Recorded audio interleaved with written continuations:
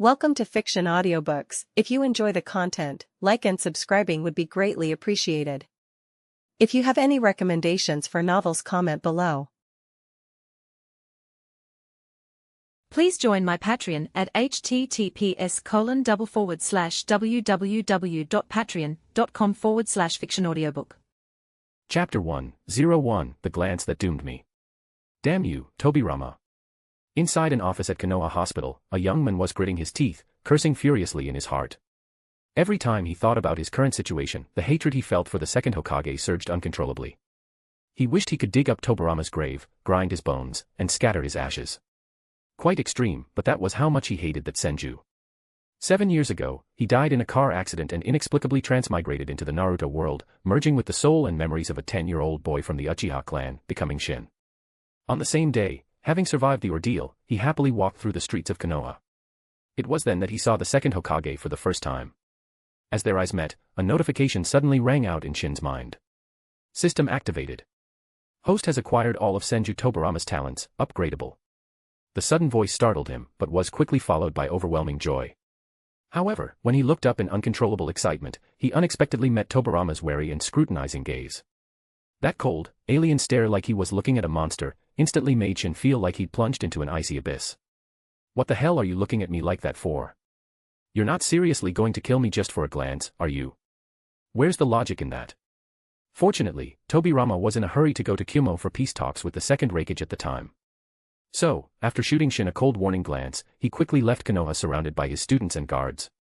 Watching Tobirama leave, Shin let out a huge sigh of relief. He more or less understood why the guy had looked at him so strangely. Tobirama had always been highly vigilant toward the Uchiha clan. Shin's sudden excitement probably triggered a sense of intense familiarity in him, an expression he himself would wear when conducting his own experiments. In his eyes, that kind of expression was a massive red flag. Throughout his life, he had developed an uncanny ability to read people through their eyes, windows to one's true nature. In that fleeting moment when their gazes met, he saw something deeply unsettling in Shin's eyes, a calculating intelligence far beyond a child's years, coupled with an almost predatory excitement. For a man who had witnessed the corruption of great Uchiha like Madara, those eyes represented the spark of something potentially far more dangerous, a brilliant mind with Uchiha power but without Uchiha loyalty. This kid must not be allowed to live.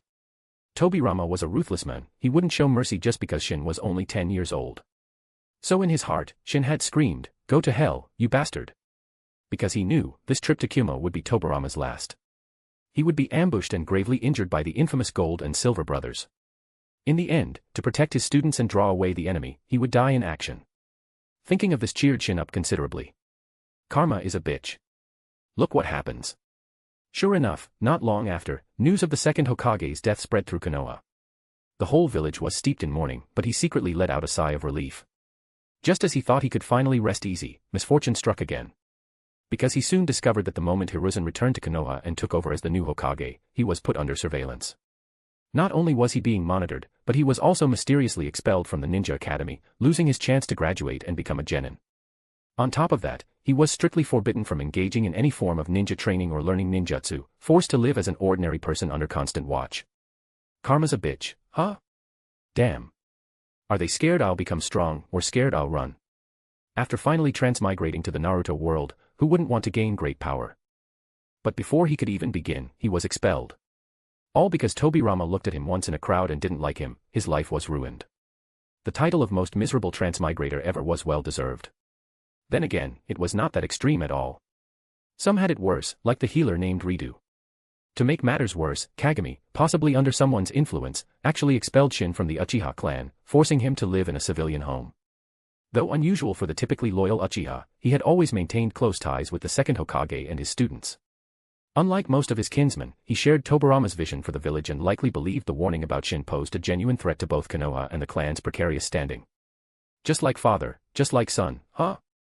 Shursue would later follow the same path, putting village before clan. Naturally, this was for easier surveillance, since it would be far more problematic for ANBU to freely move in and out of the Uchiha compound. For a long period afterward, even the slightest movement from Shin would result in a full ANBU squad rotating to monitor him. The scale of the operation was just too absurd. It wasn't hard to guess that Tobirama must have left some sort of instructions for his students before his death. Tobirama, what wrong have I ever done to you? Why the hell couldn't you leave me alone, even after you died? All because of a single glance. Was that really necessary? As much as he hated Tobirama, he couldn't help but feel a deep sense of powerlessness. His adoptive parents had died when he was very young, casualties of the long and drawn-out First Great Ninja War. Because of that, he had never received a proper Uchiha clan education. Everything he knew, he had learned at the Ninja Academy. Without showing any particularly exceptional talent, his strength at age 10 had only been slightly better than a fresh genin. In such circumstances, he could scream until his voice gave out, no one would listen. So what if he had all of Tobirama's talents and they were even upgradable? Would he risk researching? Would he risk training? With so many eyes constantly watching him, the slightest suspicious action would bring consequences he didn't even want to imagine. In his early years as Hokage, Hiruzen was ruthless when it came to decisiveness. So, for the past 7 years, Shin could only conduct theoretical research endlessly in his mind. He pondered the mechanics behind various jutsu, thought about the feasibility of modifying them, and even considered creating new jutsu for specific purposes. But so far, none of these ideas had come to fruition. Fortunately, the family that took him in was very kind and took great care of him. After 7 years together, they treated him almost like their own son. Especially after Shin, unwilling to resign himself to mediocrity, revealed an astonishing talent for medicine, his foster father, Yasuto, took it upon himself to pull some strings and get him a spot as an apprentice at Konoha Hospital. Perhaps because they thought a doctor, even a medical nin, posed little threat, Hiruzen didn't interfere, tacitly approving the arrangement. And so, Shin became a medical, well, no. Just a doctor. Because he held no ninja rank and couldn't become a medical nin, despite having already mastered many medical ninjutsu techniques. We have an injured person who needs surgery. Just as Shin was mentally cursing Tobirama, a nurse rushed into his office and said urgently. Is it a ninja or an ordinary person? Shin asked as a routine inquiry. Everyone at the hospital knew that he used different treatment methods for ninjas and civilians, so the question wasn't out of place. A ninja, the nurse answered quickly, without any suspicion. I'll be right there. Get the operating room ready. Shin replied, while gathering his medical kit. In the operating room, he quickly stitched up and bandaged the vicious wound on the patient's arm. How are you feeling? He asked with concern. I feel much better, the ninja replied with a sigh of relief, grateful his arm had been saved. Now I'm going to perform a treatment that will help speed up your recovery. Shin nodded, pulling out silver needles from his medical kit and explaining seriously, I want you to try performing the ninjutsu you're most skilled at, not actually using it, just simulate the chakra flow within your body as if you were going to perform it. The slower, the better. May I ask why? The injured ninja asked, confused. You don't want to recover faster? Shin replied, pretending to frown in displeasure. I understand. The ninja no longer hesitated. I'll do it right away. With that, he slowly raised his badly wounded arm and, together with his good hand, began to form hand signs at a deliberately slow pace. Shin then placed his hand on the ninja's abdomen, carefully sensing the chakra within. Chapter 2:02 The Diva's Challenge. Shin, after all, was a man who inherited all of Tobirama's talents, so his sensory abilities were among the very best in the entire shinobi world, perhaps second to none. As a gifted, and in his eyes, evil member of the Senju clan, Tobirama had been born with extraordinary sensory perception. He could even detect enemies thousands of miles away by channeling chakra into the ground, an ability both powerful and precise. Before the age of cheats and hacks, Sasuke and Naruto, he had been rightfully considered the #1 sensory-type ninja in the shinobi world. That's enough. Shin spoke up to stop what was happening once it seemed things were ready. He then lifted the injured ninja's shirt, exposing his chest and abdomen, quickly opened a pack of silver needles, and began inserting them into specific acupoints in a set sequence. As the 12 needles went in, the injured ninja instantly felt a tingling sensation all over his body. At the same time, his chakra began flowing on its own, gradually converging at the site of the injury and activating the cells around it. This. Feeling how much faster the wound was healing, the injured ninja was stunned.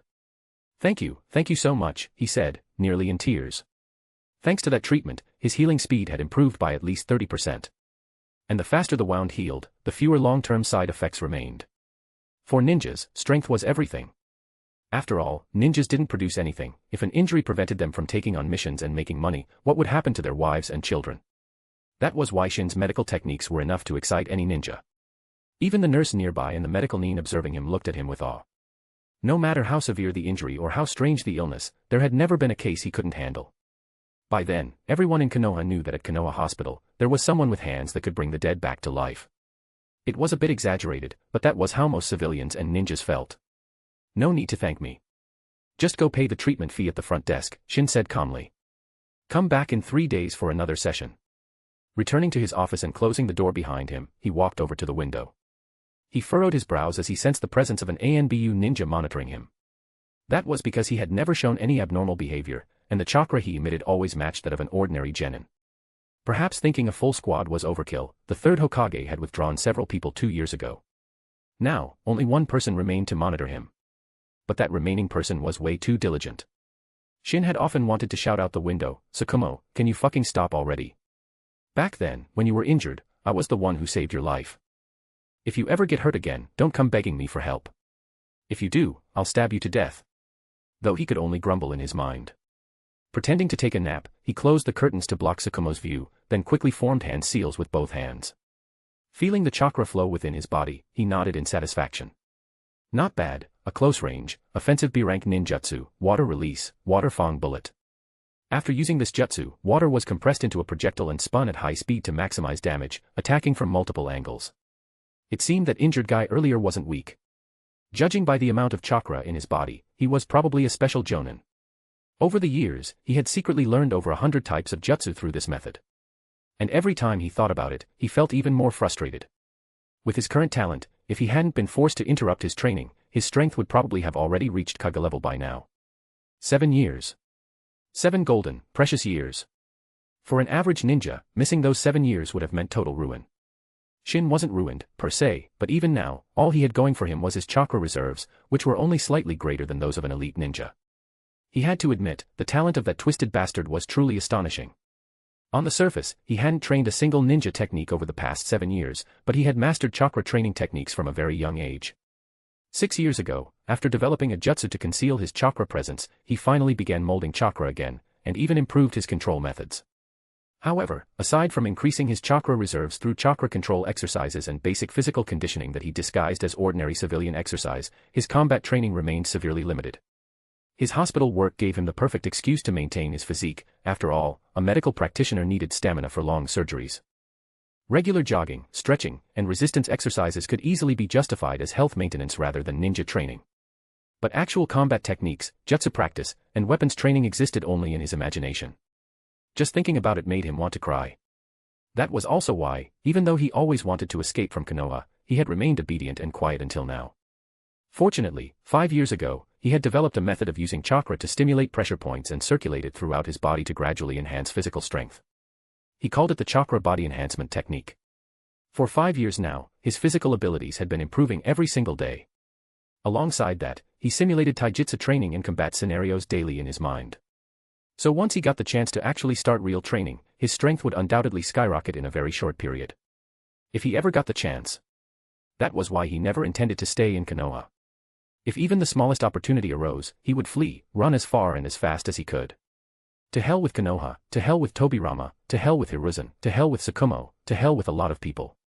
Just as Shin was about to pretend to nap and resume his chakra body enhancement practice and mental training simulations, the office door was rudely flung open. "Shin! Get out here!" A furious Tsunade stormed in, completely ignoring any sense of decorum, grabbed him by the collar, and started dragging him out. "You barbaric brute! Let go of me or I'll make you regret it." Shin struggled wildly. "You lunatic, you savage, you baboon, gorilla, monkey, female Tarzan." But her strength was overwhelming.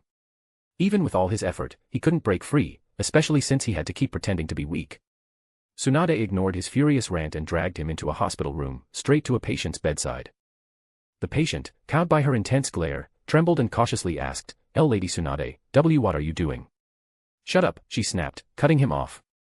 "Last time I lost to this guy in a medical jutsu contest. Today I'm challenging him again.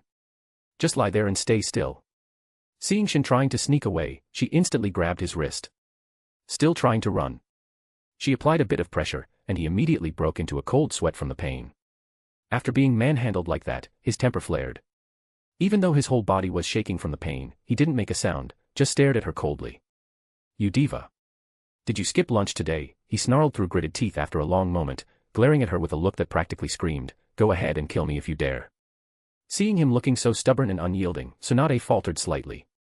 Her eyes shifted away, and she instinctively loosened her grip. Trying to save the situation, she forced herself to say, "You're not allowed to leave. Or else you'll answer to me." But her tone had clearly softened. Compared to before, it almost sounded like she was pouting, and the change gave Shin goosebumps. There was no denying Tsunade's beauty. At 17, she was already stunning, carrying herself with the natural confidence of someone born to lead. Although her figure hadn't yet fully matured, her clothes could no longer hide the curves that hinted at perfection and stirred the imagination. He wasn't blind, he could see all of this clearly. Her noble status, jaw-dropping looks, and great figure had captivated countless young men. There were enough boys in Konoha with a crush on her to form a line from one end of the village to the other. But he never wanted to speak kindly to her, he didn't even want to spare her a glance. Chapter 3:03, The 48th Defeat. In Shin's eyes, Tsunade was part of the evil Senju clan, so she was the evil Tsunade. If it weren't for your granduncle, would I be in this situation? Who could tolerate their enemy acting coy in front of them? But she wasn't really being coy, it just looked that way a little, and she wasn't doing it on purpose. For a ninja to bully an ordinary person without reason within their own village went against Konoha's ninja code. Moreover, Shin had never gone out of his way to provoke her, she had been the one causing trouble from the start, which made her actions even more overbearing. In fact, when she grabbed his hand earlier, it was against her personal principles, she wasn't the type to bully the weak. But you couldn't really blame her for losing control, Shin was just too infuriating. He had been insulting her the entire way, throwing out all kinds of strange, nasty remarks. He had made a name for himself 5 years ago. Since then, more and more people had praised his medical skills, calling him Konoha's #1 medical nin. Tsunade, feeling indignant, became determined to outdo him. Gifted in medical ninjutsu since childhood, she had always aimed to become the #1 medical nin in the entire shinobi world. There was no way she could tolerate someone, especially someone her own age, surpassing her in skill.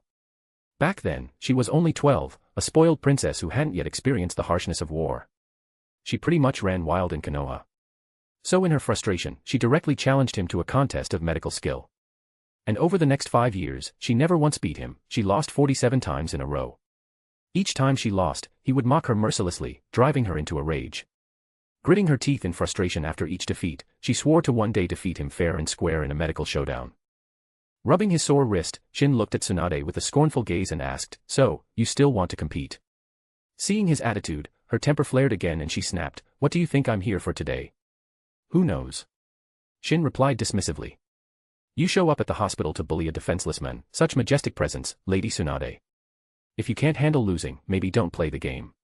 Tsunade's face turned red with anger. She gritted her teeth and shouted, "It's all because you pissed me off." "I pissed you off?" "Fine, I'm too lazy to explain." "Savage," he suddenly said with mock seriousness. "So? Are you ready to cry your eyes out today?" "Oh right." As if he just remembered something, he added, "Make sure not to cry in the hospital today. Wait till you get home." "When have I ever cried?" "Explain yourself." This time, Tsunade looked genuinely wronged, on the verge of tears. She had indeed lost all 47 times, but she had never cried. She wasn't someone who couldn't take a loss. But Shin, in front of everyone, spread the false rumor that she had cried, stating it like it was fact.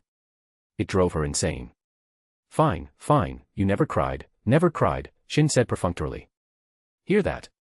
Lady Tsunade has never cried after losing to me. Don't go spreading nonsense." But the way he said it only made it seem more like she actually had cried. At that moment, Tsunade was trembling with rage, as if she might really burst into tears. Seeing this, Shin felt refreshed and genuinely happy. "Your granduncle died and I've had to suffer for all these years. Isn't it fair for me to collect a bit of interest now? Besides, I never came looking for trouble, you came willingly to me. Who can you blame? Blame Tobirama." Thinking of the second Hokage, a crazy idea suddenly popped into his mind. What if I take her for myself, and then use Edo Tensei to bring him back to life? How mad would that make him? He might actually die of anger even in his reanimated state. Just thinking about it is so damn satisfying. But he was only fantasizing, he would never actually do such a thing. Marrying the evil princess of the Senju clan. Just the thought of it made his skin crawl. And then how would he keep teasing her for fun? After all, messing with her was one of his few forms of entertainment. "Now say it, how are we competing?" he said seriously, eager to finish this farce and return to his pretend training. "Humph."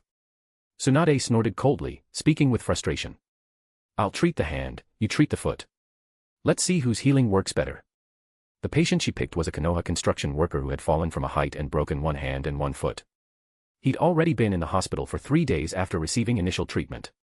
This showed that today's competition was premeditated, she had chosen her target well in advance. "Ladies first, savage," Shin said with a mocking flourish, stepping aside and gesturing for her to begin.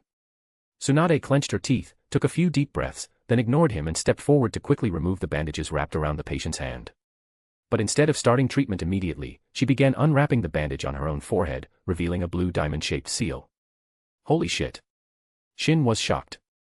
Has she lost her mind? Or was she so enraged by me that she created the Een seal 5 or 6 years ahead of time? But that wasn't all. She then performed a summoning jutsu, and a slug the size of a human head appeared. After finishing all that, she closed her eyes and took a deep breath. When she opened them again, she placed the patient's hand over the slug. Chakra, precisely controlled, surged through the slug into the patient's broken bones. At the same time, an intense and concentrated stream of chakra flowed from the diamond mark on her forehead into her palm, merging with the chakra she was channeling from her hand.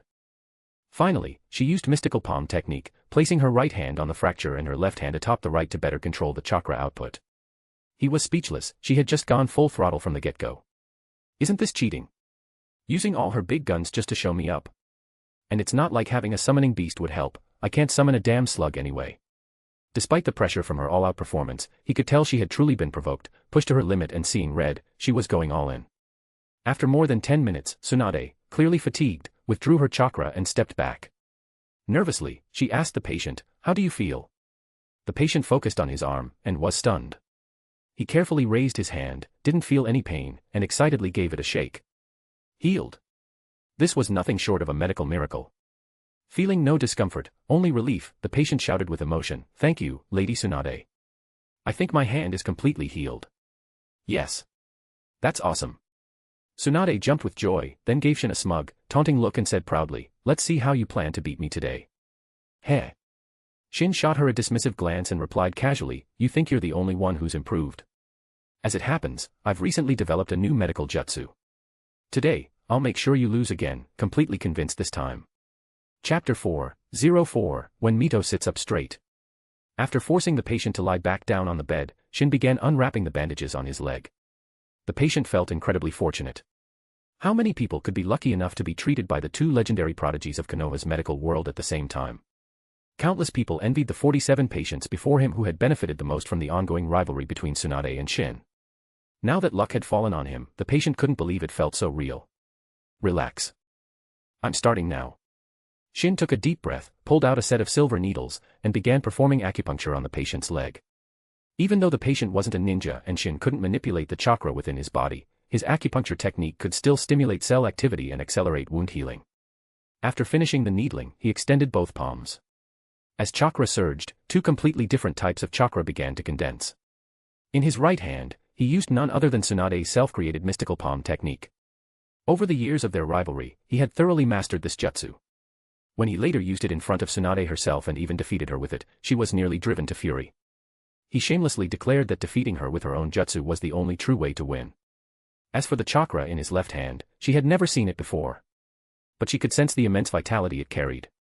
What kind of technique was this? Just watching it felt healing.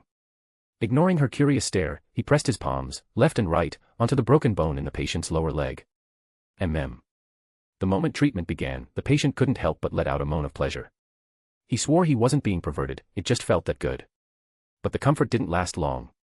After only a minute, Shin began gasping heavily, as if all the energy had been drained from his body. He was drenched in sweat. Barely able to stay upright, he let go and nearly collapsed, only to be caught by a nearby nurse. "What's wrong? Can't handle it already?" Tsunade mocked him in the same tone he had once used on her. Ignoring her taunt, he focused on regulating his breathing, trying to recover his strength and chakra as quickly as possible. 10 minutes later, his complexion finally looked a bit better. Chakra flowed from his palms again as he resumed the treatment. But this time it only lasted 30 seconds before his face turned ghostly pale, his chakra completely depleted. Still, with a stubborn look, he began restoring his energy again. "I feel much better," the patient said, worried as he saw Shin looking half dead. "There's only a slight ache in my leg now. I'll be fully recovered in a week at most." "Thank you, but I really don't need any more treatment." Shin simply shook his head stubbornly, quietly waiting to recover. Over the next half hour, he repeated the treatment 4 times. By the end, the patient's leg was completely healed. However, compared to Tsunade's treatment which only took a little over 10 minutes, it paled in comparison. "Ha ha ha, how pathetic." Shin stared at his own hands, laughing bitterly and mockingly at himself in deep disappointment. After a while, he turned to Tsunade and said, "You win this time. Congratulations. From now on, I'll no longer be your rival. With that, he forced himself to stand up, dragging his exhausted body as he left the hospital room. He had admitted defeat, completely and without hesitation. But Tsunade couldn't bring herself to feel happy at all. Had she really won? No. This time, she had lost even more thoroughly. To win only because she had more chakra, while being completely outclassed in skill and talent, how could that be called victory? She refused to recognize such a win. Though the treatment lasted half an hour, the actual time Shin spent applying medical techniques was less than 3 minutes. The reason it took so long was because he had been forbidden from ninja training since childhood. His chakra reserves were pitifully low, and he had to constantly pause to rest. If he had been allowed to train, even if he only had the chakra reserves of a special jonin, there would be no one else worthy of the title #1 medical ninja in the shinobi world. At that moment, she felt confused. Why had her granduncle, even on his deathbed, still insisted on forbidding Shin from ever training? It had directly caused a promising medical genius to be forcibly stifled. She had never really questioned this before. In her mind, her granduncle must have had his reasons. But now, seeing someone with such unparalleled talent unable to fully express it due to chakra limitations, it was heartbreaking. Back in the office, sensing the emotional changes in Tsunade, Shin smiled. If I act well enough, surely you'll feel sympathy. This moment had been 3 years in the making. He had meticulously planned it all, gradually leading her to feel exactly what she felt now. After 5 long years of rivalry, he knew her personality inside and out. She was deeply loyal, and she had a strong sense of compassion. Though at this age she was competitive and proud, she wasn't like Hiruzen, who might grow jealous of others' talents. On the contrary, she highly valued gifted individuals. At this point in her life, she still felt a strong connection to Konoha and deeply wished for more medical nin like Shin. That was why she hated to see such extraordinary talent being wasted. After all the conflict between them, as sharp and pointed as their rivalry had been, it would be a lie to say they didn't care at all. That's right. Feel sorry for me. Feel it with no reservations. My escape depends on you now. Tobirama set me up to fail back then. So if I use you to help myself now, what's wrong with that? If you really do help me, I'll go easier on you in the future. He was in a great mood. Tsunade, on the other hand, was anything but. Back at the Senju clan estate, Tsunade seemed unusually gloomy. In the corridor of the courtyard, Mito, who was sipping tea, rarely saw Tsunade in such a state. She smiled and asked, "What's wrong? Did you lose to that boy again?" Tsunade shook her head, frustrated. "I won. It's okay to lose." "Wait, what?" Mito was about to offer comfort when she suddenly froze. "Then why do you look worse than when you lose?" She had long gotten used to Tsunade losing in the past, so hearing that she won genuinely surprised her. It would have been better to lose. Even more frustrated now, she told her grandmother everything that had happened that day. "You're saying that boy's self-created medical jutsu was even more advanced than your mystical palm technique?" Even someone as experienced as Mito sat up straight in shock. "I saw it with my own eyes, how could it be fake?" Tsunade replied, looking utterly defeated. "Is it really possible for someone to have that kind of talent?" Mito sat back down, falling into deep silence. Chapter 5:05, A Dead Man's Paranoia. Tsunade's talent in medical ninjutsu was something Mito was very well aware of. At such a young age, she had already created multiple original medical techniques, each of which could elevate the entire ninja world's medical standard by several levels. She had always felt deeply gratified by this. In her experienced eyes, this was already the pinnacle of what a medical nin could achieve. But Shin. "Oh bacon." Tsunade interrupted Mito's train of thought and asked, "I've always been curious, why was Tobirama Ojisan so hostile toward Shin? Can you tell me the reason?" "It seems." Mito fell into a recollection, looking quite embarrassed. "It was because that boy smiled at the wrong time." "Huh. That's actually a reason." Tsunade thought she must have heard wrong and looked at her grandmother in disbelief. "At the time, he was about to leave for Kumo. I had a vague bad feeling, so I went to see him off," Mito continued reminiscing. "Shin happened to be on that street. For some reason, he suddenly smiled, probably thinking of something that made him happy.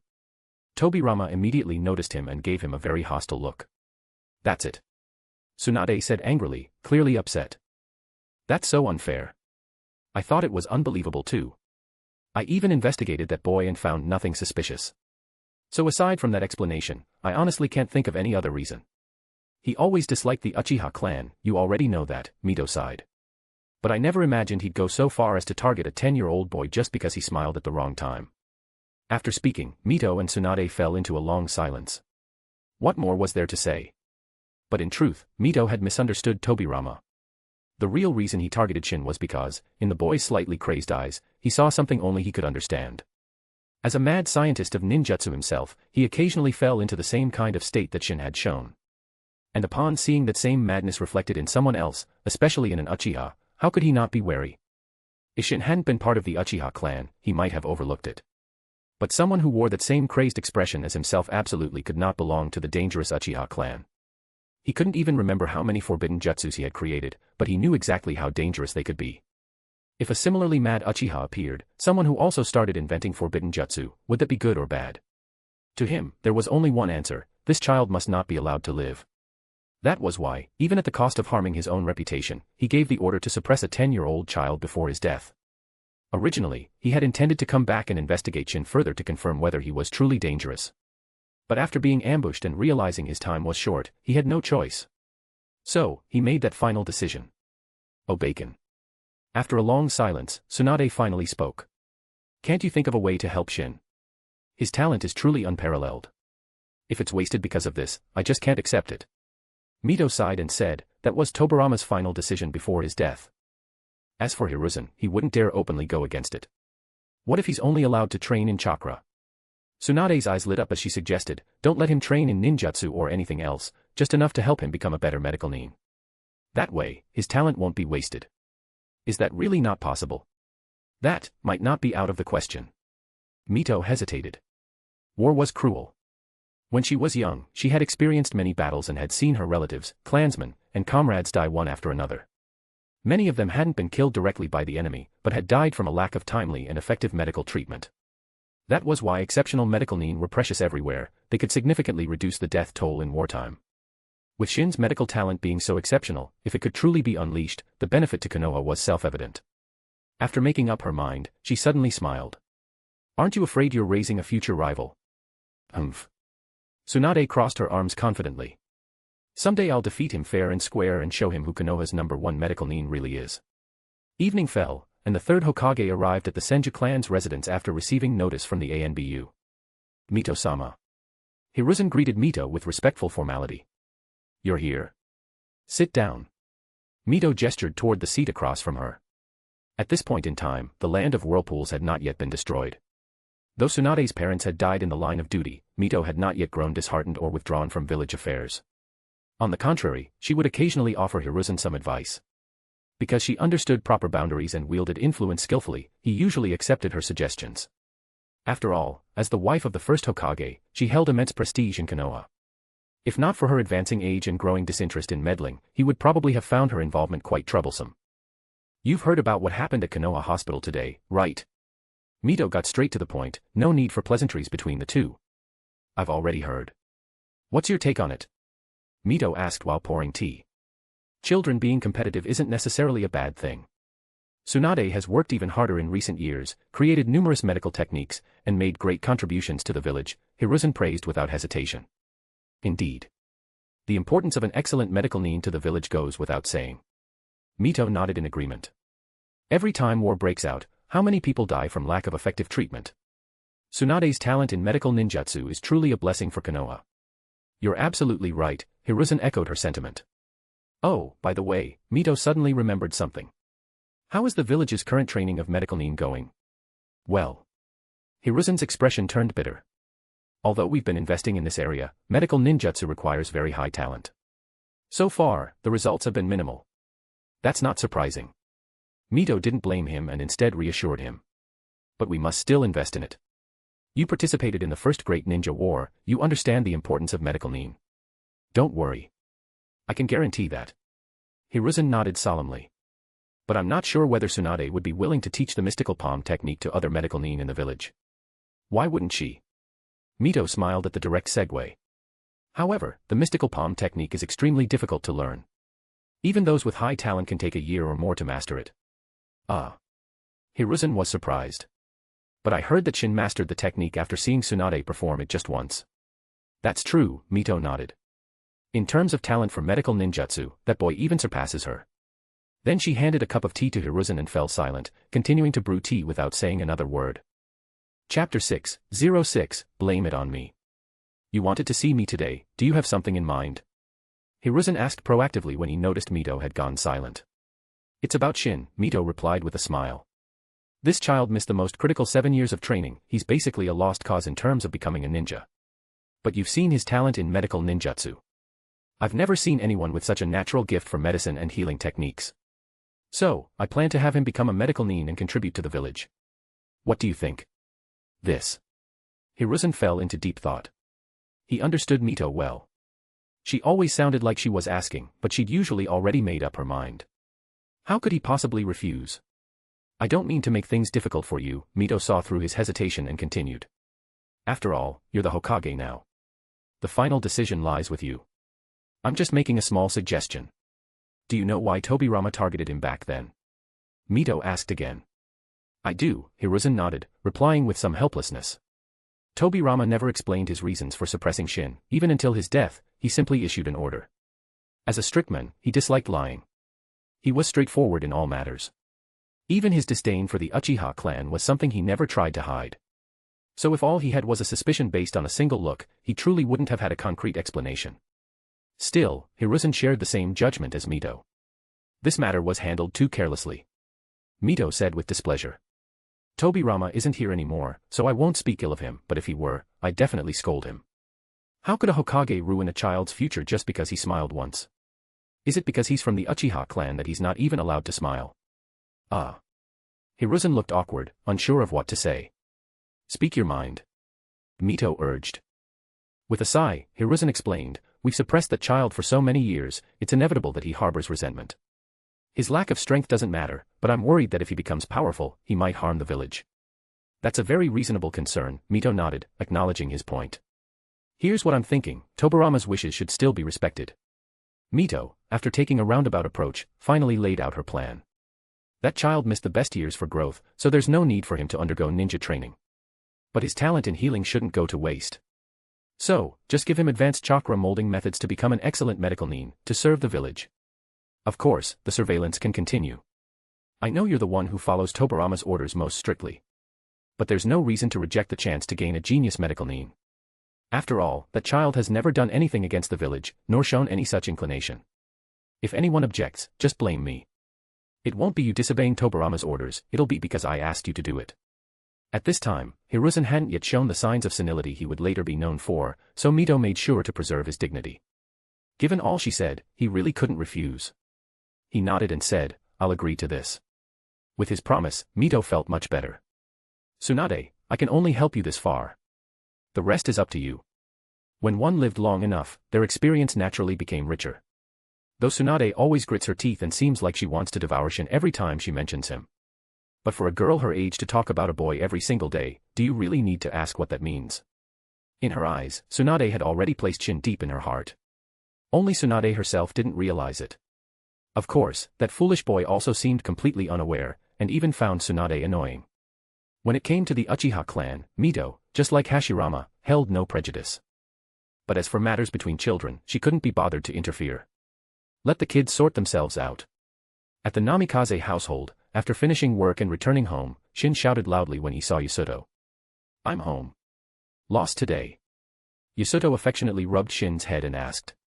The events at Konoha Hospital had already spread quickly, so he naturally knew what happened. Hey, don't worry, I didn't take it to heart at all, Shin said sincerely, he truly didn't care.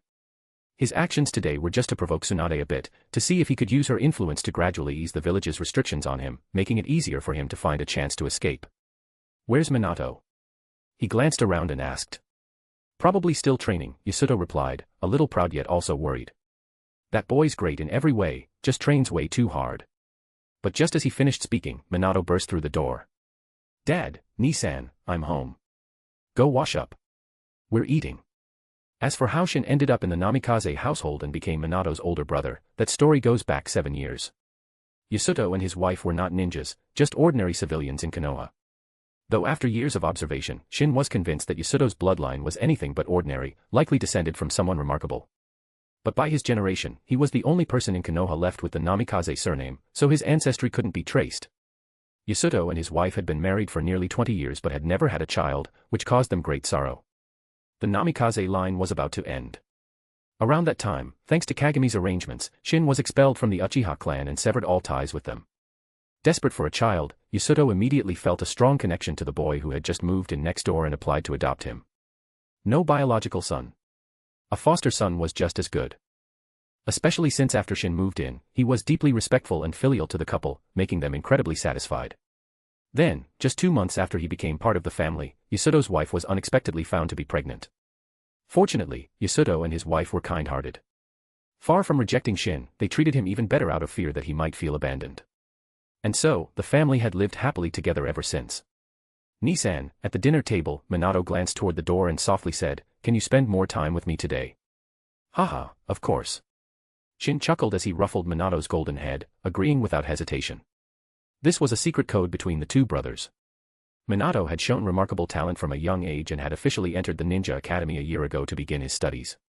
But in truth, most of his ninjutsu knowledge had been taught to him by Shin. Even Yasuto didn't know this. What sounded like a simple, "spend time with me," to outsiders was actually code for, "I've got a lot of training questions, can you skip overtime today and help me?" Chapter 7:07 The Toilet Flushed Education. After dinner, Shin took Minato to a training ground. On the training ground, Minato was earnestly showing off the results of his recent training in front of a wooden post. Sometimes he would create distance and throw shuriken, other times, he would dash in close and execute a combo of melee techniques on the wooden dummy. Shin, however, sat idly on the side, occasionally pretending to watch with interest. But in truth, all of his attention was focused on Minato, carefully sensing every detail of his movements. After half an hour, Minato stopped demonstrating and walked over to Shin, proudly saying, "I'm awesome, right?" "Haha, yeah, awesome, really awesome," Shin said with a smile, patting Minato's head and not holding back his praise. Kakashi's father, Kumo, who was secretly monitoring Shin, only observed this familiar scene from a distance, sensing nothing unusual. Back in the bedroom, Shin's expression turned serious, which made Minato's heart skip a beat. Without wasting time, he took out a sheet of paper and started writing. When he finished, he handed it to Minato, who took the paper and read it carefully. After reading for a long while, his eyes grew brighter. He nodded firmly and started writing on the remaining space. To outsiders, it appeared as if Shin had never trained in ninjutsu. But in reality, his mind had never stopped thinking about ninjutsu for even a second while he was awake. So, in terms of theoretical knowledge and understanding of ninjutsu principles, there were few in the entire shinobi world who could match him. Under his guidance, Minato's talent and strength were developing at a pace far beyond the normal timeline. This written form of communication was his unique way of instructing Minato, and the only method he dared to use. Just to be safe, they didn't use the standard writing system of the ninja world, but instead used cryptography that only the two of them understood. One had to admit, Shin truly racked his brain to repay the kindness of the namikaze couple who raised him. Of course, he also used Minato as a way to test many of his own ideas, a win-win situation. After exchanging writings for a while, Minato wrote, "I've run into a problem practicing the chakra body enhancement technique you taught me. Tell me in detail." Minato took out a diagram of the pressure points and pointed to 3 of them. Then he wrote, "When the chakra passes through these 3 points, it gets stuck. Activate the technique right now. Let me sense it." After sensing carefully for a while, Shin smiled and wrote, "It's because your chakra reserves are still too low and can't break through the pressure points. This problem will disappear in at most 6 months. When that happens, your physical strength will get a big boost." Smiling and nodding hard, Minato tore the paper into pieces and flushed them down the toilet. And so, their exchange came to an end for the day. Shin was used to it. But Minato felt a pang in his heart every time. His brother had done nothing wrong, had incredible talent, and his understanding of ninjutsu was far beyond that of their academy teachers. So why wasn't he allowed to train? Why did the Hokage have to assign people to watch him all the time? Shin's explanation was, "Maybe it's because I'm too talented, and I'm from the Uchiha clan." Minato didn't buy that. He only wanted to become strong as fast as possible, so his brother could train without fear, and live freely.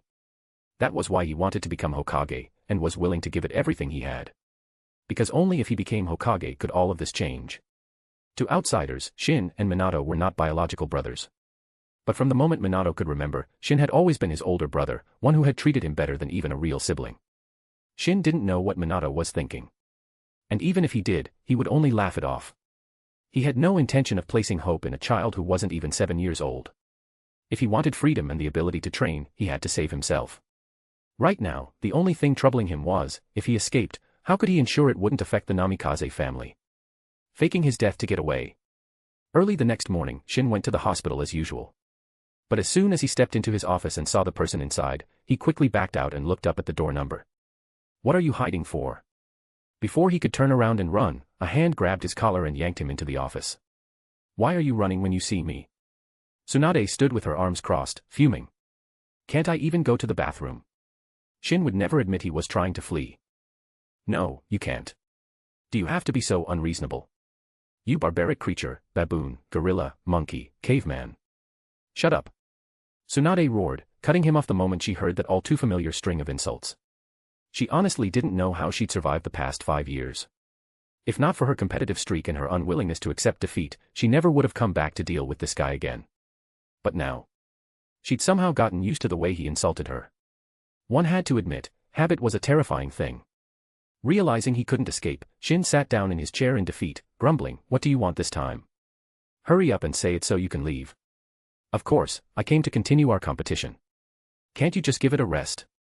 Shin instantly lost his temper. "I already admitted defeat. What more do you want? This is how you treat your savior?" Seeing Shin finally lose his cool, Tsunade felt a sense of petty satisfaction and teased him. "Savior?" Shin replied perfunctorily, "Yes, yes, from now on, you're my savior. I'm so grateful. So grateful, in fact, that you better leave now, because I don't think you can handle the way I express gratitude." But just as he finished speaking, the office door opened. 2 men came in carrying a desk, placing it directly across from Shin's. Then the hospital director walked in, personally carrying a cushioned chair, which he placed behind the newly set up desk. "Lady Tsunade, this will be your desk from now on," the director said respectfully. Tsunade sat down without hesitation, throwing Shin a smug, challenging look. Shin was stunned. What the hell was going on here? I get it now. Shin quickly came to his senses, grabbed a pen and paper, and said to the director, "Hold on, don't leave yet. I'm going to write my resignation letter right now." Tsunade snatched the paper and ripped it to pieces. "What the hell are you playing at?" Shin was genuinely confused now, he had no idea what she was up to. He could tell that she would be working at the Konoha Hospital from now on, and in the same office as him. But how had it come to this?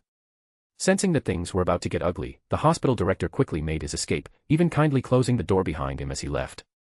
"So, the Hokage is assigning you to monitor me now?" Shin asked cautiously, guessing one possible explanation. Chapter 8:08 Techniques for Sale. "You should be thinking about how to thank me," Tsunade said, tossing a scroll at Shin across from her. Curiously opening the scroll, Shin's expression suddenly changed, then he became excited. This was finally the first step of a long journey. With such a good beginning, everything else would become easier. It hadn't been easy. Hiruzen actually allowed me to train in chakra training techniques.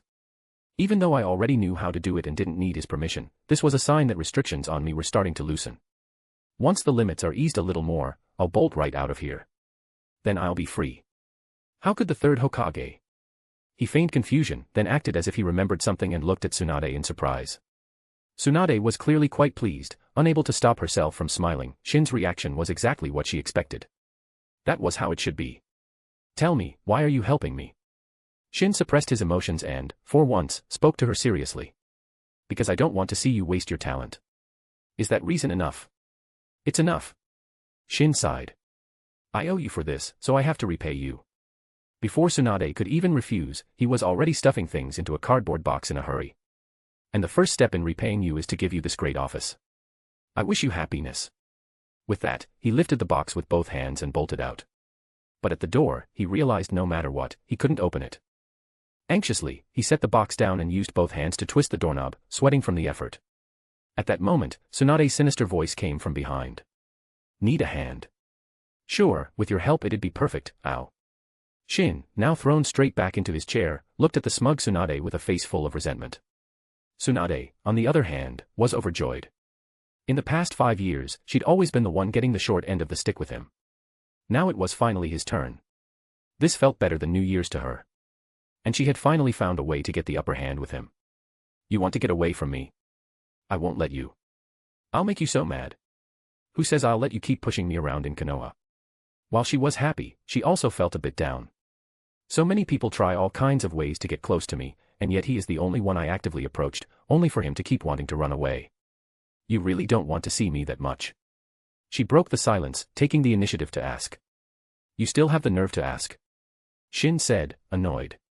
"It's not just the random times we bump into each other on the street. In the past 5 years, we've met 49 times in the hospital, and you've brought me trouble 49 times. So whenever I see you, my scalp tingles. I just know something bad's going to happen. Then give me the scroll back. Tsunade said angrily, stretching out her hand toward him. No way. I'm not giving it back no matter what. Shin quickly hugged the scroll to his side protectively, afraid Tsunade would snatch it. Why should I give you what's mine? Tsunade was speechless at Shin's shameless behavior. How could someone like this exist in the world? If it weren't for your talent and your status as a civilian, I would have beaten you to death already. Shin, however, felt the complete opposite. Ever since he decided 3 years ago to take advantage of Tsunade, everything he wanted so far, he had gotten. Of course, there had been some bumps along the way. In order to avoid genuinely making her dislike him, while still making her mad every time and keeping everything seem natural and logical, he had racked his brains. Poor Tsunade back then had been so innocent and naive.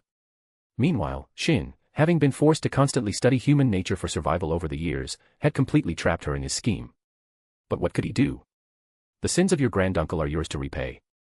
My only hope of escaping Konoha lies with you. After a long pause, he asked tentatively, are you really going to work at the Konoha Hospital from now on? What else would I be doing? Tsunade asked back with a smile. Then, why are you sharing an office with me? Shin asked with a sulky face. Of course, so it's easier to discuss medical ninjutsu with you, Tsunade said with a burning gaze. That move you used before, I'm very curious about it. Finally took the bait. Shin thought, full of emotion. Damn, this hasn't been easy. Hey, don't even think about it. That's one of my hidden techniques, he rejected without hesitation. I'm not trying to learn it for free. Tsunade said seriously.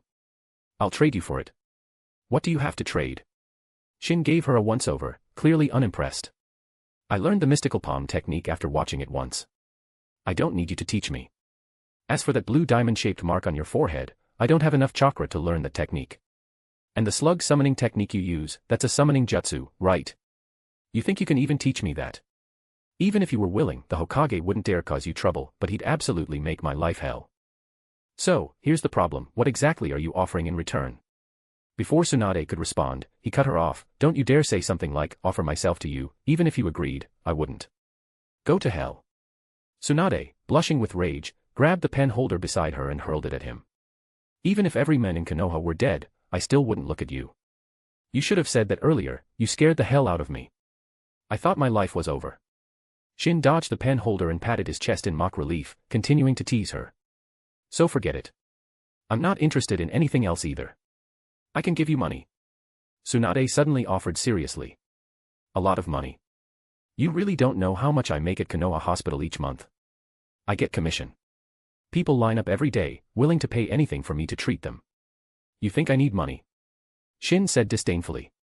And do you even have any money? I heard you love gambling and never win. That was before.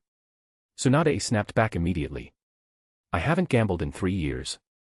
I've saved up a lot. With that confirmation, Shin felt even more confident in his read of the situation. When someone is able to suppress their desires, it usually means they have something more important to focus on. She had even quit gambling. It meant that, provoked by him, she had developed an intense desire to improve her medical ninjutsu. This laid a solid foundation for Shin's next plan. Change the deal. I don't need money, he shook his head. When your chakra level is high enough, I'll teach you the Ein seal, Tsunade said solemnly. Who knows how long that'll take? What if you back out then? You think I would go back on my word? I wouldn't know. We're not that close. Better come up with another offer. I can help you sign a blood contract with Katsuyu. On the down low, you might even get a chance to learn Sage Mode, Tsunade said, trying to tempt him. Chapter 909, One Genjutsu Away from Murder. You really think I'm a fool you can just trick? Shin laughed angrily. You think I'd risk using it after signing the contract? If I can't even use what I've learned, what's the point of learning it? Also, if I remember correctly, isn't Shikatsu Forest Sage Mode supposed to be the hardest one to learn? Shin continued. According to historical records, the only one who ever mastered its Sage Mode was the first Hokage. Even the second Hokage couldn't learn it. Do you really think I have that kind of talent? So stop saying things like that. While I'm indeed interested in secretly studying slugs to improve my medical ninjutsu, that alone definitely isn't enough. You should know I'm not just the one who created the creation rebirth you saw last time. There are several others I haven't shown because of chakra limitations. The terms you're offering are far too poor. Several others. Tsunade's breath quickened. And that technique, it's called creation rebirth. Does that mean it can bring someone back from the brink of death? Before she could offer more terms, the office door swung open. A nurse stepped in and said, "Shin, a patient is here for treatment. They specifically requested you." Got it. With that, Shin grabbed his medical kit and left in a flash, leaving Tsunade frustrated and annoyed. And so the days passed by. At night, he guided Minato in his training while also testing his own theories about ninjutsu. During the day, he went to work as usual. The only difference was that Tsunade was now a constant presence in the office. Over time, he gradually stopped pushing her away. On the surface, it didn't seem like he had accepted her. Rather, it felt more like he had resigned himself to her presence, which only infuriated Tsunade further. Still, during this period as colleagues, the two had countless in-depth discussions about medicine and medical ninjutsu. Each time, they became completely immersed. As the pinnacle of medical nin, Tsunade hadn't truly had anyone to discuss her work with before Shin. No one could keep up with her pace or offer constructive insights. Because she was the best. Now that she finally had someone to exchange ideas with, everything changed. Sometimes, Tsunade would offer a new line of thinking that lit up Shin's mind. And Shin's insights and proposals often left her utterly captivated. More than once, she found herself wondering, how could one man be so brilliant, and yet so infuriating? As the number of patients increased, Tsunade's fame began to spread. More and more people started to recognize the legend of Konoha's two medical geniuses. When they encountered interesting cases, the two would work together to study and treat them. 3 months passed this way, and Shin received a notice assigning him to the pharmaceutical division to help develop a new antidote. Shin immediately sensed that his opportunity had arrived. To accelerate his path to freedom, he decided to take a risky step. 7 years, it had been 7 long years. He was tired of waiting. After all, how many 7-year spans does one get in life? In a secret chamber of the pharmaceutical department, Shin now had his own personal laboratory. But Koharu assigned people to monitor him. He had long grown used to this. For him, not having freedom was the norm. He didn't mind most things, but what frustrated him was not even having the chance to test the Flying Thunder God technique. As one of the 5 great ninja villages, Konoha's strength was nothing to scoff at. If he wanted to escape successfully, mastering the Flying Thunder God technique was essential. To most, the technique was a hopeless dream. But it was invented by the second Hokage, and Shin had inherited all of Tobirama's talents. So he never once doubted that he could master it. In these 7 years, he had long since understood the theory behind the technique. But he didn't dare to practice it. He feared he'd be eliminated before he even got the chance to learn it. Yet the Flying Thunder God wasn't a technique you could use just by understanding it, you had to train relentlessly. Without mastering it, he felt like there was no place in the vast shinobi world where he truly belonged. Sigh. Letting out a breath, he began taking out various medicinal ingredients and started the preliminary processing and extraction. About 10 minutes later, Koharu came herself. "Leave us," she ordered the guards, and once they exited, only Shin and she remained in the lab. Evil Uchiha brat. Koharu glared down at him coldly, full of superiority. "You must complete the antidote and write out the formula before noon today. If you don't, you'll die." Hearing her words, Shin was instantly filled with rage. This sort of thing had happened many times before. And this cowardly hag, whenever there was even one third party present, would never say things like, "Evil Uchiha brat," so bluntly. She was nothing like Tobirama in that regard. Only when they were alone would she let her mouth run wild, making him seriously consider killing her on more than one occasion. "I may not be able to take down the guy watching me, but you." Of all Tobirama's students, Koharu had been the only female disciple. In her youth, she had been fairly good-looking. Back then, with Tobirama still alive, she behaved very obediently and quickly became the group's darling. On top of that, she was a medical nin, and an outstanding one, achieving elite level, which was impressive for a medic. It was widely acknowledged in the shinobi world that medical nin generally have weak combat strength, Tsunade being a rare exception. So for Koharu to reach elite level as a medical nin was already quite remarkable. However, after Tobirama's death, the last 7 years hadn't been kind to her. Aging and lack of training had significantly weakened her. What no one knew during those 7 years was that Shin had already awakened the 3-tomo Sharingan. With his current strength, killing this old witch would be pretty easy. One genjutsu, done. But killing her would only offer momentary satisfaction. It wouldn't bring any real benefit, and worse, it would likely cost him his own life. A life for a life, sure, that could be done. But trading his life for Koharu's? Just thinking about it made him feel cheated. Still, he knew that her animosity toward him had little to do with Tobirama. They were both medical nin, but his talent left this old hag in the dust. Over time, this realization made her feel like a complete failure. Petty and narrow-minded by nature, and once the pride of her generation, her jealousy twisted her. If he hadn't been such a moneymaker for her, she would have long since wanted him dead. But there was another reason she targeted Shin. It had to do with Kagami. She hadn't always held such strong prejudice against the Uchiha clan. Back when they had teamed up for missions and during the first Great Ninja War, she'd been somewhat enamored with Kagami, a strong, warm, and handsome Uchiha who had saved her multiple times. But he always kept his distance from her. Later, without ever giving her a heads up, he fell in love, got married, and even had kids who were old enough to run errands now. This drove her nearly insane. Hiruzen courted me, I rejected him. Hamira pursued me, I rejected him. Even Danzo, though he never outright chased me, showed some interest once. And yet you, Kagami, treated me like this. So the old witch ended up hating the entire Uchiha clan and took it out on the innocent Shin. Even though Kagami had been dead for 7 years, that resentment in her heart hadn't faded in the slightest. Chapter 10, Kill me if you dare. Why did you stop? Koharu glared with wide, angry eyes when she noticed Shin had stopped what he was doing. She snapped, just as expected from a member of the Uchiha clan. From the day I left the Uchiha compound, I've had nothing to do with the clan, Shin replied. He wanted to snap back and finish this vile woman on the spot, but he held back and explained. Even if you've cut ties with the Uchiha clan, the evil in your bloodline cannot be erased, Koharu sneered, her tone sharp and biting. You're destined to be an evil brat.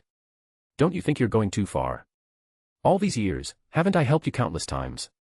Can you even count them? I've never asked for anything in return, but you constantly ask for my help while going out of your way to mock me with your venomous words. Do you really think that's fair? You have the nerve to talk back. Koharu's expression instantly turned sinister. You really think I won't kill you? Someone like you dying wouldn't even matter. You want to kill me? Fine, go ahead, do it. Just do it. Shin spread his arms, showing he was ready for whatever. But what he was really thinking was, I bet this old witch won't make a move. And if you do, I won't hold back either. I'll kill you on the spot. I've had enough of this kind of life. Of course, killing her wasn't part of his actual plan. He knew he couldn't yet withstand the endless pursuit from Konoha if he crossed that line. Listen up, brat. Koharu didn't make a move but snarled viciously, deliver the antidote to the front lines. If there's any delay, you won't be able to afford the consequences.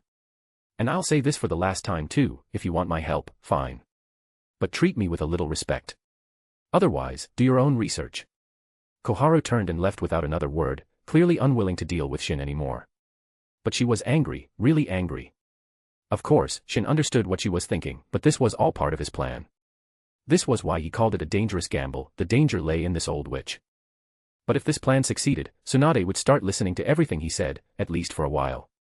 Having known her for so many years, and with all his careful observations and subtle suggestions while working with her, he felt the only thing missing now was a final spark to ignite everything.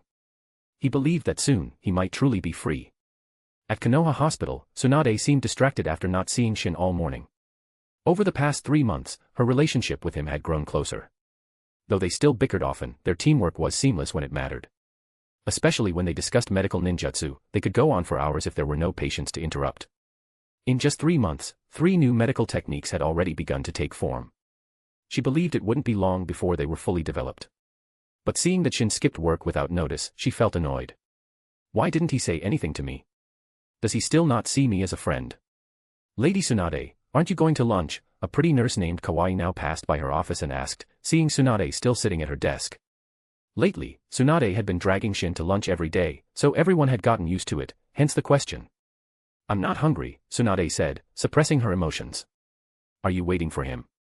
Now asked with a smile. No need to wait today, he said he won't be back until much later.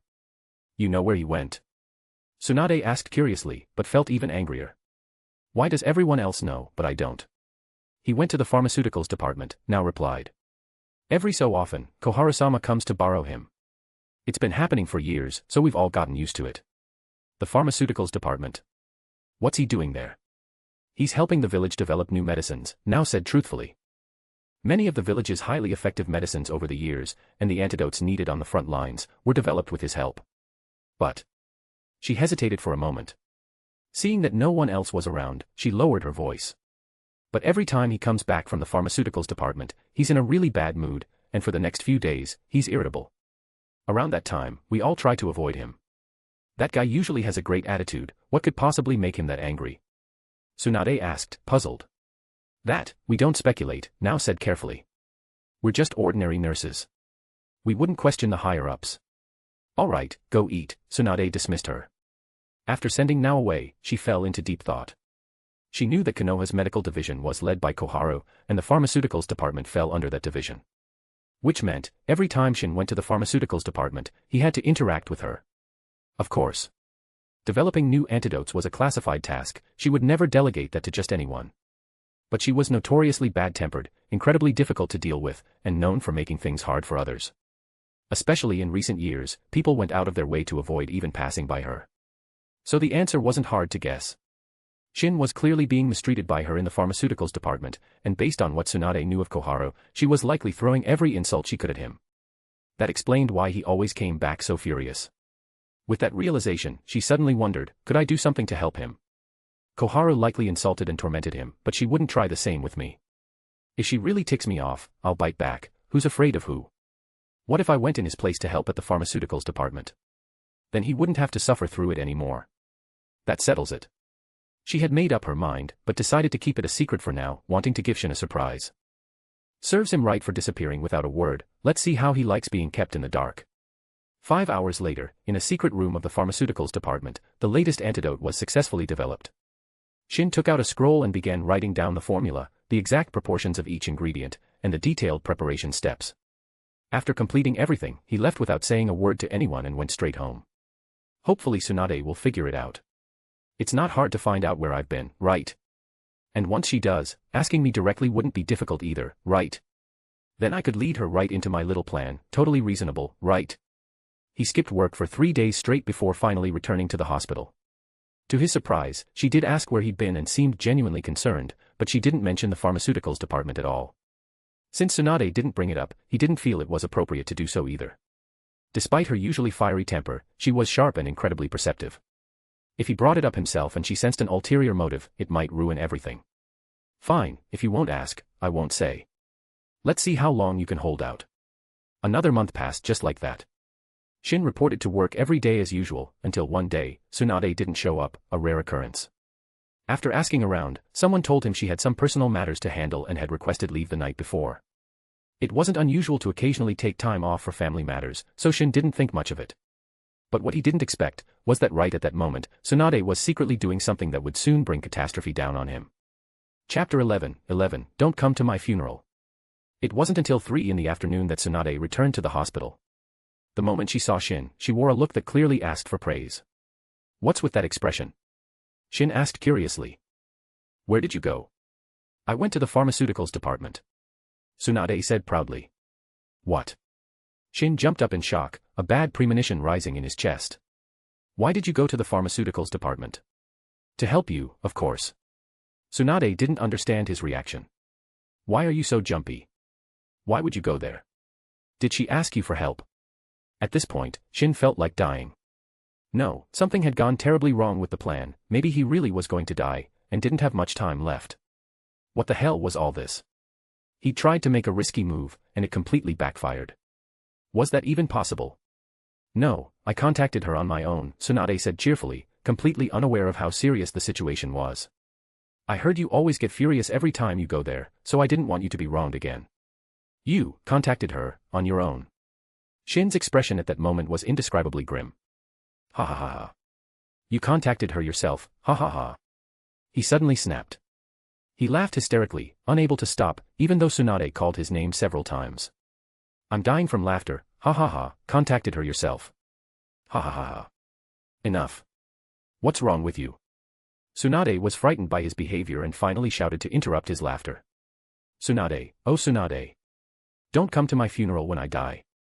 If you do, I won't forgive you even as a ghost. Shin's gaze turned vicious and cold. After saying this, he looked like his soul had been sucked out. He walked out of the hospital, still laughing madly, heading toward a deserted corner of the village like a madman. By the riverbank, he picked up stones and threw them into the water one by one. Occasionally, a small fish was startled and leapt from the water, only to quickly fall back in. He felt like that fish, no matter how hard he struggled to leap out of the water, in the end, the river would always swallow him up. Tsunade, who had followed him all the way, saw that he seemed to have regained his senses and slowly approached him. Are you okay? She asked worriedly. Go away. I don't want to see you. Shin replied coldly, as if devoid of emotion. What do you mean by that? Tsunade was anxious. Everything that had happened so suddenly had left her completely lost. She had no idea why he had suddenly gone mad. She thought about it the whole way, but came up with nothing. It all started after he found out she had gone to the pharmaceutical department to help. Could there be some secret behind all this? Go. Shin kept repeating the same word. You really don't want to see me. Ha ha ha. Shin suddenly laughed again, but this time his tone was icy. To someone who's doing everything they can to kill me, what do you think? You tell me right now, when have I ever tried to kill you? Tsunade was getting more confused, but she desperately wanted to know the truth. You really want to know? Shin asked, full of sarcasm. Of course I do. Tsunade was angry too.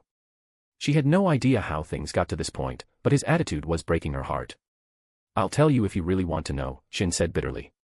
But after I tell you, we will have nothing to do with each other ever again. Agreed. You said it. Don't regret it. Tsunade clenched the hem of her clothes tightly, holding back tears and biting her lip. Kumo, get the hell out here. Tsunade didn't get Shin's explanation, but what came next was his furious roar. 3 seconds later, a figure appeared behind them. I'm about to have a private conversation with Tsunade, Shin said with a cold smile, staring intently at Kumo. Would you like to eavesdrop? Ah. Kumo looked at Tsunade, clearly unsure of what to do. Please give us 10 minutes, Tsunade said through gritted teeth, holding back her anger. Understood, Kumo nodded and vanished from sight using the body flicker technique. Now will you talk? Tsunade's expression was cold and murderous, like she was ready to bite his head off. She swore that after today, no matter how much Shin begged her, she would never deal with this bastard again. She had done absolutely nothing wrong, yet she was suddenly treated like this. No matter what the reason, she wouldn't accept it. Shin, of course, understood what Tsunade was thinking, but he didn't care. In order to survive, he wasn't after love, what he needed was her guilt. Only deep guilt would make her willingly help him. He had been laying the groundwork for this day for a very, very long time. Would it break her heart? Who cared? His own heart had been broken for 7 years, and no one gave a damn, so why should he care about hers? Taking a deep breath, he seemed to fall into a distant memory. He began to speak without any emotion in his voice. Tsunade frowned. Why are you telling me all this? If you don't want to listen, leave, Shin said calmly, as if he were talking about something that had nothing to do with himself. Seeing that Tsunade didn't leave, he continued as if she didn't exist. It's not easy for a 5-year-old to survive, but my parents had told me, as long as you live, there's hope. That's how I lived for 5 years. I finally got past the pain of losing my parents. I naively thought that in 2 more years I could graduate, and then I'd become a ninja and follow the path my parents once walked. But what I got wasn't graduation, it was expulsion. I didn't understand. But reality doesn't give you time to understand. Soon after, I was removed from the Uchiha clan records, and forced to move out of the clan compound. Then came the ANBU, watching me day and night. Of course, this has nothing to do with you. Just think of it as me venting. Surveillance. Fine. I didn't care. I was working in the hospital, I could survive on my own 2 hands. But when I was 12, I suddenly noticed something strange about the chakra of the ANBU watching me. Oh, did I forget to mention? I'm not just a medical nin, I'm a sensory ninja too. And my sensory abilities are extremely strong. So strong that, when close enough, I can detect the most subtle shifts in someone's chakra. When I sensed a cold killing intent in the chakra of the ANBU watching me, I realized, maybe the orders they received had changed. Chapter 12, Every insult was mercy. Shin paid no attention to Tsunade's reaction. He hung his head low, full of self-mockery, and continued speaking, it's just that I was in the Konoha Hospital, and ANBU are still Konoha's ninjas. The 3rd Hokage would consider the consequences, he wouldn't let them make a move against me in public. So they were probably waiting for me to leave the hospital, planning to stage an accident on my way home. And then it suddenly became clear to me why he decided to act against me without any warning. Because my death is more beneficial to the village. Every ANBU is an elite of the village. Having 4 of them monitor a civilian like me is an enormous waste, it's simply not worth it. Anyway, it's been 2 years since I was expelled from the Uchiha clan. If I suddenly died in an accident now, no one would care. No one would pay attention. Restless and anxious, I did something. I took a poison once used by Suna and spent 4 hours racing against time to develop an antidote. Then I happily shared it with everyone around me. I knew those watching me would report it, but at that moment, I desperately hoped the news would reach the higher-ups, faster, as fast as possible. Because I had no idea when the ANBU's execution blade would fall upon me. That day, after work, I didn't go home. I chose to stay and work through the night. I was waiting for a turning point.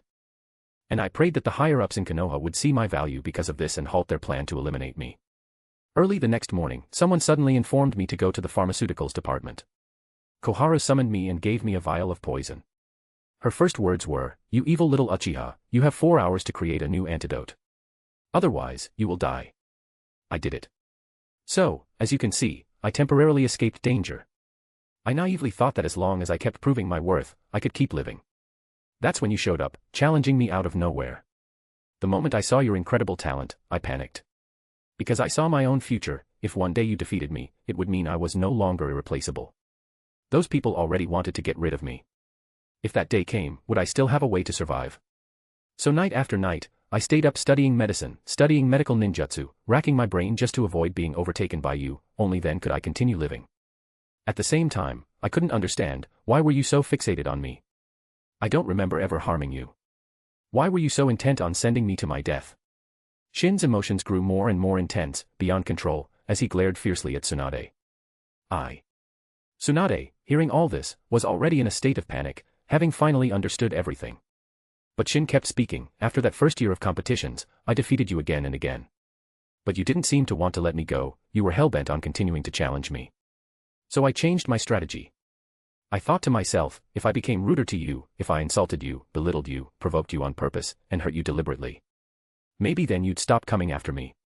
At the same time, I worked desperately to treat patients and raise my reputation, hoping to build another layer of protection around myself. But still, you came after me again and again, swearing you would defeat me. I truly don't understand. What did I ever do to you? Why are you so determined to push me to my death, to leave me with no way out? I beat you just to survive. What crime is that? All these years, I've poured my life into studying medical ninjutsu, doing everything I could to keep you from surpassing me. Did you really think I was just trying to compete with you for pride or status? I never had that luxury. To you, our competitions were just boring little games. But to me, each one was a matter of life and death. If I lost, I'd die. Do you understand that?" Those last words, Shin practically roared out. She truly hadn't expected any of this. She had genuinely just wanted to compete with Shin and beat him. If she had known earlier that he would die if he lost, how could she have relentlessly challenged him again and again over the past 5 years, forcing him to fight back? In fact, starting 3 years ago, he had already been trying to avoid the matches, using many different methods. He even forfeited in advance before some matches, his tone sometimes carrying traces of sorrow and helplessness. But it was her, every single time, who forced him to fight with every trick she had. The most outrageous time was when he, in order to avoid her, hid at home and pretended to be asleep. In the end, she stormed into his home, dragged him out from under the covers, and hauled him to the hospital to compete. "Ah, Tsunade, Tsunade. You're the noble princess of Konoha. How could you possibly understand my pain?" Noticing the change in her expression, Shin continued pressing her. "Your status means you've always stood above the rest in this village. But I'm different. The only reason the village lets me live is because I'm still useful. As your talents gradually emerged, and as I lost the ability to train in chakra, the gap between us in medical ninjutsu became smaller and smaller. During our 48th match, you beat me. That was the first time I was proven to be replaceable. Then you insisted on working at the hospital and became known as a top-tier medic alongside me. That was the second time. And now, without even discussing it with me, you transferred to the pharmaceuticals department and successfully developed a new medicine. That was the third time I was proven replaceable. Koharu had already turned against me. How many times has she wanted me dead? If she could, she wouldn't let me live even a day longer. And now, you suddenly went and told everyone that I am no longer valuable. That keeping me alive is just a waste. So tell me, do I still have any hope of survival?" Shin laughed in despair, eyes full of tears. "The most ridiculous part is, it was you who went to Koharu first. These past 4 months, I really thought we had become friends. Every time we studied medical ninjutsu together, I felt a kind of happiness I had never experienced before. I gradually began to accept you, to acknowledge you. But you, why did you hurt me? Why would you go so far to hurt me? Do you really hate me that much? Will you not rest until I'm completely destroyed?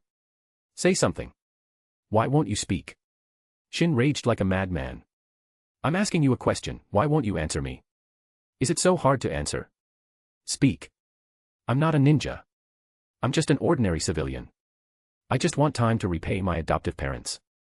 I still have to take care of my younger brother. I just want to live. Is that so wrong?" At that moment, Tsunade couldn't speak a single word. Her tears were already pouring uncontrollably. Her body was completely paralyzed. Her heart felt crushed under countless boulders, all her emotions blocked inside, with nowhere to go. She had thought it was Shin who had gone mad. But it turned out, he hadn't. The one who had lost her mind was her. It was her relentless pressure, her actions, that had pushed Shin into this corner of despair. Chapter 13, I won't let go. Forget it, there's no point in talking about this anymore. Shin said with a bitter smile. Kumo must have already informed the Hokage about our secret meeting, just adding more fuel to the fire of my death. From today on, there's nothing left between us. And one more thing, let me say this again, you're not allowed to attend my funeral. If you do, even as a ghost, I won't let you off. Farewell forever. With that, he turned around and walked away without hesitation. The atmosphere had been built up to this point, staying any longer was meaningless. Originally, he had planned to slowly reveal everything to Tsunade through the matter with the pharmaceuticals department. But she had suddenly pulled the rug out from under him, forcing him to change his plan at the last moment. In terms of impact, this was better. She was now overwhelmed with guilt. But at the same time, the risk was much greater. If she once again acted on her own and messed things up, his death would be all but certain. If he'd known it would come to this, he wouldn't have offended Koharu. He had even prepared a whole script to explain things to Tsunade, but she just wouldn't play by the rules. Now he had no choice but to gamble. He was betting that, considering all he had done for the village over the years, Hiruzen would delay making a decision. He was betting that Tsunade would react quickly enough to ask Mito for help before Hiruzen decided to eliminate him. If he could survive this crisis, he would make everyone pay. After so many years of careful planning around her, there should at least be some return.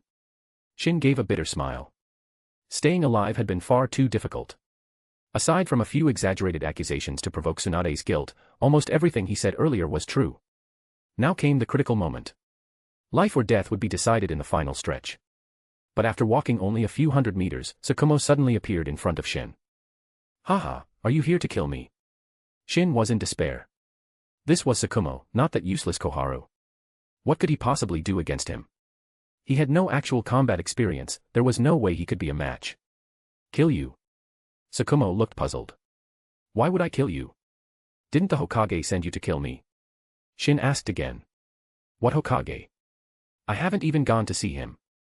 Kumo's reply reignited a spark of hope in Shin's heart. Then why didn't you report what just happened to the Hokage? He asked in confusion. Why should I tell you? Kumo clearly didn't want to explain too much. Get moving, I'm still under orders to monitor you. Shin laughed, truly and joyfully. Suddenly, he understood why Hiruzen had never liked Kumo. As a samurai by heritage, he was different from other ANBU. He had clear thoughts of his own. While other ANBU would follow Hiruzen's orders without question, he only did what he believed was right. He was, in fact, very loyal, but his loyalty was to Konoha, not to any individual. If something benefited Konoha, he would do it. If it harmed the village, he wouldn't, no matter who ordered it. How could Hiruzen tolerate someone like that? That was why he was eventually transferred out of the ANBU, Hiruzen simply didn't want to see him anymore. A few hundred meters later, the sound of hurried footsteps suddenly came from behind Shin. Finally figured it out. He was speechless. What kind of person would be so stunned by a few words they couldn't even move? Because of that, he was nearly scared to death by Kumo just now. Although Tsunade wasn't a match for Kumo either at this point, as long as she was present, even if he had received orders, he wouldn't act in front of her. Actually, in all of Shin's years of planning, he'd concluded that Hiruzen was highly unlikely to give a direct order to ANBU to kill him. That talk earlier about feeling the killing intent in ANBU chakra. He had completely made that up to deceive Tsunade. He wasn't a Jinchuriki of the Nine Tails, how could he possibly sense the nature of someone's chakra? Since the founding of Konoha, no Hokage had ever given a direct order to attack an innocent civilian. That would shake the very foundation of the village. If that kind of thing became habitual, Konoha's stability could collapse entirely. That sort of work was something Root would do, but Root hadn't even been established yet. Root only came into being on the eve of the Second Great Ninja War. At the time, to counter enemy spies and due to the urgent need for wartime intelligence, Hiruzen had reluctantly approved Danzo's proposal to form Root. Even then, Root's actions were hidden in the shadows, they couldn't be exposed and had to operate in complete secrecy. But despite knowing all this, Shin didn't take even the slightest chance when it came to his life. As the footsteps drew closer and closer, he instinctively dodged to the side. Tsunade ran straight through the spot where he'd just been, arms outstretched. Missing her target completely, she immediately looked deeply hurt, and tears welled up in her eyes again. She had made up her mind, she was going to beg Shin for forgiveness, even if it meant revealing the little secret feelings she had hidden for years. But he had anticipated her move and dodged out of the way. Under normal circumstances, he wouldn't have minded letting Tsunade get a little closer. But this was a matter of life and death. The more guilty she felt right now, the more likely she was to go all out to help him. If her guilt faded and sweetness took its place, she'd start overthinking things again that could ruin everything. I'm sorry. Tsunade apologized earnestly. Apologies are the most useless thing at a time like this, Shin replied coldly. Will I live just because you said sorry? Go back. Seeing her on the verge of tears again, his tone softened. There's no need to waste your emotions and tears on someone who's about to die. No. That's not true. Tsunade shook her head quickly. You don't have to die. There has to be a way. If the Hokage really wants to kill me, you can't stop him, Shin reminded her. There's always a way. Come with me. Tsunade grabbed Shin's hand and started running toward the Senju clan compound. Let go. I want to go home. I want to see my parents and my brother one last time. Shin struggled to pull free. I won't let go. Tsunade was determined to take Shin to see Mito. In her heart, her grandmother had always been wise, surely she would have a solution. So the two of them ran hand in hand through half of Konoha. Countless people were stunned by the sight. Weren't there always rumors that they were like oil and water? Do young people really change their minds this quickly? Oh bacon. Oh bacon. As soon as they entered the Senju clan compound, Tsunade couldn't wait to shout out. Nei-san, your BA, Nawaki, who had been playing in the yard, was about to greet her, but when he saw Tsunade dragging Shin behind her, he turned and ran toward the backyard, yelling, Oh bacon. Oh bacon. Nei-san brought her boyfriend home. Chapter 14, The guilt has names, the debts have owners. Tsunade's face flushed bright red at Nawaki's loud shout, but even so, she never once let go of his hand. She was afraid that if she let go, Shin would run off, so she dragged him straight toward the backyard. It wasn't until they were in front of Mito that she finally released his hand, though by then, her face was already completely red with embarrassment. Only then did it dawn on her, she had just pulled this guy by the hand all the way across half of Konoha. How was she supposed to face people after this? Worse still, the two of them hadn't even officially established a relationship. If things went back to how they were tomorrow, who knew what kind of gossip would spread? Someone might even say they broke up the very next day. You're Shin, right? Mito, who had been watering flowers, put down the watering can and looked at him with a warm smile. At this moment, she looked like a kind and gentle old lady, which genuinely surprised him. After all, in her youth, her temper had been even worse than Kushina's. You could say that being fierce was a common trait among the women of the Uzumaki clan. But time changes many things, even a person's temperament. Hello, Mito-sama. And yes, I'm Shin, he greeted respectfully. Tsunade talks about you often. Come, sit. Make yourself at home, no need to be formal. Once everyone was seated, Nawaki peeked his head out from under the table and curiously studied Shin. There was no denying it, Shin was very handsome, with a unique presence about him. You could say there simply weren't any ugly members of the Uchiha clan. No matter who you picked, they were all good-looking. The strength of their genes was that terrifying. Shin also curiously observed him and even made a funny face at him, which made the little boy giggle. Nawaki was only 4 years old at the time, chubby-cheeked and absolutely adorable. You could say Tsunade's parents were very committed. It wasn't common in the shinobi world for siblings to be 13 years apart, since there were no restrictions on childbirth. Unfortunately, their parents had died on a mission 2 years ago. That traumatic event was what pushed Tsunade to pour herself into the study of medical ninjutsu, which in turn drove Shin into a desperate situation. Bringing him home so suddenly, did something happen? Mito asked directly. Oh bacon, please, save Shin. He might not have much time left. You two are among the top medical nin. Do you really need my help? Mito asked in confusion. It's not that kind of not much time. Taking a deep breath to calm herself, Tsunade quickly explained how the higher-ups once tried to eliminate Shin, how he showed his worth in order to survive, and how she herself, step by step, pushed him into a corner until the higher-ups decided to try eliminating him again.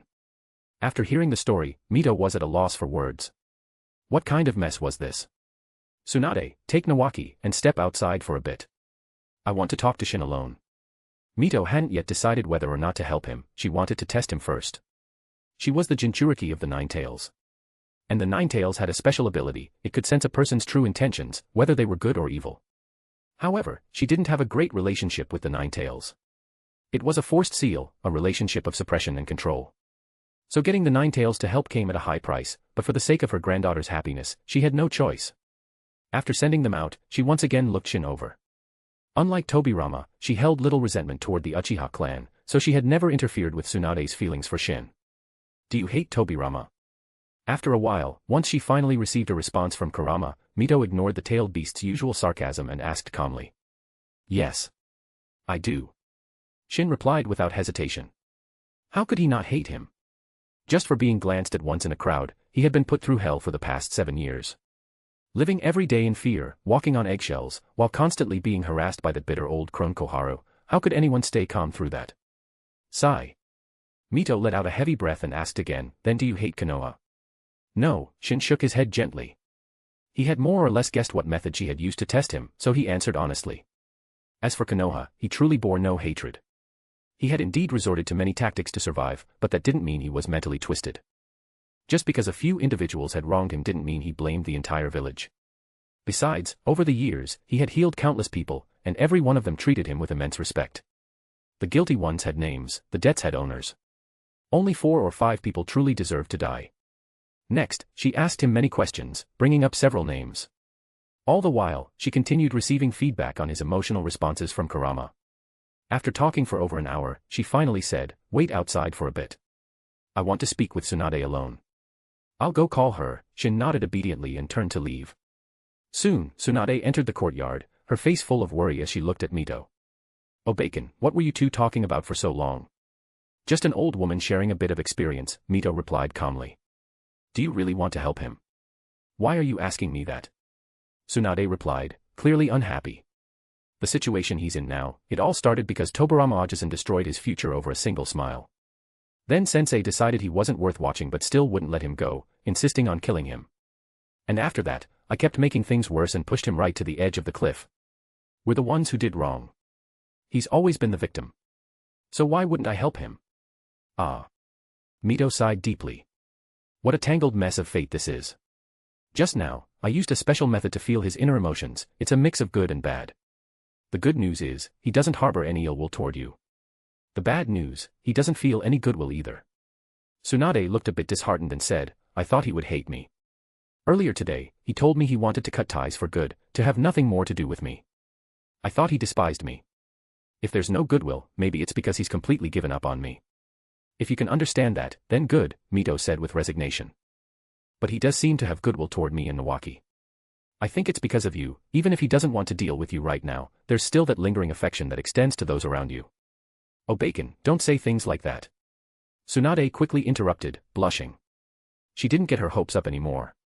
She just wanted to get through this crisis and then find a way to repair her relationship with Shin. Haha. Seeing her granddaughter so flustered made Mito laugh with delight. Tsunade really was incredibly pure. But soon, her expression became worried again. Chapter 15, The Missing Report. Although it was only an hour of interaction, Shin was very sincere. He didn't hide anything when answering Mito's questions. However, unconsciously, he kept trying to draw closer to her. An average person would just find him pleasant to be around and wouldn't think much of it. But she had vast experience. Her ability to judge people and situations far surpassed that of ordinary people. How could she not see through his intentions? Even though she trusted the Nine-Tails' judgment of good and evil emotions toward him, and coupled with her own extensive experience, she was confident she had a basic understanding of his thoughts and character. Still, her foolish granddaughter being around someone with such deep scheming, was that a blessing or a curse? Oh Bacon, what are you thinking about? Tsunade saw the troubled look on her grandmother's face and grumbled with displeasure. It's nothing. Mito smiled gently and continued, I just wanted to tell you, the people Shin holds the most goodwill toward are the Namikaze family. Especially his younger brother, Minato, he practically loves him to the bone. Maybe you can try working from that angle. Tsunade's eyes lit up. Maybe it really could work. A roundabout way to help, if she could get Minato to accept her, wouldn't everything fall into place? But what I didn't expect, Mito added, was how intense his hatred toward Hiruzen, Danzo, and Koharu is. It's greater than his malice toward anyone else combined. Especially toward Koharu, T's no longer just malice, it's absolute hatred. I suspect that if he ever gets the chance, he'll kill her without hesitation. I really don't know where such deep hatred comes from. I do know a bit. Tsunade said softly, and then told her everything she knew about how Koharu had spent years relentlessly cursing Shin with harsh, bitter words. Upon hearing this, even Mito was at a loss for words. She was simply stunned. Was this Koharu? Tsunade spoke of really the same obedient, sensible girl who used to follow behind Tobirama all those years ago. As expected, only by truly getting close to someone can you judge their true nature. If it hadn't been for the help of the Nine Tails, she wouldn't have trusted Shin so quickly either. It seems the harm Koharu did to him is indelible, Mito said quietly. Helping Shin isn't out of the question, she added. He doesn't resent the village as a whole, and he has no issue with most people in it. But his attitude toward the village leadership, we can't rule out the possibility that he may become our enemy in the future. But can you really blame him for that? Tsunade was starting to lose her objectivity in her desire to help Shin. Isn't this all ultimately Tobirama Ojisan's fault? By the way, does Shin harbor strong resentment toward him? What surprised me is that he actually doesn't, not nearly as much as he does toward Koharu, not even as much as toward Danzo or Hiruzen. Mito was truly surprised. She had thought Shin's greatest hatred would naturally be directed at Tobirama, the root cause of everything, but unexpectedly, the boy didn't seem to hate Tobirama that much. Even Shin himself didn't realize that after gaining Tobirama's talents, the benefits gradually diluted his hatred. Cursing Tobirama had just become a habit, it wasn't truly hatred to the core. Why is that? Tsunade asked, puzzled. Maybe it's because of you. Mito said teasingly. He hates me so much right now, how could it possibly be because of me? Maybe after spending more time with you, the hatred gradually lessened, Mito explained. So, I want to ask you one final question. Tsunade swallowed nervously and nodded. Are you confident you can keep him steady? Before today, I was confident. My relationship with him has been improving lately, but now, I'm not so sure. But, Tsunade added, if I work together with his younger brother, I think I can manage it. But what if Sensei and Koharu are determined to get rid of him and keep intensifying the conflict? What then? She voiced her concern. Oh Bacon, can you persuade them? Mito shook her head self-deprecatingly. I'm just a retired old woman now. While they still show me some surface-level respect, they increasingly only pay lip service. Everything they do in front of me is just for show. Power, it's truly a bleeding blade. In just 7 years, I hardly recognize them anymore. Enough, since we've come this far, go call Shin in. From our earlier conversation, I could tell that boy has a plan. As long as I can temporarily hold Hiruzen back, he might just be able to break the deadlock on his own. After Shin returned to the backyard, Mito, Tsunade, and he had a long, private conversation. As expected, it was him who proposed the solution to the current impasse. Tsunade was very surprised by how strategic and forward-thinking he was, but Mito remained calm. She knew well just how much potential a person could unleash in order to survive. From the results of her probing, she believed that his nature wasn't fundamentally bad. But for a child to survive so many years in such an environment, and to have started planning years ago to use Tsunade to break free of his situation, how could he not have backup plans? That was right, she had seen through it, Shin was using Tsunade to create a way out. But she wasn't particularly angry. From her years of experience, she could also see that Shin had genuinely developed feelings for Tsunade. But what could this be called? A twisted love? Forget it. Children and grandchildren have their own fortunes. Let them be. With that, the always composed she chose not to say more. The next morning, Mito personally went to the Hokage's office. She informed Hiruzen that recently, Shin had been simultaneously developing 3 advanced medical ninjutsu techniques with unprecedented healing effects. She mentioned that he had told Tsunade he would teach her those techniques in the spirit of medical ninjutsu exchange between them. She was delighted when she heard Tsunade mention this and had come to inform Hiruzen about it. So far, one of the jutsu was nearly complete, it was the one used during his earlier match with Tsunade. However, the other 2 techniques required reference to some of the village's older medical ninjutsu. She had come to request access on Shin's behalf to a few that weren't considered top secret. She also stated that once Tsunade mastered those jutsu, she would begin training a new team of medical ninja for the village immediately. Hiruzen, of course, was thrilled. Tsunade was a purebred member of the Hokage line, his own prized student, no less. If she mastered those 3 techniques, wouldn't that mean Konoha did as well? Such a good thing, of course he wouldn't refuse. He was even a bit eager to see what the techniques could achieve. As a result, his earlier thoughts of eliminating Shin were put on hold. After all, he was just a medical ninja with no combat strength, what kind of waves could he possibly stir? Besides, rumors about Shin and Tsunade were already spreading through Konoha. If the 2 really ended up together, sparing Shin wasn't out of the question. Wouldn't it be better to let him continue contributing his talent to the village? Without Kumo there to report anything, a key piece of information was missing, so he had no reason to be suspicious. Around noon, Tsunade received an invitation from Koharu to visit the pharmaceuticals department once again. Chapter 16, You are not the Hokage, I am. This time, Tsunade had only been in the pharmaceuticals department for 5 minutes when Koharu's furious voice rang out. This is extortion. This is extremely irresponsible of you. How is this extortion? How is this irresponsible? Tsunade countered aggressively, not backing down an inch. I've worked hard on developing these medicines, what's wrong with asking for a little compensation? A little compensation? You call 40% of the profits a little? Koharu was so angry that she was shaking. This money belongs to the village. How can it go into your personal pocket? When did I say it was for my personal pocket? Tsunade snapped back, clearly irritated. I want to use the money to set up a medical ninjutsu research division, to focus on developing medical techniques. This benefits the village, why is that not allowed? Because I say it's not allowed. Heh, Koharu, don't forget, without me, those medicines wouldn't even exist. I never thought you'd be so arrogant, Tsunade. Koharu was furious. Even without you, the pharmaceuticals department would still be what it is. The medicines would have been developed just the same. Tsunade sneered, really? I don't believe that. We'll see. Koharu barked at the nearby guards, show her out. There'll come a day when you'll beg me, I'm waiting for it. Tsunade stormed out of the pharmaceuticals department, feeling thoroughly liberated. She hadn't expected that Shin had indeed come up with a breakthrough strategy, and it wasn't even that complicated. She just had to put on a domineering act, and it forced Koharu to side with Shin. And that was the truth. Compared to Shin, Koharu now disliked Tsunade more. Which was exactly why she couldn't let this greedy woman have her way. In contrast, Shin seemed far more reasonable. He had helped her for 5 years without asking for a single coin. At worst, she could just be a little nicer to him in the future. What was the big deal? Better that than someone asking for money, which wasn't just money, it was like asking for her very life. In fact, Hiruzen and Koharu both knew full well that Mito and Tsunade were deliberately protecting Shin.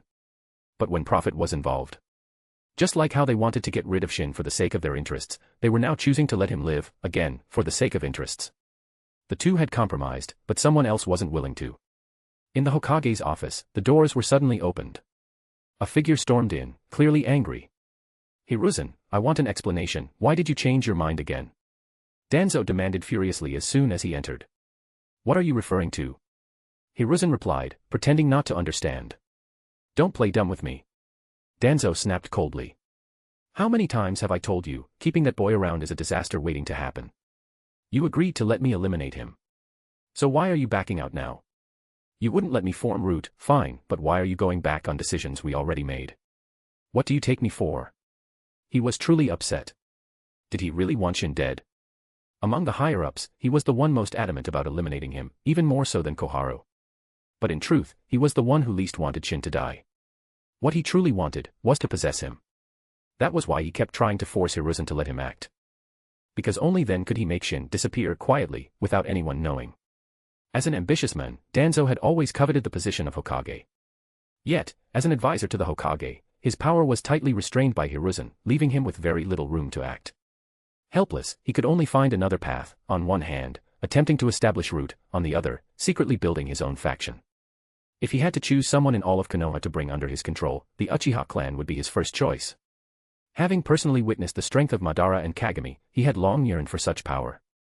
He desperately wanted to recruit an Uchiha prodigy, someone he could train into his right-hand man.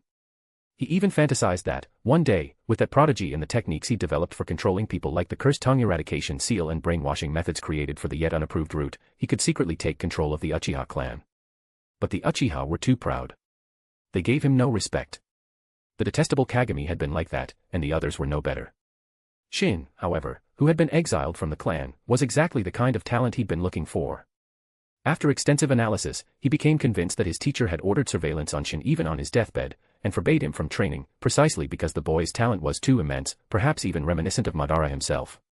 Otherwise, why such extreme measures? And someone like that, if they went missing, no one would care. This wasn't just his idea, it was also shared by Orochimaru, who had already revealed his own exceptional research abilities. The two of them were in perfect alignment. As long as they could brainwash Shin, the boy would become his new Kagami. No, according to Orochimaru, his value would far exceed that of Kagami. Danzo had originally been full of confidence, after all, just a day ago, Hiruzen had agreed to let him act soon. But then an unexpected obstacle appeared. Mito and Tsunade suddenly intervened, strongly protecting Shin, and both Hiruzen and Koharu actually changed their minds. Especially Koharu, just a day ago, she had been loudly demanding Shin's death, but now she was saying he should live. Danzo could only think, what a useless ally. I asked you a question. Is it really that hard to answer? Seeing Hiruzen remain silent, Danzo grew even angrier and demanded again. Danzo, you must understand, I do everything for the good of the village. The reason I changed my mind was after weighing the pros and cons. We originally wanted to eliminate him because keeping him alive was against the village's interests. But now, keeping him alive benefits the village, simple as that. Oh, you're doing it for the village? So I'm not. Danzo scoffed coldly, he couldn't stand Hiruzen's self-righteous talk. I want you to understand, once a decision is made, it's made. After all, you are not the Hokage, I am. Hiruzen's expression had grown cold. His friend was getting out of hand, and it was starting to really irritate him. Danzo froze for a moment, rage boiling inside. That line again. That damn line again. It's only because you're better at sucking up. Sensei clearly valued me more. What makes you think you're better than me? But all he could do was rage helplessly. You'll regret this, he spat, storming out in fury. Fine. If you won't approve it, I'll act on my own. He knew Hiruzen too well. If he acted first and reported later, if he turned the matter into a done deal, Hiruzen at most would scold him. The worst that could happen was house arrest for a while. Compared to what he would gain, that kind of punishment was nothing. Wasn't that exactly how Kagami was taken out back then? As long as he refused to admit anything and Hiruzen had no evidence, what could he really do? Chapter 17, What if she dies? What the people of Konoha didn't know was that not only Danzo, but also another person had been closely watching Shin. In a hidden corner of the shinobi world, deep within a massive underground cave, a shadowy figure was reporting something to an elderly man sitting before him. That's the situation. Mito and Tsunade seem to have gone mad for some reason and are insisting on protecting Shin. The shadowy figure concluded his report and fell silent, quietly awaiting the decision of the men. Indeed, this was none other than Madara. His hair was completely white now, and his face was wrinkled with age. He looked old and frail, no longer bearing the arrogance and dominance of his youth. He sat silently on a stone chair, eyes closed in meditation. His back was pierced with numerous black tubes, all connected to a terrifying, grotesque statue looming behind him. Upon closer inspection, one could see life energy-rich chakra flowing through the tubes into his body, sustaining his vital signs. Seeing him remain silent, the shadowy figure, Black Zetsu, grew anxious and asked again, what should our next move be? At this, the corners of Madara's mouth lifted slightly. He slowly opened his eerie eyes. His eyes were light purple, with faint concentric patterns. These were not yet fully evolved Rinnegan, but they had already taken shape. It wouldn't be long before the full transformation into Rinnegan was complete. You're saying that he is in a relationship with Hashirama's granddaughter? Yes. Black Zetsu nodded. Based on my observations, that appears to be the case. He didn't understand human love, but seeing Shin and Tsunade glued together day in and day out, even he could draw the conclusion. Ha ha ha. Madara let out a soft chuckle. Don't you think that's a good thing? A good thing. Black Zetsu was confused. If this continues, he may never leave Konoha. What about our plan? The plan he referred to was, of course, the Eye of the Moon plan. Originally, Madara himself was meant to be the main figure in that plan. Guided by Black Zetsu, he had willingly walked into the trap, even implanting Hashirama's cells, and was now on the verge of awakening the Rinnegan. But neither of them had expected it would take so long for the eternal Mangekyo Sharingan to evolve into the Rinnegan. As a result, Madara had aged significantly. Even if he did awaken the Rinnegan, his life was now entirely dependent on the demonic statue of the Outer Path, making it nearly impossible for him to collect the tailed beasts and become the Ten-Tails Jinchuriki. So they had come up with an alternative. They would find a young Uchiha and somehow twist his heart, making him utterly loyal to Madara and committed to the Eye of the Moon plan. Once such a candidate was found and successfully brainwashed, Madara would unplug the tubes from his back and embrace death. The chosen successor, under Black Zetsu's guidance, would act in Madara's name in the shinobi world and safeguard the Rinnegan. When the time was right, he would begin gathering the tailed beasts, eventually implant the Rinnegan, and use the Samsara of Heavenly Life technique to resurrect Madara, who would then become the Ten-Tails Jinchuriki and complete the Eye of the Moon plan. For years, Madara had been searching for a suitable successor from the Uchiha clan, but in his eyes, none were good enough. The only one who seemed promising was Shin, who had been expelled from the Uchiha clan. Although this man was far from perfect, and even Madara himself found him hard to read, he had no better options left. So he decided to give it a try. As long as the girl is alive, he likely won't leave, Madara said calmly. But what if she dies? Black Zetsu suddenly understood. If Tsunade dies, Shin will surely be devastated. With no one left to protect him, conflict with Konoha's higher-ups will be inevitable. That's when our chance will come. Madara chuckled softly but said nothing. His thoughts were far more complex. Shin was indeed flawed right now, but if his brother and his lover were both to die in front of him, despair would push him into darkness. At that point, reality would force him to become the perfect candidate. How are things going over in Kiri? Madara suddenly asked. All is well. The third Mizukage remains under control, and Kiri is still within our grasp, Black Zetsu reported. Madara-sama, do you intend to start a war between Kiri and Konoha? But Madara shook his head and said, ever since Gungetsu died, Kiri has declined. They're no match for Konoha. If war were to break out now, it would be entirely one-sided. Right now, I can't leave the ghetto statue, nor do I want to expose myself to the world. You alone aren't enough to make a move, so we must plan carefully. Understood. Black Zetsu was also excited at this point. He didn't care about war or who lived or died, he only cared whether the Eye of the Moon plan could be successfully carried out. Meanwhile, in Konoha, Tsunade had returned to the hospital in a much better mood after having a heated argument with Koharu. Shin was there too, but his spirits were low. He felt no joy at having narrowly escaped death.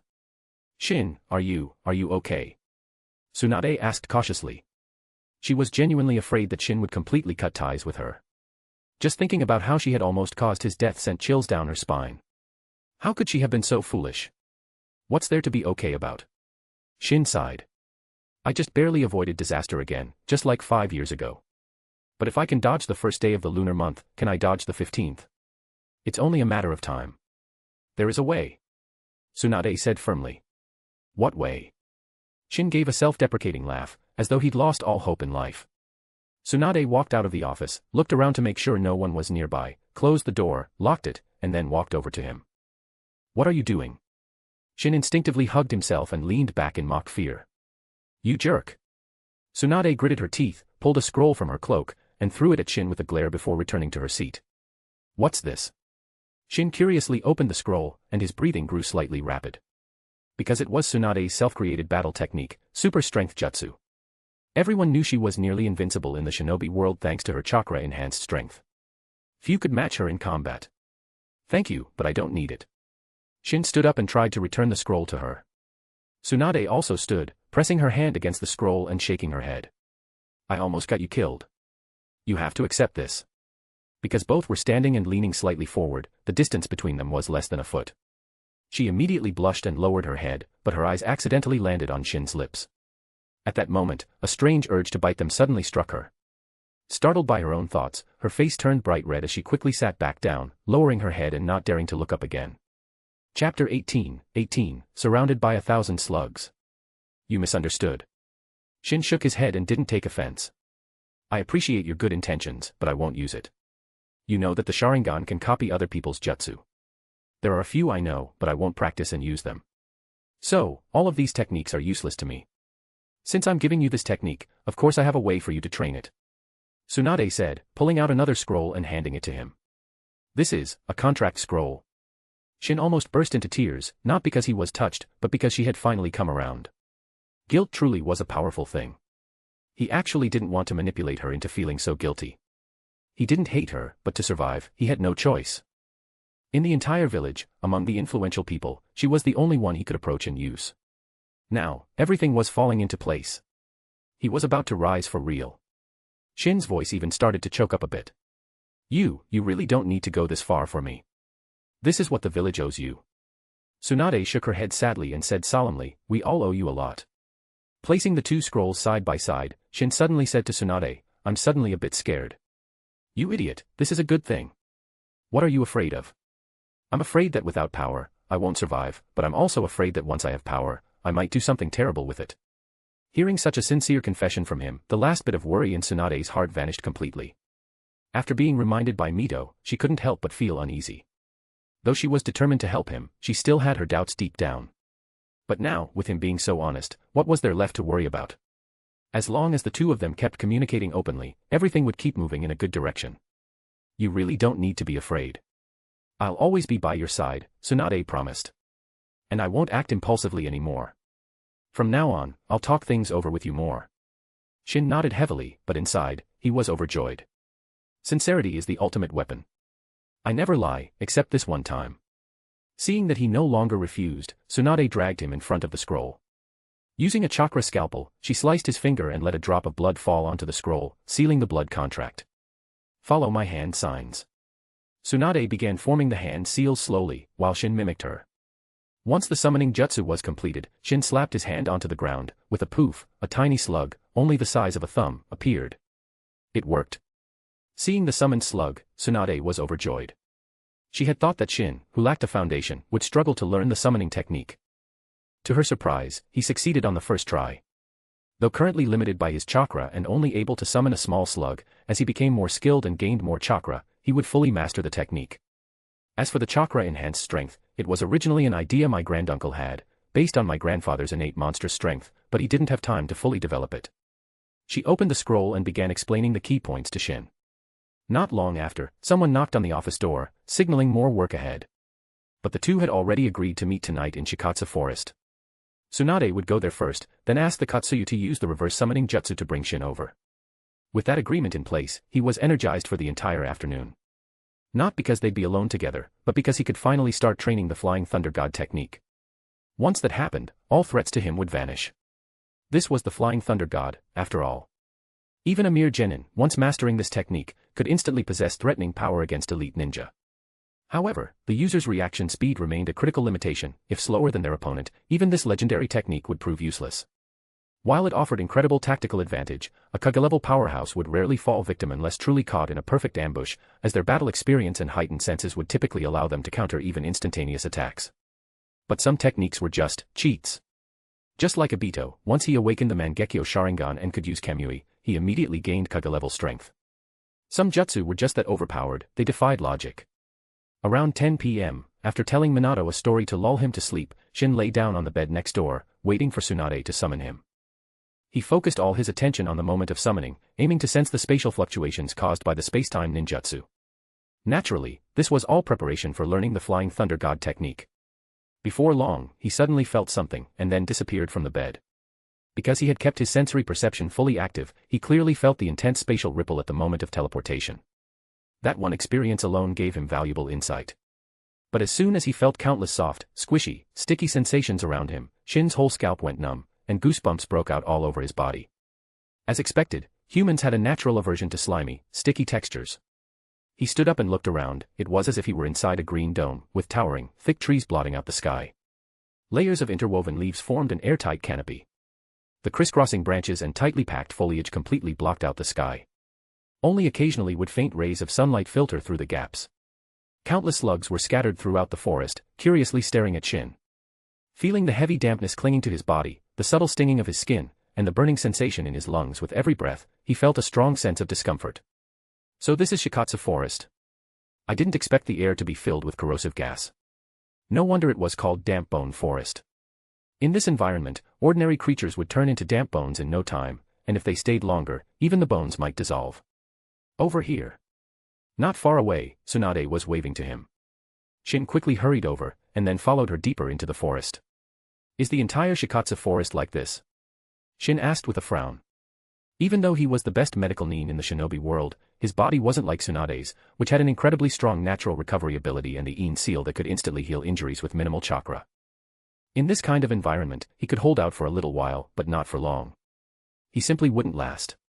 Not the whole forest, Tsunade shook her head and explained. In theory, the reverse summoning jutsu should have brought you directly to Katsuyu. But her body is too massive. She split herself into countless little slugs. That makes it hard for her reverse summoning to be precise. Because everywhere is technically near her. Shin asked, exasperated. Tsunade nodded helplessly. At that moment, both of them saw the same word in each other's eyes, unreliable. But this was Katsuyu's domain, after all. Even though she had a good temper and wouldn't angry easily, they still held back from speaking their minds, because basic courtesy was the least they could show. Chapter 19, Ultra Precision Mode. 5 minutes later, the incredibly fast Shin and Tsunade arrived at the foot of a mountain and began heading toward its summit. Before long, they caught sight of the enormous body of a slug. Is that Katsuyu? Shin asked in shock, staring at the massive body, over 300 meters tall even while lying down. No, that's only a part of Katsuyu, Tsunade explained. That portion merely carries her main consciousness. No one has ever seen her complete form, so no one knows how big she truly is. Ah. While Shin was still in awe, he shot Tsunade a somewhat strange glance. Katsuyu was a sage, on par with the white snake sage and Gamamaru. Creatures like Manda and Gamabunta. They weren't even worthy of being compared to her. Even 1/10 of Katsuyu should have been enough to completely crush Manda and Gamabunta, but in reality, it had shown no particularly impressive performance. That truly did not live up to the name of Sage. So it turned out it was just a small fraction of a small part. Now it all made sense. Thankfully, he knew Katsuyu was gentle, otherwise, its mountain-sized form alone would be enough to scare him to death. After a long climb, Shin finally breathed a sigh of relief. The higher they went, the thinner the corrosive gas became. By the time the two reached the mountaintop, the air was nearly indistinguishable from the outside world. "Hello, Shin," Katsuyu spoke first in a soft, sticky voice, with no arrogance at all. "Do you wish to learn Sage Mode?" "Hello, Katsuyu. Can I really learn it?" Shin perked up at Katsuyu's initiative, who didn't answer. Instead, she swallowed Shin in one gulp. Shin remained calm. After entering her body, he felt as though he had stepped into another dimension. The next moment, countless streams of natural energy surged toward his body, washing over him like a flowing river. He closed his eyes and carefully felt the energy, then, to his amazement, discovered that the natural energy was incredibly compatible with him. Almost instinctively, he guided a wisp of natural energy into his body. As he balanced his physical energy, spiritual energy, and that wisp of natural energy, a trace of Senjutsu chakra was generated within his body. Although it was just a tiny amount, everything felt completely natural. This was his own innate talent, not something inherited from Tobirama. That realization thrilled him. He hadn't even known he possessed such potential. After spitting him back out, Katsuyu nodded in satisfaction and said, "I can feel that you have a high affinity for Sage Mode. You're well suited to learning the Sage Mode of Shikatsu Forest." "What?" Tsunade was visibly frustrated after hearing Katsuyu's assessment, deeply frustrated. After all, she had absolutely zero Sage talent. It had always been one of her greatest regrets. She hadn't been too upset about it before. After all, Shikatsu Forest Sage Mode were the hardest to learn among the 3 great Sage lands, and as far as she knew, only her grandfather had successfully learned them. But now Shin could learn them too. Why him? Still, her complaints were half-hearted. Deep down, she was genuinely happy. After all, she had been the one to ask Katsuyu to teach him Sage Mode in the first place. Of course she wasn't truly jealous. Right now, all she could think about was helping him gain enough power to protect himself, so he would no longer face the threat of death. Now that he was learning Sage Mode, it meant he would truly have the power to defend himself, and soon, he'd be able to live openly and safely in Konoha. Her grandfather's experience had taught her that when someone was powerful enough, they were no longer bound by the rules. People like that were usually the ones who created the rules that others had to follow. When Shin reached the point where he could create rules, would anyone in Konoha still mess with him? And so, after 7 years of frustration, Shin finally began his path of training. Naturally, the one who volunteered to be his teacher was Tsunade herself. For the next month, every night, he would be reverse summoned to Shikatsu Forest. The way he and Tsunade entered Shikatsu Forest was through Tsunade summoning a small slug, which would notify the main Katsuyu to reverse summon both of them. The method of leaving Shikatsu Forest was the same as what Naruto used during his battle with the 6 Paths of Pain, leaving behind a clone at Mount Myaboku, and having the clone summon him back via summoning scroll when the time came. So both of them left clones at home, and after a certain time, those clones would summon them back. During this month, Shin listened to Tsunade explain various ninjutsu principles and combat experience while also learning her chakra-enhanced strength. At the same time, he constantly tested and refined the jutsu he already knew, and trained in the Sage Mode of Shikatsu Forest. His life was intensely productive. On the peak of a mountain in Shikatsu Forest, Shin rapidly retreated, dodging Tsunade's attacks as his hands formed seals with lightning speed. Snake Ram Monkey Boar Horse Tiger. Fire Release, Great Fireball Technique. The 6-hand seals were completed almost instantly, his movements too fast to be seen clearly. As Shin took a deep breath, his chest puffed out dramatically while he continued flying backward, as if he were about to suck in all the air around him. During this process, his chakra surged violently, and an enormous amount of fire element gathered in his throat. The next second, a massive burst of flames shot from his mouth, rapidly forming a huge fireball that flew straight toward Tsunade. Wherever the fireball passed, the air warped from the heat, accompanied by crackling explosive sounds. Just as the jutsu was unleashed, Tsunade, already anticipating the attack, stomped her right foot hard into the ground, causing it to crack and send large chunks of stone into the air. As the fireball approached, a surge of blue chakra gathered around her right foot. With immense force, she kicked the largest floating boulder. Surprisingly, the rock didn't shatter as one might expect. Instead, propelled by the explosive force of her kick, it shot toward the fireball like a missile. Using the recoil from the kick, Tsunade landed swiftly. But the instant her feet touched the ground, she barely tapped it with chakra-coated toes, and her body launched like a cannonball, chasing after the rock. What shocked even more was that the ground beneath her showed no signs of damage. Chakra-enhanced strength, ultra-precision mode. This was a version of the technique that she developed herself, inspired by her granduncle and grandfather, after being driven to improve by Shin's progress. It was essentially an advanced, hyper-controlled evolution of her original power. Unlike before, when every move caused massive collateral damage, now, in ultra-precision mode, she could channel her energy with surgical precision, losing almost none of it to excess force. She had complete control. Because of the intense concentration of power, her movement speed in this mode was terrifying, basically body flicker technique, plus ultra. In this state, she combined blistering speed, devastating instantaneous power, overwhelming destruction, and elite-level regeneration all at once. Fancy jutsu. Not important to her anymore. All of this happened in just a brief moment. From the outside, it looked like the massive boulder was plowing through the flames ahead, with Tsunade closely following behind it, barely dodging the searing blaze. Chapter 20, The Theory That Became Reality. Seeing the rock tearing through the fireball and flying toward him, Shin quickly retreated. Before his feet even touched the ground, he rapidly gathered chakra into his right fist and swung it out forcefully. The moment his fist made contact with the rock, the hard stone immediately shattered. He used the recoil to continue flying backward. But almost simultaneously, Tsunade, who was following right behind the rock, had already appeared in front of Shin. Her heavenly foot of pain landed directly on his chest before he even had time to defend. Boom. Shin's body instantly burst into a puff of smoke. At the same time, 10 meters off to the side, a water jet as thick as a wrist shot toward her. Tsunade seemed to have anticipated it. As she landed, the chakra from her toes adhered tightly to the ground with precise control under the ultra-precision mode. Using the strong suction force, her body suddenly sank down, narrowly dodging the water jet. At the same time as she dodged, she jumped to the side again, avoiding another water jet slashing down from above like a sharp blade. The hard rocky ground was sliced in half the moment it touched the water, but the water jet didn't stop. Instead, it swept horizontally, chasing Tsunade. This was the water-severing wave developed by Tobirama. A high-pressure straight stream of water was spit from the mouth, slicing through targets like a sharp blade. However, this sweeping attack still failed to land. Ducking once more to dodge the water jet, Tsunade charged at Shin again. At this point, the water jet had already stopped spraying.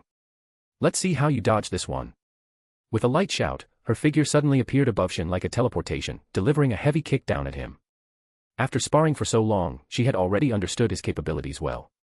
For some of the lower-level jutsu, he could use shadow clones to perform them like the Great Fireball technique. But for higher-level jutsu like the water-severing wave, he had to first recall his shadow clone before using it himself. Not everyone was like Naruto, with seemingly bottomless chakra reserves, able to use even high-cost techniques like Rasen Shuriken through shadow clones without hesitation. Nor was everyone Edo Tensei Madara, who could use perfect Susanoo even with just a clone. Shin's talent was exceptional, but his current chakra levels were only at the average Kaga level, not enough to recklessly burn chakra like a Jinchuriki. In a panic, unable to use another jutsu in time, he could only gather chakra throughout his body and raise his left arm to block. Boom. With the massive force of the impact, the hard ground immediately cracked inch by inch from under his feet, spreading out in all directions for tens of meters. Under the immense opposing forces, he curled up and spun several times in midair to reduce the impact, then used the momentum to launch a heavy kick down at Tsunade, who had just landed. But Tsunade had already prepared for this. She threw a punch and collided solidly with the descending foot. The clash sent out a powerful shockwave, blowing away the already fractured ground and lowering the entire terrain by a notch. Originally, Shin had wanted to use the recoil to create distance between himself and Tsunade. But the moment he moved, she appeared like a ghost right in front of him and launched a relentless storm of attacks. So the two began trading blows directly with taijutsu, their figures constantly shifting, pursuing, and dodging, punches and kicks flying in a fierce exchange. Since he had only recently learned the chakra-enhanced strength, strictly speaking, not even 10 days ago, and hadn't yet mastered the ultra-precision mode, he wasn't her match in close combat due to his lack of experience. But at this point, he had no choice. She never gave him a chance to disengage from the fight, forcing him to engage her head-on with taijutsu. There was no room left to perform ninjutsu. Under such intense and rapid exchanges, it didn't take long before Shin gradually began to fall behind. Thankfully, he had been training in chakra-based body strengthening techniques for the past 6 years. His physical attributes were extremely strong, and combined with his exceptional reflexes, he could just barely keep up with Tsunade. But relying on taijutsu alone, the gap between the two was still undeniable. 10 minutes later, Shin lay on the ground, gasping for air, once again ending the day's sparring session as the loser.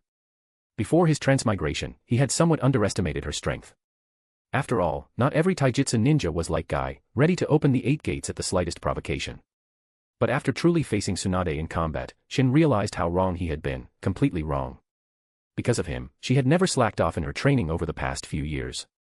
Once the laziest among the Sannin, she had now become the most diligent of them all. She had even quit gambling, dedicating all her time to training and researching medical ninjutsu. This effort, combined with her already exceptional talent, had made her far stronger than Orochimaru or Jiraiya at this point in time. She had solidly reached Kage-level strength. More importantly, she was still improving. Her potential was terrifying, she was truly someone favored by the heavens. In the original timeline, even after slacking off for more than 20 years, she was still able to unleash high-level Kage-level power during the Fourth Great Ninja War. Now, having never slacked off, what heights she might reach in the future was simply unimaginable. Yet while Shin was shocked by Tsunade's strength, she was even more shaken. Because his rate of improvement left her speechless, he was a complete monster. Just a month ago, he had been a total rookie, utterly clueless about ninjutsu and combat. But now, he was already able to go head-to-head with her, even when she was fighting at full strength. And that was without using Sage Mode or the Sharingan. If he did use Sage Mode, she wouldn't even be a match for him. Give it another month, and he might be able to defeat her outright, even without special techniques. It wasn't that his talent vastly surpassed Tsunade's. Over the past 7 years, while he hadn't trained, he had never stopped thinking about ninjutsu and combat. He had mentally simulated countless battles in his mind, hundreds of thousands of times. But he had always been a theorist, someone who had never actually used a jutsu or engaged in real combat. So even with astonishing talent, he still needed time to adapt in actual practice. Fortunately, he had Tsunade, a super sparring partner who was both patient and attentive. That was the only reason he'd managed to fully integrate all his theories into real combat within just a month. All things considered, he had only been training for 1 month. To last 20 minutes against a full-power, Kage-level Tsunade, without using Sage Mode or the Sharingan, and only lose in the end, was already an incredible feat. His outrageous growth rate suddenly made her understand why her granduncle had been so wary of him. It was likely because he saw the unparalleled talent within Shin and wanted to strangle that potential in the cradle.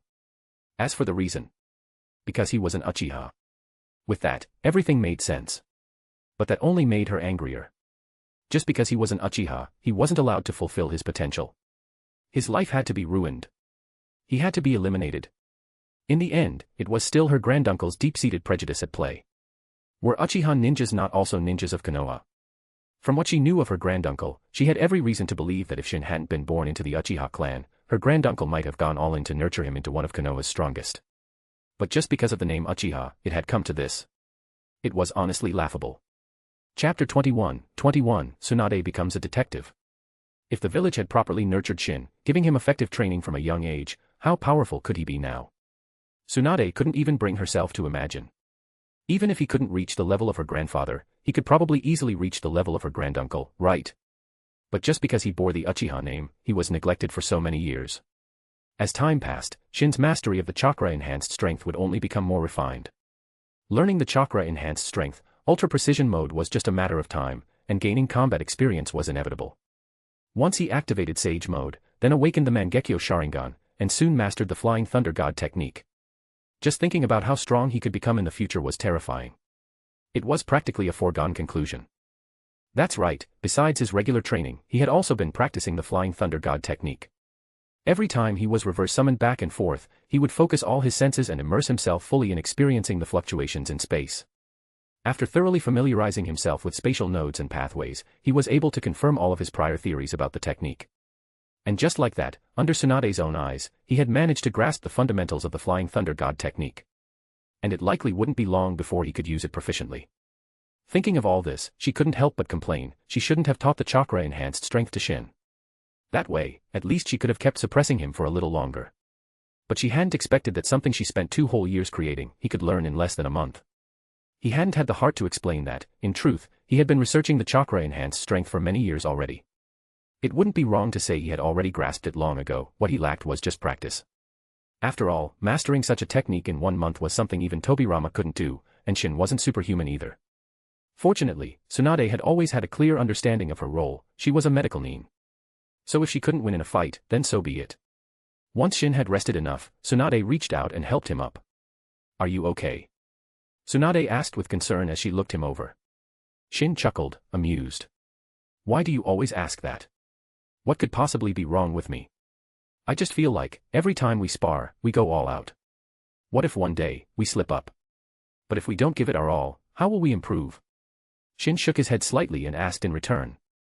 "And have you forgotten who we are? We're the #1 and #2 medical need in the shinobi world. As long as it doesn't kill us, we can fight to the death. No need to worry. Fine. Sensing the faint and occasional distance growing between Shin and herself lately, Tsunade opened her mouth as if to say something, but ultimately stayed silent. With the day's training done, the two left the Shikatsu forest as usual. The next day, Shin yawned as he walked into the office. Seeing the empty desk across from him, he felt conflicted. He had thought that spending a little time apart from Tsunade, after being around her constantly and feeling her intense gaze, might be a relief. But he realized that wasn't the case. With her suddenly taking time off, he actually felt a sense of loss. I'm such a fool, he cursed at himself and forced his focus onto work. After the previous incident, Tsunade no longer made decisions regarding Shin without consulting him first. So he didn't have to worry about her well-intentioned interference anymore. What he didn't know was that she hadn't taken time off because she had something to do, she had directly gone to invade someone's home. Her target, Minato. Lately, she had been feeling troubled. Even though she and Shin spent every day together, their relationship hadn't progressed at all. So, she decided to start with Minato to see if she could find a breakthrough.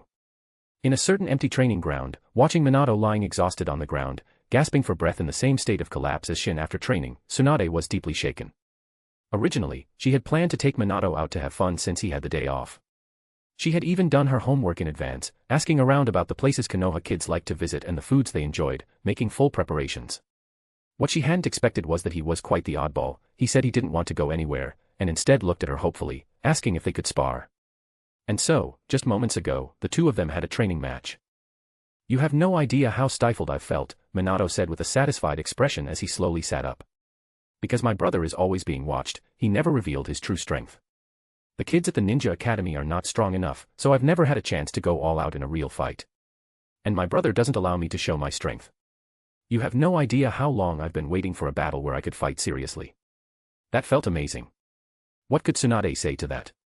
Her goal today was to make Minato happy, whatever the method, as long as he was happy, that was enough. Still, she asked, how are you so strong? You've already reached Chunin level at such a young age. If it were just raw talent and strength, that would be one thing, but how do you know so many kinds of jutsu? And it's obvious you've received long-term guidance from a top-tier mentor. It just doesn't add up. Ah. Minato scratched his head sheepishly but didn't answer. Is it because of Shin? Tsunade asked tentatively. Minato was momentarily stunned. Then he remembered what his brother had told him, you can trust Tsunade, and he nodded. He may not be able to train himself, but his understanding of ninjutsu is top tier. He's been guiding my training since I was 2 years old. Top tier understanding of ninjutsu. Plus that line just now, my brother is always being watched, he never revealed his true strength. These few words from Minato made her unconsciously clench her fists. That guy, he always acted like he didn't know anything in front of me. So it was all an act. Since Shin had temporarily escaped danger, she had gradually calmed down over the past month and began to notice something was off. During this time, countless doubts would occasionally surface in her mind, and she had started to question some of the things he had told her. How to put it? She had begun to sense that he may have just been using her all along, deliberately hiding things from her and guiding her in certain directions. But she never dwelled on it, or maybe didn't want to. Yet some things, once buried in your heart, were like a thorn that never went away. So the real reason she had sought out Minato today was actually to see if she could get some information from him to confirm her suspicions. And your body? She continued to question, suppressing her emotions. I've met your parents. They're just ordinary people, none of them look like you. Minato chuckled again and replied, since I was 2, my brother has been putting me through advanced physical conditioning with formulated supplements, and he also taught me the chakra body enhancement technique. What chakra body enhancement technique? Tsunade's heart skipped a beat, and she immediately pressed him. Ah. Minato hesitated for a moment before finally saying, it's a body enhancement jutsu he invented, it channels chakra to stimulate and strengthen the body cells. Didn't he ever mention it to you? Finally realizing everything, Tsunade punched a nearby tree, instantly shattering it, and roared, that bastard. He told me he was born with natural strength. He's been lying to me all along, I'm not letting him off the hook. Chapter 22, Konoha, Home or Cage. Tsunade's sudden outburst of rage gave Minato a huge fright. But at this moment, she didn't have the time to bother with him. Because she felt an overwhelming sense of being played with, a fury that burst out uncontrollably. The more she thought about all the effort she had put into Shin, all the guilt she had borne, only to realize this guy had been putting on an act for her all along, the more the anger in her heart surged uncontrollably. Her thoughts were like a Pandora's box that had been opened, impossible to stop. This guy had been lying to her all along, deceiving her about so many things. Why did he lie to me? To stay alive. Alright, she could truly understand how hard these past 7 years must have been for him. Even if she realized it only in hindsight, she couldn't blame him for doing everything he could to survive, even manipulating her into helping him escape danger. In fact, that wasn't really what she cared about, some things she could reason through. What she truly cared about was the increasing concern, the acceptance, the change in attitude, and those occasional moments of closeness that made her heart race. Were they real? If all of that was real, then now that he was clearly out of danger, why was he still lying to her? But if it was all fake? The mere flash of the thought made her mind go completely blank, her body a little unsteady. All fake. All of his feelings for her were fake. Everything, was it all deception and manipulation? And if she hadn't come to see Minato today, hadn't coaxed a few words out of him, she would still be completely in the dark. Some things were like a thin sheet of window paper, she had suspected for a while, but kept lying to herself, comforting herself. But now that the paper had been torn, she couldn't even fool herself anymore. Her mind was in complete chaos. Are you okay? Minato asked cautiously from the side. It wasn't just Tsunade whose head was spinning, his was too. Because he realized he might have said something wrong. Or rather, let slip something his brother had deliberately kept from Tsunade, sparking a terrible realization in her. Crap. He'd really messed up. At Konoha Hospital, Shin had finally finished work. Glancing again at the desk across from his that had been empty all day, he felt strangely uneasy. What am I thinking? Nothing should be wrong. Am I missing Tsunade? Impossible. Absolutely impossible. Besides, they were going to meet tonight, what was there to be anxious about? After filing away some documents and adjusting his mindset, he happily left work. However, when he got home, his father told him that Minato was staying over at a classmate's house tonight and wouldn't be back. Shin was immediately amused. He has caused trouble, afraid I'd scold him. Seriously, is that really how you see me? When have I ever truly gotten mad at you? He didn't dwell on Minato's little schemes. Kids, they were always a bit odd sometimes. Around 9 p.m., as usual, he prepared to reverse summon himself to the Shikatsu forest. But no matter how long he waited, the summon from Katsuya never came. Frowning in confusion, he expanded his sensing range and detected Tsunade's chakra near the riverside where they had once had a secret conversation. Puzzled, he left the house that very night and appeared beside her. But before he could say anything, he was met with her furious, tear-reddened eyes and an expression that looked like she was about to devour him. Shin instantly realized she had discovered something. His heart clenched tightly. But then he quickly composed himself. Why am I panicking? Wasn't this bound to happen sooner or later? And only by doing this could I leave without any burdens, right? But then, why this sudden heart-wrenching pain? That doesn't make sense. At that moment, Tsunade angrily spoke. You're leaving. Shin was stunned when he heard that. His eyes instinctively avoided hers, as if he were trying to think of how to talk his way out of it. At the same time, he cursed Minato 100 times in his heart. At this point, how could he not know who had let the secret slip? No wonder he suddenly didn't come home, turned out he was genuinely afraid of being scolded. This isn't over until I smack your butt. 10 seconds later, he let out a long sigh and nodded. Can you not be so sharp? It puts a lot of pressure on me, okay. What he didn't know was that Minato had used this as a strategy to deflect Tsunade's anger. By revealing that Shin was planning to leave, it shifted her focus away from the fact that he had been lying to her. But Tsunade, of course, wouldn't betray Minato. She just asked, unwilling to let it go, why? What other reason could there be? Shin gave a bitter smile. Konoha is home and a place of belonging for all of you. But for me, it's a cage. I've wanted to leave for a long time. I didn't leave before simply because I had no chance. Now that the opportunity is here, why wouldn't I take it? So the moment you fully master the Flying Thunder God technique, you're leaving? Tsunade asked again. According to the plan, yes. Shin didn't hide it. He sighed and said, at that point, I'll fake my death to escape. Because I'm not a ninja, I'm just a doctor. Even if they suspect I faked my death, they'll only investigate quietly. They won't make it public.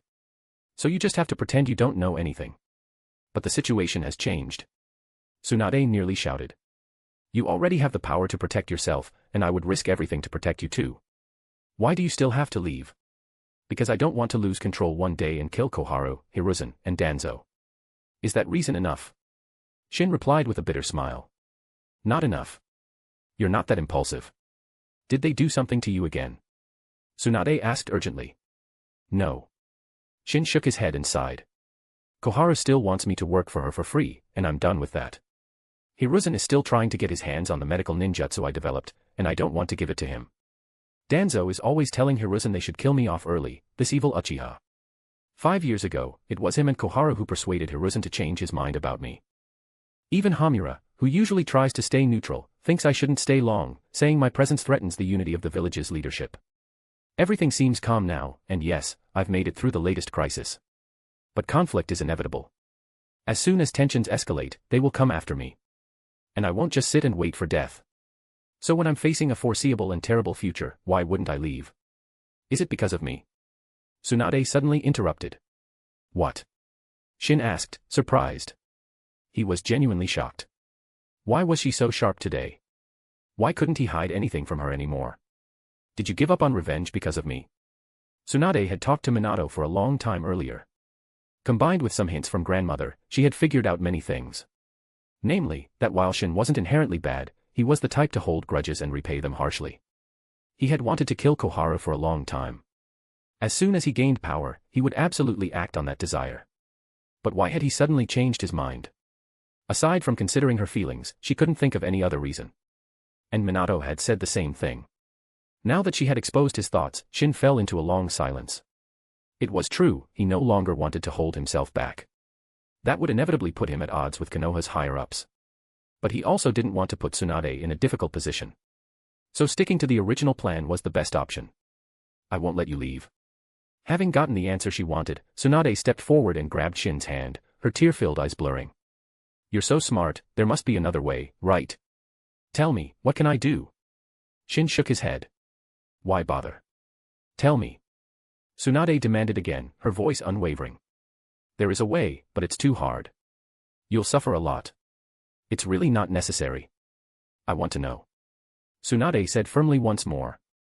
Sigh. Shin let out a long breath and asked, Tsunade. Do you want to become Hokage? What? Tsunade was stunned, she wondered if she had misheard him. Chapter 23, the man who pleases everyone. But in the very next second, Tsunade instantly came to her senses. It was indeed a once-and-for-all solution. If she became the Hokage, all the problems would naturally be resolved. However, she had never considered this possibility before. Besides, the third Hokage was still in his prime, renowned as a powerful ninja, and over the years, he hadn't shown any signs of incompetence. To replace him now? You don't have to agree right away, you can even reject it outright, it's okay, Shin said with a comforting smile. Even if you only make the decision after I've left, I'll still come back to help you.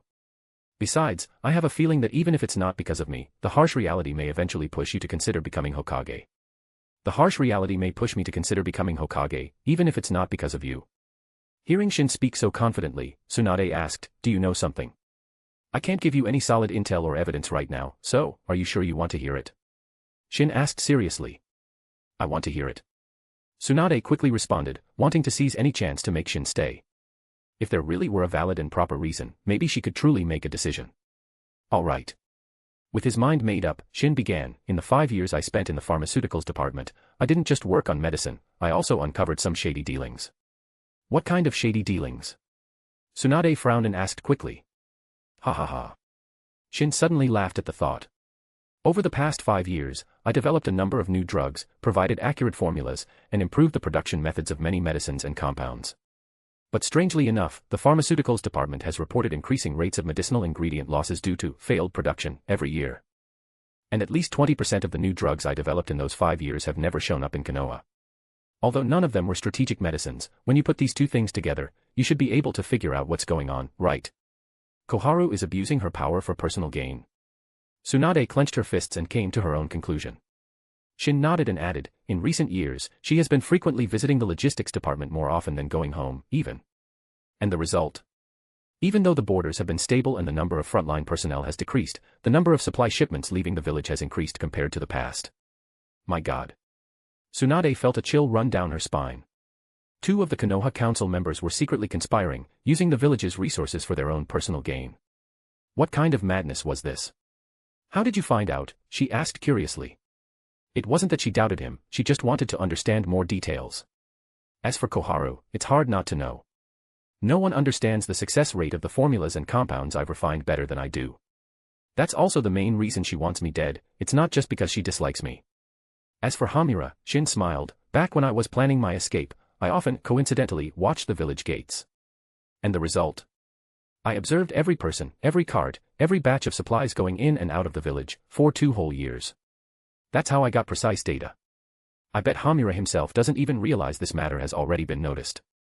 After all, who would be bored enough to watch the village gate every day, keeping track of every cart going in and out, for 2 whole years, and actually enjoy doing it? You have to understand, even the guards at Konoha's gate rotate shifts regularly, so even they didn't notice anything unusual.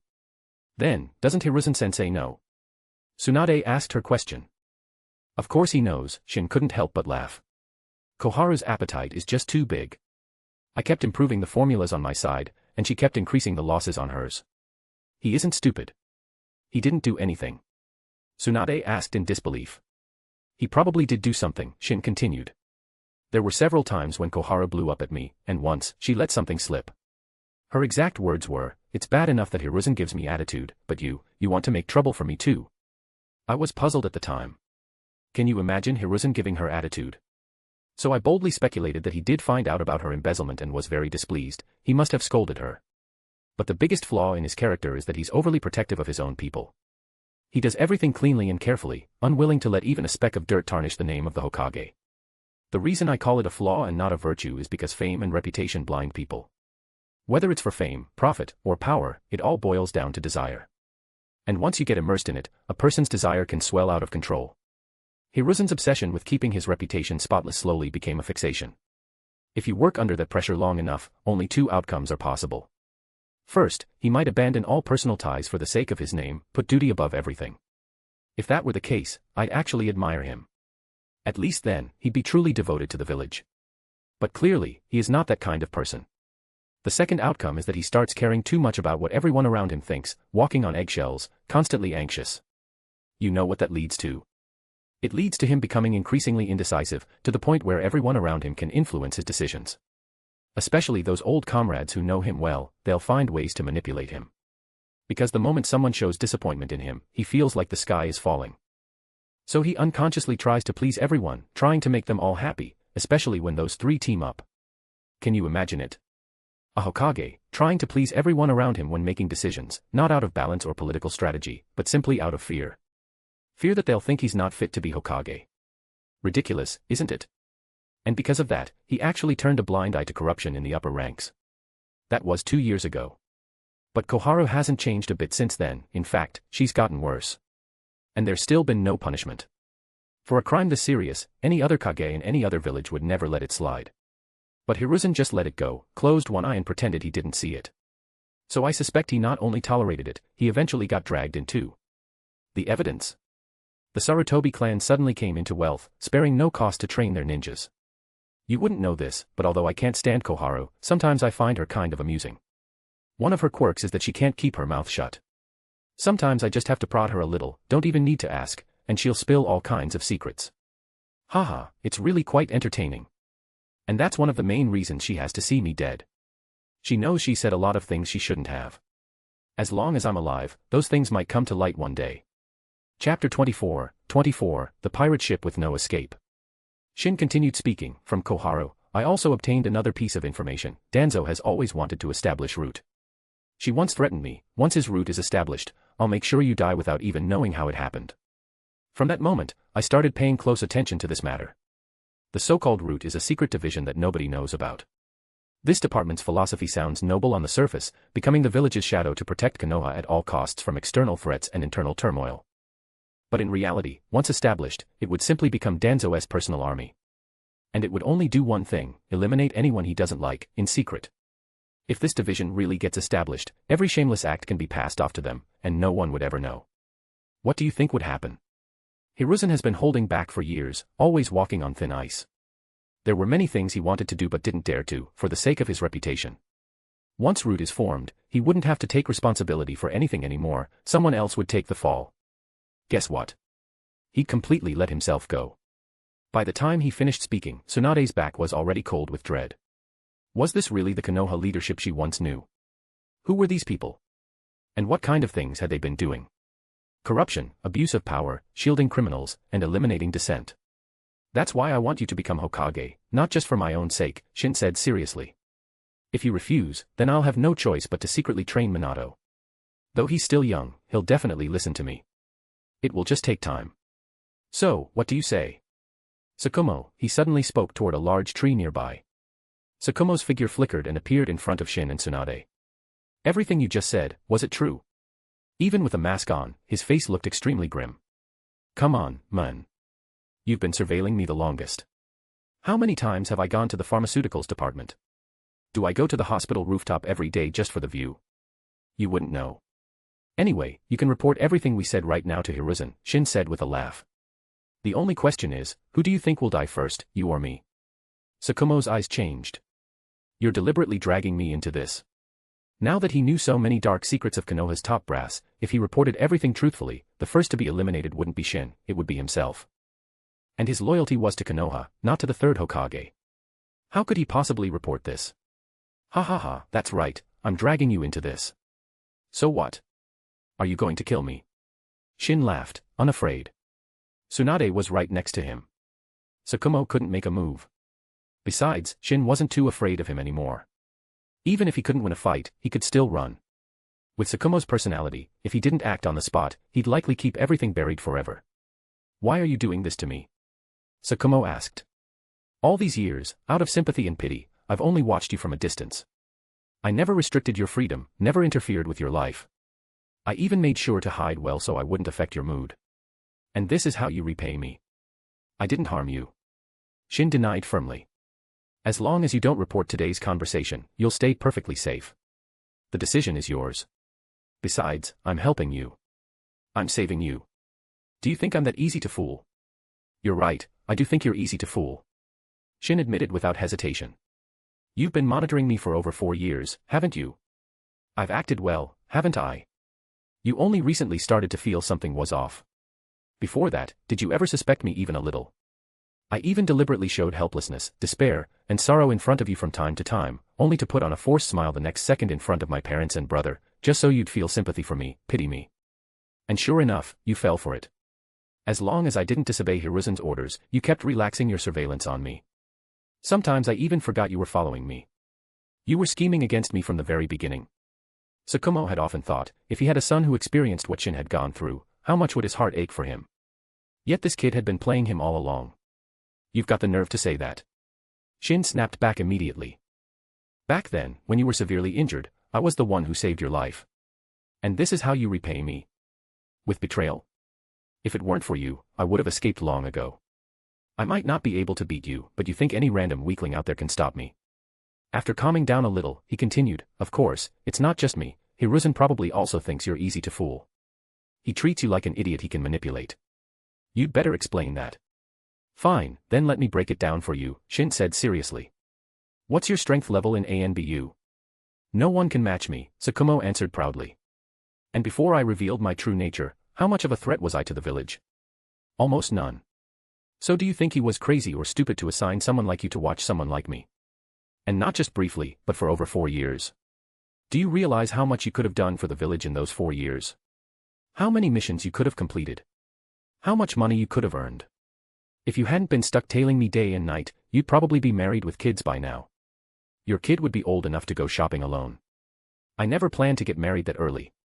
Shut up. Shin snapped. The reason you were assigned to monitor me is because 4 years ago, you completed 10 S-rank missions and 22 A-rank missions in a single year. Back then, a lot of people in the village took notice of you, they thought you were a rising star. But you're not the type who blindly follows orders. Hiruzen didn't like that, and he didn't want to see your name rise. Plus, Danzo was whispering in his ear, calling you dangerous. In the end, how are we any different? We're both people the village leadership fears and won't let be their true selves. Shin didn't know whether Tsukumo was already aware of all this, but he didn't care. If Tsukumo didn't know, now he did. If he already knew, then this would just reinforce it. Either way, ever since Tsukumo had covered up for him and Tsunade the last time, he was already aboard Shin's metaphorical pirate ship, and he wouldn't be getting off anytime soon. Meanwhile, Tsunade was completely stunned. She'd seen Shin pull off all kinds of maneuvers lately, but she never expected he had even calculated Tsukumo into his plans that started more than 4 years ago. But she had no right to pity Tsukumo. Because hadn't she also been manipulated by Shin this whole time? Chapter 25, No More Lies Between Us. Shin knew what Tsunade would think, but he did it on purpose. As long as his intentions weren't to harm others but to protect himself, he believed the understanding she would be able to accept it. He didn't know when it started, but he found himself more and more unwilling to lie to her. So, he turned his head and said to her, "In the past, I had no choice and did deceive you many times. But from now on, I won't lie to you about anything anymore. It's you who gave me a reason to keep living. It's also you who made it so I no longer have to hide and cover everything up." She blushed when she realized he had seen through her thoughts, and quickly retorted, "Who cares about you?" But she believed his words. Today, when she asked, he told her everything about his plans to leave and the reasons behind them. He even called over Kumo in front of her and spoke with him openly. No matter how much scheming he had done against her in the past, it was all for survival. Besides, over the past month, he had genuinely treated her very well, so why bother holding on to old grudges? "When I said I'd help and save you, I truly meant it," Shin continued, speaking to Kumo. "I don't care," Kumo said, and then instantly used the body flicker technique to return to a nearby large tree. "Remember this, I'll be your steadfast ally from now on. Whatever you need, you can come to me, and I'll do my best to help you." Shin shouted in Kumo's direction, startling him so badly he nearly jumped out of his skin, breaking out in a cold sweat. "If someone hears this, how am I supposed to live it down?" "Be quiet," Kumo shouted back. "He's mad. Tsunade, look, he's mad." "Shin, that's enough," Tsunade quickly stepped in. She didn't want Kumo to really explode. "All right." Shin dropped the teasing. After all, this man would be an ally in the future. Since Kumo chose not to kill him, it meant he could no longer escape the fact that he'd twice withheld vital information. There was no way he'd side with Hiruzen again. It had to be said, Kumo's character really wasn't suited for the ANBU.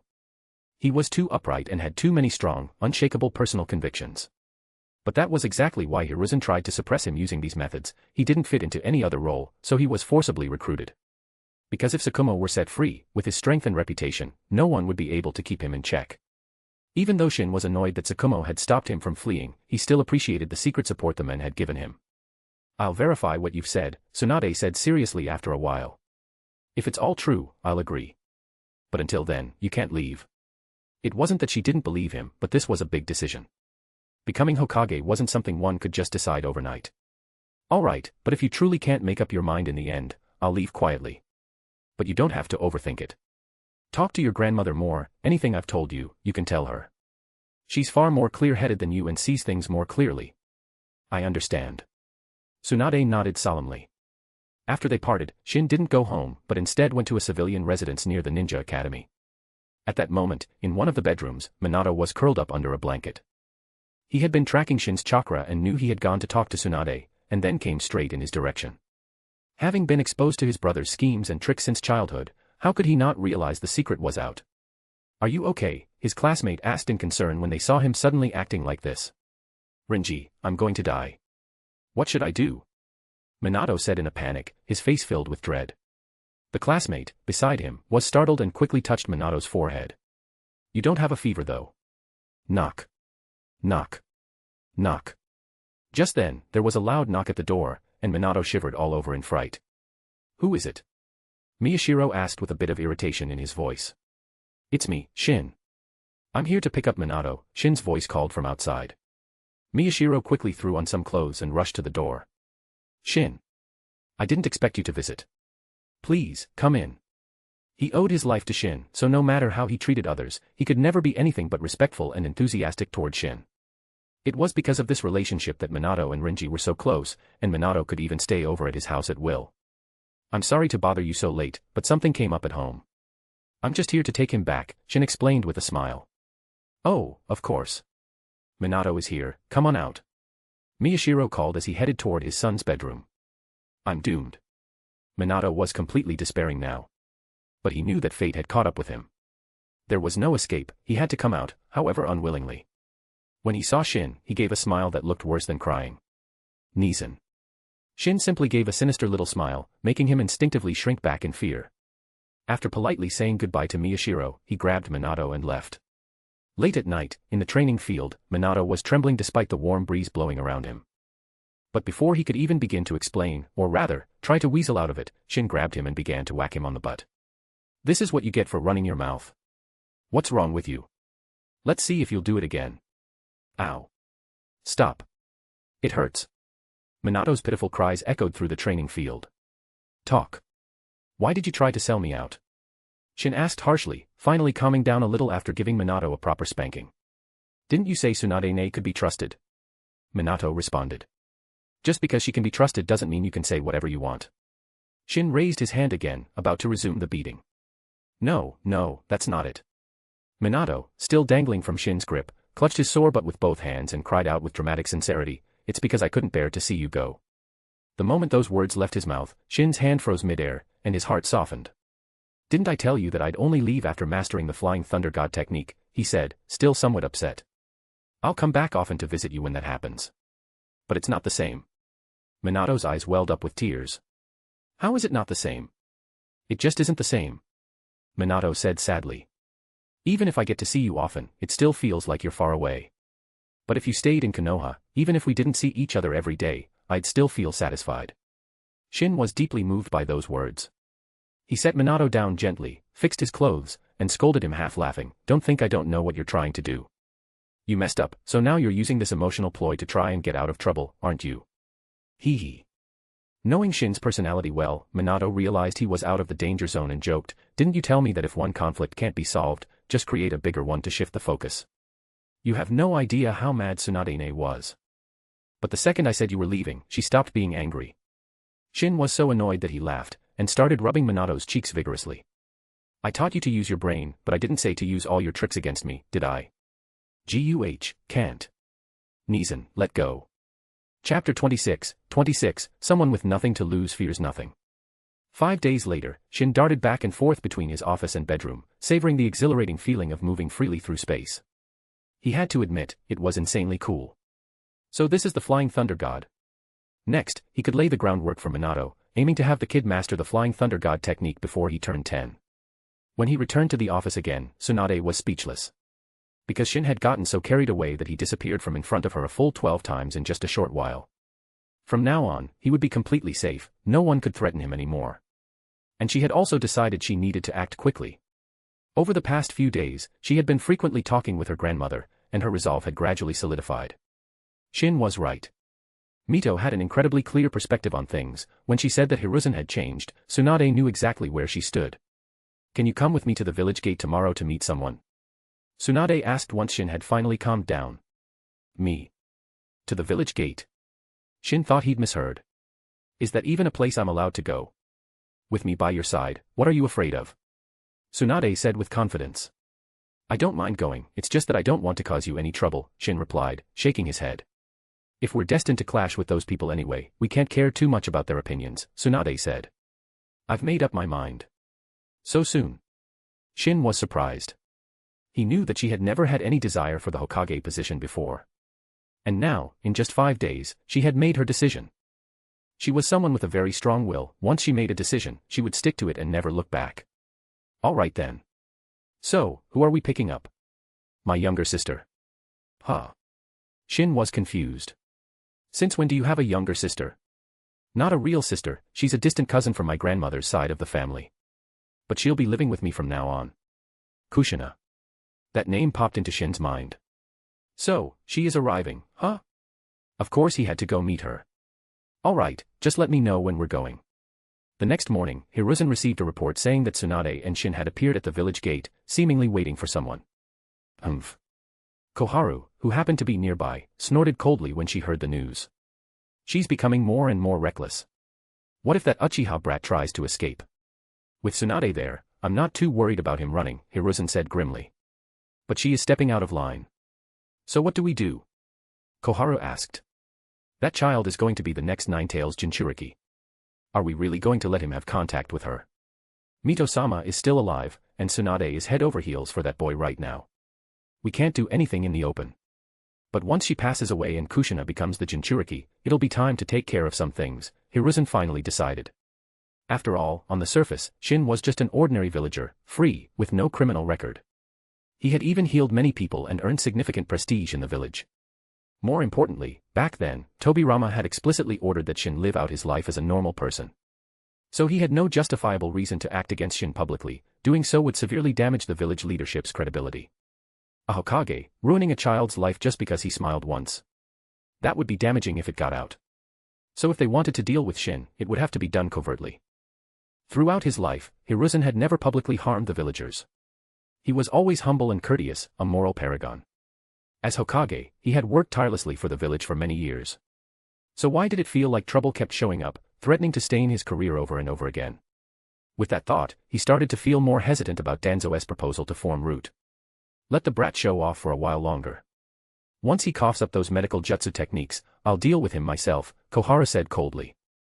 Meanwhile, Shin was unbothered by the worries of Hiruzen and Koharu. He was even planning to find an opportunity soon to demonstrate the Flying Thunder God. And if Hiruzen had a problem with it, he'd just tell him the entire thought process he used to develop the Flying Thunder God technique from scratch. Wouldn't that be good enough? You asked me when I practiced it. I didn't. I never practiced it. One moment, bam, I just suddenly knew it. What can you even do about it? As for my strength, I was born with power. He was genuinely curious to see what expression Hiruzen would make when he displayed taijutsu that rivaled Tsunade's, and showed off the teleportation capabilities of the Flying Thunder God. Most likely, Hiruzen wouldn't make a move against him directly. Not because he didn't want to, just because he couldn't do anything about it. After all, it was the Flying Thunder God technique. Since Tobirama's death, it had been a one-of-a-kind jutsu in the entire ninja world. If Shin wanted to run when danger came, who could stop him? And if an attack wasn't a guaranteed kill, then it would just tear the last shred of face off the confrontation. If he showed overwhelming strength and then escaped the village's control, that was the last thing Hiruzen wanted. Because with that technique in his hands, he could return to Konoha anytime and stir up trouble. At that point, if he started randomly killing people from the Sarutobi, Shimura, or Uchiha clans, the one suffering would be none other than Hiruzen. And he wouldn't be blind to that.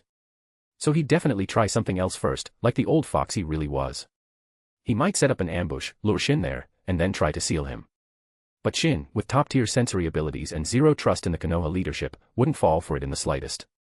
If neither open nor covert attacks worked, Hiruzen would be left with only one option: take the soft approach. And that just so happened to be Shin's domain. When it came to playing psychological games, it'd be a battle of wits to see who outmaneuvered whom. He was doing all this to gain the maximum possible autonomy in Konoha.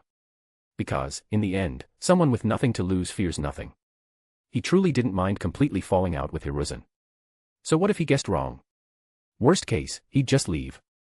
Sure, he promised Tsunade he wouldn't leave, but that was only because he didn't want her to be sad. It didn't mean he couldn't go. If he were forced to leave, that wouldn't count as breaking a promise, right? He'd been holding back for 7 years. His desire to research was overflowing. His mind was filled with countless ideas just waiting to be tested and realized. He felt like the fire in his heart was about to explode. As for Minato and his family, with him acting as a deterrent outside the village, Tsunade maneuvering on the inside, and Hiruzen's habit of playing the moral high ground, they probably wouldn't have any issues. While thinking all this, a group of people came into their view. Tsunade immediately grabbed Shin's arm and walked up to greet them. Shin felt a little uncomfortable about how she always unconsciously reached for his hand. She was aware of that too. She could tell he hadn't completely given up the idea of leaving Konoha. So even though it pained her deeply that he was intentionally keeping some distance, she could only take things slowly. Honestly, Shin was having a hard time too. He was scared.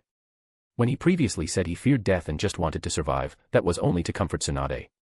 He didn't want to die, sure, but he had never been afraid of death, and he had long prepared for the possibility of a mutually assured destruction scenario. He just didn't want to die in some pathetic way. But this time, this fear was real. Ever since Tsunade had started treating him with such wholehearted devotion, without any limits, he found himself increasingly unable to refuse any of her requests. He was starting to care more and more about her feelings. If it went on like this, he would become another Tsunade. Love could shake a person's stance. Guilt could shake a person's stance. Put love and guilt together, and a person might lose their stance entirely. He had once thought himself cold-hearted, that he was just using Tsunade. But in the end, he had overestimated himself. After all, people were not made of wood, who could truly be without emotion. Chapter 27, Relax, Minato is strong. Tsunade and Shin quickly approached the crowd in sight. There were quite a few people who had arrived, among them a girl about 6 or 7 years old. It was Kushina. She was very cute, especially her eye-catching long red hair. Behind her were 2 ninjas from the Uzumaki clan, accompanied by several Konoha ninjas. The Uzumaki clan and the Uchiha clan shared many similarities. They were highly gifted, a bit prideful, and very attractive. Both clans also shared a tragic fate, envied for their talents and ultimately driven to the brink of extinction. Of course, none of that had happened yet. However, the destruction of the land of whirlpools had already begun to show signs. Starting about a year ago, rumors began spreading throughout the shinobi world that the Uzumaki clan of the Land of Whirlpools had mastered various powerful sealing techniques, even ones capable of sealing tailed beasts without risk. No one knew who leaked the information, but the rumor quickly swept across the entire shinobi world. Soon after, there were even more rumors claiming that the Uzumaki clan might possess sage bodies, making them naturally long-lived and blessed with vast reserves of chakra. At the same time, this clan was said to be very hot-tempered and difficult to get along with. The conclusion being spread was, if the Uzumaki clan continued to grow stronger, no one would be able to stop them, and they would become a threat to the entire shinobi world. Anyone with a brain could see this was a deliberate smear campaign, and the motive was obvious. Yet something strange happened. Almost all the ninja villages chose to believe the rumors and joined in spreading the narrative of the Uzumaki threat. Even with all their pride, the Uzumaki clan couldn't help but grow deeply anxious in the face of the coming storm. They tried to clarify things to the outside world, but no one cared. Those falsely accusing you always seem to know exactly how wronged you are. With no other choice, the Uzumaki clan sent Kushina to Konoha and arranged for some high-ranking clan members to meet with Mito and Hiruzen. They hoped that if the Land of Whirlpools ever truly faced danger, Konoha would step in to help, given their many years of alliance. Tsunade Nichin. Kushina spotted the approaching Tsunade and immediately stepped forward to greet her. They weren't very familiar, only having met once before, so she appeared a little reserved. It's been a while. Tsunade walked over and scooped her up, her gentle smile quickly easing Kushina's nervousness. Hi, Kushina. Shin greeted her warmly. I'm Shin. Hello. Are you Tsunade Nichin's boyfriend? Kushina asked curiously, blinking her big, sparkly eyes. Tsunade gave Shin a resentful glance and, blushing, tried to stay composed as she replied, We're just good friends. A romantic relationship takes mutual acknowledgement. She didn't mind, but since Shin hadn't admitted it, she didn't feel she had the right to say anything. Yes, very good friends. Shin added with a smile. Oh. Kushina responded innocently, making both Shin and Tsunade laugh. And so, the group made their way toward Konoha. Along the way, Shin kept telling Kushina all about Konoha's delicious food, fun places, and interesting things, even throwing in some jokes to keep her entertained and ease her nerves, leaving Tsunade with barely a chance to speak. Watching him treat Kushina so patiently and gently, Tsunade felt a mix of emotions. This guy had always been respectful to Mito, kind to Nawaki, and now extremely warm toward Kushina, whom he had just met. Even his resentment toward her granduncle had faded. Anyone related to her brought out his best side, and that touched her deeply. Yet when it came to her, his attitude was always lukewarm, just keeping up appearances. After returning to Konoha, she immediately took Kushina and the two other Uzumaki clan members to see Mito. Shin didn't follow, instead, he returned home to wait for Minato, planning to give him some specific instructions. He didn't know if the incident where Kumo attempted to kidnap Kushina would still happen, but regardless, he couldn't let her slip through the cracks. After Kushina spent 3 days getting used to her new home, on the 4th morning, Tsunade personally walked her to within 100 meters of the school gate. She did this to avoid putting pressure on the other students when interacting with Kushina, so she had instructed Kushina to hide her true identity. Shin, who conveniently arrived with Minato at that moment, was speechless. Would it kill you to walk her all the way to the gate? The Ninja Academy wasn't some place for learning academic knowledge, it was a place to train emotionless warriors. Every student here was energetic, competitive, and loved to fight. A transfer student was already an easy target, what she needed was to use her background to establish dominance from the beginning. Only then could she blend in and get along with the others later. Tsunade could play the hands-off guardian role after that. Just thinking about how someone with Kushina's status might end up being bullied every day at the academy made Shin feel that Tsunade was way too relaxed about things. Luckily, he had already planned ahead. Good morning. Shin walked over holding Minato's hand, just as the two girls were about to part. Ah.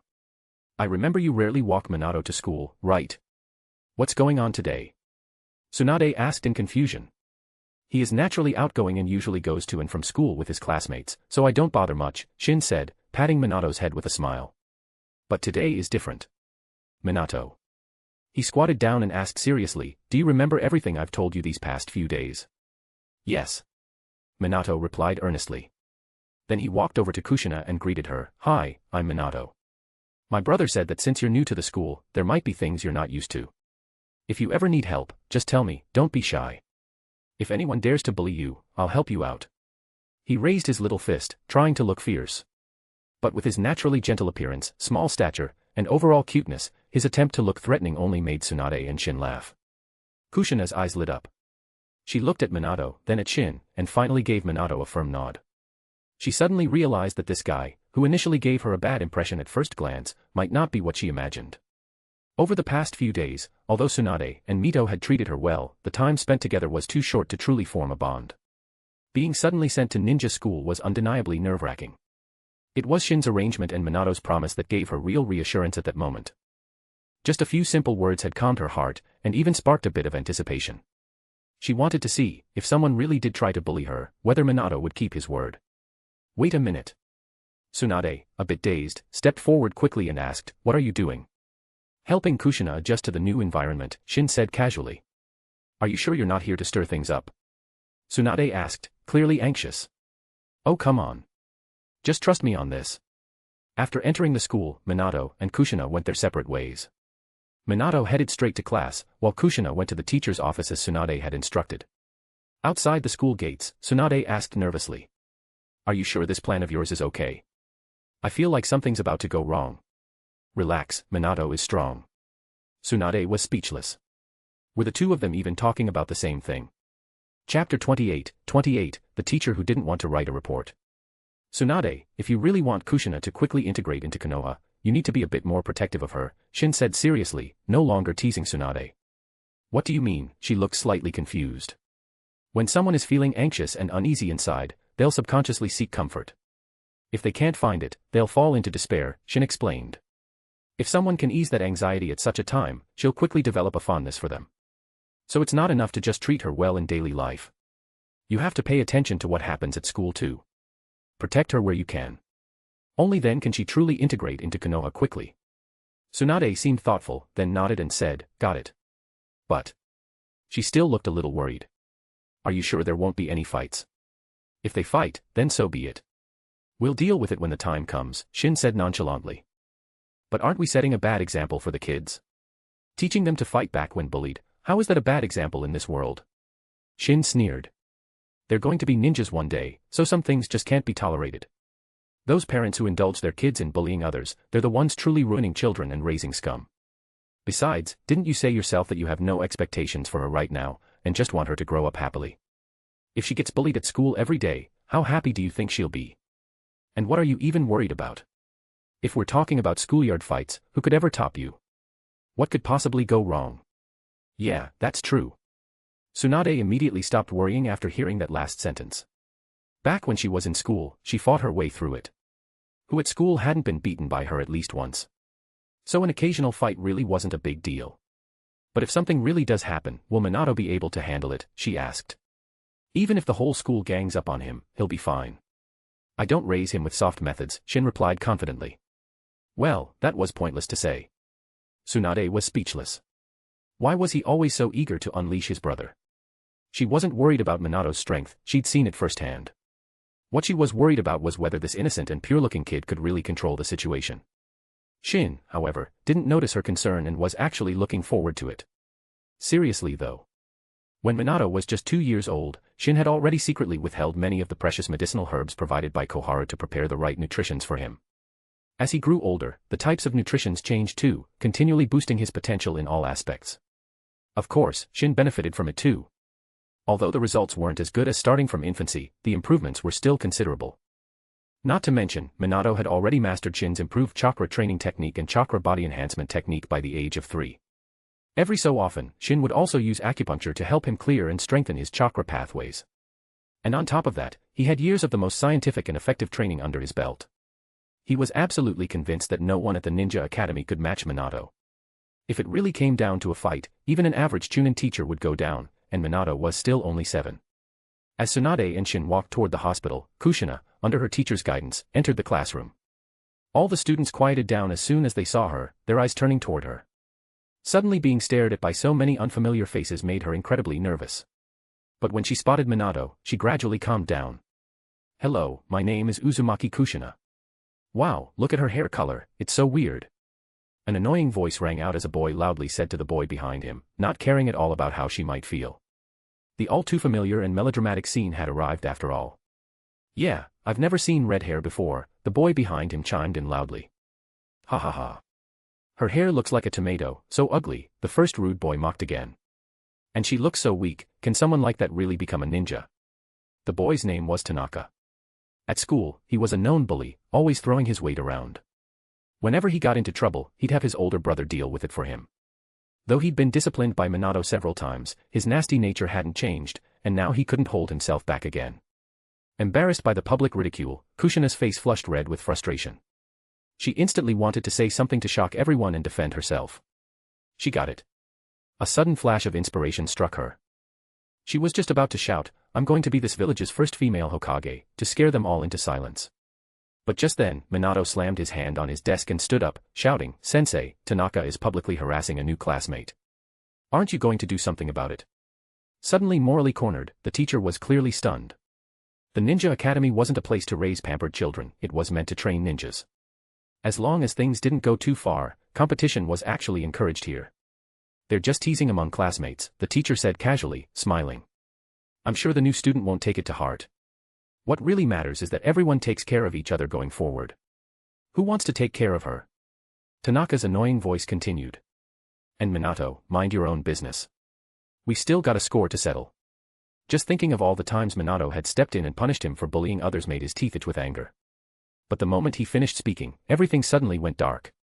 The sole of a shoe stamped directly on his face, sending him flying out of his seat and crashing onto the platform, landing face down at the teacher's feet. Kushina immediately covered her mouth in shock, hardly able to believe what she had just witnessed. Wasn't this way more satisfying than her dramatic plan to shout about becoming the first female Hokage? Besides, what kind of cringy middle school anime line was that anyway? If she had actually shouted it, she'd probably have been teased for ages. Thankfully, Minato stopped her. But, was it okay that this guy just punched someone right in front of the teacher? No, it wasn't a punch, it was a kick. "Kushina is my friend, if you mess with her, you mess with me," Minato declared. Having been raised by Shin, his personality had completely diverged from what it might have originally been. Though he was still kind at heart, when it came to bullies, his approach was simple: if you don't like it, come fight. He'd heard his brother say many times that the third Hokage's weakness and indecisiveness were dragging the village into ruin. Shin had also said people like that weren't fit to be Hokage, because when the villagers got bullied, the Hokage could only watch helplessly. If you wanted to be Hokage, you had to be bold and stand up at times like this. The teacher looked absolutely exasperated. Why did they have to start fighting now, and right in front of him? "Sigh, I don't want to write a report. Why are kids, kids?"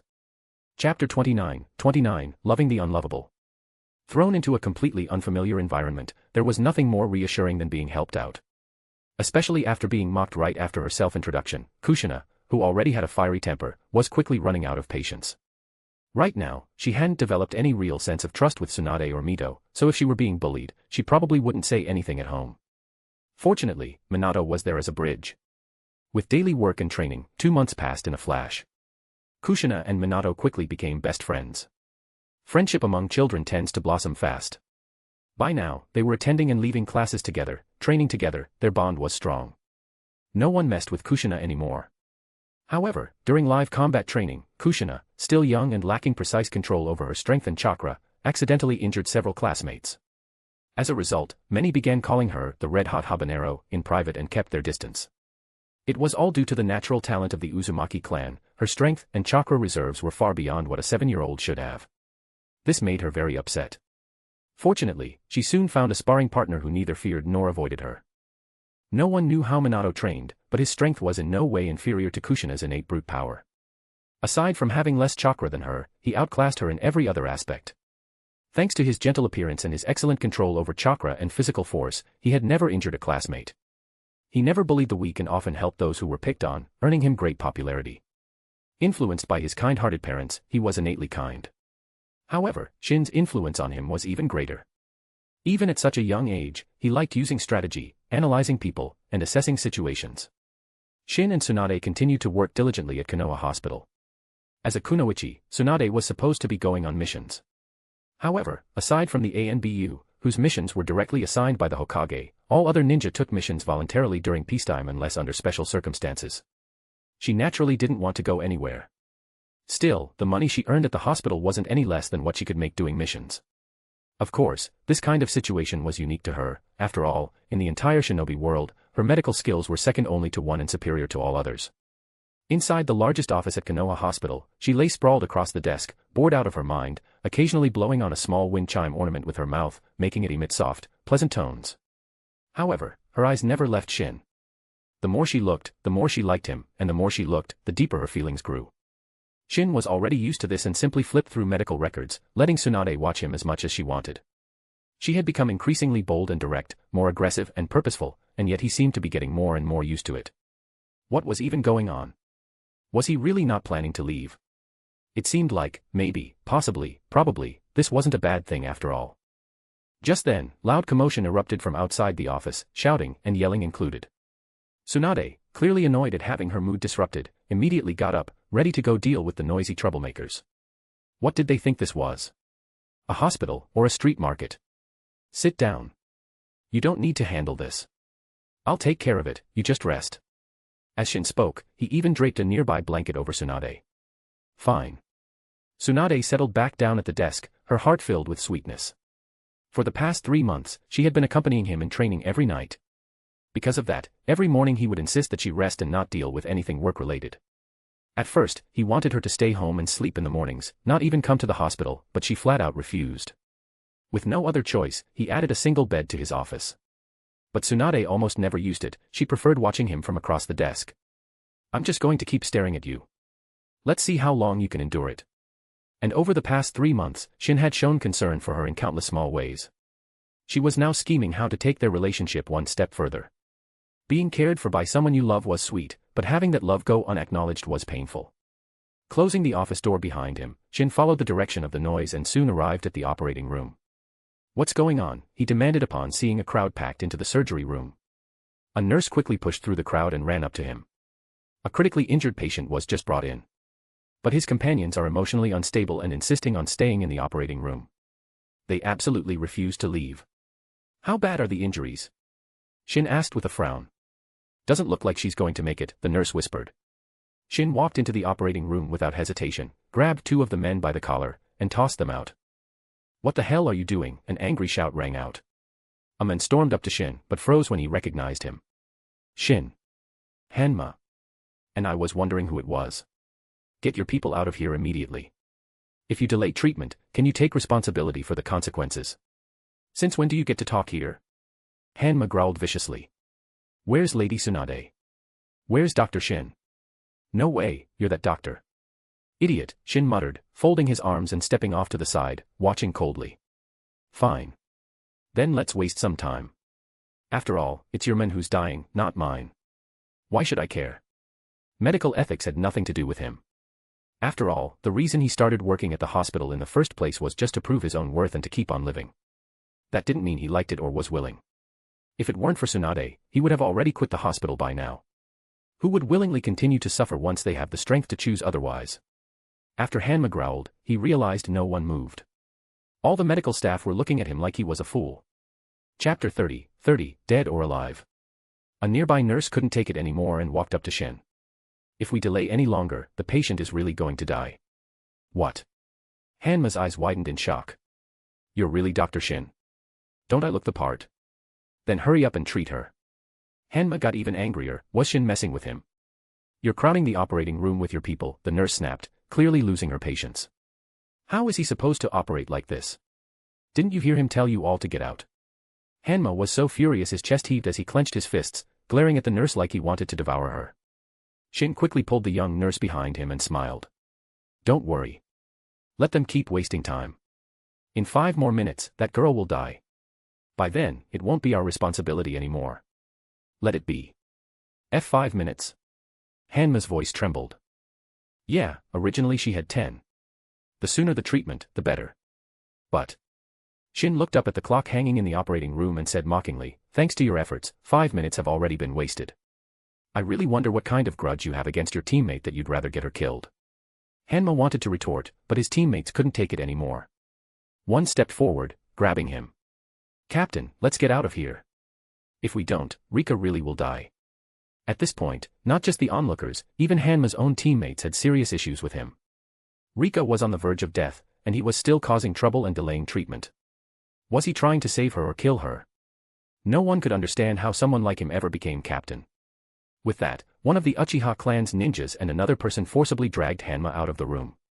Please take care of her, one of them said sincerely as he passed Shin. Finally, someone who speaks nicely to his fellow clansmen. Shin moved swiftly. He approached the patient, using mystical palm technique to stop the bleeding while giving orders. Get my medical kit. Prepare plasma and for surgery. Yes. Everyone immediately sprang into action. He lived up to his title as the best medical nin in the current shinobi world. The surgery ended quickly. Over the next hour, he performed more treatment on the ninja named Rika, used the mystical palm technique again to stabilize and accelerate the healing of her wounds. 2 hours later, he exited the operating room and took a large gulp of water handed to him by a nurse. How is she? He had only drunk half when a figure rushed up to him. I asked you a question, how's Rika? She's dead. Happy now. Shin said. You're the one who delayed treatment and got your own teammate killed. No. That's not possible. She can't be dead. Hanma's voice trembled. Rika. Another Uchiha ninja named Sho walked forward, voice shaking, unable to hide his grief, needing confirmation. She's fine. The surgery went smoothly, Shin replied calmly. But she was brought in too late and had lost too much blood. Plus, someone delayed the treatment. Her recovery will take a while. You messing with me? Hanma finally realized what had happened and grabbed Shin by the collar. Captain, let go of him. Sho was completely enraged. He grabbed Hanma's wrist. I said let go. Other Uchiha clan members also stepped forward, without exception, they were all standing with Shin. He had just saved Rika's life. When had the Uchiha clan ever turned on someone who saved one of their own? Hanma was dumbfounded. These were all his colleagues from the police force, people he worked with daily. Shin was just a clan outcast, a so-called failure. How could these people side with a failure like Shin over him? Why are you helping an outsider? He saved Rika. He didn't even treat her properly. Hanma pointed at Shin. What do you mean, longer recovery time? I heard you know some miraculous medical jutsu, even someone with a broken leg can recover in no time. You're clearly just trying to let her die. Enough. The hospital director finally arrived, having heard what was said. He shouted angrily, last time, even after Shin used his techniques, it took him 3 whole days to recover. That technique is for critical, life or death situations only. Her life has already been saved. If he recklessly used his technique, it would be highly irresponsible to the other patients. Our hospital has standardized treatment procedures. As director, I do not approve. I don't care whether you approve or not. Hanma didn't even glance at him. He kept his cold gaze fixed on Shin. Are you going to treat her or not? I already did everything medically necessary, Shin replied evenly. Cut the crap. That's not enough. Use your special technique on her. Don't forget, you're still an Uchiha. Ha ha ha. Shin suddenly burst into laughter. Interesting how that works. One moment I'm an outsider, the next I'm family when you need something. He turned to check a chart, seemingly unbothered. My priority is my patient's well-being, not clan politics. And did you forget I was kicked out of the Uchiha clan? My name was even erased from the clan registry. I have no ties to the Uchiha clan anymore. Fine. Hanma gritted his teeth. Seeing no further argument would help, he finally left the hospital, the other Uchiha members giving Shin respectful nods as they departed. Shin didn't take Hanma seriously at all. He simply continued his work, making notes in Rika's file. This confrontation might create complications, but it also presented opportunities. Perhaps now he'd finally have a reason to arrange that meeting with Mito he'd been planning. Back in his office, Shin found that Tsunade was still fast asleep. He was dumbfounded. This woman had nerves of steel. The whole hospital had been in chaos, and she hadn't even stirred. But it also showed how much she trusted him. She believed he could handle it all just fine. However, just as he sat down, Tsunade, even in her sleep, seemed to sense something and suddenly woke up. You're back. Yes. Shin nodded. Mem, she murmured, stretching. How long was I out? He was a bit speechless. This felt way too familiar. He then watched her for a moment, and said with a grin, long enough that I'm starting to feel like the husband coming home to find his wife waited up but couldn't quite make it. Tsunade threw a small cushion at him. In your dreams. Chapter 31, Police Blockade. Problem solved.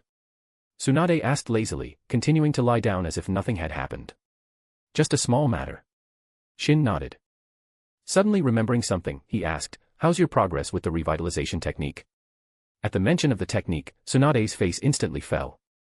How did you even come up with such a jutsu, she complained. It's way too difficult. I've been learning it for 3 months, and I've only just started to grasp the basics. The revitalization technique sounded like a medical ninjutsu. But in reality, it was a complex neural technique that Shin had developed through tremendous time and effort for the sake of future research. The jutsu involved using chakra, transformed in a specific and unique way, to enter the human body and travel through every nerve, conducting a complete diagnosis and repair of the nervous system.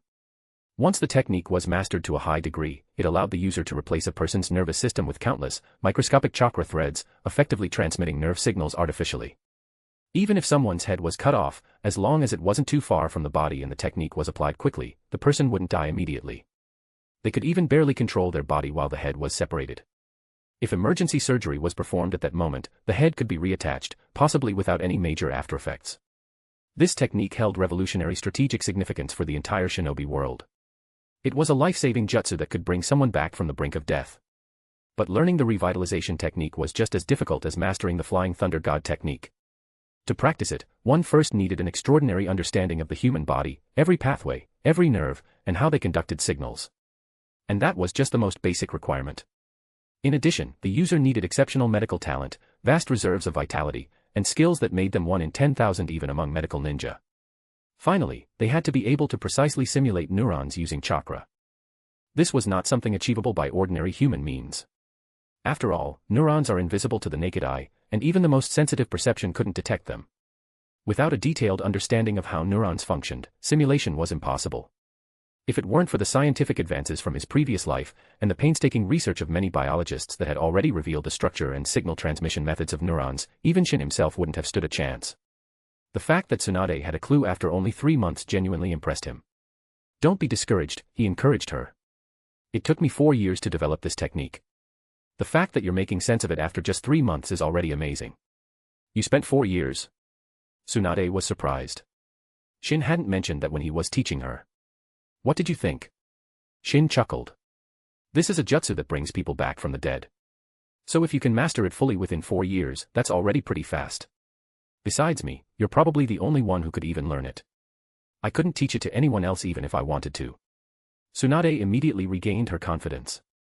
"I'll learn it in 3 years." "All right, 3 years it is."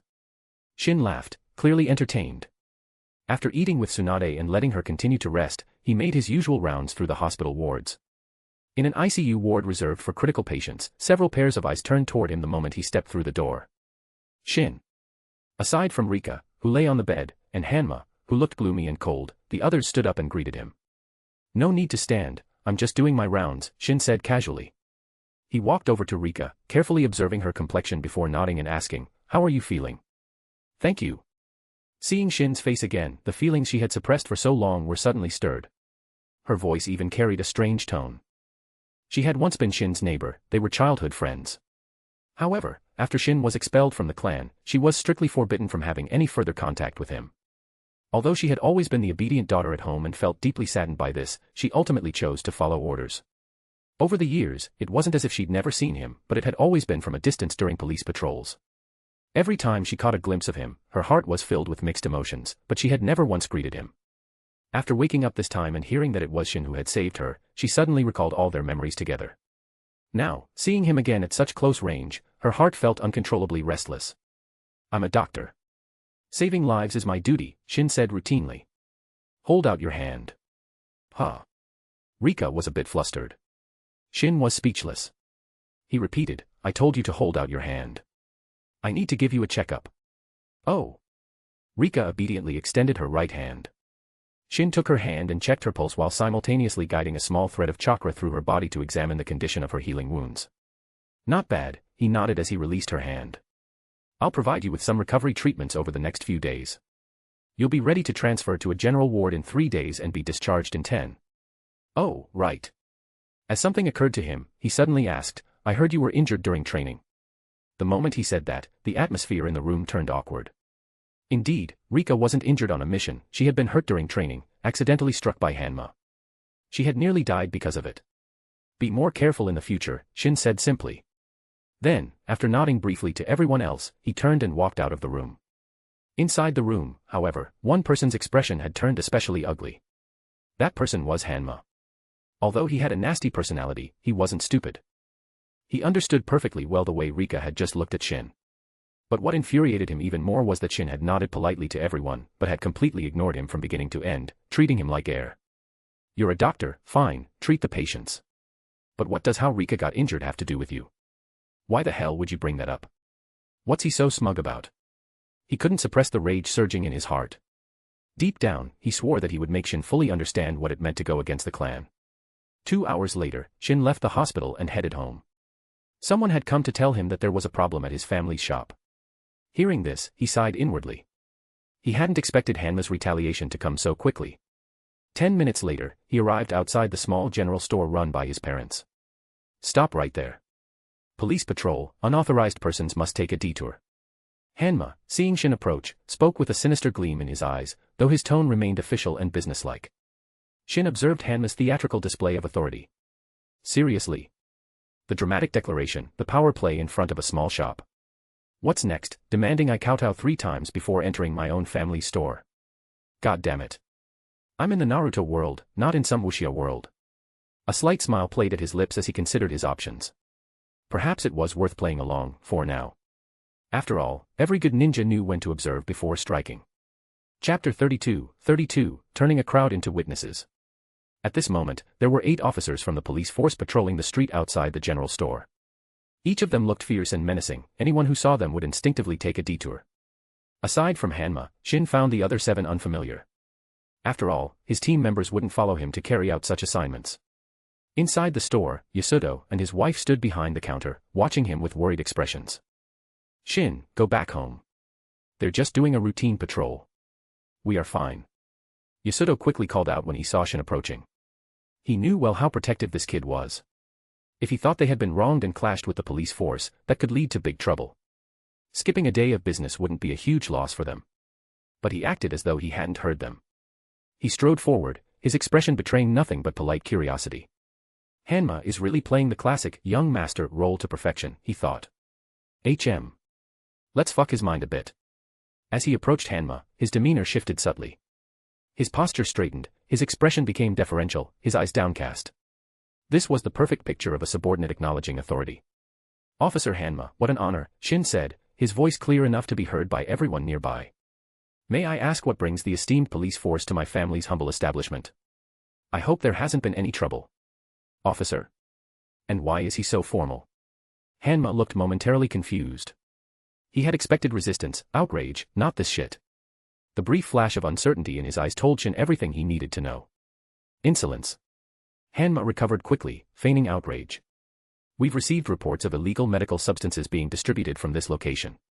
We're conducting a thorough inspection. Illegal substances. From my parents' store. Shin's voice carried just the right amount of shock and concern. That's a serious accusation. My parents are honest merchants. Several passers-by had stopped to observe the confrontation. He noted with satisfaction that they were whispering among themselves, expressions doubtful about the police's actions. May I see the warrant for this inspection? He asked, extending his hand politely. You dare question the police force? Hanma growled, his hand twitching toward his blade. Not at all, Shin replied smoothly. I'm merely following proper protocol. As the son of the shop owners and a medical professional myself, I have a responsibility to understand the nature of these allegations. Hanma's face reddened. I don't need to show you anything. Step aside or face arrest for obstruction. I understand, Shin nodded agreeably, then raised his voice slightly. I'll comply with your orders, Officer Hanma. I just want to confirm for the record, you're conducting a warrantless search of a civilian establishment based on unsubstantiated rumors. The crowd had grown larger. Several older civilians were shaking their heads disapprovingly. And what about these 7 other officers? Shin gestured casually. Isn't this excessive manpower for a simple shop inspection? Most police inspections require just 2 officers, according to village regulations. Hanma's patience was rapidly dissolving. This wasn't going how he'd planned. Instead of intimidating Shin, he found himself on the defensive. Enough talk. We're going in, Hanma declared, pushing past Shin. I've noticed you're looking quite pale. As a physician, I'm concerned about your condition. Especially after you accidentally struck your teammate during training. Stress can impair judgment, after all. A murmur rippled through the watching crowd. Several people were now openly staring at Hanma with disapproval. You. I'm just concerned for your health, Shin said, loud enough for everyone to hear. Medical ethics require me to ensure your well-being, even outside the hospital. Perhaps we should schedule a psychological evaluation as well. Accidental injuries to teammates can be traumatic for the perpetrator too. One of the 7 officers shifted uncomfortably. Hanma, maybe we should check somewhere else first. This doesn't seem. Silence. Hanma snapped, his Sharingan activating involuntarily from sheer anger. Oh my, Shin remarked. Activating Sharingan without cause against unarmed civilians. That's against Police Force Regulations Section 17, Paragraph 3. I'm sure this is just an oversight due to your medical condition. Several more officers were now looking uncertain. The crowd had grown larger, and he could see at least 2 members of other prominent clans among them. Hanma lunged forward with his blade, aiming for his shoulder, a non-lethal but painful strike meant to subdue. To the observers, what happened next appeared to be a series of clumsy accidents. Shin seemed to trip as he backed away, causing Hanma to overextend. As Shin fell, he grabbed Hanma's uniform to catch himself, pulling Hanma off balance, whose momentum carried him forward, and his blade sliced through empty air. One of the other officers moved to assist, throwing a punch at Shin. Somehow, Shin's fall positioned him perfectly so the punch missed him entirely and connected with Hanma's jaw instead. What the hell? Hanma shouted at his colleague, who looked mortified. I didn't mean, the officer began, but was cut off when Shin, still on the ground, appeared to panic and kick out defensively, catching the officer in the back of the knee and causing him to collapse backward into 2 more officers. The scene quickly devolved into chaos. Every time the officers tried to grab or strike Shin, he would dodge in such a way that they ended up hitting each other.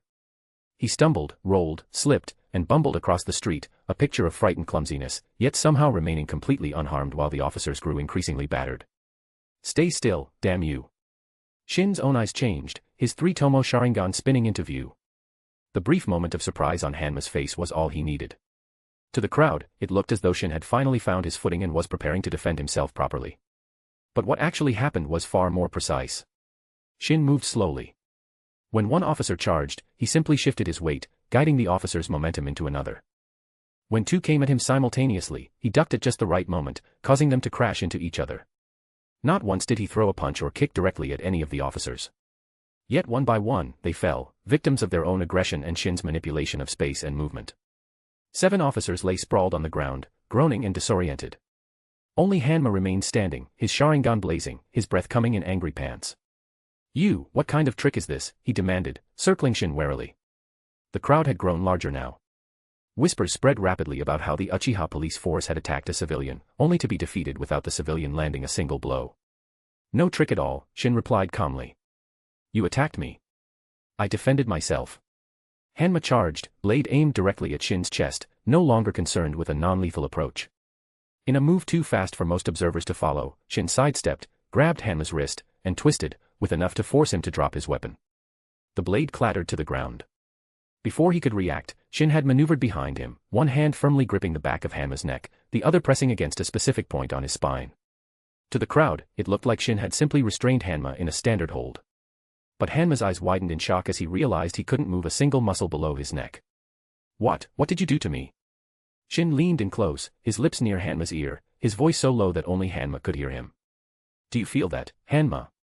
The complete helplessness. The inability to control your own body. This is just a taste of what awaits you if you ever threaten my family again. Shin's fingers pressed slightly harder against Hanma's spine, and suddenly Hanma found it difficult to breathe. Panic flashed in his eyes as his lungs struggled to draw air. I could leave you like this permanently, Shin continued. Imagine spending the rest of your life unable to move, unable to feed yourself, unable to even go to the bathroom without assistance. Every day, remembering this moment when you realized how utterly powerless you really are. Shin released the pressure point slightly, allowing Hanma to gasp for air. Do we understand each other now? He asked, a pleasant smile returning to his face, visible to the crowd but at complete odds with the terror he was instilling in Hanma. Unable to nod, Hanma managed a strangled, yes. Excellent. Shin released his grip and stepped back, turning to face the watching crowd with an expression of concerned confusion. I think they need medical attention. Could someone get help? Hanma collapsed to his knees, sensation flooding back into his limbs in a painful rush. He looked up at Shin with eyes that held genuine fear. As medical Nin arrived to tend to the fallen officers, Shin walked calmly into his parents' shop, greeting them as if nothing unusual had happened. The confrontation's noise had drawn quite a large crowd was drawn to the scene. They were all officers of the police force, in other words, all members of the Uchiha clan. Seeing their fellow clan members sprawled on the ground, and Shin standing calmly in the middle, anger surged in their hearts, and hatred lit up their eyes. Damn, more drama. Chapter 33, The Uchiha Leader's Dilemma. Shin, what exactly happened here? Kajino, an elder of the Uchiha clan and deputy director of the Konoha police force, asked with carefully controlled frustration. His eyes surveyed the scene, 8 Uchiha police officers receiving medical attention, with civilians gathered around whispering among themselves. Shin met the elder's gaze evenly. You're actually asking me that question? With all due respect, I should be the one demanding answers. The elder's brow furrowed. Clarify what you mean. The police force exists to protect Konoha's citizens, Shin said. Yet today, 8 officers surrounded my parents' shop and attacked me without provocation. I merely defended myself. They attacked you. Kajino's disbelief was genuine. His eyes darted to the incapacitated officers, then back to Shin, who stood without a scratch. It's our people lying unconscious right now, he thought, struggling to reconcile the scene before him. Hanma drew his weapon, Shin stated matter-of-factly. Many witnesses saw it happen. I had no choice but to protect myself. Murmurs of agreement rippled through the crowd. Several civilians nodded, confirming his account. What exactly did you do to them? Kajino demanded, lowering his voice. Why did they all pass out? I have no obligation to explain my medical knowledge to you, Shin replied coolly. However, if you're genuinely concerned about their welfare, I suggest you speak with Lady Tsunade. She might be able to help them. Kajino's jaw tightened. His position was precarious, too many witnesses saw what happened, and public sentiment was clearly not with the police force in this instance. I'll need to take you in for questioning, he finally said. This incident requires a formal investigation. To Kajino's surprise, Shin's expression brightened. By all means. I welcome an official inquiry where both sides can present evidence. He gestured toward the crowd. Perhaps you could also gather statements from these witnesses while we're at it. The elder hesitated, thrown off by Shin's willingness to cooperate. This was not the reaction he'd expected. Very well, Kajino said. You'll be held at the detention center until this matter is resolved. Excellent. Shin seemed almost pleased. I'd recommend holding me for at least 10 days, enough time for a thorough investigation. And enough time for Lady Tsunade to cool down, perhaps. What does Lady Tsunade have to do with this? She's my colleague and friend, Shin explained, loud enough for bystanders to hear. When she learns I've been detained for defending myself, she may become uncooperative. Particularly regarding medical treatment for certain patients. Kajino caught the implication immediately. His eyes narrowed as he processed the subtle threat. You're suggesting. I'm not suggesting anything, Shin interjected smoothly. I'm simply stating facts. She has strong opinions about justice. The elder studied Shin's face, searching for any sign of deception. Finding none, he turned to his remaining officers. Take him to the detention center. Ensure he's treated appropriately. As they led him away, Shin cast one last glance at his parents' shop, his expression softening momentarily. Then his face resumed its mask of calm confidence as he allowed himself to be escorted through the streets of Konoha. Kumo stood at attention, delivering his report on the incident to Hiruzen. The confrontation appears to have originated from an earlier interaction at the hospital, he explained. Shin successfully treated a young Uchiha named Rika who had been critically injured during training with Hanma. Following this, Hanma became hostile toward Shin, likely embarrassed by the incident. This morning, he led 7 officers to the shop owned by Shin's adoptive parents, the Namikaze couple. Hiruzen listened carefully, his pipe unlit in his hand. And what happened when Shin arrived? According to multiple witnesses, Hanma immediately accused him of interfering with police business. When Shin attempted to clarify the situation, Hanma drew his weapon and attacked. What followed was. Kumo paused, searching for the right words. Unusual. Shin didn't appear to directly engage any of them. He simply evaded their attacks in such a way that they ended up incapacitating each other. The entire confrontation lasted less than 2 minutes. And Shin himself? Hiruzen asked. Completely unharmed, Kumo confirmed. He didn't use any recognizable jutsu. No visible chakra was detected at all. He relied entirely on physical movement and his Sharingan's perceptive abilities. Hiruzen's expression became thoughtful. A 3-tomo Sharingan, exceptional physical control, and not a drop of chakra expended to defeat 8 trained officers. That's correct, Hokage-sama. Hiruzen set down his pipe and leaned back in his chair. In that moment, many things became clear to him. His predecessor's warnings about Shin suddenly made sense, not as the paranoid concerns of an aging leader, but as the foresight of someone who recognized extraordinary potential when he saw it. The second Hokage had identified Shin's abilities with a single glance on the street years ago. He had warned Hiruzen that it would be better if Shin remained an ordinary citizen, never receiving formal training. It wasn't out of pettiness or discrimination. It was because Tobirama had recognized something in Shin that reminded him of another Uchiha prodigy, Madara. Where is he now? Hiruzen asked, pulling himself from his thoughts. In the police detention center, Kumo replied. He went willingly, even seemed eager to be detained. That's concerning, Hiruzen mused. Keep an eye on the situation. I want to know if anything changes. Of course. Would you like to speak with him? Hiruzen considered this briefly. Not yet. The timing isn't right. After Tsukumo departed, Hiruzen remained alone in his office. He reached for his pipe, emptying the old ash, packing fresh tobacco, and lighting it. He then took a few puffs. Blowing out a cloud of smoke, he looked troubled. What should he do about Shin? The situation with Shin was more complex than he had initially realized. According to intelligence reports, Shin had followed his directive to the letter. He had not engaged in formal shinobi training for 7 years. Yet his natural abilities had developed to this level regardless. Beyond his combat prowess, he had proven himself to be an exceptional medical nin. The healing technique he developed was of groundbreaking significance. Even Tsunade found it difficult. She trained for months and barely grasped the basics. The critical issue, Hiruzen reflected, was Shin's relationship with the Uchiha clan. Their continued antagonism toward him had only widened the rift, making it impossible to secure his loyalty. Had circumstances been different, had Shin been nurtured and valued from the beginning, he might have become a powerful and devoted asset like Kagami had been. Hiruzen still regretted Kagami's sudden death. Although he later did many questionable things and hinted that Danzo had harmed a lot of people, Kagami's death truly had nothing to do with him. Who wouldn't want a loyal and powerful enforcer at their side? That was why he had always held a grudge against Danzo. Although Danzo always claimed he had nothing to do with Kagami's death, Hiruzen knew him too well. He was certain it had been Danzo's doing. But without evidence, and with Kagami already dead, there was nothing he could actually do to Danzo. Sigh. He let out a regretful sigh. Now it seemed too late to bridge the gap with Shin. The conflict between them was already beyond reconciliation. Though he had never directly moved against Shin, he had allowed others to act. Koharu had spent years undermining and humiliating the young man with her sharp tongue and cold heart. And Danzo had repeatedly advocated for Shin's elimination. Elimination? Was that even possible now, given what they'd seen of Shin's capabilities? He exhaled a cloud of smoke and sat back. In a detention cell, Shin lay on the floor, appearing completely at ease. The interrogation officer stood outside the bars, increasingly frustrated by his apparent indifference. Shin, the officer finally snapped. Are you going to continue this silent treatment? Confess to what you did to those officers. Shin opened one eye lazily. The police force certainly has an interesting approach to justice. You've already decided I'm guilty without investigating the facts. You should first address why your officers attacked a civilian without provocation. That seems like the more pressing issue, wouldn't you agree? As he spoke, his eyes shifted, the 3 tomo of his Sharingan rotating slowly.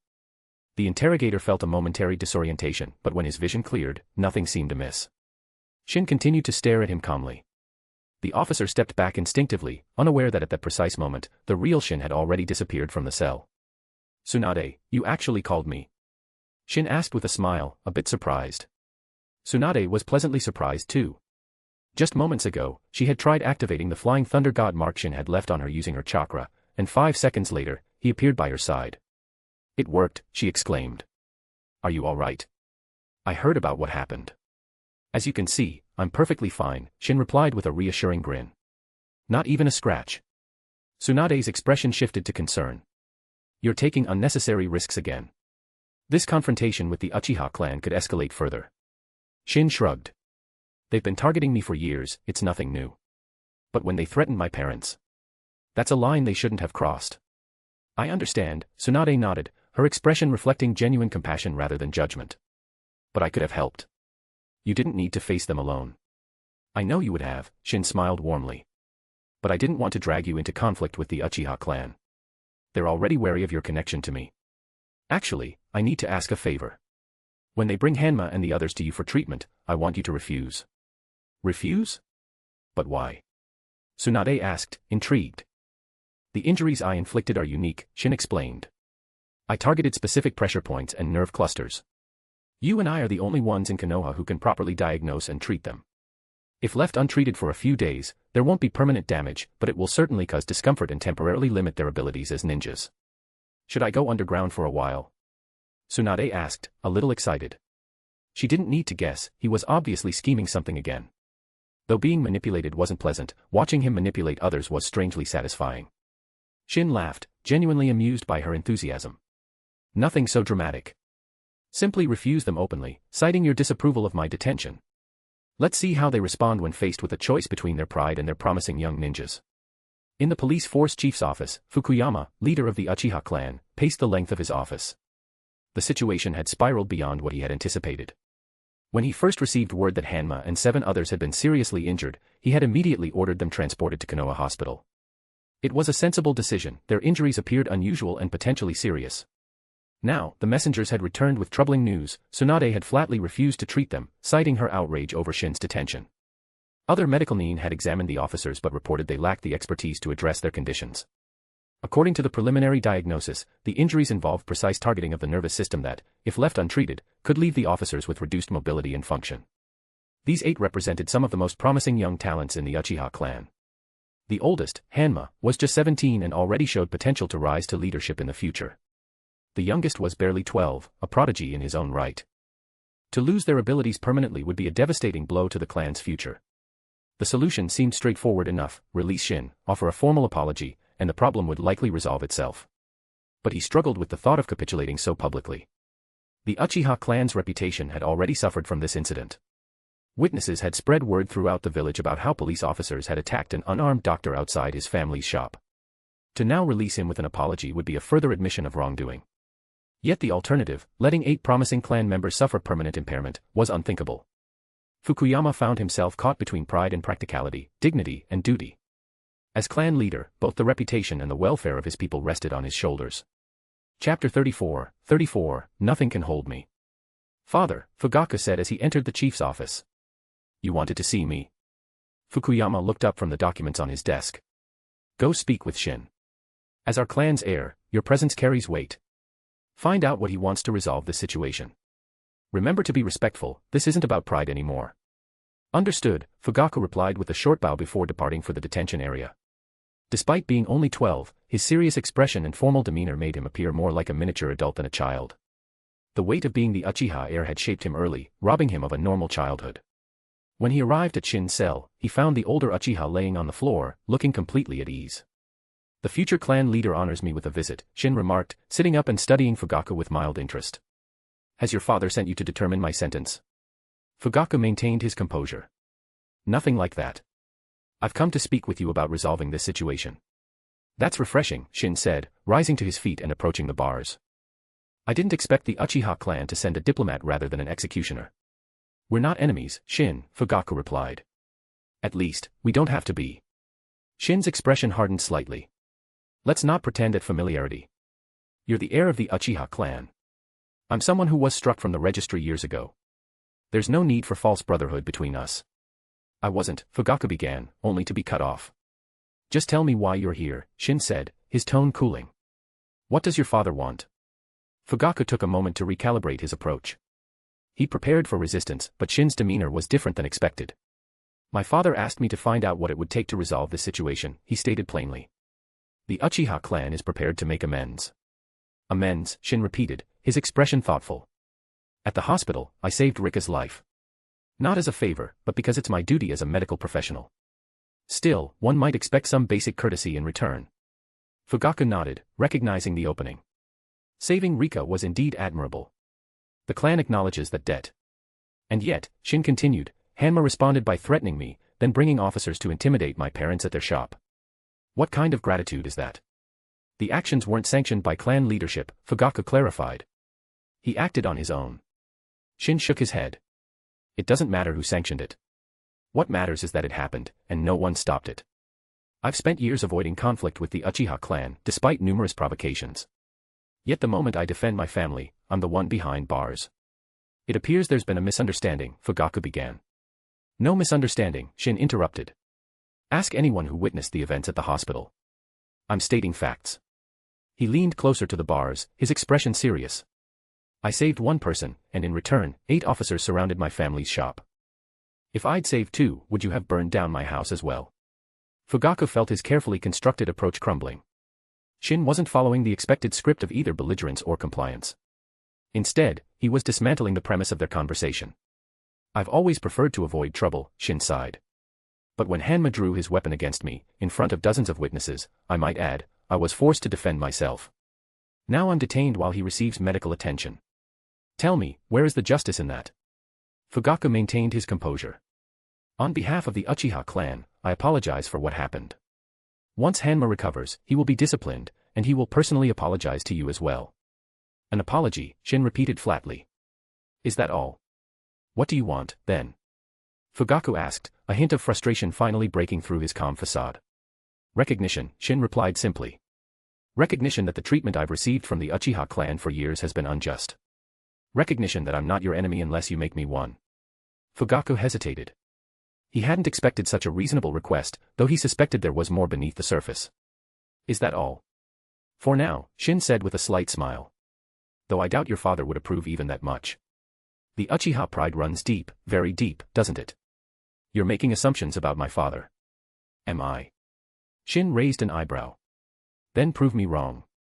Go back to him with my request and see how he responds. Shin, do you realize you're making an enemy of the entire Uchiha clan? Have you considered the consequences? Shin's laughter caught Fugaku by surprise. Ha ha ha. Consequences? You speak as if I haven't lived with them my entire life. Let me tell you something that might surprise you. The money I've earned as a medical nin over the years isn't just sitting around. My parents could retire today and live comfortably for the rest of their lives if they chose to. So threats against their shop mean nothing. It's just a building. And threats against me. His eyes met Fugaku's directly. Those mean even less. With a subtle shift in stance, he seemed to change.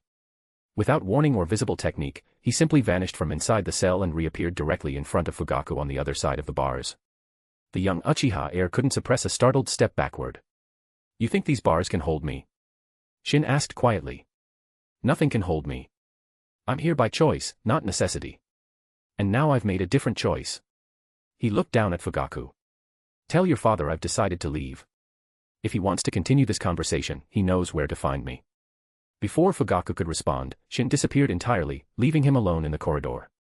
Shin. Yasuto looked up from the counter with surprise as Shin suddenly appeared in the middle of their small shop. You're back already. Everything's been sorted out, Shin replied with a reassuring smile, his demeanor entirely different from moments before, warm, relaxed, and gentle. Wait, Yasuto's brow furrowed as he processed what he'd just witnessed. Did you just appear out of nowhere? It's a long story, Shin said, waving away the question. Nothing to worry about. If you say so, Yasuto sighed, though concern lingered in his eyes. Business has been slow today anyway. Should we close early and head home? That sounds perfect, Shin agreed. I could use a quiet evening. As the Namikaze family prepared to leave, across the village in the Uchiha compound, Fukuyama was receiving his son's report with growing disbelief. The Flying Thunder God technique, he repeated. At that moment, he wasn't even concerned about Shin escaping prison, his heart was a storm of shock. That was the Flying Thunder God technique. It was the signature jutsu of the second Hokage. Few had ever mastered it, and none from the Uchiha clan. Yet somehow Shin had learned it, and just demonstrated its use. His physical abilities and fully developed Sharingan had been concerning enough. But this. With the Flying Thunder God technique, he could appear anywhere, anytime. He could strike without warning and vanish before anyone could respond. In a direct confrontation, he would be nearly untouchable. Fukuyama had seen Tobirama use this technique on the battlefield years ago.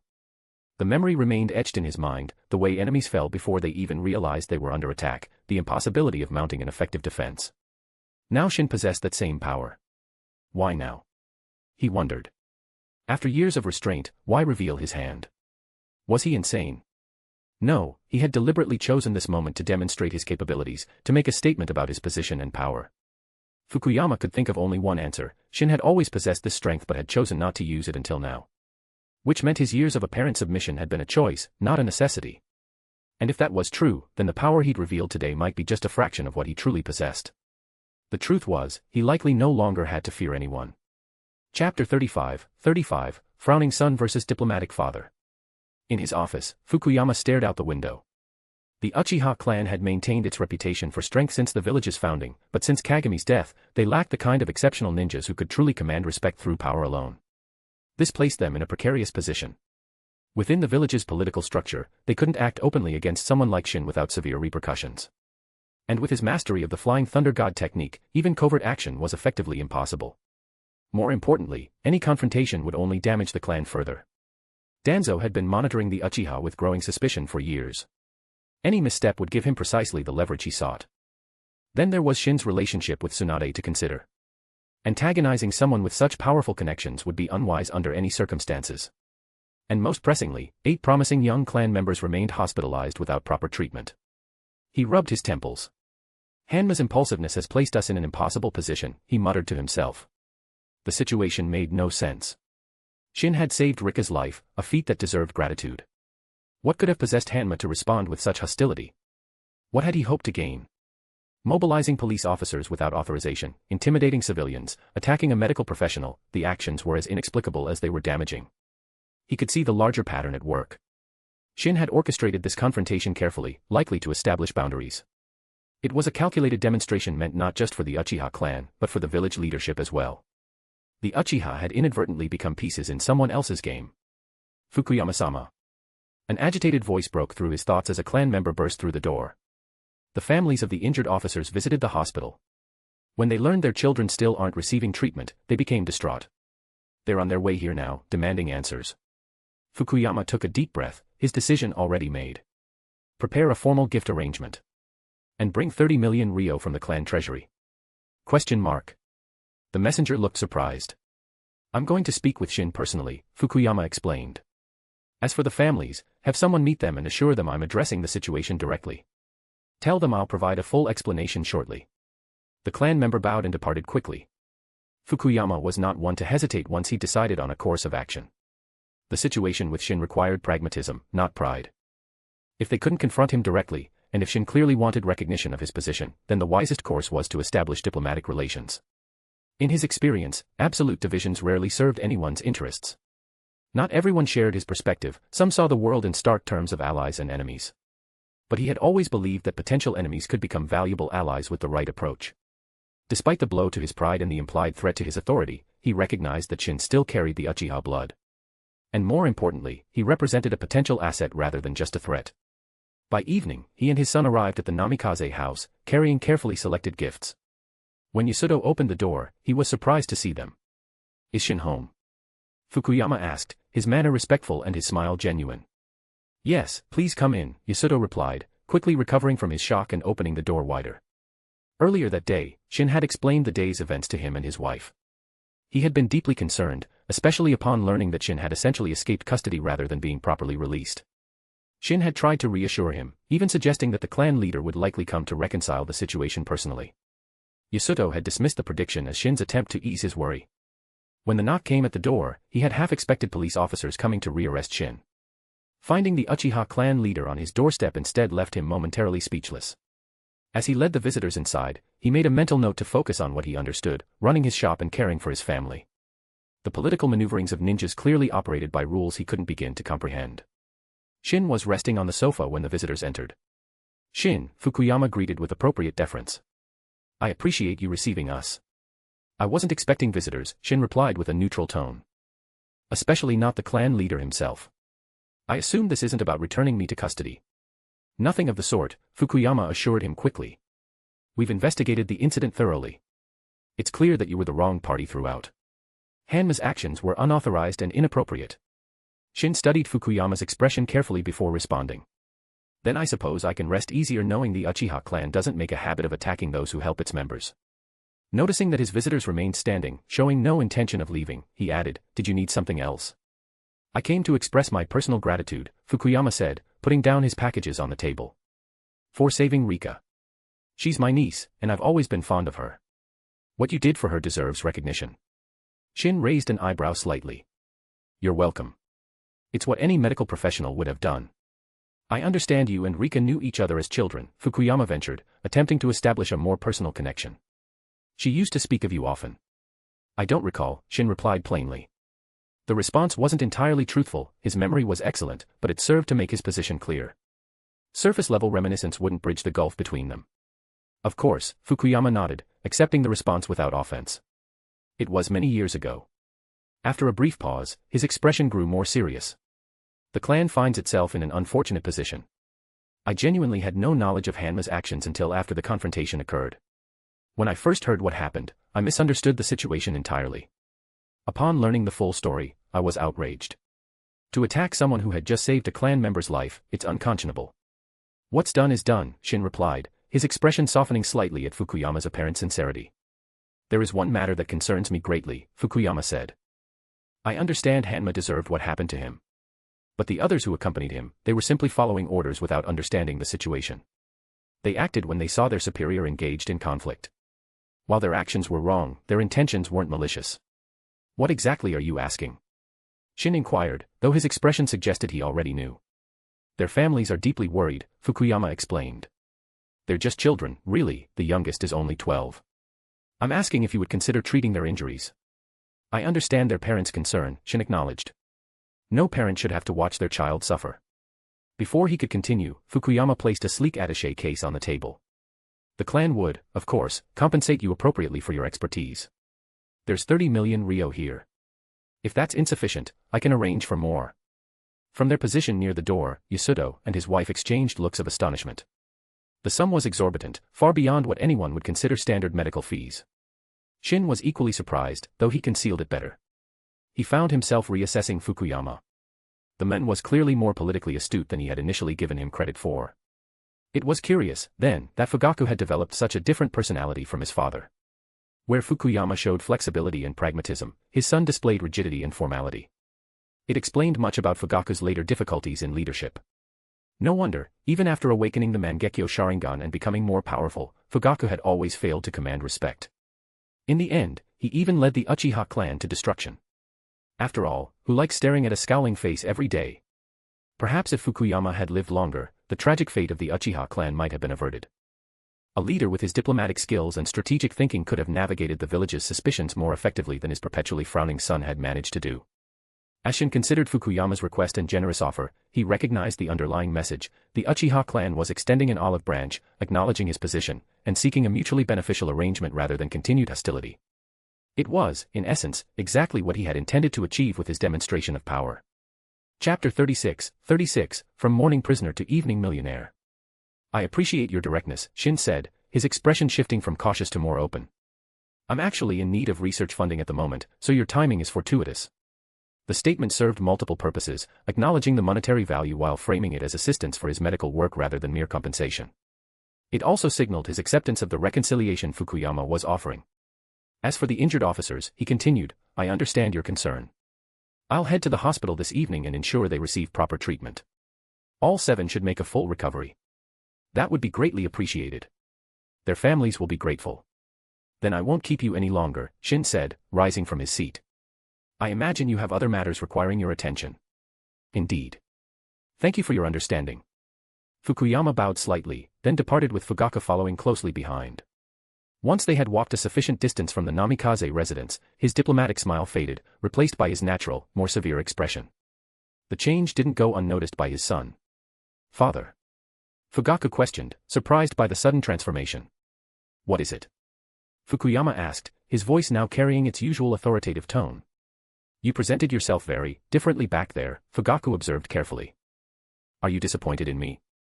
Fukuyama asked directly, noting his son's conflicted expression. Fugaku didn't answer immediately, but his silence was telling enough. Fukuyama studied his son with a mixture of concern and disappointment. Despite his intelligence and maturity in some areas, Fugaku still lacked a fundamental understanding of leadership's more subtle requirements. Fugaku, regardless of the circumstances that led to his removal from our registry, he carries Uchiha blood, Fukuyama said. There's no dishonor in showing diplomatic respect to someone of our lineage, especially one who has demonstrated exceptional ability. But he was officially removed from the clan, Fugaku countered. He's not recognized as one of us. That's a matter of paperwork, not reality, Fukuyama replied.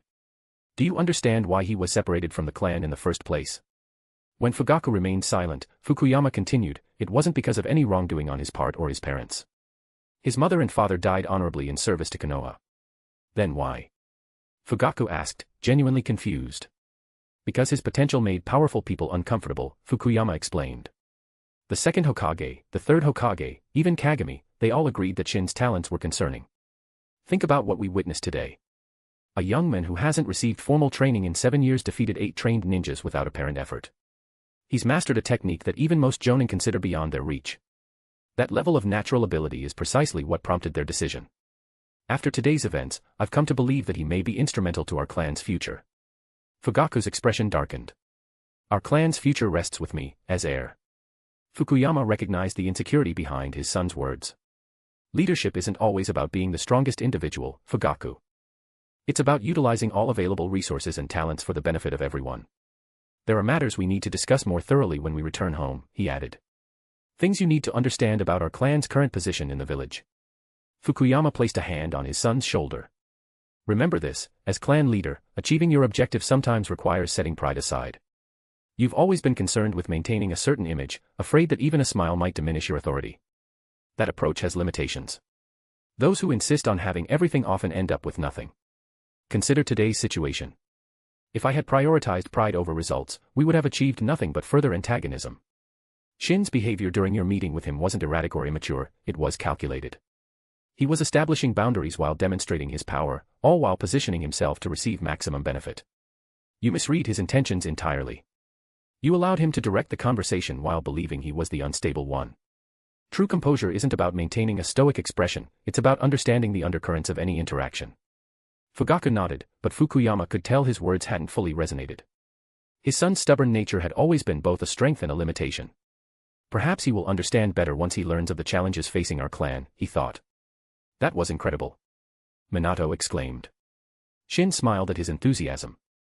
After expressing his ambition to become Hokage, Minato had become increasingly interested in leadership strategies and political maneuvering. A valuable lesson in practical diplomacy, Shin said, ruffling the boy's blonde hair.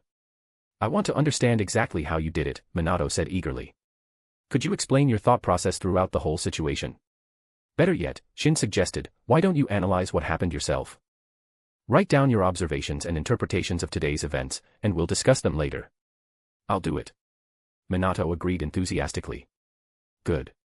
In the meantime, feel free to look through these gifts. Take whatever interests you. What about you? Minato asked. I suspect Fukuyama included items specifically meant to appeal to me. And there are probably some things intended for a young woman, I'd like to set those aside. For Tsunade ne? Minato asked with a knowing smile. Shin shook his head with a slight smile but didn't deny it. Go on, start unwrapping. As Minato began examining the gifts, Shin focused his chakra and activated the Flying Thunder God technique, disappearing from the room and reappearing in his office at Konoha Hospital. Tsunade was there, leaning back in a chair with a bored expression. She straightened immediately upon seeing him. Still here at this hour? Shin asked, surprised to find her waiting. I thought you might need assistance, she instantly perked up with a smile. How did it go with Fukuyama? You knew about that. I saw him and his son heading toward your neighborhood with gifts, Tsunade explained. It wasn't difficult to deduce what was happening. Perceptive as always, Shin acknowledged. It went well. The situation has been resolved to everyone's benefit. So, how much did you squeeze out of them in the end? She asked curiously. 30 million ryo and various gifts, Shin replied casually. How much? Tsunade jumped to her feet in shock. Not that much, why are you so surprised? Shin replied in a mock humble tone. And Fukuyama even thanked me. You've handled this masterfully, Tsunade said with genuine admiration. From conflict to compensation in less than a day. The research funding will be useful, Shin said. The neural regeneration project is ready to move forward, but it requires specialized equipment. Tsunade rolled her eyes at him. I've always wondered, she said, with your hospital salary and private patients over the years, how much money have you saved over the years? Including that 30 million, probably around 300 million in total. Shin said. It's all saved up for my parents, I don't really care about money. 300 million. Tsunade shouted in disbelief once again. Chapter 37, Limitless Patience for Shin, Limited Patience for Snakes. Good grief. Tsunade exclaimed, leaning back in her chair. I should have started working at Konoha Hospital years ago. A skilled medical ninja is practically a walking treasury. She was only half joking. The compensation they'd received was far beyond standard medical fees. When someone faced death or permanent disability, monetary concerns became secondary. My parents insist the money is for my future, Shin deliberately teased Tsunade. They're saving it all for when I eventually marry, saying it should go to my future spouse to manage. Tsunade's eyes lit up instantly, and her whole demeanor perked up. That money would eventually be hers to manage. But suddenly, something occurred to her, and she asked with a bit of concern, what do you think Hiruzen-sensei will do about today's events? The fact that he hasn't summoned me suggests he's still deliberating, Shin replied thoughtfully. I expected Fukuyama to report my use of the Flying Thunder God technique, but it seems he's chosen discretion instead. He leaned forward slightly. I'll need to find the right moment to demonstrate it openly. It's time Hiruzen and I had a proper conversation about where we stand. Do you think he might? Tsunade left the question unfinished, but her concern was evident. I wouldn't worry, Shin reassured her. Hiruzen has grown increasingly hesitant these past 2 years. Decisive action isn't his style anymore. Besides, by then he'll understand I'm not someone he can simply remove from the equation. 5 hours later, the combined efforts of Shin and Tsunade had completed the treatment of 7 young Uchiha officers. All would make full recoveries with no lasting damage. Only Hanma remained untreated, his injury severe enough to end his career as a ninja. This outcome served both Shin and Fukuyama's purposes. The latter had already decided to use Hanma as the clan's scapegoat for the entire incident. Hanma remained unconscious, unaware of his fate. Upon waking, he would be immediately returned to the Uchiha compound to face the clan's judgment. His future had effectively been decided without his knowledge. Shin reflected on the situation as he reviewed the medical charts. Problem-solving took many forms, he thought. Some situations required de-escalation, turning significant conflicts into minor disagreements. Others called for the opposite approach, highlighting small infractions to serve larger purposes. Either way, leverage was essential. And ultimately, what mattered most was power. If the person being targeted had been an ordinary doctor rather than Shin, what options would they have had against someone like Hanma? Or if Shin himself hadn't mastered the Flying Thunder God technique? In all likelihood, he would have been forced to endure shit and move on. All the strategic thinking in the world meant little when faced with overwhelming force. History had repeatedly demonstrated this principle. Even Hashirama, despite his legendary status, had faced numerous challenges and plots throughout his life. Yet only Madara had ever truly threatened him, and that was because he possessed the raw power necessary to stand against Hashirama as an equal. Without that fundamental strength, his schemes, however brilliant, would have amounted to nothing. Every time Shin considered this reality, his determination to increase his own abilities intensified. The next morning, Tsunade left for her shift at Konoha Hospital as usual. Lost in thought about potential dinner plans with Shin, she barely noticed when someone stepped directly into her path. Tsunade, a smooth voice greeted her. It's been some time. She looked up, recognizing the pale face immediately. Orochimaru? This is unexpected. I'm surprised you would come looking for me on your own. Despite their years of training together and shared experiences as Hiruzen's students, she had always maintained a certain distance from him. Their bond was undeniable, but his demeanor and interests had always left her slightly unsettled. I have a matter I'd like to discuss, Orochimaru replied, his thin lips curving into what passed for a smile. He gestured toward a nearby tea house. I've reserved a private room. Perhaps we could talk there. I'd like to see what kind of trick you're trying to pull, Tsunade replied skeptically, but followed nonetheless. Inside the private room, Orochimaru began preparing tea. Get to the point, Tsunade said, watching him with mild impatience. What exactly do you want? Still as direct as ever, Orochimaru commented, continuing his preparation. Some things never change. My patience varies depending on who I'm dealing with, Tsunade retorted, crossing her arms. Indeed, Orochimaru agreed. With Shin, for instance, your patience seems nearly limitless. At the mention of Shin's name, Tsunade's expression sharpened. What are you implying? Say what you came to say. To be honest, I find these tea ceremonies rather tedious myself, Orochimaru admitted. But our conversation may require some time, so I thought we might as well be comfortable. 3 minutes later, he handed Tsunade a cup of perfectly brewed tea before pouring his own. He sipped it slowly, seemingly unperturbed by her obvious irritation. Despite Tsunade's temper, he didn't get angry. Years of acquaintance had taught him to read her well. She'd never been one to mask her emotions, her thoughts always reflected clearly on her face. Her straightforward nature was both her strength and her vulnerability. Despite their differences, Orochimaru had always respected her abilities. On the battlefield, he knew she would guard his back as reliably as anyone could. That professional trust was sufficient for him. Their personal relationship beyond that was of little consequence. I want to meet him, Orochimaru finally stated, setting down his cup. I was hoping you might facilitate an introduction. He doesn't need my permission to meet anyone, Tsunade replied cautiously. He makes his own decisions about who he associates with. Why are you telling me this? Because approaching you demonstrates my sincerity, Orochimaru explained smoothly. Rather than seeking him out directly, I'm being transparent about my interest. I simply want our first meeting to proceed without unnecessary tension. Tsunade studied him with narrowed eyes. This isn't something Sensei put you up to, is it? Hardly, Orochimaru replied with a soft chuckle. Do you think he would approve of me establishing contact with Shin? Fair point, Tsunade conceded after a moment's thought. Then is this Danzo's initiative? Orochimaru couldn't fully conceal his surprise at her question. His meetings with Danzo had always been conducted with the utmost secrecy, Just the two of them, with elaborate precautions to ensure privacy. Wait. Shin. He instantly understood. Shin must have somehow deduced the connection and shared his suspicions with Tsunade. It was unlikely they had concrete evidence, just informed speculation. Having reached this conclusion, he shook his head. Danzo and I collaborate on certain matters, but he doesn't dictate my personal interests. This is entirely my own initiative. As a gesture of good faith, he continued, I'm also prepared to offer assistance with a matter that concerns you. I wasn't aware I needed your help with anything, Tsunade replied coldly. Oh, but you do, Orochimaru said with confidence. You've encountered a situation recently, one that involves Shin as well. You've been watching me. Tsunade's voice dropped dangerously, her eyes hardening as she set down her cup. Chapter 38, Love as the Fatal Miscalculation.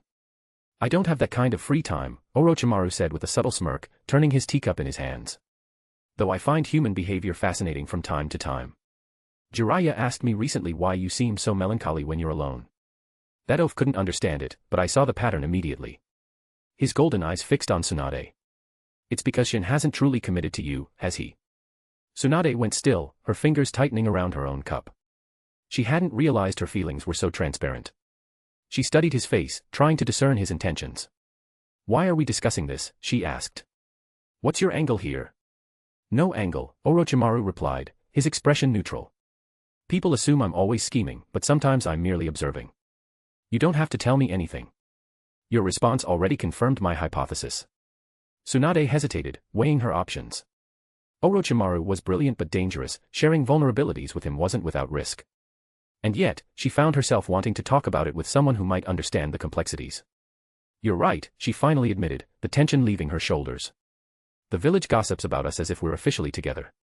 He treats me with kindness and respect, but there's always this distance. We've never defined what we are to each other. She looked up. How did you figure it out? Was it that obvious? I notice patterns others miss, Orochimaru said, setting down his cup. You walked through the village holding his hand that day, quite the public display. Yet afterward, there was no contentment in your demeanor. And Shin still spends most of his non-working hours at his family's home rather than with you. Tsunade's eyes narrowed. You've been watching him. Quite regularly, Orochimaru admitted without a trace of shame. There are 3 people in this village who pay particularly close attention to him. He held up one slender finger. You, obviously. A second finger joined the first. His younger brother, Minato, who practically worships him. A third finger completed the count. And me. My interest in him exceeds even that of Hiruzen-sensei or Danzo. Why? Tsunade demanded, leaning forward. What is Shin to you? Orochimaru's expression softened into something almost like respect. I don't think you fully grasped the extent of his intellect. What do you mean? 3 years ago, I came across a pharmaceutical study he conducted, Orochimaru explained. We were working in the same field, but his approach was revolutionary, it challenged foundational principles I'd accepted for years. I thought I'd misunderstood the formula at first. And then there was the revitalization technique. When I analyzed its structure. He shook his head slightly. It was then I realized we might be kindred minds. That's absurd, Tsunade interjected sharply. He is nothing like you. Poor choice of words, Orochimaru conceded with a thin smile. Not in personality or values, perhaps. But in terms of intellectual approach, the way his mind works through problems, there are similarities. He tilted his head slightly. He's known about my occasional surveillance for some time. He's careful around me. Of course he is, Tsunade scoffed. Anyone would be unsettled by someone secretly watching them. It's invasive. Not in the way you're suggesting, Orochimaru replied, unperturbed by her criticism. His caution is professional, not personal. He recognizes another researcher's interest. He leaned forward slightly. Through this observation, I've developed insights into his character that might provide a different perspective than what you've seen. As a detached third party, I notice things a person emotionally involved might miss. And what exactly have you noticed? Tsunade asked, her irritation fading into reluctant curiosity. A rare, genuine smile crossed Orochimaru's face. That he values emotional bonds far more deeply than most realize. But you already know this, don't you? Tsunade nodded slowly, acknowledging the point. He's always been very good to his parents, and even better to his younger brother. It makes people envious. But, Orochimaru continued, before this past year, did you ever see him extend that same warmth to anyone outside his family? Ah. Tsunade started to respond, then stopped, her brow furrowing as she considered. You might mention yourself, or Kushina, or your brother, Orochimaru added, but those relationships are recent developments. If you think back further. No, Tsunade admitted quietly. He was always polite, professional, but distant. But why was he like that? Because of his past, Orochimaru said. When survival is your primary concern for years, emotional connections become liabilities. You become strategic in all your interactions, you have to be. To him, emotions were always unnecessary. At that time, he couldn't truly fall in love with anyone. He couldn't afford to trust easily. When your position is precarious, every relationship becomes a calculation. Who can help you? Who might harm you? What resources can you access through this person? Listening to Orochimaru's analysis, Tsunade wanted to argue. But the more she interacted with Shin, the more she realized he was right. What was this, some kind of unspoken understanding between men? He used his position at the hospital strategically. He endured Koharu's condescension while making himself indispensable to her. He demonstrated just enough value to Hiruzen-sensei to make elimination an unacceptable loss. He carefully cultivated his image with Kumo as someone who perseveres despite adversity. Tsunade felt a chill spread through her as Orochimaru articulated what she'd sensed but never fully acknowledged. All of it was calculation and manipulation. I found it fascinating to watch him navigate such complex social terrain without access to the privileged information that others had. His instincts for people's motivations are remarkable. He paused, studying her reaction. These meticulous strategies, layered upon each other, kept him alive through circumstances that would have broken most people. And eventually, they allowed him to reach his current position. And you, Tsunade, were the most important piece in his strategy. Me. Tsunade felt her defenses rise immediately. She recognized the dangerous territory they were entering. Was Orochimaru trying to poison her relationship with Shin? To what end? You were at the center of his most careful calculations, Orochimaru said, his voice taking on an edge. Stop, Tsunade said, anger flaring in her eyes. You don't know what you're talking about. On the contrary, Orochimaru replied calmly, unaffected by her rising temper. I understand perfectly. But what I find most interesting is the one factor he failed to account for in all his planning. He never anticipated that he would genuinely fall in love with you. The moment Orochimaru said that, all of Tsunade's anger evaporated. She stood there in stunned silence. A warmth spread through her chest, anchoring her to the moment. She felt her breath steady, her mind clear. What did you just say? She asked quietly. Chapter 39, because he cares, so he's afraid, Orochimaru's love insight. What did you just say? Tsunade asked again. Didn't hear me clearly. Orochimaru smiled. I said, his only miscalculation was that he truly fell in love with you. Is that clear enough? You're serious. Tsunade was already visibly uneasy. Although she had always hoped this was true, she had never received any confirmation from anyone. As for Shin, that guy was such a good liar that she didn't dare believe it. But now, hearing it from Orochimaru, every cell in her body felt awakened. Is anyone truly without feelings? Orochimaru nodded and affirmed, precisely because his situation is so dangerous, so full of schemes and manipulation. His yearning for genuine affection far exceeds that of an ordinary person, because he wasn't born a schemer. He longed for someone who could treat him with complete sincerity, and who he could love in the same way. And it just so happens, Tsunade, that your personality is straightforward and honest. Again and again, you moved him. It all made sense now. Perfectly matched. Tsunade believed him, because everything he said was logical, even clearing up so many of her inner doubts. She hadn't expected that these questions, which Shin never answered for her, would be explained by Orochimaru instead. You said you'd help me. She couldn't help but ask eagerly. Haha, if it weren't for this conversation, I never would have realized how deeply you've fallen. Spit it out already. Stop beating around the bush. Seeing Orochimaru dodge the question again, her temper flared up. What she hated most about him was his love for speaking in riddles. A simple thing he could explain in one sentence, yet he always danced around it. How could someone with her straightforward nature possibly put up with that? All right then.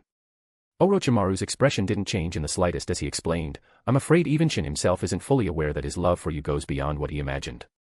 The reason he still hasn't accepted you is more because he can't accept himself. Just speak clearly.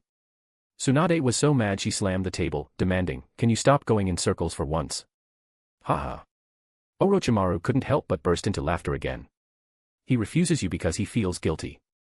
Because he's been using you all along. But he doesn't dare be honest with you, afraid you'll hate him or feel resentful. It's hard to imagine someone as rational as him being so emotionally conflicted. That's why I always say, love makes people lose their minds. He is the perfect proof of that. And that's exactly why I think love is a completely unnecessary thing. Tsunade sat back down angrily. Why would I ever really blame him? He could have just told me everything. I've been miserable for so long because of this. Because he cares, so he's afraid, Orochimaru concluded. Another sentence that struck straight into Tsunade's heart. This whole conversation made her feel that Orochimaru had never looked more agreeable. So what's this help you mentioned? She asked again. The corners of Orochimaru's mouth curled into a sly smile. He didn't lick his lips for once, but said nothing. You weirdo. Why are you smiling like that? Speak up already. If it weren't for how good he was at talking today, she'd have probably hit him by now. So damn frustrating. Have you ever heard that a drunk woman is the most troublesome? Orochimaru simply sipped his tea and smiled. Shin didn't like me drinking, so I haven't had alcohol in a long time, Tsunade said a bit wistfully.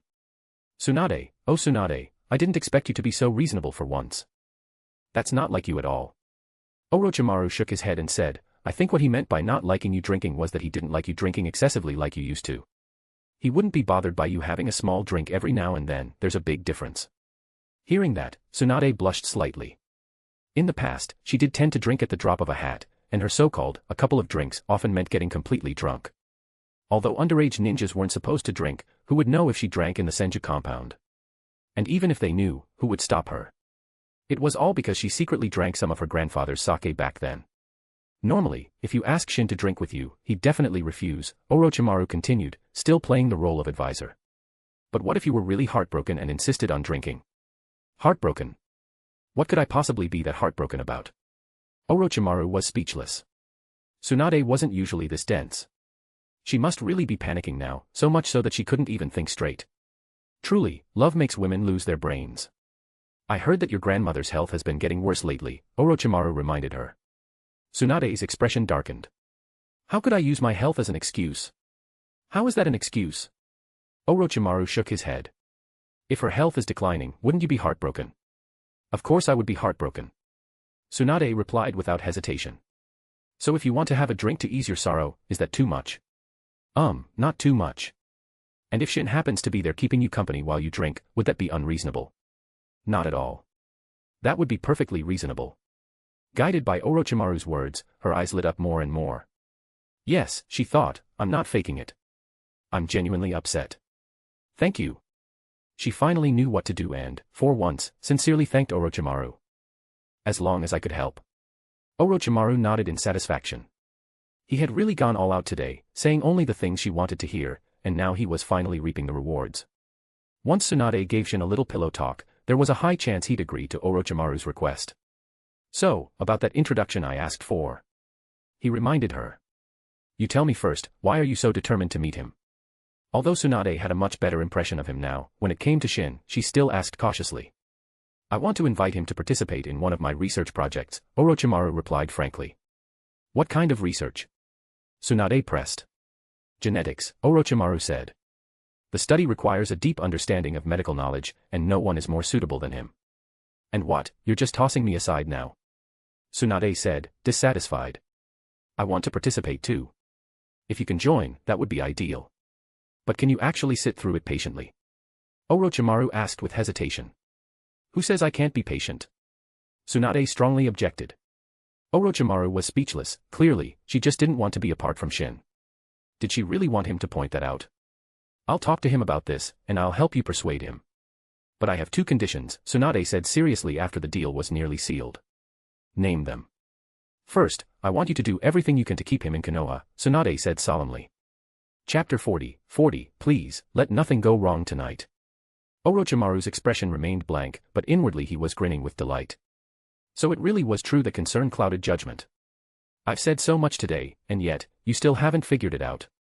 Once the plan was set in motion, and the two of them really established a relationship, even if she tried to drive Shin away, he wouldn't leave. Those involved were always blind to the truth. So this first condition was really nothing to Orochimaru. I agree, he pretended to ponder, then nodded firmly. The second request, ensure his safety. Is Hiruzen-sensei still intent on eliminating him? Orochimaru asked, puzzled. He was willing to get rid of a talent like this. What, did he have nothing but crap in his head? There are people who have never wanted him to live well, Tsunade said angrily. All right, I'll agree to that too. Orochimaru, still not yet consumed by darkness, made a promise that could be taken seriously. Still, he thought both of Tsunade's requests were incredibly simple. If Shin could survive under the targeted suppression of the entire Konoha leadership, his intelligence and resourcefulness were beyond doubt. With Tsunade openly protecting him, Orochimaru aiding from the shadows, and Shin's own strength, his safety wasn't an issue at all. Seeing her resolve to make this happen, he felt a surge of excitement. He looked forward to meeting Shin with great anticipation. When Tsunade arrived late at the shared office, Shin looked up and met her gaze, asking worriedly, "Has your grandmother's condition worsened again?" Before she could even respond, he had already guessed her thoughts, which filled her with inner joy. Sigh. Tsunade sat down weakly, suppressing her excitement and speaking sorrowfully, "She probably doesn't have much time left." Shin's question wasn't unfounded. Ever since they started working together in the same office, Tsunade had rarely been late, earning a reputation for diligence. The few times she was late were due to issues with Mito's health. "We have to think of a way," Shin said, frowning deeply and falling into thought. Mito's health wasn't failing because of old age. On the contrary, members of the Uzumaki clan typically had long lifespans. Under normal circumstances, she could easily live for several more decades. But she had always relied on sheer power to suppress the Nine Tails as its Jinchuriki. She was very powerful in her youth, so there were no issues then. But now that she was old, her physical functions were declining, her chakra was decreasing, her strength was fading, and the seal was beginning to weaken. Sensing this, the Nine Tails kept causing trouble, trying to break the seal by physically ramming against it. Helpless, Mito had to constantly channel vast amounts of chakra to keep it suppressed, which rapidly drained her life force and visibly deteriorated her health. Shin, Tsunade suddenly interrupted his thoughts, nervously asking, "Would you come have a drink with me after work?" As the question left her mouth, she nervously gripped the hem of her clothes, practically digging a full apartment's worth of space into the floor with her foot. Sigh, "All right," Shin agreed with a resigned nod. He didn't like her habit of drinking heavily, but the occasional drink was fine, especially at a time like this. Hearing his answer, she nearly jumped with joy, but managed to hold it in with great effort. "I'll go do my rounds first," she said, feigning sorrow as she got up and hurried out without waiting for Shin's response. Only when she reached the hospital rooftop did she finally let go, covering her mouth as her whole body trembled with joy. She bounced and danced uncontrollably across the rooftop, unable to stop. Finally. Her long-held wish was finally about to come true.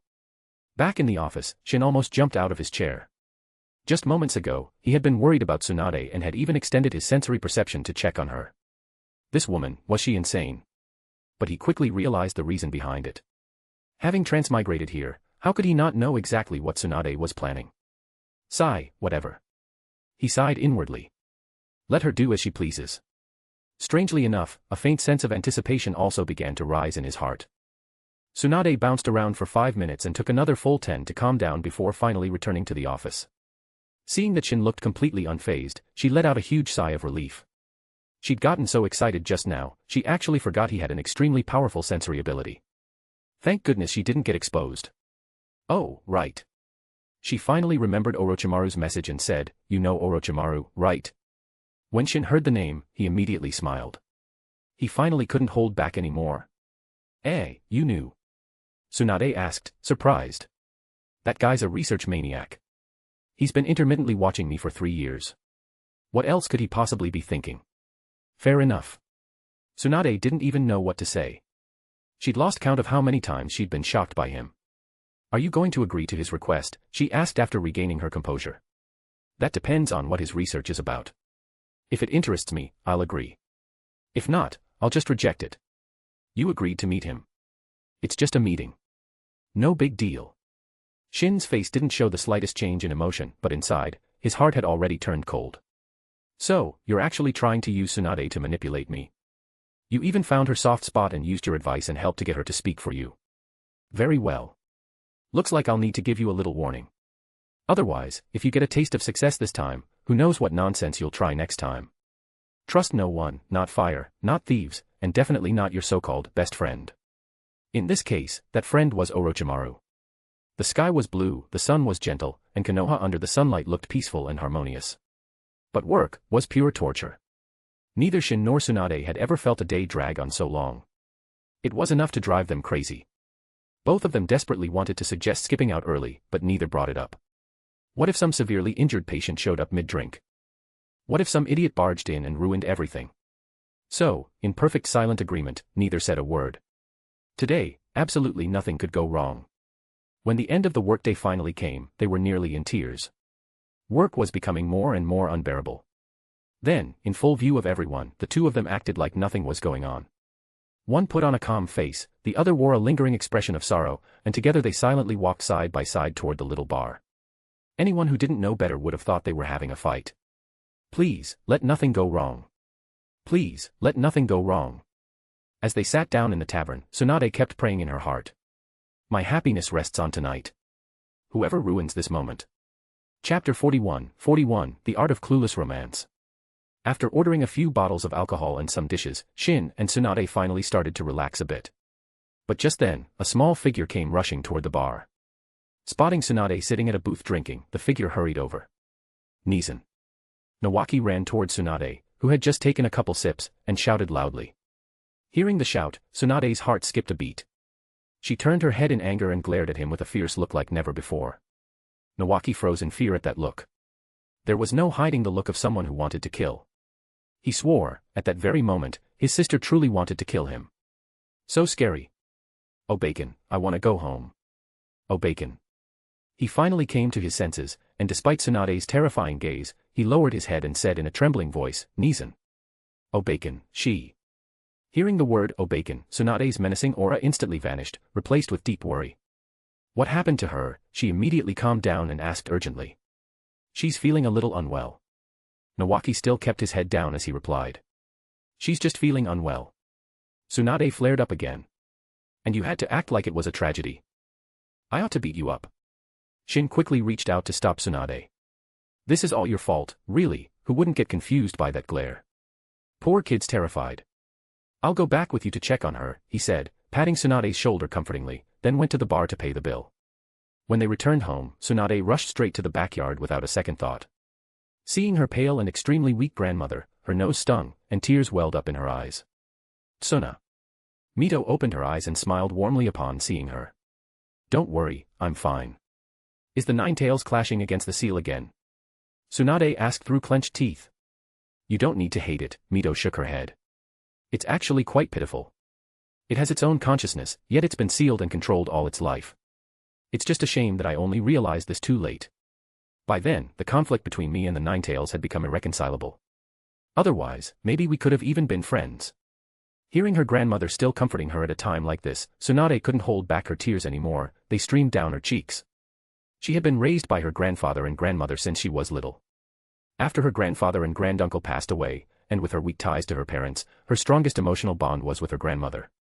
Her strong sense of justice and upright nature were greatly influenced by Mito's teachings. That was why she couldn't bear to see her grandmother looking so frail, and couldn't even imagine what she would do if her grandmother passed away. Come here, Mito called out to Shin, who had been quietly standing by Tsunade's side. Shin quickly stepped forward, knelt down, and said respectfully, Mito-sama. It's about time you started calling me O-Bacon, Mito said with a slightly scolding tone. O-Bacon. Tsunade's face flushed red as she cried out in embarrassment. Ha ha. Mito laughed heartily. Ah, youth is such a wonderful thing. Every time I see the two of you, I think back to when I was young, to Hashirama back then. Well, forget it. It's all ancient history. When people get old, they tend to reminisce. Shin. Her expression suddenly turned serious, as if giving her final wishes. She took Shin's hand and said, Promise me, no matter what happens in the future, you'll treat Tsunade well. Mito-sama, though your health is deteriorating, it's still far from the end. Don't speak so pessimistically, Shin quickly reassured her. When I go isn't important. What matters is that you give me your word today, Mito said firmly. Don't worry, Shin replied solemnly. From now on, I'll do everything I can to treat Tsunade well and make her happy. And anyone who tries to harm her will answer to me. I won't let anything happen to her, that's a promise I intend to keep. Haha, good, very good. Mito nodded vigorously, clearly pleased. That's exactly what I needed to hear. What are you two talking about? Tsunade was blushing with sweetness and embarrassment. Don't think I didn't hear that promise, she thought. I'll hold you to it. Don't play innocent, Mito pretended to glare at Tsunade in mock disapproval. It's time you embraced what's right in front of you. Tsunade was about to cry again. Mito-sama, seeing how deep the bond was between Mito and Tsunade, Shin spoke up. I might have a way to let you enjoy a few more years of peace and family happiness. Mito nodded in satisfaction upon hearing this, but then shook her head with a carefree smile. All the people I cared about are gone. What's the point of living longer? My parents, my younger brother, they're all gone. Hashirama too has passed. After so many years, having Tsuna and Nawaki by my side, I've already had more than enough. There's nothing I can't let go of. Oh bacon. Tsunade and Nawaki both spoke sadly at the same time. Don't worry, I'm not giving up on life. As long as I haven't reached the natural end of my lifespan, how could I bear to leave you two behind? Mito said with a smile. In the next few days, I'll reinforce the seal. Shin, when the time comes, come and help me. Without a second thought, Shin nodded and agreed. This wasn't just helping, this was clearly her passing on her secret techniques. After checking her condition and chatting for quite a while, he finally stood up to leave.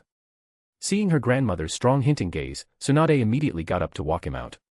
At this moment, she felt like crying from how clueless she was about romance. With no prior experience in relationships, if no one reminded her, she truly didn't know what to do. Especially since Shin had once seemed somewhat cold toward her. She was afraid that if she clung too tightly, it would push him away, so she had always been cautious and hesitant. Strolling through the streets of Konoha, neither Shin nor Tsunade spoke, they just walked side by side. But every time their eyes met, they couldn't help but smile. They had walked for over half an hour, crossing who knew how many streets, yet neither felt tired. In fact, both wished they could keep walking like this forever. Not going for drinks anymore? Finally, Shin broke the silence. Looking at Tsunade's face, he couldn't help but smile. This was the first time he had looked at her so openly, the first time he found himself unable to look away. So much had happened today, seeing her carefree joy made him finally face both his emotions and her. Right now, she looked like an angel. He appreciated everything about her in that moment, the way her blonde hair caught the evening light, how her green dress complemented her figure, the clarity in her eyes that seemed to reflect her straightforward nature. Her entire presence radiated a strength and beauty that made his breath catch. Is this really happening? He wondered. Are we finally finding our way to each other? You're staring. Tsunade blushed furiously under Shin's smitten gaze. She bit her lip, glared at him for a long moment, and asked, did you know all along how I felt? Ha ha ha. Shin suddenly burst into laughter. I didn't know anything. Humph. Tsunade turned away in a huff, pretending to ignore him. But her body, almost against her will, leaned toward him, until the two were pressed tightly together. Chapter 42, the world's most patient and suffering wingman. They stayed closely pressed together for a long while. Tsunade could no longer hold back, she turned around and hugged Shin tightly. He was momentarily stunned, but then he wrapped his arms around her in return. This moment, they had waited far too long for it. For the past 5 years, the two of them had already left the deepest imprints on each other's souls. Tsunade had always shouted about wanting to spar with him, wanting to defeat him, constantly looking for him. But in the end, wasn't that just a way to hide how much she wanted to see him? A young girl's feelings were always difficult to express. As for Shin, at first, he indeed had the intention to use her. But later on, hadn't he come to look forward to seeing her? He simply feared he couldn't bear the overwhelming guilt, and so he never admitted it. At this moment, words were unnecessary. The two just wanted to hold each other, as if forever. Cough cough. After a long time, a soft coughing sound came from a nearby tree. It was Kumo, he couldn't bear to watch anymore. I hate to interrupt, he said, but you've been standing there for nearly an hour. A little affection is fine, but don't forget I'm still single here. Isn't this a bit much? Shin pulled back slightly, irritation flashing across his face. Your timing is impressively poor. Let it go, Tsunade murmured, her hand resting on Shin's arm. Tsukumo's just doing his job. Besides, she added with a teasing smile, let's be considerate. I heard that he is still single. Cough cough. Tsukumo's coughing started again, but this time it wasn't on purpose, he choked. If you two could refrain from commentary on my personal life, I'd appreciate it. Will you two please give it a rest? Don't rub salt in the wound. So what if I'm single? Isn't it all because of Shin? Nearly 5 years wasted on this guy, it's absolutely maddening. Did you need something specific, Tsukumo? Shin asked, his composure returning. Or were you just planning to observe our conversation as well? As if I have nothing better to do, Tsukumo replied dryly. Some of us have actual responsibilities rather than time for. He gestured vaguely at them, whatever this is. How many times has this happened? Have you ever seen a monitor being openly dismissed by the people he's supposed to be watching? Forget it. I've already been delayed enough, no need to delay these two fools. Once Tsukumo walked off, Shin took a deep breath and said, Tsunade, actually, Tsunade reached out and placed her index finger on his lips, cutting him off. She spoke first, I know you once meant to use me. But I've never blamed you. Shin was stunned. He immediately wanted to explain, but when the words reached his lips, he couldn't say a single one. He had sworn never to lie to her again, so any explanation now would just feel empty and unnecessary. Taking a deep breath, he held her hands and said with utmost sincerity, "I'm sorry." Tsunade shook her head firmly and said seriously, "You don't have to be sorry. Back then, you had no choice. I just regret not realizing it sooner, and that you had to suffer for so many years." "Even if you had known," Shin said gently, brushing a strand of hair from her face, "what could you have done then?" "I could have stayed with you." Tsunade looked up, her burning gaze meeting his eyes, and the atmosphere suddenly turned very intimate. Under the street lamp, with the evening breeze gently brushing past them, their shadows slowly leaned toward each other, uncontrollably coming closer. The chirping of insects and birds around them sounded especially crisp and pleasant, as if nature itself were playing a symphony for two souls merging into one. Lovers in the throes of romance always hated to part. Sitting on a park bench, the two talked for 4 whole hours. Only when Tsunade couldn't suppress a yawn did Shin realize how late it had grown. "I'll walk you home," he said, reluctant but unwilling to let her get too tired. "I don't want to go yet," Tsunade replied, leaning against his shoulder. "We have tomorrow," he reminded her, pressing a gentle kiss to her forehead. "And your grandmother needs you at home." "Fine," Tsunade finally agreed after he mentioned her grandmother. After walking her home, Shin headed back by himself, feeling like he was floating the whole way. This kind of happiness, he had not only never experienced it before, he hadn't even dreamed of it. But halfway home, his joy began to fade as a thought crossed his mind, and his expression instantly turned cold. "Orochimaru, you're more perceptive than I gave you credit for." Shin was no fool, he understood now that today's events had been carefully nudged along by Orochimaru's conversation with Tsunade. She would never have orchestrated something like this on her own. She's too straightforward. But don't think that just because you helped me from the sidelines today, I'll be grateful to you. If you can help me this way today, you could just as easily use the same method to hurt me tomorrow. This matter needs to be addressed, and something like it must never happen again. Meanwhile, Kumo, who had been tailing Shin again, finally found an opportunity and suddenly appeared in front of him in a dark, empty corner. "So," Kumo said, removing his ANBU mask, "I trust you're satisfied with how the evening turned out." "More than satisfied," Shin replied with genuine warmth. "And I owe you my thanks. When the time comes, I'll expect you to stand beside me as my best man." "Interesting change from your earlier irritation," Kumo remarked dryly.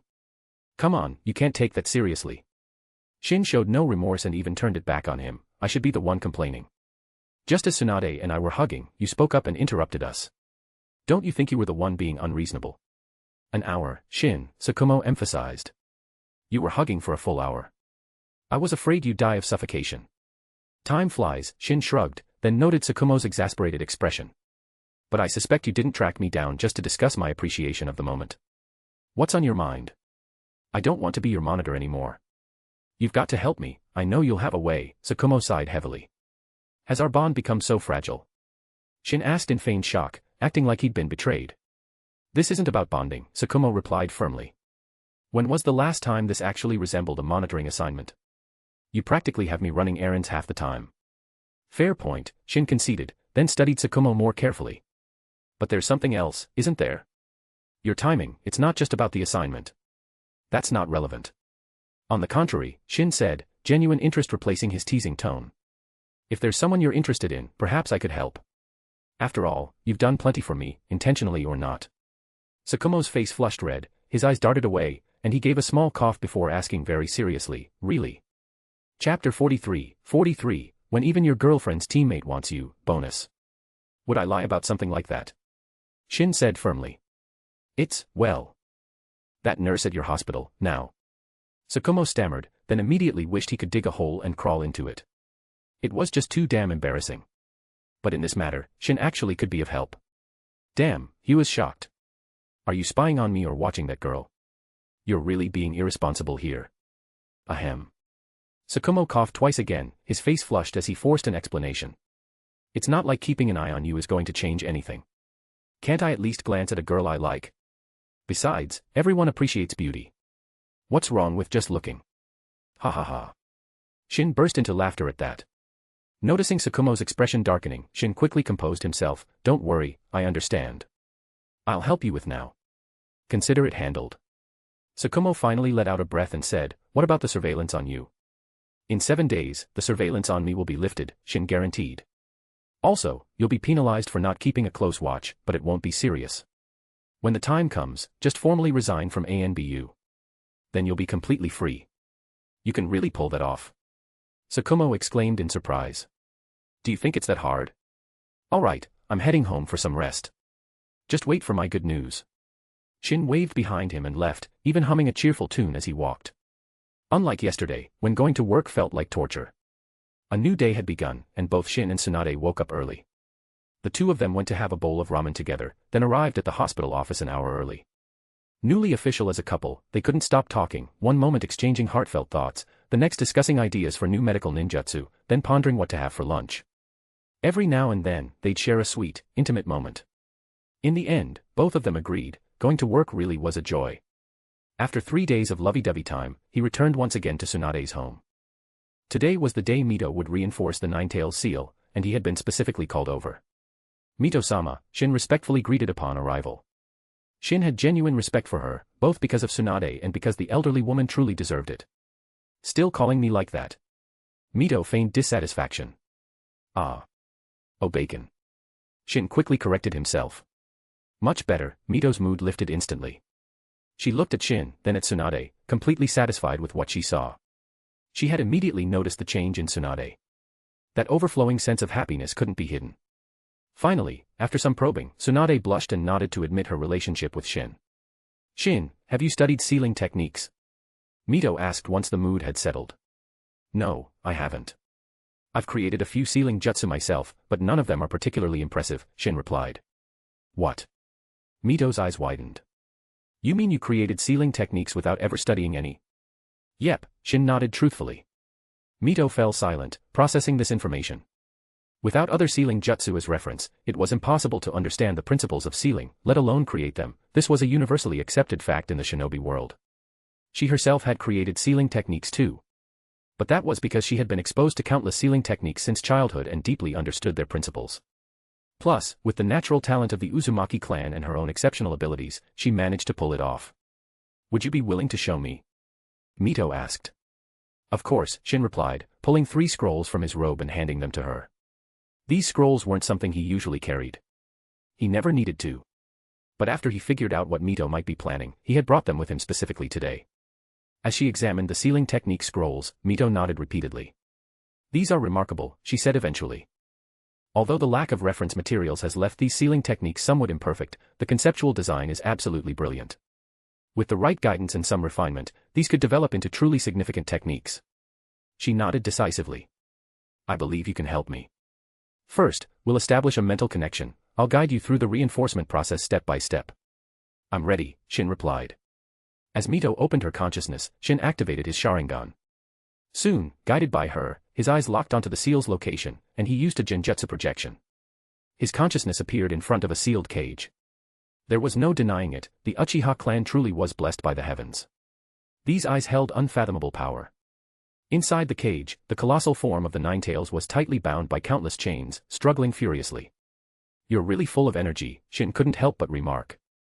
Who are you? Why are you here? The Nine-Tails roared as soon as it saw him. No, those eyes of yours. The beast's pupils shrank as it growled coldly, your eyes remind me of someone. Madara. Nothing but memories I'd rather forget, the Nine-Tails grumbled irritably. You sure talk a lot, Shin muttered. If I weren't sealed, I'd make sure you learn the true meaning of fear. Yes, I'm so terrified. Maybe try talking less. Shin, no need to talk to it. Just follow my instructions, Mito appeared in the consciousness space and said. From there, he followed her guidance step by step, reinforcing the seal on the Nine-Tails. No matter how fiercely it roared, it was futile.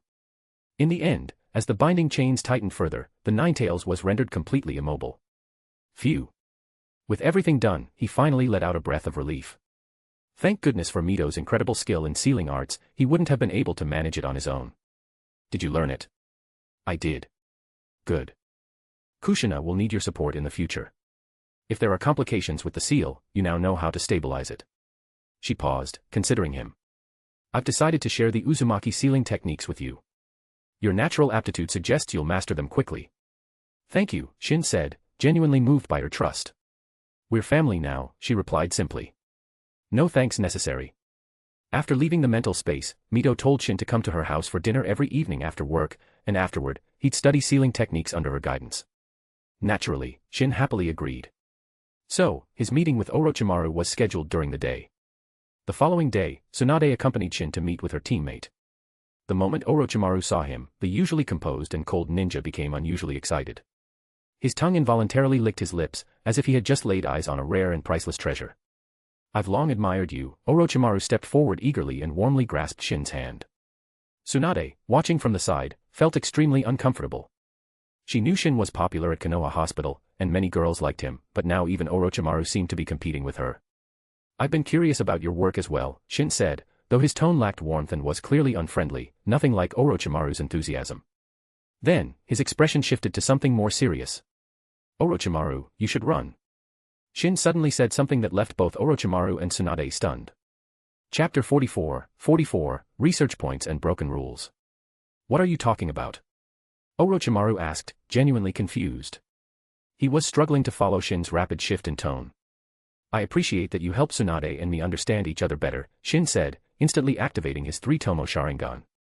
"But I don't appreciate you using her as a tool in your schemes." "Please calm down," Orochimaru said quickly, raising his hands. "We should be discussing the research opportunity." "We'll get to the research after I've made my point," Shin cut him off, his expression darkening. "Start running. Find someplace public, it might hurt less." Without further warning, Shin's fist connected with Orochimaru's face, the impact sending him crashing through the nearest wall and out into the street. Before Orochimaru could even regain his bearings, Shin was there again, landing another solid blow to the opposite side of his face, launching him further down the road. The commotion from the fight immediately attracted attention from nearby people. It was already a bustling area, and soon a crowd gathered to watch the spectacle. Orochimaru didn't fight back at all, letting Shin attack him freely. If taking a beating could get Shin to join his research team, he really didn't mind. After all, Shin wouldn't kill him, and if he was seriously injured, he'd probably heal him anyway. Despite his later reputation, at this point in his life Orochimaru wasn't yet fully committed to his darker path, but his single-minded devotion to scientific discovery was already firmly established. And since he had indeed manipulated Tsunade to influence Shin, he could hardly claim innocence. After sending Orochimaru flying once more, Shin vanished completely, reappearing instantly in Orochimaru's trajectory. With a calculated kick, he sent the pale-skinned ninja tumbling in the opposite direction, only to appear directly in his path once again. The display left onlookers stunned, particularly the ninjas among them who recognized the impossibility of what they were seeing. "Stop this immediately." A squad of ninja arrived moments later, moving to intervene. With a flash that didn't even blur, Shin simply appeared beside Tsunade, as though he'd been standing there all along. Orochimaru picked himself up, checking for serious injuries and finding none. As he dusted himself off, he suddenly understood what Shin was trying to do. Shin looked fierce while hitting him earlier, but every blow had been held back.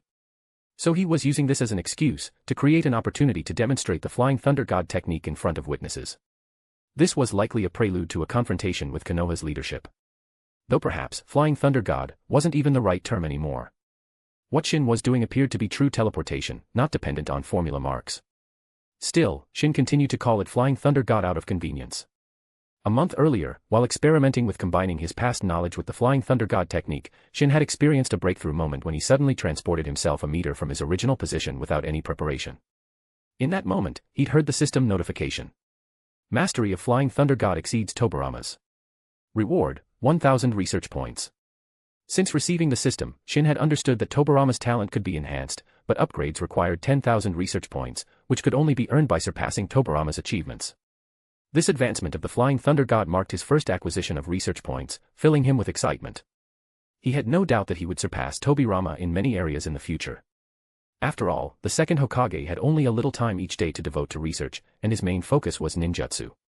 Even with Hashirama constantly suppressing him, Tobirama still achieved what he did.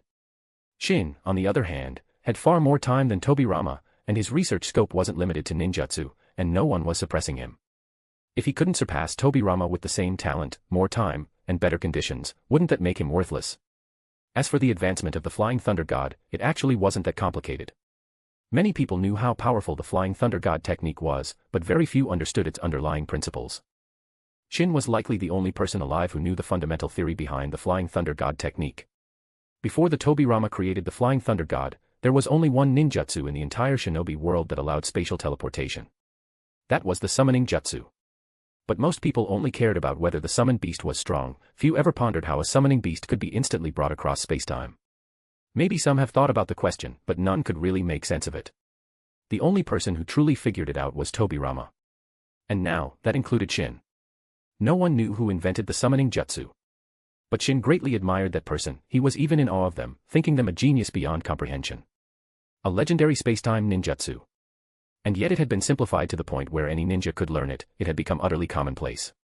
But because it had been oversimplified, there was no way to glean any knowledge about spacetime techniques directly from the summoning jutsu. Of course, that only applied to ordinary people, geniuses like Tobirama were exceptions. A long time ago, the cunning Tobirama thought, if performing the summoning jutsu allows for teleportation between the summoner and the summoned beast across space, then maybe by studying it in reverse, he could uncover the principles of spatial travel. Building on that line of thought, Tobirama began to grasp some of the secrets behind spacetime transmission, and from there created the Flying Thunder God technique. When a ninja used the summoning jutsu, they treated themselves and the summoned beast as two spatial nodes. By using a contract scroll, they temporarily opened a time-space channel between these two spatial points, enabling instant teleportation across dimensions. At one point, the calculating Tobirama had a wild idea: what if he could combine the summoning jutsu with reverse summoning, and summon himself? Could he then teleport freely? It sounded simple, but the idea was a paradox in itself. Summoning oneself would be like trying to lift yourself off the ground by pulling your own feet, a complete violation of the rules of spacetime. First of all, a person can't sign a summoning contract with themselves to become their own summoned beast. Secondly, even if such a rule didn't exist, if someone could indeed sign a contract with themselves and summon themselves, trying to summon oneself from the same space into the same space, but at different time points, would cause space to collapse and annihilate itself. Let alone successfully summoning oneself, the user would be instantly devoured by the void and cease to exist. But Tobirama wasn't someone who gave up easily. He began by thoroughly analyzing both the summoning and reverse summoning techniques. Over a long period, he carefully unraveled the basic principle behind how the summoning jutsu connected two spatial nodes for transmission. With that, Tobirama bypassed the limitations of summoning jutsu entirely. Using this principle, he developed a method for connecting two spatial nodes and establishing a transmission channel between them. During this process, Tobirama constantly experimented using physical objects. He started with small, hard items, like kunai and shuriken. Once he succeeded in teleporting those, he gradually moved on to larger and softer materials. Then he tested on small animals. Finally, he tried it on humans, and ultimately, on himself. This process was extremely time-consuming, taking Tobirama several years. Through countless experiments and constant refinements, he eventually created the Flying Thunder God technique, allowing him to move freely across space. No doubt about it, he was a monster of a genius. Tobirama created it from scratch in just a few years. But in essence, the Flying Thunder God technique was actually quite simple. Just like the hand seals used in ninjutsu, those were also simple in principle. But if you couldn't smoothly channel your chakra while forming the seals, then no matter how fast your hand signs were, it was pointless. It was like before he transmigrated, Shin already knew many types of hand signs for various jutsu and could perform them flashily, but what use was it? So, mastering the Flying Thunder God and actually being able to use the Flying Thunder God were worlds apart, more than 100,000 miles. First of all, to learn the Flying Thunder God technique, one needed an extremely sharp sense of spatial awareness, only then could they perceive the existence of spatial channels. Secondly, at one spatial node, you had to be able to perceive the presence of another node through the channel. And you also had to be able to pass through the spatial tunnel and control the Flying Thunder God at the other node. Third, once you'd achieved the above 2 points, you could trigger the mark and teleport instantly through space. But even the slightest mistake in this process could lead to anything from broken limbs to being completely obliterated. So the very first prerequisite for learning the Flying Thunder God technique was that you had to be a sensory-type ninja with an exceptionally high natural talent for perception, in order to train and eventually perceive space itself. Both Tobirama and Minato possessed this rare quality. Otherwise, after years of training without even being able to sense space, trying to learn the Flying Thunder God was a joke. "Fuck the Flying Thunder God" was once a popular phrase. Because quite a few people wanted to learn the technique. Before a bunch of talented individuals died trying to learn it, Hashirama and Tobirama didn't impose strict restrictions on Konoha ninjas who wanted to attempt it. But after some time, almost everyone would curse in private, because they couldn't even get past the first step. That first requirement alone, having a spatial perception talent that was 1 in 1,000 even among sensory ninja, was basically setting people up for failure. Sensory ninjas were already rare, and you had to be the top among them. Across the entire Shinobi world, the number of people who met just this requirement probably didn't exceed 10. You could say it was 1 in 10,000. But that was still not enough. In addition to incredible perception, mastering the Flying Thunder God also demanded extremely precise chakra control. That was a hard requirement for both talent and strength. The key to performing any ninjutsu lay in chakra control. Same went for learning the Flying Thunder God. Without that, you couldn't activate the mark at the other end of the spatial node. The greater one's chakra control, the more powerful the jutsu, and the less chakra it consumed.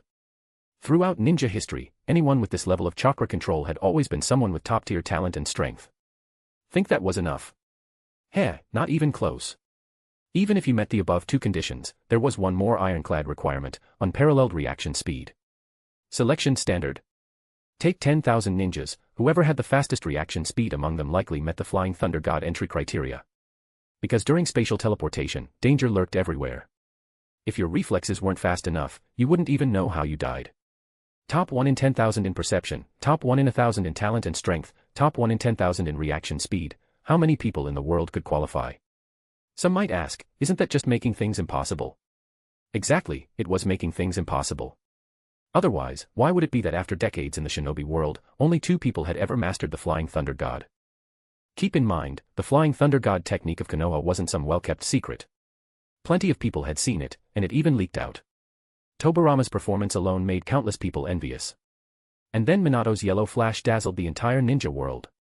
Many villages tried all kinds of methods to get their hands on the technique. But in the end, even after decades of research, Kumo couldn't produce a single user.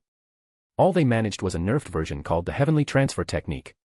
And even so, they were still the only village among all the ninja villages to gain anything at all. Every other village didn't figure out a single thing. Of course, aside from the evil Tobirama and the adorable Minato, there was one more person who not only met the requirements but even exceeded them. That was Shin. Over the past 7 years, he had already thoroughly researched and understood the principles behind the Flying Thunder God technique. He even worked out the Flying Thunder God mark himself. The only thing he lacked was actual practice. However, he had been mentally simulating the Flying Thunder God technique in his mind for a long time. So once he finally got the chance to start real training, his progress was lightning fast. He grasped the basics within a month, mastered the second stage in 2 months, and reached the third stage in 3. Tobirama's incredible talent wasn't just for show, and 7 years of study wasn't an empty boast. That was also why Shin was so excited after forming a contract with Shikatsu Forest. It wasn't just that he could finally begin training, it also meant he could directly experience spatial fluctuations and teleportation. 3 years ago, after fully understanding the principles of the Flying Thunder God technique, Shin had a bold idea: what if it were possible to open another spatial node without relying on the Flying Thunder God mark as a medium? Over the years, he had entertained this idea many times. After mastering the second stage of the Flying Thunder God technique, he gave it a try, and to his surprise, he actually succeeded. Unfortunately, forcibly opening a second spatial node was extremely difficult. It could only be done within a very close range. Currently, his teleportation limit was about 100 meters. Any farther than that, and it didn't work. In practical terms, his technique functioned more like a faster, harder to detect, and longer-range version of the body flicker technique. In Shin's own view, it was a bit flashy but not very practical, more of a bluffing tool. Of course, that was just his personal opinion. If anyone else heard that, they'd probably grab him by the throat and scream, "Say that again." In reality, even if the teleportation range maxed out at 100 meters, that would still be incredibly useful in battle. Because the traditional Flying Thunder God required a pre-placed mark to teleport. But Shin's newly invented version allowed him to teleport to any location within a certain range at will. Once applied in combat, its potential was beyond imagination. "Shin, do you even know what you're doing?" The surrounding ninjas, having arrived on the scene, encircled him angrily, clearly ready to strike. "This was my fault." Orochimaru stepped forward at this moment and explained, "I provoked Shin unnecessarily. His response was only natural given my behavior." He gestured at himself. "As you can see, I'm unharmed. I'll personally cover any damages to village property. I ask for your understanding in this matter." The ninja who had just confronted Shin found himself momentarily without response. What else could he say? The person who was attacked was stepping in to plead for Shin, admitting it was his own fault and offering to pay compensation. It would be unreasonable to keep pressing the issue. Not to mention, the one asking for leniency was none other than Orochimaru, the third Hokage's favorite disciple. Ahem. The leading ninja cleared his throat and asked, "Orochimaru-sama, are you sure you're all right? What could possibly be wrong?" Orochimaru replied, then turned to Shin and sincerely said in front of everyone, "I was in the wrong earlier. I apologize for my behavior." He glanced meaningfully at the civilian onlookers gathering nearby. "However, we've drawn quite an audience. It would be unfortunate if someone were harmed. Perhaps we could continue this conversation privately. I promise to provide a satisfactory explanation." Chapter 45, No Marks, No Limits. Shin couldn't help but give Orochimaru a mental thumbs up. That mind, that reaction speed, that relentless spirit in pursuit of research, he could only say, as expected of Orochimaru. There was something refreshing about interacting with someone who operated on this intellectual level. If it had been Jiraiya, he would have immediately jumped up, demanding to know why Shin had struck him without warning. I acted impulsively, Shin said apologetically. You're right that this should have been a private conversation. I apologize to everyone for the disruption. After speaking, he simply took Tsunade by the hand and left, with Orochimaru immediately following behind. All that remained was a crowd of onlookers with utterly confused expressions. In the Hokage's office, Hiruzen suddenly stood up, his gaze terrifying as he stared at the reporting Tsukumo, his voice trembling. Repeat what you just said. You're certain it was the Flying Thunder God technique? It wasn't the Flying Thunder God, Tsukumo explained quickly. You're reporting inaccurate information. Hiruzen's voice rose sharply, his complexion darkening with anger. The timing couldn't be worse for unreliable intelligence. The implications of what Tsukumo was suggesting were too significant for mistakes. No, Hokage-sama, Tsukumo hurriedly clarified. In my initial report, I specifically stated it was a technique resembling the Flying Thunder God. Hiruzen fell silent, realizing he had indeed misinterpreted Tsukumo's wording. In his alarm, he had assumed Tsukumo simply lacked the expertise to recognize the Flying Thunder God properly, and that resembling was just cautious phrasing. Instead, it appeared that what Shin had demonstrated was genuinely something different, yet alarmingly similar. Explain the similarities and differences, Hiruzen calmed down a bit and asked. It's fundamentally a teleportation technique, Tsukumo reported. However, Shin didn't use any of the marks or seals that are essential to the Flying Thunder God. There were no specially marked kunai like those used by the second Hokage. He paused, ensuring his next words were precise. Simply put, it functions like the Flying Thunder God, but without the requirement for pre-placed marks. No marks, and still able to teleport using a technique like the Flying Thunder God. Hiruzen murmured, looking visibly shaken. Come inside. Hiruzen shouted toward the door. As an ANBU member entered, he immediately ordered, bring Danzo, Koharu, Hamura, and Torafu to me. Yes. Elsewhere, after finishing his explanation, Orochimaru stared at Shin with burning eyes, full of anticipation. This is my latest research project, what do you think? Tsunade was stunned. She hadn't expected Orochimaru to be this ambitious. If successful, this research, which he had named genetic engineering, could make it possible for everyone in Konoha to become like dragons. But the process of this research. Isn't this research a bit too cruel? Tsunade was starting to hesitate and gave Shin a hint. She had promised to support Orochimaru, but this research was too inhumane. Orochimaru said he would use death row inmates, missing nin, and wanted criminals as test subjects, but what if there weren't enough? Would he take desperate measures and cross forbidden lines? You worry too much, Shin said with a slight smile, gently tapping her nose. Human and animal genetic structures aren't so dissimilar. The initial phases can be conducted entirely using animal subjects. Human trials would only come after proof of concept was thoroughly established. Animals, huh? Tsunade still felt uneasy, but it wasn't entirely unacceptable anymore. No one knows when the next war will come, Shin said seriously. And doesn't Konoha often get missions to help villagers or the nation hunt down beasts? We're going to kill them anyway, might as well let them contribute something. You're a kunoichi. There's no need to be soft-hearted over animals. Tsunade nodded, no longer objecting. But it wasn't out of pity for the animals. As a kunoichi, especially a medical nin, she was no stranger to death and injury. How could she possibly care about the lives of animals? She could barely even concern herself with the lives of fellow Konoha ninjas. What really worried her was the gleam of intensity that had flashed in Shin's eyes. He was someone with very strong opinions. Orochimaru couldn't influence him, and there was no way he could be led astray by Orochimaru. Her concern stemmed from her understanding of Shin. Once he threw himself into something, he might become completely indifferent to everything else. Taboos? That kind of thing meant nothing to him. Tsunade. Shin saw the concern on her face and took her hand, comforting her. I promised you I wouldn't lie to you. I keep my word. Hearing that, she finally let out a breath of relief. As long as she was always kept informed of the experiment's progress, and that the information was truthful, there would be no need to worry. Shin. Orochimaru flashed a dazzling smile, one unlike anything he'd ever worn before. This will be a most productive collaboration. Don't celebrate prematurely, Shin's tone suddenly turned cold, warning, you manipulated Tsunade to achieve your ends. I staged that confrontation as a warning, nothing more. If there's a second occurrence, I won't be so restrained. Even if I can't end your life, I'll terminate any connection between us immediately and permanently. Please rest assured. There absolutely won't be a next time. Orochimaru smiled seriously, offering his guarantee. He meant it. After all, his goal had already been achieved. There was no reason to waste time on other matters. As the group finished their discussion, Kumo appeared in the doorway. Was it Hiruzen who asked you to come for me? Shin asked, noticing Kumo's hesitation.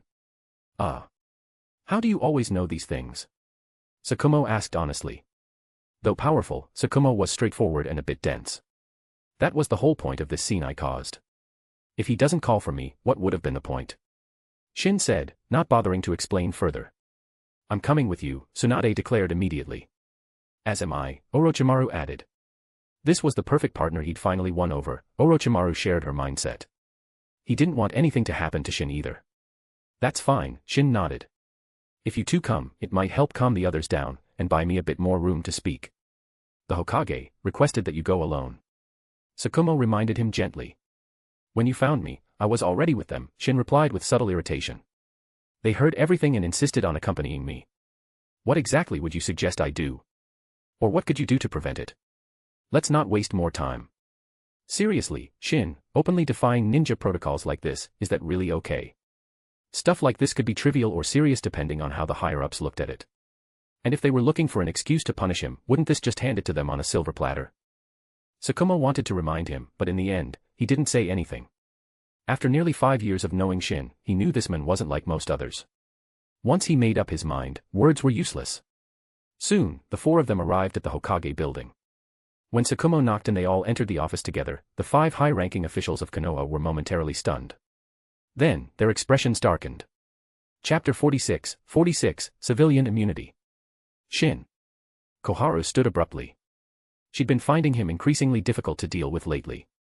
The instruction was to come alone. What's the meaning of this? Why are Tsunade and Orochimaru with you? Indeed. Danzo also spoke coldly. Your disregard for direct orders from the Hokage suggests you've misinterpreted our patience as weakness. Hiruzen wanted to erupt in anger too, but seeing that Tsunade and Orochimaru were present, he suppressed his fury and asked, why did you disobey orders? Do you know you're violating the ninja code? You're right, Hokage-sama. It does appear I've broken protocol, Shin acknowledged readily, but in the next moment, he grinned and said.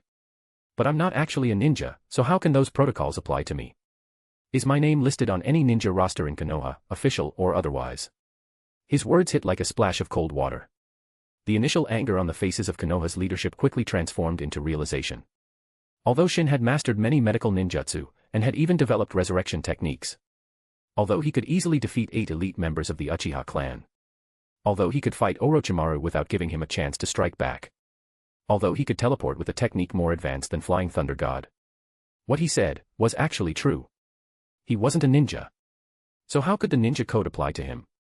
His official status was nothing more than that of an ordinary civilian in Konoha. Even Konoha Hospital had him registered as a doctor, not a medical nin. Over time, they had all unconsciously forgotten this technicality, and now found themselves in an embarrassing position of their own making. Tsunade and Orochimaru struggled to maintain their composure, while Kumo let out a deep sigh of relief. With the ninja code violation ruled out, defying the Hokage's orders no longer applied either. After all, Hiruzen always preached about the will of fire, claiming that the Hokage served the people of the village. Shin, as a civilian, was precisely the person meant to be served. Even if he openly criticized the Hokage or ignored his orders, what could Hiruzen do about it? Shin didn't even need to show up, but he still came. How touching. Ahem. Regaining his composure, Hiruzen cleared his throat and subtly signaled the other council members to rein in their emotions. They didn't mean anything by it, they simply forgot in the moment. After all, we in Konoha have strict regulations for ninja behavior. Hiruzen quickly shifted to his warm, kindly tone used for civilians, and explained, you're right, you're not a ninja, so naturally, the ninja code doesn't apply to you. Then may I ask, Shin said directly, what is the reason you summoned me today? Shin, just a moment. Hiruzen smiled kindly and looked toward Tsunade, saying, Tsunade, we need to speak with Shin in private for a moment. I'll leave right away, Tsunade responded, but Shin and I are about to get married. My grandmother has long awaited this day. If I'm unable to get married on time, or not at all, due to some unforeseen circumstance, I can't guarantee what I might do. As she spoke, her tone grew cold as she swept her gaze across everyone present. You two are getting married? Hiruzen's face lit up with delight. That's wonderful news. As your teacher, I couldn't be happier for you both. Don't worry, we're just going to chat with him a bit. Nothing unexpected will happen. What unexpected thing could even happen? He had mastered instant teleportation. They weren't prepared at all today. What could they possibly do to him? Besides, the charges they had intended to pin on him were rendered completely meaningless by his one line, "I'm not a ninja." Hiruzen had already shifted his strategy on the fly. Now, he truly just wanted to have a conversation. Even if he eventually planned to eliminate Shin, today was not the day. "Orochimaru, what about you?" After congratulating Tsunade, Hiruzen turned to him. "Sensei, here's the thing." Orochimaru stepped forward and handed over a research proposal. "I've started a new project that I need Shin's help with. I wanted you to review it. Since you were already meeting with him, I couldn't wait to bring you the good news, so I came along." Their original plan had been disrupted, and Hiruzen needed a moment to reorganize his thoughts anyway. He took the proposal and began flipping through it carefully. By the final page, his eyes lit up. "Are you serious about this pill that can rapidly restore chakra without any side effects? Can it really be developed?" he asked with excitement. Orochimaru nodded. "To be honest, I've been wanting to improve the standard soldier pills for a long time. I've had the idea for years. With my concept and his talent in pharmaceutical formulation, I believe it's entirely possible. And this stamina recovery medicine, and this one that's cheap to produce yet gradually enhances a ninja's physical abilities with long-term use, those two. We did a preliminary discussion. We estimate a 60% chance of success," Orochimaru said confidently. The so-called proposal was absolutely doable. But in truth, it was just something Shin had casually handed to Orochimaru, a cover for their real research. "This is a gift from us to you, Sensei. Under your leadership, I believe Konoha's shinobi will grow increasingly formidable." Orochimaru's words hit Hiruzen right in the heart, filling him with excitement. "Excellent work, both of you," Hiruzen said warmly. "But this must remain a secret. Continue your research in private, and once you leave this office, don't speak a word of it to anyone." "Yes." "Wait a minute." Koharu, unable to contain herself, burst out angrily. "Shin, have you already been capable of developing these medicines for years? Why didn't you ever tell me?" She felt utterly betrayed and was furious. "These ideas were mine." Orochimaru quickly stepped in to divert the topic. "What do they have to do with him? I only approached him today to discuss it. But I must say, his insight into pharmaceutical compounds is remarkable. His feedback gave me the confidence to present this to Sensei without delay." But Koharu wasn't the type to listen to reason. Chapter 47, Why Would I Run From Home? "All right." Hiruzen waved his hand and said, "It's settled then. The development of the drug takes priority. Once the drug is developed, we'll still need to rely on your pharmaceuticals department for production." Turning to Koharu, she was left speechless, though her mood clearly didn't improve. Drug development was extremely time-consuming, labor-intensive, and resource-draining, and there were so many parts of it that could be manipulated. If she was only involved in the production after the development phase, the benefits she could reap will be significantly reduced. How could she not be furious? Moreover, if this guy ended up showing even more value, wouldn't that mean she would no longer be able to easily deal with him? That would be unacceptable. After all, she had once carelessly said a lot of things she shouldn't have. If he were to use that against her, could she really come out unscathed? Enough. "Tsunade, Orochimaru, you two leave for now," Hiruzen waved at his two disciples.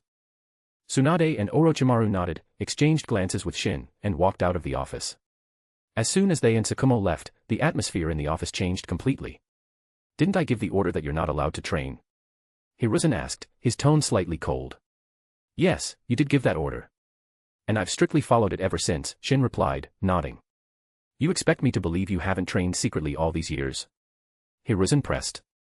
"Whether I trained secretly or not isn't something others might know, but you." Shin looked directly at him, his tone suggesting it was a ridiculous question. "You're the Hokage. You had surveillance teams rotating shifts to monitor me. After they were withdrawn, Kumo watched me constantly. How exactly was I supposed to train? Then how do you explain your level of skill?" Hiruzen asked. "Is it really that impressive?" Shin sighed, slightly disappointed. "Besides, when I fight, I rely on natural brute strength. I don't know those flashy jutsus, after all." "And the teleportation?" Hiruzen asked, finally addressing what concerned him most. That's even simpler to explain. Everything in our world exists within what we call space. And every location contains spatial energy, Shin explained. With the right perception, you can sense it. Of course, I don't know if others can sense it, but I've been able to feel it clearly since I was a child. For the next half hour, Shin elaborated at length.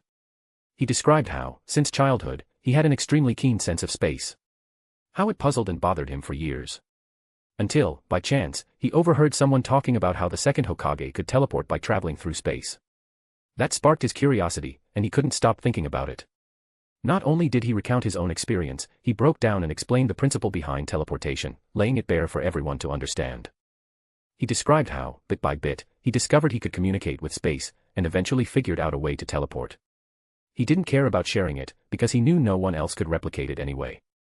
After all, what needed to be taught, Tobirama had already taught countless times. If they could learn it, they would have learned it long ago.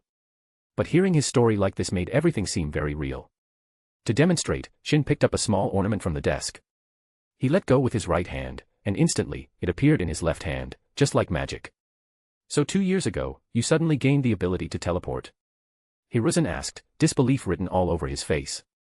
Yes, it just happened all of a sudden. Then why didn't you come report to me? Hiruzen questioned. I tried to find you, Shin said with grievance. 2 years ago, while working in the pharmaceuticals department, I asked Koharu-sama to arrange a meeting with you. But either she never passed along my request, or you were informed and chose to ignore it. Either way, nothing came of it. Hiruzen nearly choked. Because he did remember something like that. One day, 2 years ago, he did wonder why Shin was suddenly so insistent on meeting him. At the time, when Koharu mentioned it, he had just snorted coldly and completely ignored it. Damn it. Of course, back then, the reason Shin wanted to meet Hiruzen wasn't because he had mastered the Flying Thunder God technique, it was because he was planning something else. But since Hiruzen refused to see him, that plan fell through, and he never explained why he wanted to meet the Hokage. Now, this situation happened to provide a perfect excuse. I wanted to inform you properly, but you wouldn't see me, Shin continued. How is that my responsibility? You're saying that 2 years ago, when you were requesting a meeting, it was because of this? Hiruzen asked again, seeking confirmation. What else could it be? Shin shrugged. I wouldn't bother you over some trivial matter, would I? Then why didn't you explain the reason? Do I have to explain the reason just to see you? Shin asked, puzzled. I hadn't met you before, I didn't know the protocol. And besides, is this the kind of thing you can just casually tell anyone? You couldn't even explain it to Koharu? Hiruzen pressed further. Back then, she treated me with constant contempt, Shin said with some irritation, clearly complaining. I wasn't inclined to share anything significant with her. I'd heard the Hokage genuinely cared for Konoha's citizens, so I wanted to speak with you directly. Too bad you weren't interested in what I had to say. Nonsense, Danzo interjected coldly. This story is absurd. If you had mastered teleportation, why remain under surveillance? Why not simply leave? Why would I run? Shin asked, genuinely confused. That's a strange thing to say. I'm a citizen of Konoha. My home is in Konoha. Even if I couldn't become a ninja, I was still living a decent life. Why would I want to run? Just because I'm being watched, I should run. What kind of person do you take me for? Why would you say something so insulting? His tone had grown visibly angry by the end. Why should he run? Because they were planning to kill him. But could anyone actually say that to his face? Yet, at that moment, Hiruzen suddenly had a realization, could it be that Shin truly didn't know they intended to kill him? And once that idea took root, it suddenly made perfect sense to him. Yes, that was right. Over the past 7 years, they had only monitored him, never actually taken action against him. It would be entirely reasonable for him to have no idea. Even though the idea had been discussed privately among the village's leadership, it had never been shared publicly or put into motion. So there was no way Shin could have known. In the end, this irreconcilable conflict he'd always assumed between them was really just his own long-standing desire to eliminate Shin, a bias he had projected onto the situation. Maybe, in Shin's eyes, he still saw him as a good Hokage. Otherwise, why would he have wanted to report his teleportation ability to him 2 years ago? Wouldn't that actually be a sign of trust? So, could Shin truly still be someone he could make use of? Chapter 48, The Good Cop's Perfect Performance. Hiruzen always felt conflicted about Shin. His teacher's order was that the boy was not allowed to train in ninjutsu and should live an ordinary life as a civilian. But there was one thing he overlooked, that was the fact that Hiruzen had just assumed the position of Hokage, suddenly stepping in after Tobirama's unexpected death. His prestige was low, and his position unstable, so he needed to rally authority and bolster legitimacy. The best way to stabilize the situation was to firmly support and fully implement all of Tobirama's commands. In this process, some overcorrections were bound to happen. Tobirama likely never expected his disciple to go so far as to expel Shin from the Ninja Academy, from the Uchiha clan itself, and even assign an ANBU team to monitor him 24/7. This led Hiruzen to feel that the cost of monitoring Shin was too high and thus considered eliminating him. But as Shin began to show more and more value, he grew increasingly reluctant to kill him. Now, with Shin demonstrating even greater worth, Hiruzen also felt that he was become an even greater threat. Yet all of this was based on the assumption that the conflict between Shin and them was irreconcilable. But what if he knew nothing about any of this? Then how could he be a threat? What if he was still part of the Uchiha clan? Maybe then Hiruzen would still be concerned. But Shin had already been expelled from the Uchiha clan long ago, they had nothing to do with each other anymore, only hostility. Then there was Tsunade, his own student. With her as the bridge, why wouldn't Shin be manageable? Even if Shin eventually learned the truth, that would be blamed on the second Hokage. On the contrary, Hiruzen could assert firmly to Shin that he never intended to harm him, that he had been protecting him in secret all along. Because, that was the truth. There was only one thing that he was slightly concerned about, the fact that not long ago, Mito and Tsunade had stepped in to protect Shin. But thinking about it now, it must have been because Mito noticed something and acted for the sake of her granddaughter's happiness. He believed Mito had the ability to perceive such things. But she would never tell Shin the truth. After all, she was also afraid that telling the truth might scare Shin away, and Tsunade would lose her husband. Besides, Shin was someone who deeply valued kindness and always repaid gratitude, that was evident from the way he treated his adoptive parents and younger brother. And based on analysis, Shin wasn't someone who held grudges over every little thing. If he really were that kind of person, with his strength and teleportation abilities, would Koharu still be alive after all these years of mistreating him? But he endured it all, never turned against her, never attacked, just showed displeasure. So, as long as the kindness was delivered correctly, why worry about not winning him over? Thinking of this, Hiruzen suddenly felt much clearer. Hokage-sama. Shin suddenly spoke up at this moment, can I ask why you've always had people watching me? If I did something wrong when I was young, I'm willing to change, I really am. Seeing his earnest and aggrieved expression, Hiruzen immediately formed a plan. Sigh, he sighed and said, this matter is tied to a past event in Konoha's history. Huh. Shin looked extremely surprised. Does this past event have something to do with me? Have you ever heard of Madara? Hiruzen didn't answer directly but instead asked. Hiruzen, that's enough. Danzo immediately interrupted. Let the past stay in the past. I just want this child to know the truth, Hiruzen said righteously. It's been over 7 years, it's time to make some changes. You're disregarding explicit instructions. Danzo said angrily. Throughout my life, I have faithfully executed our teacher's directives, Hiruzen replied with conviction. But for the welfare of the village, I'm prepared to accept responsibility for this single exception. What self-serving nonsense, Danzo thought bitterly.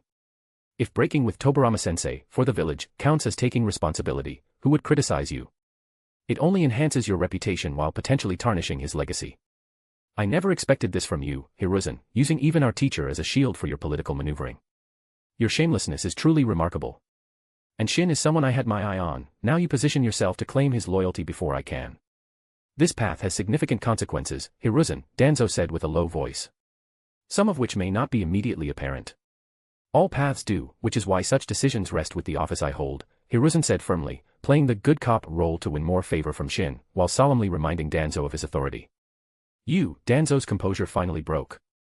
Unable to continue, he simply flicked his long sleeves and stormed out of the Hokage's office. Hokage-sama, you don't need to go to such lengths for me. Shin's eyes were welling up with tears, deeply moved. You misunderstand my motives, Hiruzen shook his head solemnly.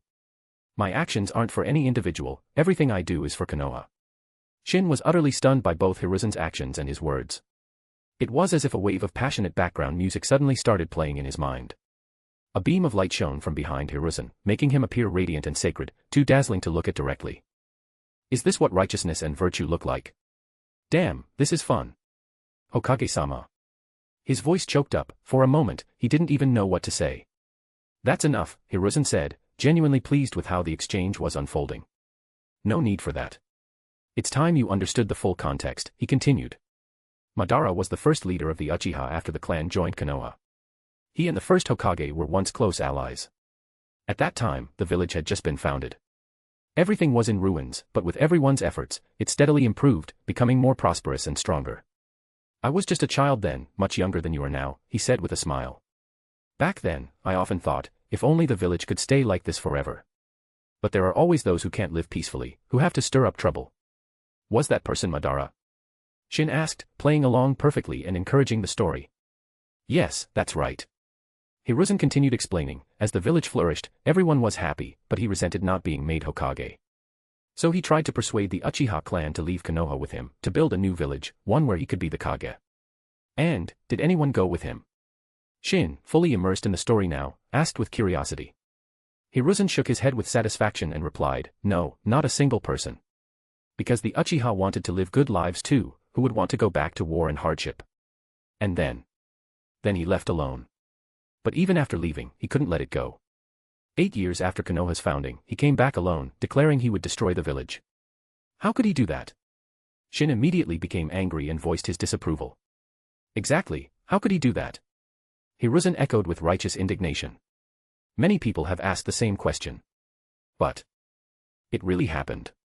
Chapter 49, Killing is easier than confessing. At the Hataki residence, ever since stepping down from the ANBU, Kumo had felt an unprecedented sense of ease. No more constant surveillance of that troublesome Shin. Nearly 5 years of non-stop surveillance had drained him physically and mentally, so he decided to give himself a long vacation. On his first day off, he indulged in food and singing, feeling like he'd finally discovered what life should be. On the second day, he was sipping tea and listening to music, thinking this was what life should be like. On the third day, he strolled leisurely around Konoha, looking around with a childlike curiosity. When he reached a certain district, and ensured no one was watching, he slipped into a bookstore and expertly made his way to a very hidden corner. He looked around carefully. Seeing no one nearby, he cautiously picked up a copy of The Secret of the Kunoichi and began reading with great interest. As expected from that author, it still had that same charm from back in the day. The plot, the descriptions, it was downright addictive. Yes. A great book. Brilliant. Wait, they can do that. An entire afternoon slipped by like that. As the sun dipped in the west and the shopkeeper turned on the lights, Kumo suddenly snapped back to reality. Panicking, he shoved the book back on the shelf and turned to rush out. But after just a few steps, he froze, his face twisted as if he were constipated. Why am I worried? I don't need to watch that kid anymore. I'm free now. He took a few more steps, but then stopped again. Seeing that no one was around, he turned his head back toward that shelf. The Secret of the Kunoichi. Why can't I stop thinking about it? Like an itch I can't scratch. Wait, am I being inappropriate? No, that book's just that captivating. Besides, books are made to be read, right? I'm simply appreciating literature. Nothing wrong with that. Seeing no one was paying attention to him, Kumo briefly considered using the transformation jutsu, but a quick mental calculation stopped him. Using chakra for something so trivial seemed unnecessary, especially when he was officially off duty. Besides, a transformation might trigger the bookstore's security seals, designed to detect ninja techniques after several incidents of theft. Instead, he settled for pulling his coat collar higher until it covered most of his face. Then, with feigned casualness, he walked back to the bookshelf and retrieved the book he'd only finished a quarter of. Glancing over the other books on the shelf, he nodded in satisfaction. So many new titles in recent years, it looked like the shinobi world still has some talented folks.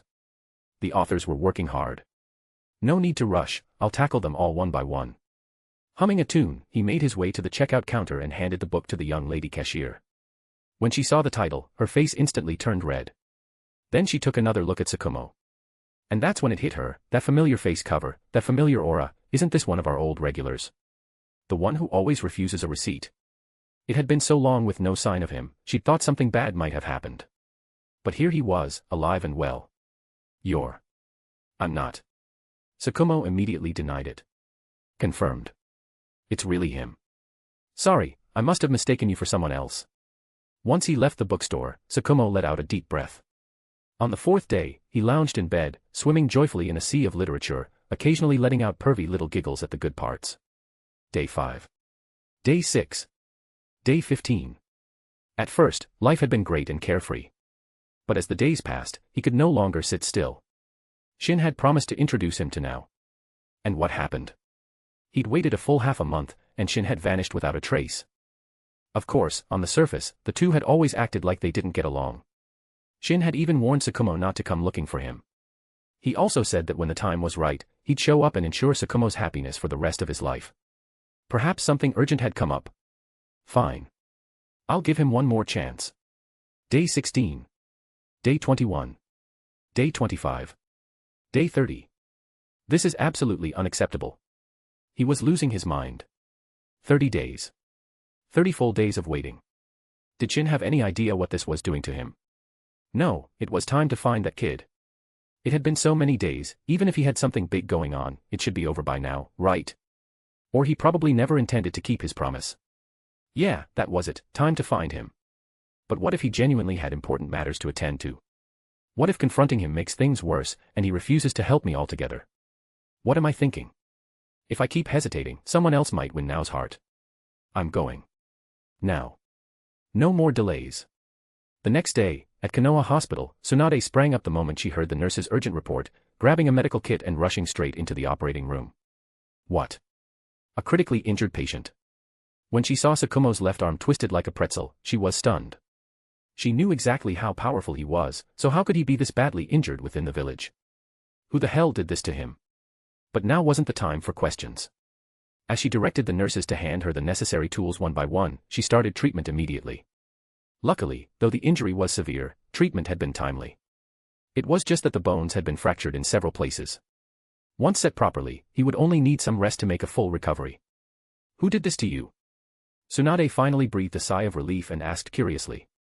Seeing Tsukumo hesitate, looking like he wanted to speak but couldn't, Tsunade nodded and told the others, "You all leave us." After the last nurse exited and closed the door, Tsukumo immediately sat up. With a look of grievance that bordered on tears, he cried, "Tsunade, you have to help me." "What do you mean?" "I injured my hand on purpose. But I really had no choice. By the way, now. She hasn't started dating anyone this past month, has she?" Tsunade's expression became incredibly strange. But seeing how anxious Tsukumo looked, she shook her head and replied, "No. I've transferred her to assist me directly. She's been really busy, no time for dating." That's a relief. The massive weight in Tsukumo's heart finally lifted, and his entire demeanor changed. Tsunade, still confused, was about to speak again but Tsukumo raised a hand to stop her. "Where's Shin?" Now that his anxiety was gone, anger surged in its place. Tsukumo's eyes looked practically murderous. "With that look on your face, I'm not sure if I should tell you anything." Tsunade was baffled. She remembered that Tsukumo and Shin were supposed to be on decent terms.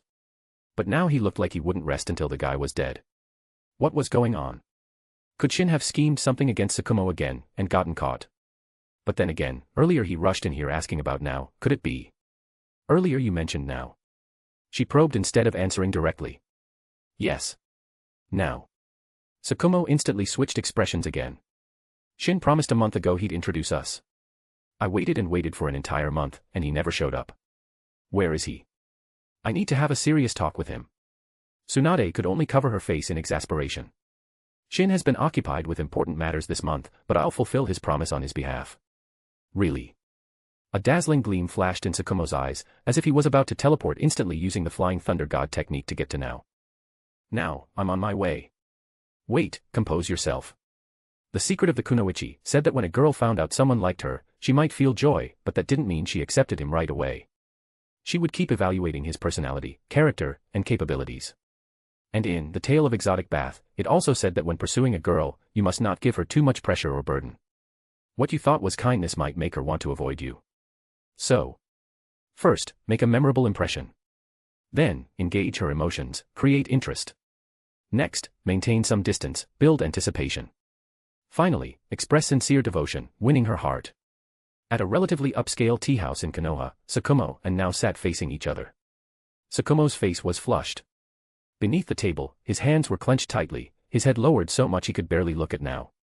Every time he stole a glance at her face, his heart would tremble, then he'd panic and immediately look down, as if he'd done something terribly wrong. Nao's gentle voice suddenly broke the silence. Aren't you going to drink your tea? Yes, of course. Tsukumo scrambled to grab his teacup, but in his nervousness, he knocked it over. The tea spilled straight toward Nao. She wasn't a ninja, just a nurse, so her reaction speed wasn't fast enough. Her white long dress was quickly soaked with tea, and she frowned deeply. This dress had cost her a lot of savings, and she hadn't even worn it before today. She only wore it today because Tsunade said she was introducing her to someone. At first glance, her impression of Tsukumo was actually quite good. He appeared well-groomed and handsome. But after spending a bit of time together, he completely messed it up. He was trembling the whole time, and could barely say a complete sentence. Was she really that scary? Nao felt misunderstood. She had no idea that ever since she started working at Konoha Hospital, Tsukumo had been watching her from afar, silently admiring her. Now that he finally had the chance to sit across from her, he could barely control himself. Unfortunately, his behavior completely ruined her impression of him. If it hadn't been Tsunade who introduced him, she might have left right away. Another 30 minutes passed in awkward silence, and Nao finally couldn't take it anymore. She stood up and said politely, "Tsukumo-senpai, it's getting late, I should head home now." She called him senpai because that was how Tsunade addressed him and told her to as well, saying it would help them grow closer. But she felt it only made things more awkward. "You're leaving." Tsukumo finally lifted his head, his voice trembling. It finally hit him, and he felt deeply frustrated. "It's over. I've ruined everything. What happened to me? Where was the composure I maintained during missions? The confidence I carry into battle? It's hopeless. I can walk you home," he offered hesitantly. "No need." To now, his uncertain tone made the offer sound like an obligation rather than a genuine desire. Her considerate nature made her reluctant to impose, so she declined immediately. With a polite smile, she turned and walked away, leaving him behind, dazed and devastated. I should accompany her. What if something happens on her way home? I need to ensure her safety. After a while, Tsukumo finally came to his senses, forced himself to come up with an excuse, and chased after her. That night, the wind was especially strong. The awning outside the tea house flapped noisily, as if mocking him mercilessly. Seeing Nao's silhouette about 20 meters ahead, he felt like dying. What just happened? This is Shin's fault. If he hadn't disappeared, I wouldn't have been so nervous. If things don't work out between now and me. Suddenly, Tsukumo noticed something ahead and went on high alert. 7 or 8 meters in front of Nao, an old transformer box mounted on a utility pole was swaying violently in the wind, like it could fall at any moment. As she took a few more steps, the box made a loud cracking sound, and broke free from the pole, falling straight toward her. Tsukumo's heart nearly stopped. In a flash, he vanished. The next moment, Nao found herself 5 meters from her previous position, held securely in Tsukumo's arms. Startled and confused, Nao initially tried to push away. But then, boom, a heavy crash behind them startled her. She turned quickly to see a 1-meter-tall metal transformer box right where she had just been standing. Her body broke into a cold sweat. If that had hit her, she might have gone straight to the Pure Land. Seeing Tsukumo still holding her, her face turned beet red. She whispered in a voice only she could hear, "Could you put me down?" "Ah. Oh." Tsukumo suddenly realized he'd been frozen with excitement from holding his goddess in his arms. He hurriedly put her down. The wind blew away the clouds, revealing a starry moonlit sky. Beneath the utility pole, both of them had cheeks too red to look at each other properly. Thankfully, it was nighttime, the lighting dim, and few people were around, helping them both feel slightly less embarrassed. After a while, Nao bit her lip, seeming to make up her mind. She whispered, "I think the breeze tonight feels really nice. I don't want to go home just yet. Would you tell me more about yourself?" Chapter 50, even Churchill would applaud. Another chapter here because the previous one was a side chapter. Seeing that Shin was completely captivated by his words, Hiruzen continued, "In the end, the first Hokage and Madara fought for 3 days and nights at the Valley of the End. In the end, for the sake of the village, he held back his tears and, with no other choice, killed this once dear friend." Seeing Shin's shocked expression, he nodded inwardly. "It seems my will of fire can influence him. I will achieve a feat no one before me ever has, I will become the greatest Hokage in history. But..."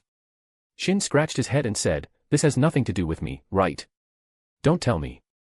I'm Madara's descendant." "Ah." Hiruzen sighed deeply in sorrow. "You're not his descendant. In fact, the unfair treatment you've suffered all these years is because the second Hokage believed your potential wasn't any less than Madara's. He was afraid you'd become the next Madara." "Hiruzen, that's enough." Hamura suddenly stood up and scolded him. "How can you speak ill of our teacher?" "I'm merely telling the truth." Hiruzen replied. "Do you all remember how, after announcing me as his successor, he spoke to me privately for 5 minutes? He told you."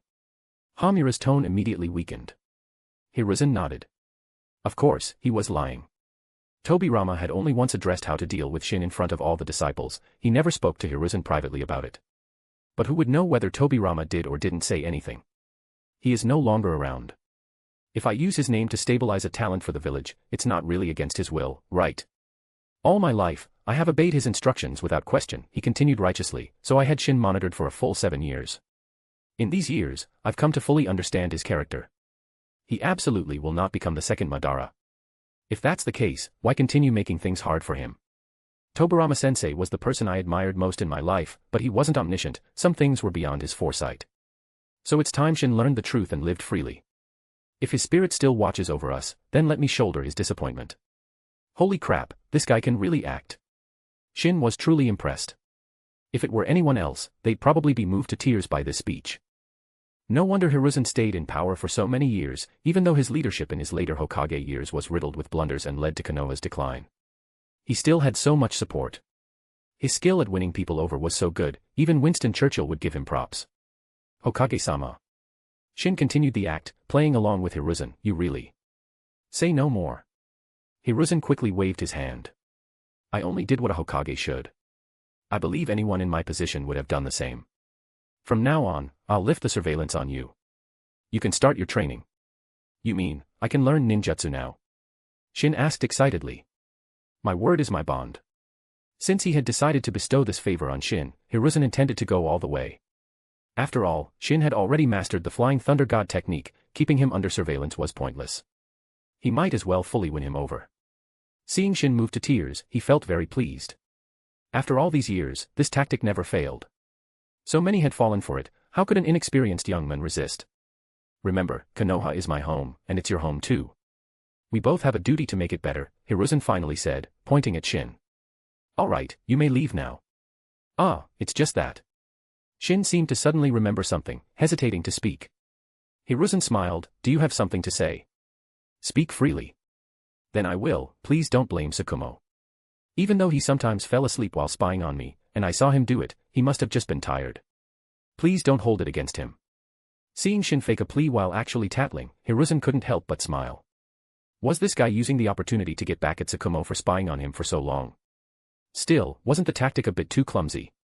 But ironically, the more obvious the ploy, the more reassured he felt about Shin. Such a naive scheme wasn't something to be concerned about. Perhaps Shin was just another Kagami. Hiruzen didn't know if what he said was true or not. But since he already held some dissatisfaction toward Tsukumo, this was a good opportunity to give him a little warning, and while he was at it, he could also earn some goodwill with Shin. After walking out of the Hokage's office, Shin chuckled coldly in his heart. Hiruzen had been acting the entire time. Fortunately, he had already developed a decent understanding of Hiruzen's personality. Over the years, he had dissected every action Hiruzen had taken, analyzed them repeatedly, then pieced them together for an overall assessment. In the end, he fully grasped how this man thought and operated during this period. So, he predicted Hiruzen's prediction. Everything went just as he expected, no surprises. Shin. Tsunade rushed up as soon as she saw him come out and asked, how did it go? We'll talk at home, Shin said as he took Tsunade's hand and walked lightly toward their home. About 100 meters out, she curiously looked back and scanned the surroundings with her senses. Surprisingly, no one was following them. She was momentarily a bit unaccustomed to the feeling. You're free, she asked in surprise. Yeah. Completely free now. Shin exhaled in relief. Being watched constantly had been truly suffocating. For years, he had suppressed his burning desire for research. Now, at last, he could turn the flood of ideas in his mind into reality. Glancing gratefully at her, he gently stroked her cheek with his finger, causing her to blush furiously and immediately slap his hand away. We're in the middle of the street. That's too much. Hey. After calming down, she suddenly looked serious. Shin, thank you. Huh? What for? Shin asked, confused. I know you've been holding yourself back, all for me. I told you I didn't want Konoha to fall into chaos, and in the end, it was you who bore the burden. This guilt was no longer the manipulated shame she'd felt before, this time, it was genuine, from the heart. He looked surprised. What are you talking about? I just couldn't bear to part with Orochimaru. Go die. Even though she knew he was joking, she was genuinely mad. She grabbed him and started roughing him up. The heavy feelings between them eased considerably. While Shin and Tsunade were feeling happy, Tsukumo, on the other hand, was nervous. He had just been suddenly informed that he no longer needed to monitor Shin. Now, he stood silently in the Hokage's office, head bowed, feeling both anticipation and anxiety. There's something I'd like to confirm with you, Hiruzen finally spoke after a long silence. I heard that during your surveillance of Shin, you were caught napping from time to time. Is that true? Tsukumo was stunned at Hiruzen's question. He had dozed off a few times, after all, he was the only one monitoring Shin, with no one to take shifts. He still had to eat, sleep, and go to the bathroom, didn't he? The assignment had been unreasonable to begin with. It was one of the reasons why he had reached his limit. But then, he immediately realized, was the Shin scheme. Chapter 51, Retreat to Advance. Is this your attitude toward carrying out a mission? I need an explanation. Seeing that Tsukumo remained silent, Hiruzen took it as silent admission and questioned him sternly. Tsukumo took a deep breath and explained, I sincerely apologize.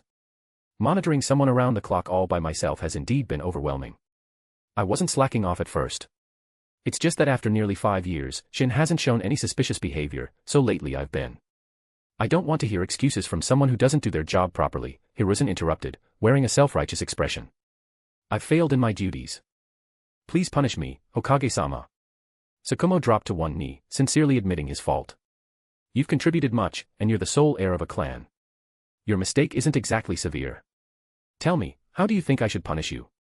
Hiruzen asked with apparent reluctance. Putting on a look of deep remorse, Tsukumo said, for my dereliction of duty, I should be removed from ANBU as an example to others. That would leave a blemish on your ninja career, Hiruzen reminded him. I understand, but I willingly accept the punishment, Tsukumo declared. This was a strategy proposed by Shin, retreat to advance. There was no turning back now. He had chosen to keep believing in Shin's words. Forget it. I don't want to make things hard for you either, Hiruzen finally said, feeling that his point had been made. Tsukumo had shown the proper attitude, no need to really destroy him. Why don't you resign voluntarily? Hiruzen suggested. Thank you. Tsukumo exclaimed with relief. That same day, he resigned from ANBU and returned home, planning to rest for a while without immediately taking on new missions. Though he was the last of the Hatake clan, his family was wealthy. Before being assigned to monitor Shin, he had taken on numerous missions and earned a substantial amount. Even if he stayed home from now on, he could still live very comfortably. Right now, he was focused on resolving his lifelong bachelor status. Watching Shin and Tsunade flaunt their relationship every day, he couldn't take it anymore. But he didn't want to approach Shin directly since they were supposed to be on bad terms publicly. Now it was just a matter of waiting for Shin to show up. Then, with everything going according to plan, his marriage would be settled. Back at Tsunade's house, Shin told Tsunade and Mito everything that had happened in the Hokage's office. Upon hearing that he was finally free, both women were very happy. But Mito still reminded him, even though you're no longer under surveillance now, you still need to be on guard. If those people realize they've been fooled, things could get very troublesome. I understand, Shin agreed without hesitation. His main focus now was research, he had no time to deal with those people. He was curious to see what kind of sparks he and Orochimaru would generate by collaborating. 3 days later, in a remote forest east of Konoha, far from the residential areas, Shin looked at an inconspicuous, run-down 2-story building.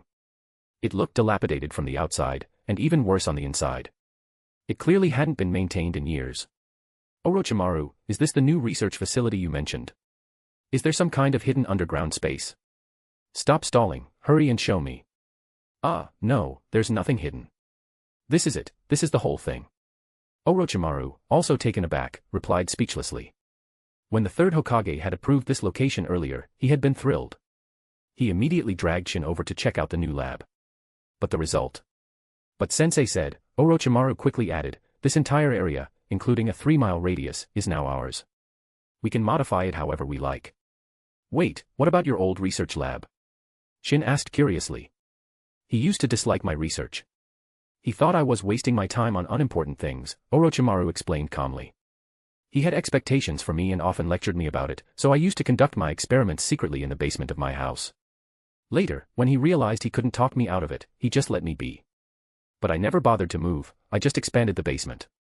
At not even 18 years old, Orochimaru hadn't yet started conducting forbidden research, so he didn't need multiple secret bases to avoid being discovered. But once Shin joined, it was clear that his home basement was no longer sufficient, so he applied for special approval for a piece of land. Unfortunately, the outcome had been disappointing. Oh well, it's fine. Shin was actually quite satisfied with the location, remote, spacious, and it could be redesigned exactly how he wanted. The only downside was that the research would now be delayed. Well then, let's get started. He dragged over a shaky old table, laid a blank sheet of paper on it, and began working on a layout plan for the research facility while discussing future research directions with Orochimaru. As their discussion deepened, the outline of the lab gradually came to life on the paper. Orochimaru looked at the blueprint and licked his lips. Isn't this a bit over the top? Why? Don't you have confidence in yourself? No. Orochimaru shook his head. I have full confidence in both you and myself, just not in our budget. With this design, how much funding would it take? Shin grinned and said, that depends on your skills. Hiruzen is currently supporting you. As long as we produce results, he'll definitely approve the funding. But we don't have any results to show yet, do we? Hearing this, Shin reluctantly pulled out a storage scroll from his chest and handed it to Orochimaru, who opened it and began taking out box after box. After opening one of them, a bright smile immediately spread across his face. He licked his lips again and said, "I can see your resolve." Each box contained 50 million ryo, and there were 6 boxes total, 300 million ryo in all. "That's all the money I have," Shin said seriously. "I only have 2 requirements. First, speed. Finish it as fast as possible. Second, don't cut corners, and prioritize the items I specifically request. Don't worry. Give me half a month, I'll get it done," Orochimaru replied confidently now that they had the funds. Chapter 52, Why am I doing assistant work? Bonus. For researchers, there were 2 major, unavoidable challenges.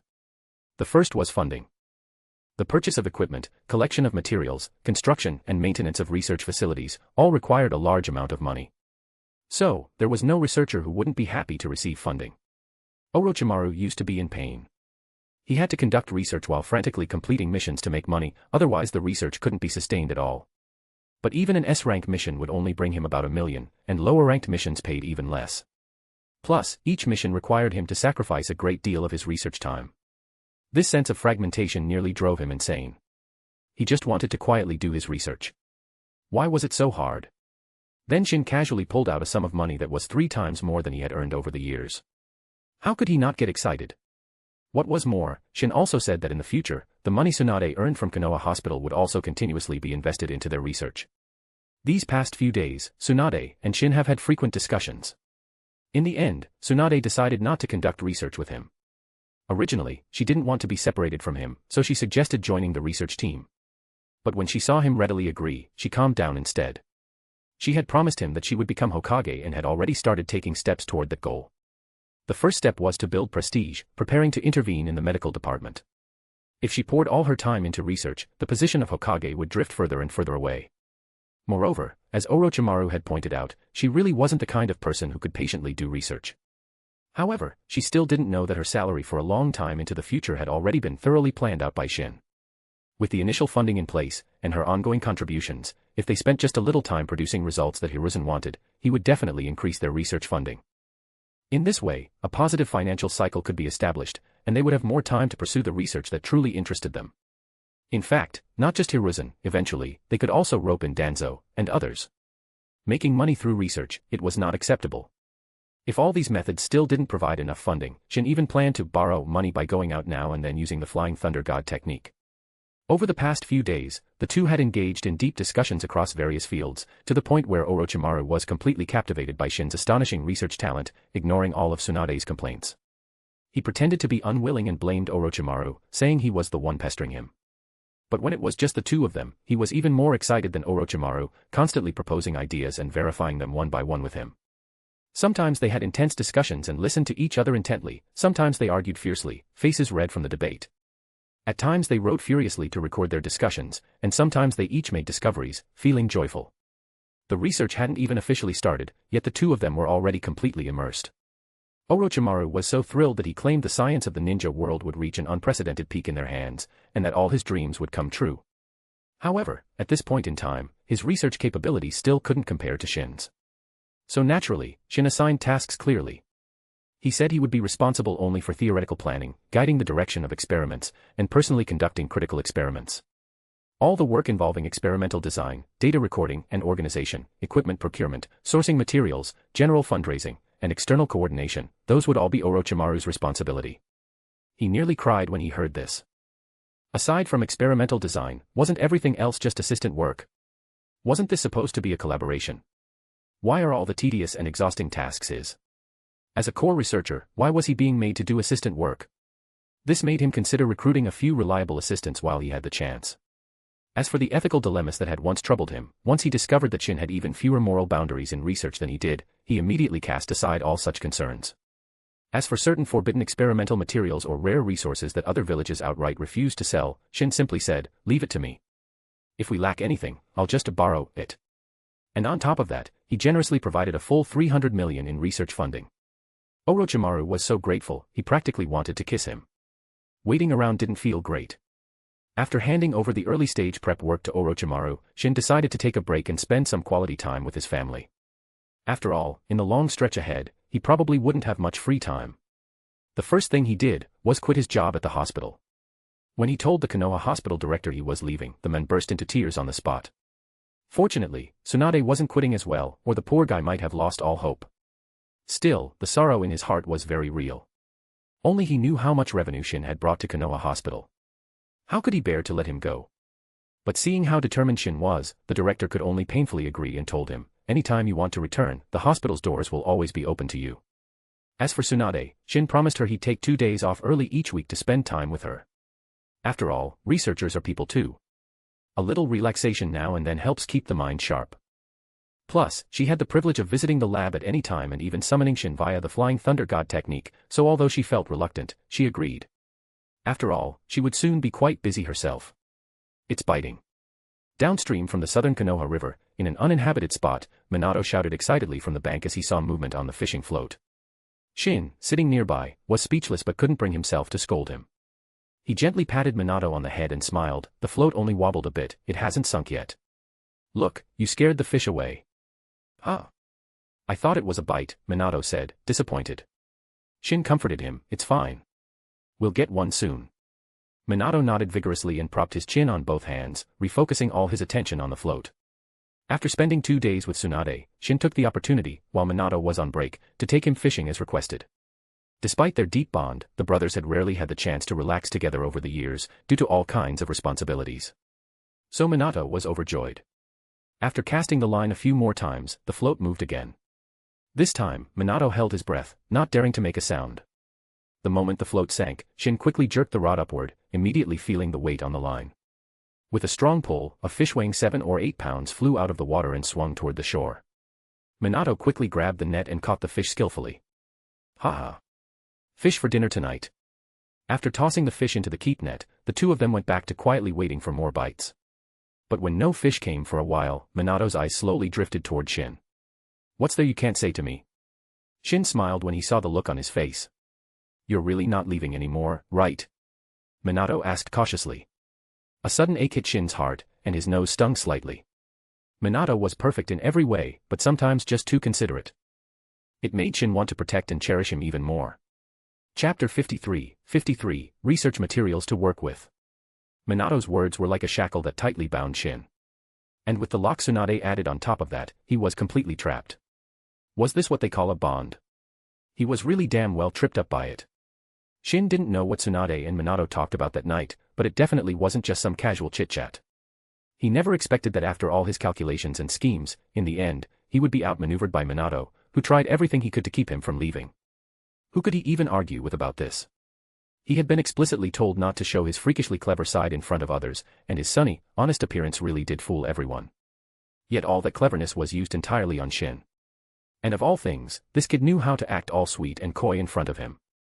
That time when he was getting spanked, just one sentence made Shin unable to keep hitting him, it was a total emotional chokehold. He had no way to deal with it. Maybe this was what Orochimaru meant when he said Shin wasn't as good as Minato. But was Orochimaru really born cold and heartless? The idea for his research, didn't it first come from the pain of losing his parents and close friends? Didn't he go dark and ruthless in the end because of the death of Nawaki? And wasn't it the same for Shin, losing the people he cared about one by one, feeling how fragile life was, and refusing to suffer for love, so he closed off his heart? So, who was he to talk so much? Of course, Orochimaru's words from a few days ago also played a critical role. When they were talking about whether to set up a lab outside the village, he suddenly grinned and said, "Why should we be the ones to leave? My research is what matters, not where I conduct it. If the village supports us, we'll use their resources. If they get in the way, we can just team up and kick them out as far as possible." Shin knew Orochimaru said this at Tsunade's request, to get him to stay. But he had to admit, Orochimaru made a really good point. So, faced with Minato's eager gaze, he nodded and said, "I'm not leaving." Really? Really? That's great. Minato jumped up in excitement, dancing around happily. Seeing him that happy, Shin was speechless. But it didn't matter anymore, Orochimaru was right. What difference did the place make?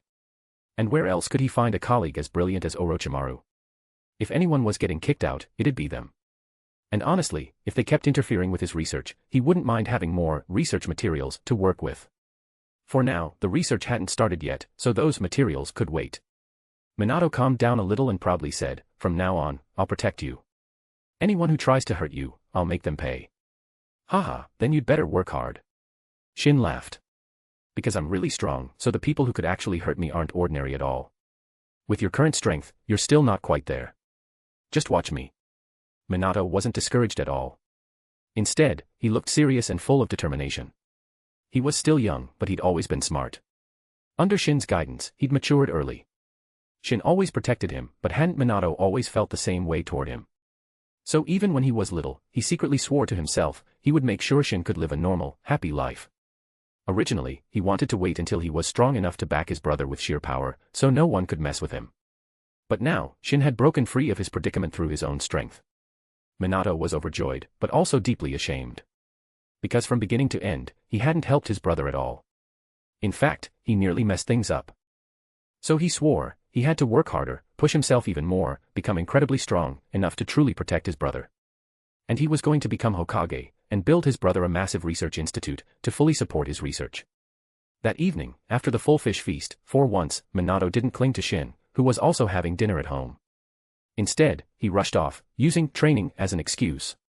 Seeing the boy like that, Shin couldn't help but chuckle and tease, "Do you think Minato went on a date?" Hearing this, Yasuto scratched his head and replied in his honest way, "No way, right? He is too young, what would he know about that? Forget it, never mind him. I've got a date." The early stage prep work for the research lab was still ongoing. Shin was anxious inside, but some things weren't up to his will, so he figured he might as well treat it like a little vacation. Meanwhile, Minato was sneaking off to a hidden spot. "This way." Kushina, who had been waiting there, quickly waved him over. When they met up, their expressions were both rather awkward. Looking around cautiously, Kushina asked nervously, "Are we really going to do this? Don't be scared. It'll be quick." "But you're still a kid."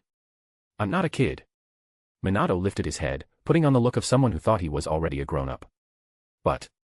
"No more buts. Let's do it." Kushina looked extremely conflicted. After a long silence, she finally sighed and gave in. "All right, fine." She was persuaded in the end. She took off her jacket and pulled out a stack of sealing tags from her pocket, then began setting up a barrier around Minato. Even though she was young, under the careful guidance of the leader of the Uzumaki clan, Ashina, and Mito, she had developed a certain proficiency in sealing techniques. And since barriers are closely related to sealing arts, her talent in one carried over to the other. With the help of the tags, she quickly finished setting up a small barrier, about 3 meters in length, width, and height. Unlike the nervous Kushina, Minato, inside the barrier, had a look of surprise and excitement on his face. "I can really sense it." The tags Kushina used were specially developed by Shin to help Minato better perceive space, meant to be used while practicing the Flying Thunder God technique. When one of the tags was attached, it enhanced spatial perception. The barrier she had set up amplified the tag's effects. It was a simple setup, mostly meant for beginners to practice with, not particularly powerful or complex. But for Minato, this barrier was a dream come true, because he could genuinely feel the spatial fluctuations clearly. "Take that kunai I gave you and place it far away from here," Minato said eagerly, looking ready to go. Kushina hesitated, uneasy. "Shin Nizen said your foundations still aren't stable. Maybe we should stop here." "No." Minato rejected the idea immediately. "He is about to get really busy and might not have time to hang out with me anymore. But he told me that the moment I master Flying Thunder God, I can see him whenever I want. I said I'd protect him, so I can't back down now." "But..." Kushina grew more anxious. She believed in Minato's talent, but she trusted Shin's judgment even more. After all, he was currently the only person in the shinobi world who had mastered the Flying Thunder God technique. His opinion was authoritative. "Just let me try it once." "Really?" Minato coaxed gently. "I can clearly sense the spatial fluctuations, and I can feel the spatial pathway too. All the key elements my brother told me about, I can sense them. There's absolutely no problem. Just once, really." Kushina couldn't resist the persuasive Minato. She was wavering. "Just once," Minato nodded seriously. "Okay then." Kushina walked 10 meters away, placed the kunai on the ground, and then stared at him with extreme tension. She didn't know much about the Flying Thunder God technique, only that it allowed a person to teleport. She had no idea how difficult or dangerous it was to practice. But because she trusted him, she chose to support him. What she didn't expect was that this would become the most regretful decision of her entire life. Chapter 54, I'm the bastard who did this. Unlike the confidence he showed when fooling Kushina, Minato was actually incredibly nervous inside. What he did today was completely acting on his own initiative, and if it failed, he could already imagine how furious Shin would be. But didn't his brother say he was a natural at learning the Flying Thunder God technique? He had been laying the groundwork for quite some time now. Today, he had to succeed. Clenching his fists tightly, he could feel that his palms were already soaked in sweat. However, sensing the spatial fluctuations that were much stronger than usual, he gained a bit more confidence. What's wrong? On the other side, Tsunade touched Shin's forehead and asked with concern. I'm not sure either. Shin frowned. I just feel uneasy, like something's not right. Could it be from overwork? Tsunade muttered resentfully, it's all Orochimaru's fault. Her grudge against Orochimaru for monopolizing Shin ran deep. Who just pulled someone's boyfriend away in front of their girlfriend during a date? If these two ever got married, would he try to crash the wedding? And Shin was just as bad. He kept apologizing like he didn't want to go, but ran faster than anyone else. This felt way too much like how her grandmother used to complain about her grandfather and Madara. Wait, no, he was forced. It was all Orochimaru's fault. But Shin shook his head. This level of mental strain shouldn't be enough to cause such unease. So it definitely wasn't because of Orochimaru. And if it wasn't Orochimaru, and Tsunade was right here and safe, then, was it Minato? Suddenly, he shot to his feet, looking in a certain direction, and vanished in an instant. 1 minute earlier, as he kept drawing on the Flying Thunder God mark on the kunai several meters away, Minato's perception of it became increasingly clearer. In the past, he could only sense the spatial connection when he was holding the kunai engraved with the mark. But now, between him and the kunai, there was a faint, invisible channel, intangible to the eye but clearly perceptible to him. Carefully regulating his breathing, he adjusted the chakra in his body, reaching an unprecedented level of sensory focus. Suddenly, the Flying Thunder God mark dozens of meters away was successfully activated. Before he could even react, he vanished with a whoosh from where he stood. Kushina quickly covered her gaping mouth, staring in disbelief at what had just happened. Did it actually work? But soon, she began to panic. 3 whole seconds had passed, and Minato still hadn't reappeared. She had seen Shin demonstrate the Flying Thunder God technique to Minato before, the transition was always instantaneous. It should never take this long. A terrible feeling rose in her chest, and she began to tremble uncontrollably. Minato, where are you? Kushina shouted desperately. Don't scare me like this, come out, now. As if responding to her words, Minato suddenly appeared in midair dozens of meters away. Kushina's eyes lit up, but immediately sensed something was wrong. He didn't respond to her. His body dropped straight toward the ground. She nearly broke down, dashing forward recklessly. But just before she could catch him, a figure appeared ahead of her and caught him firmly, landing gently on the ground. Shin Neeson. But at that moment, it was as if he hadn't even heard Kushina's voice. His whole body felt like it had plunged into an ice-cold abyss, and he began to tremble uncontrollably. Minato looked utterly miserable, his face ashen and drained of all color. His clothes were in tatters, the remaining fabric soaked in blood, and his exposed skin was covered in dense, horrific wounds, torn and mangled. Though he was still alive, his life force was incredibly faint, like a candle flickering in the wind, about to be snuffed out at any moment. No. No way. His mind went blank. He completely lost his composure and had no idea what to do next. Stay calm, stay calm. Those words kept echoing in his head. He knew he had to begin treating Minato immediately. But the scene before him left his body frozen, completely out of his control, as if all strength had drained away, leaving only trembling. Fortunately, at that moment, another figure rushed over at top speed. It was Tsunade, who had gone full throttle the moment Shin disappeared, racing over without a second thought. She wasn't far, so she made it just in time. Quickly scanning the scene and getting a rough understanding of the situation, she performed a body flicker, instantly appearing in front of Minato. At the same time, she released her Een seal and began using her mystical palm technique, placing her hand on Minato's chest. She shielded his heart and lungs while swiftly assessing the state of his body. When she confirmed that although Minato's life was in danger, his brain remained intact thanks to the protection of his skull, she finally let out a heavy sigh of relief, and then poured even more energy into the healing process. Don't just stand there.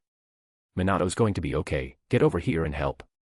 Tsunade shouted when she saw the light start to return to Shin's eyes. It was like Shin had been struck by lightning. His whole body jolted as he snapped out of it completely. He immediately knelt down, pressing his trembling hands onto Minato's abdomen. Left hand, mystical palm technique. Right hand, revitalization technique. The combined life force generated by the 2 chakra types turned into a stream of healing energy, flowing through Minato's body, into every limb, every cell, nurturing and restoring him from the inside out. Only Kushina stood nearby, completely at a loss, not knowing what to do. Who did this? Shin's eyes were bloodshot, his face twisted with rage. It was Minato. He was testing the Flying Thunder God technique. Kushina was already in tears, sobbing uncontrollably. He said, he wanted to protect you. He said, once he learned the Flying Thunder God, he'd never have to be separated from you again. Her words struck Shin's soul like hammers, sending him into another daze. He looked down at Minato's broken body, like someone who had been through endless torment, and was instantly engulfed in an overwhelming wave of regret. It was me. I'm the one who caused all this. Ha ha ha. At first, he had assumed that someone had ambushed Minato, and he'd planned to heal Minato and then. But it turned out, the cause of everything was himself. It was me. I'm the bastard who did this. I'm the one who pressured him since he was a kid, constantly pushing him to grow faster. I'm the one who told him that only strength could protect me. I'm the one who said that if he mastered the Flying Thunder God, we'd never be apart. He ended up like this, all because of me. What the hell have I done? Every torn inch of Minato's body felt like it was ripping his heart apart. He had always said he wanted to protect me, but I'm the older brother. It's my job to protect him. Someone like me. I don't deserve to be his brother. Overwhelmed by this intense storm of emotions, his mental energy began to spiral into chaos, showing signs of complete breakdown. Sensing that Shin's mind was on the verge of collapse, Tsunade shouted, "What happened to you? Snap out of it." But Shin could no longer hear anything. Except for his hands continuing to perform healing techniques mechanically, he had lost all control over himself. Memories from the past kept flashing through his mind. I'm such a damned fool. He's my brother. How hard could it have been to just let him grow up happy? It's because I'm too weak. I couldn't even protect my one and only brother. I'm worthless. If only I had been a little stronger, none of this would have happened. Minato's near death, Kushina's words, the crushing guilt and self-blame, the desperate thirst for power, all of it collided in his heart, creating overwhelming psychological pressure. In the next moment, a sharp pain erupted in Shin's eyes. Blood and tears gushed out together. His Sharingan activated, 3 Tomo spinning, and that was only the beginning. The Tomo pattern began to change and evolve further. Chapter 55, The Brother Who Bleeds for Love. Crimson eyes surrounded jet-black pupils, with irregular, black Tomo-shaped patterns slowly forming. The patterns also carried small concentric circles, resembling a windmill in appearance, distinct and highly recognizable. Seeing the sudden change in Shin's eyes, Tsunade's heart skipped a beat. Was that the Mangekyo Sharingan? My god. It was her first time seeing the Mangekyo Sharingan. It was hard to imagine such beautifully patterned eyes could possess such terrifying power, as described by her grandfather and granduncle. However, the oppressive aura radiating from those eyes was indeed chilling. With these eyes, Shin could truly dominate the shinobi world, without any more worries. But, her grandfather once said these eyes could lead to blindness with prolonged use. She still had to remind him. Before she could speak, Minato's body suddenly trembled slightly, snapping Shin back to reality. His eyes immediately reverted from the Mangekyo state. The next moment, Minato slowly opened his eyes. Seeing Shin looking completely drained, as if his soul had been sucked out, Minato's eyes turned red with emotion. He grabbed Shin's sleeve tightly, filled with guilt, and said, "I'm sorry." Tears poured from Shin's eyes again. He grabbed Minato and held him tightly, his heart aching so badly it was hard to breathe. What right do I have to let him apologize? I'm the one who made the mistake, yet he is apologizing to me. I really am a bastard. I'm the one who should be apologizing. Minato, it's my fault. From now on, I'll protect you. I won't put any more pressure on you. Don't talk. Let me hold you for a bit. It's just. I won't allow you to apologize again. Cough, cough, you're squeezing me too tight, I can't breathe. Shin quickly let go and anxiously checked Minato's condition. I'm still feeling a bit unwell. How about you and Tsunade Nizan continue treating me? Minato, seeing that his brother didn't blame him and even comforted him, finally let out a big sigh of relief and joked playfully. Shin's nose tingled with emotion, but upon hearing Minato's teasing tone, his heart finally eased. After nearly another hour of treatment, Minato's body finally recovered completely. The reason for his swift recovery wasn't just because Shin and Tsunade could heal without draining their chakra. It was also because, despite the serious injuries, Minato had mostly suffered from overwhelming external impacts, he hadn't lost any limbs or essential parts. Thanks to timely treatment, there wouldn't be any lasting damage. Finally, everyone could relax, and the heavy atmosphere lightened significantly. Shin and I. Looks like you won't rest until you scare me to death. Shin flicked Minato's forehead lightly, still a bit upset after the fear had passed. I was wrong. Minato shook Shin's hand pitifully, trying to win him over. All right, I really can't do anything about you. Sigh, it's my fault as your brother. I'll draw up a training plan for you. From now on, you'll follow it strictly, no more reckless behavior. And I'll make time every week to coach you. Training must be done step by step. Don't rush it, understand? Okay. Minato nodded obediently, then curiously stared at Shin's eyes and asked, "Why were your eyes bleeding just now?" This. Shin activated his Mangekyo Sharingan again, ruffled Minato's hair, and said, "It's the new power I just awakened. With these eyes, I can better protect you." Gaining the power of the Mangekyo Sharingan was a good thing, but no member of the Uchiha clan ever felt joy upon awakening them. So, unlike Minato and Tsunade's current happiness, his emotions were incredibly complex. Many ninjas in the shinobi world have been injured due to training, but from now on, Minato must never be one of them again. So, in the following days, he sought out Orochimaru. After conducting extremely thorough and comprehensive physical examinations on Tsunade, Minato, Kushina, and Nawaki, he worked with him to develop several highly professional and complete training programs.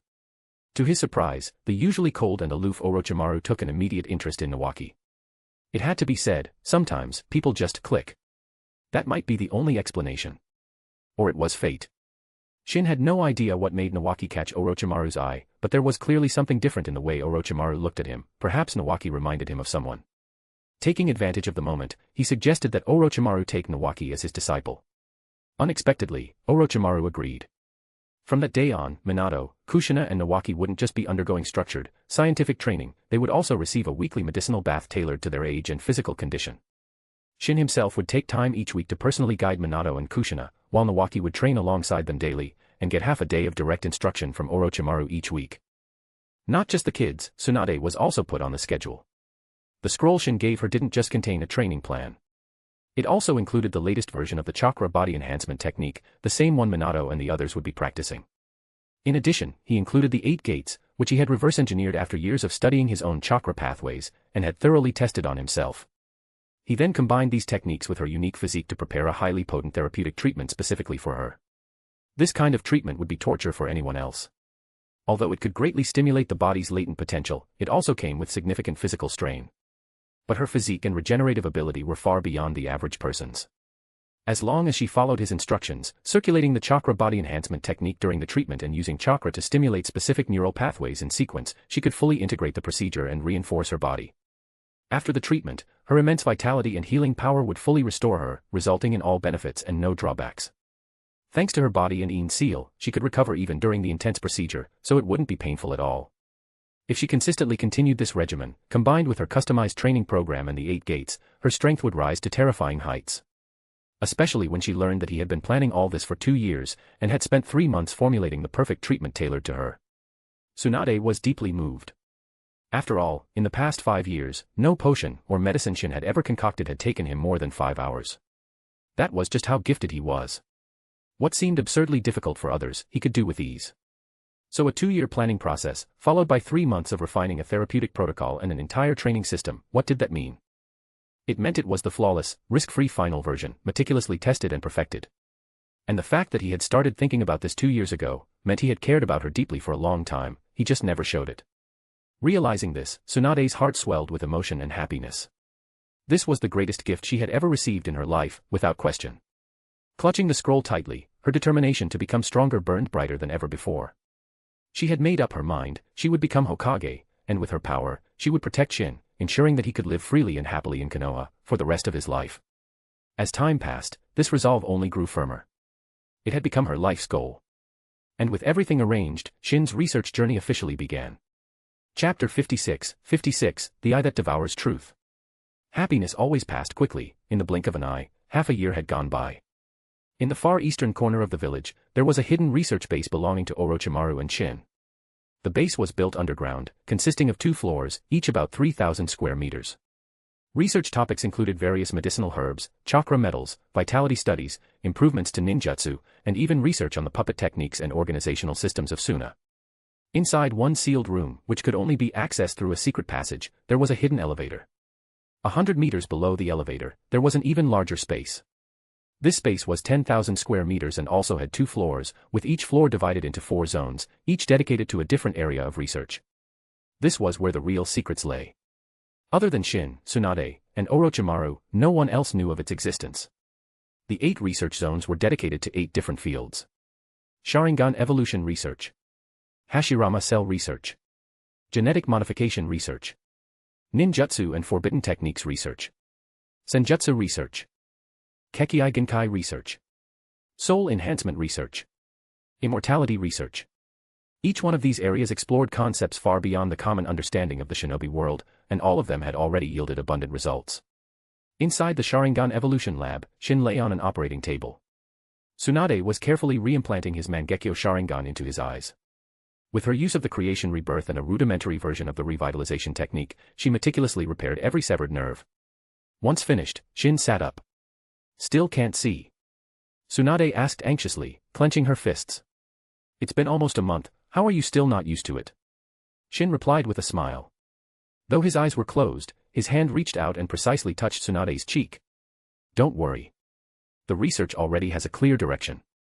In at most a year, my vision will be restored, and I'll never have to worry about going blind again.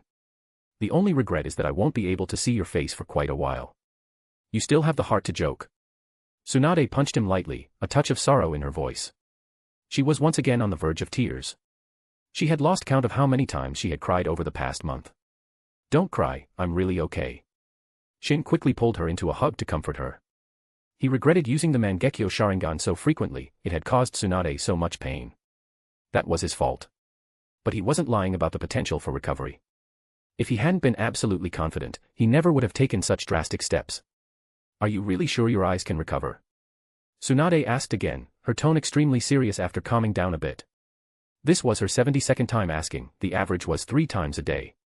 They really can, Shin answered with the same gentle patience as always. Reassured once more, Tsunade relaxed a little. She picked up a satin band and carefully wrapped it around Shin's eyes. You promised me you wouldn't hurt yourself again, she muttered sadly. Ah, what I said was that I'd be more careful. Shin corrected her. But I couldn't help it. My eyes are just too valuable for our research. The abilities of the Mangekyo Sharingan were deeply connected to one's spirit and will. In other words, the powers reflected the deepest and most persistent desires of the wielder. Obito constantly longed to escape the painful world around him and live in a perfect one without suffering. Hence, Kamui enabled phasing, teleportation, and access to a personal dimension. Shursue witnessed his clan's internal divisions, factions, and even plots to stage a coup. Having already been brainwashed, he prayed day and night for his people to find unity, reconcile with Konoha's leadership, and preserve the will of fire. Thus, he awakened the most powerful Jinjutsu, Koto Amatsukami, which could alter another person's will. Itachi's personality was relatively more complex. From a young age, he too witnessed the internal strife within the clan and the growing tension between the Uchiha and the village. This made him want to destroy the root of it all, which gave birth to Amaterasu, the black flames that could burn everything to ashes. However, he was also deeply influenced by Shursue over a long period of time, and he fantasized about gaining enough power to steer the fate of the clan himself. As a result, his other eye awakened Tsukuyomi, a genjutsu that allowed him to control all aspects of time, space, and even mass within an illusory world. As for Shin, after awakening his Mangekyo Sharingan, he too gained 2 abilities. He named the ability in his left eye Kaiseki. By activating his eye, he could replicate anything he saw and store it in a unique analysis space.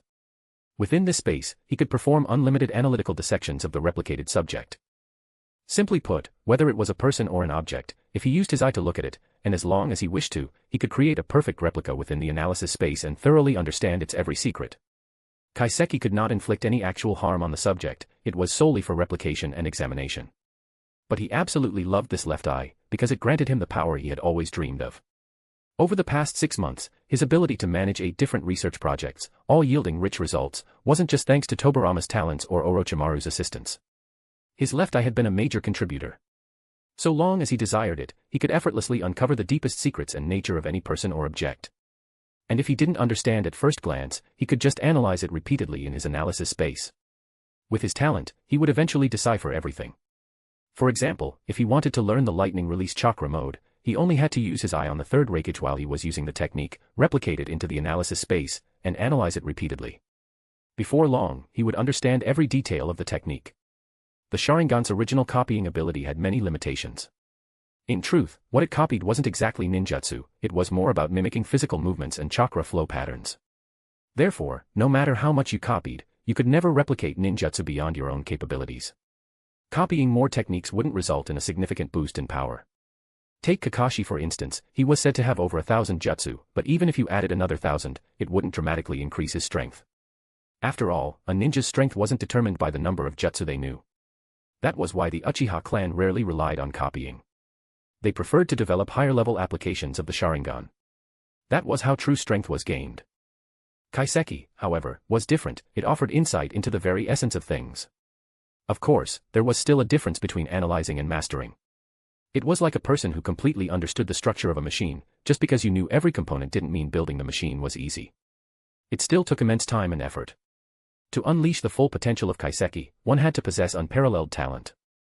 And coincidentally, Shin considered himself unmatched in talent in the current shinobi world. While Orochimaru was progressing, so was he, and with the help of this eye, his advancement was even faster. As for the ability in his right eye, it bore a resemblance to Izanagi. Chapter 57, 57, What you see is what I allow.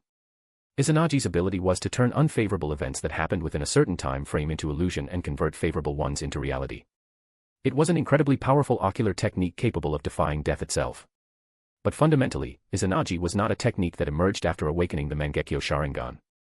Rather, it was a unique jutsu developed by a genius of the Uchiha clan, who used their personalized version of Izanagi with the Sharingan as a medium and the cost of blindness as the price, creating a ninjutsu exclusive to the Sharingan.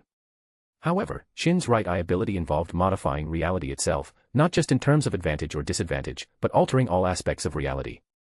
This ocular technique could be used on oneself, others, or even objects. Shin named this brand new eye technique, Kyoka Soijetsu. The meaning was simple. What you saw and believed to have happened may not have been real. Only what he acknowledged as reality was the true reality. Of course, the extent to which reality could be altered depended on the amount of ocular power consumed. To reach the level of Izanagi, it might even require going blind again. This nearly invincible technique in battle, however, was used by him primarily for research. For example, if a critical experiment went wrong and a valuable specimen was destroyed, he could instantly use his eye technique to restore the specimen to its pre-destruction state. This wasn't time manipulation, just the rewriting of reality.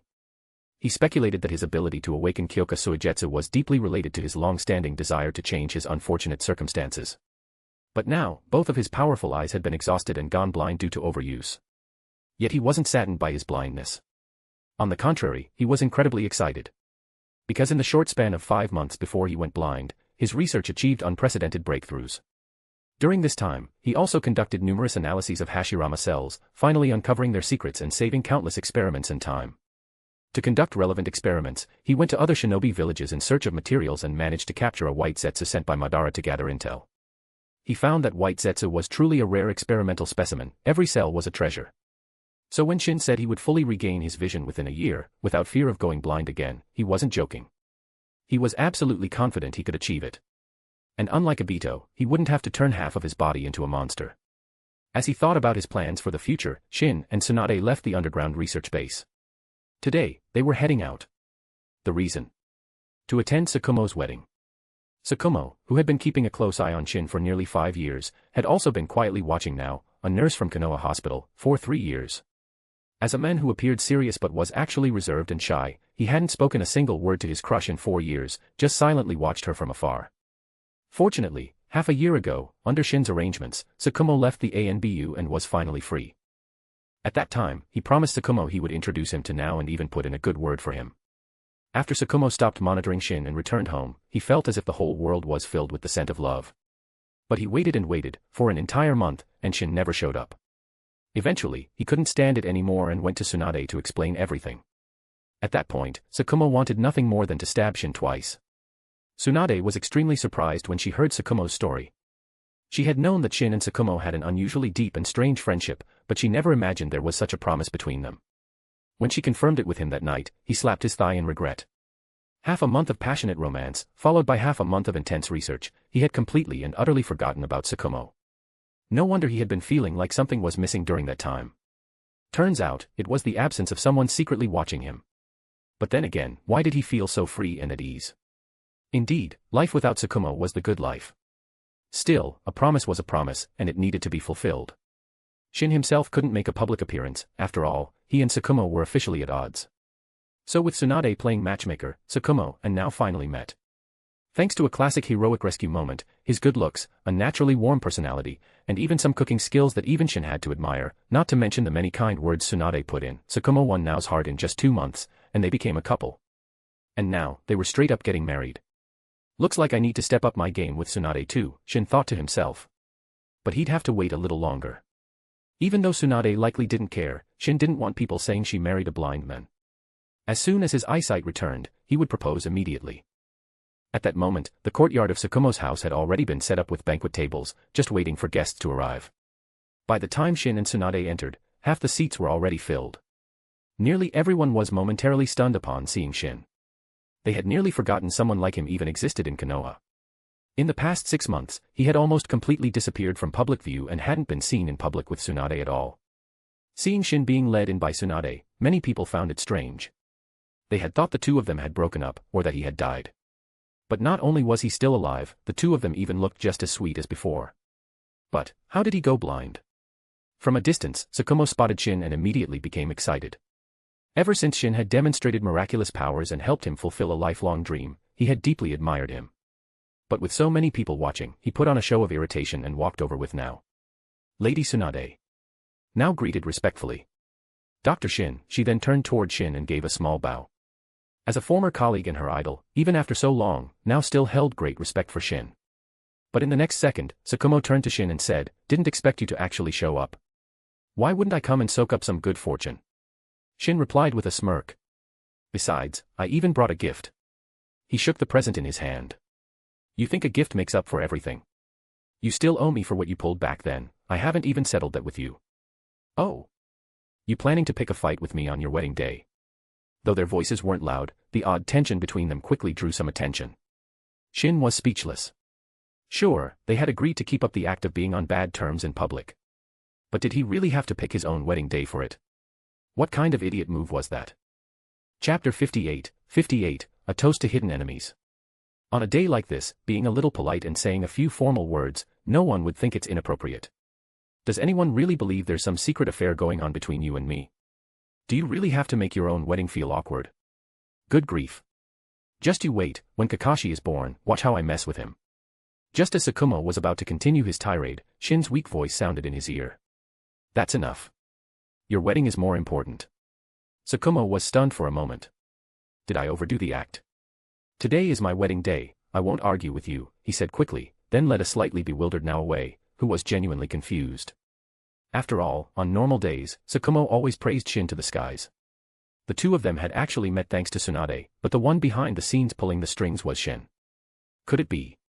Thinking back on Shin's past circumstances, she immediately understood that the two were just putting on a show, and she felt relieved. From a distance, Hiruzen, who had arrived early to maintain a friendly image and win people's hearts, witnessed the scene and couldn't help nodding slightly. Good. This is exactly the kind of scene I like to see. Nowadays, Tsukumo was practically a lone wolf in Konoha. Having not taken a mission in over 5 years, his original team had long since disbanded. His former fame had also faded over time and was no longer mentioned by anyone. And Shin. When Hiruzen first heard from Orochimaru that Shin had awakened the Mangekyo Sharingan, he could hardly sleep at night. He had considered trying to win Shin over, but what he wanted was a Shin he could control completely. Mangekyo Sharingan. That was a power only Madara once possessed. How could he possibly control that? Fortunately, Shin had only applied his eyes to research, never showing any inappropriate behavior. He kept a low profile, almost disappearing from view. Later on, he overused the Mangekyo Sharingan to the point of blindness and could only assist Orochimaru in research, which greatly relieved Hiruzen. He could finally sleep soundly again. So in his view, both Tsukumo and Shin were no longer threats. But when it came to Tsunade, Hiruzen felt a little uncomfortable. In the past 6 months, her prestige had risen sharply. She had not only fully taken over Shin's work at the hospital and cured countless wounded and sick, but she had also entered the medical department and, under great pressure, made several breakthroughs in pharmaceutical technology. Just recently, she had even proposed several reform plans aimed at better training medical nin and increasing ninja survival rates on the battlefield. Combined with her lineage and the reputation she had already built, it was enough to make Hiruzen feel uneasy. As his time as Hokage lengthened, Hiruzen's mindset gradually changed. At first, when he became Hokage, he was extremely cautious, afraid that people would compare him to the first or second Hokage. He worked diligently every day. But over the years, having enjoyed the power and status the role brought, he became somewhat addicted to the feeling of being Hokage. As a result, he unconsciously developed hostility toward anyone who might threaten his position.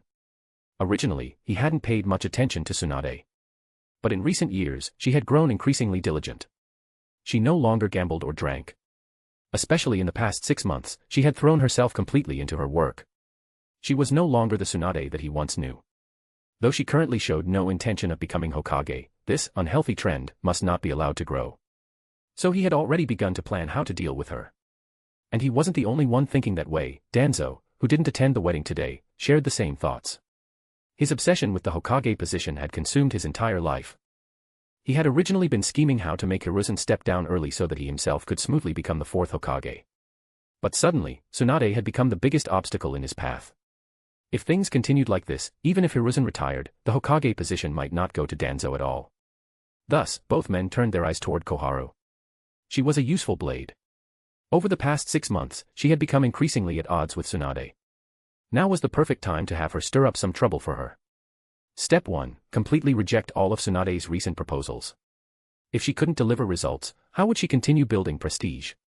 As more guests gradually arrived, the wedding of Tsukumo and now officially began. Because the Hatake clan had dwindled to just Tsukumo alone, and he had hardly socialized in the past 5 years, there were few people on his side. On the other hand, now, ever since becoming Tsunade's assistant, had been busy running around and had made far more acquaintances than Tsukumo. So those who came to help were mainly her family, her colleagues from the hospital, and co-workers from the medical department, making the event feel lively. Tsukumo wore a smile from beginning to end and didn't refuse any toasts. After the music stopped and the crowd dispersed, he felt a surreal, overwhelming happiness wrap around him. As the sun set and the guests had long gone, a lone figure suddenly appeared in the courtyard. The figure sat at the stone table, pulled out a jug of sake and 2 cups, and poured a drink into each. "What are you standing there for? Don't want to share a few drinks with me?" Shin smiled as he looked at the nervous Tsukumo glancing around. "What are you doing here?" Tsukumo hurried over. "Let's go inside. What if someone sees you?" "Relax," Shin said confidently. "I've made some arrangements around your home. No one will notice." "Now," he greeted as Now stepped outside upon sensing the noise. "Why are you?" "I need to borrow Tsukumo for half an hour. Please forgive me, but I promise I won't delay your wedding night." "No problem, borrow him all you want." Now gave a gentle smile, showing no reproach. Instead, she looked sweetly at Tsukumo. Tsukumo's face instantly flushed red from Shin's teasing. He gave her an apologetic smile and sat down beside Shin. After Now returned inside the house, he asked, "What is it? Do you have something important to tell me? Why were you so cautious just now?" Shin didn't answer directly and instead asked a question of his own. "Don't get me started," Tsukumo replied helplessly. "The Hokage has never really trusted me. He's not exactly spying, but now and then there are ANBU lurking near my house. Could it be that he found out you secretly investigated the Konoha leadership back then?" Shin frowned and asked. "No way," Tsukumo immediately shook his head. "Don't you trust my skills? Besides, I was only verifying what you told me, I didn't dig deep. There's no way I could have been discovered. Besides, back when I was actually investigating, no one came snooping around. Now that everything's over, what's the point of sending someone now? Then maybe it's because you formed a new team and are preparing to go on missions again," Shin speculated. Sigh. Tsukumo sighed in frustration. Why is he always making things difficult for me? Chapter 59, Blood, Money and Blind Eyes. Our dear Hokage truly finds it lonely at the top. Shin laughed. He's done a good job with the "don't use those you suspect" principle. Anyone he doesn't fully trust, he absolutely won't promote. For example, he clearly knows your strength, but he insists on sidelining you, just refusing to use you. But when it comes to the principle of trust the people you do use, he falls way short. He's always worrying about whether those under his command might harbor other thoughts. So even while he promotes you, he still constantly tests your loyalty. On one hand, he's worried his subordinates won't work hard. On the other hand, he fears they'll work too hard and outshine him as Hokage. Tsukumo thought for a moment and realized that really does sound about right. But you're not the only one he's wary of now, he's also turning against Tsunade. Shin said as he sipped his sake. Her proposed reforms, you've probably heard about them, even though you've been idle at home, haven't you? I heard about them from Now, Tsukumo replied. Right now, the doctors at Konoha Hospital and the people in the medical division are all talking about it. If these reforms are implemented, they'd be a huge benefit to Konoha. Tsunade's plan to train medical ninja is very practical. And if every team had a medical ninja, the survival rate of ninjas would definitely increase significantly. Heh. Shin let out a cold laugh. Too bad those reform proposals won't be approved. Why not? Tsukumo asked in shock. Aren't they clearly good for Konoha? Exactly. Anyone with a brain can see that her proposals have nothing but benefits. Shin laughed. But those proposals would greatly raise her prestige. That's the reason. Kumo asked in disbelief. Just to stop her from gaining prestige, they'd harm the village's interests and lower ninja survival rates. What do you think? Shin smirked. Soon, Hiruzen will call a meeting to discuss this. And at that meeting, the proposal will be publicly rejected. How can he do that? Kumo said angrily. Isn't he afraid of public outrage? What's it got to do with him? Shin sneered. He won't be the one to speak out against it. He'll even pretend to support it. Someone else will take the fall. Koharu. Kumo narrowed his eyes and asked. For the past half-year, ever since Tsunade entered the pharmaceuticals department, her conflict with Koharu had become completely public. Under Tsunade's aggressive reform push, Koharu had suffered loss after loss and held a deep grudge. But she was still the head and had backing. If anyone were to stand up and oppose Tsunade, it would most likely be her. You're not as dense as I thought. Shin teased. You never say anything nice. Kumo said with mock annoyance. Haha, all right, I'll stop teasing you. Shin reined himself in slightly and said, Now, what do you think of our Hokage? Kumo looked at Shin, whose eyes were covered in bandages and who couldn't see, and asked, Are you planning something again? You know me, I've always intended to support Tsunade's rise to power. I've been focused on my research over the past half-year, so I haven't had time. But now that Hiruzen is making a move, I won't be holding back either. I'll make sure he steps down soon, so I can quietly return to my research. What? Kumo jumped up, thinking he misheard. Just because he won't approve her reforms, you're going to make him step down early? Pretty much. Mainly because Tsunade can't bear to see Konoha in decline. And also for the dream Minato had since he was a kid. Let's just say I'm indulging them. Right now, Shin's main focus was his research. As long as this group didn't interfere with that, he had no interest in dealing with them. Taking a bit of time during research breaks to help Tsunade, it was just a way to pass the time. But if their actions began to interfere with his research progress, then Shin would have to start researching them instead. Coincidentally, Orochimaru had been complaining recently about a lack of new test subjects. Wasn't your talk about Konoha weakening a bit exaggerated? Kumo frowned. Konoha's development seems pretty good right now. Good. Shin looked like he'd misheard. What's good about it? The foundation Konoha stands on now was built by the first and second Hokage. Hiruzen is just a caretaker. It's only because Konoha had such a deep foundation that things haven't gone downhill, yet. But what if this continues for another 10, 20 years?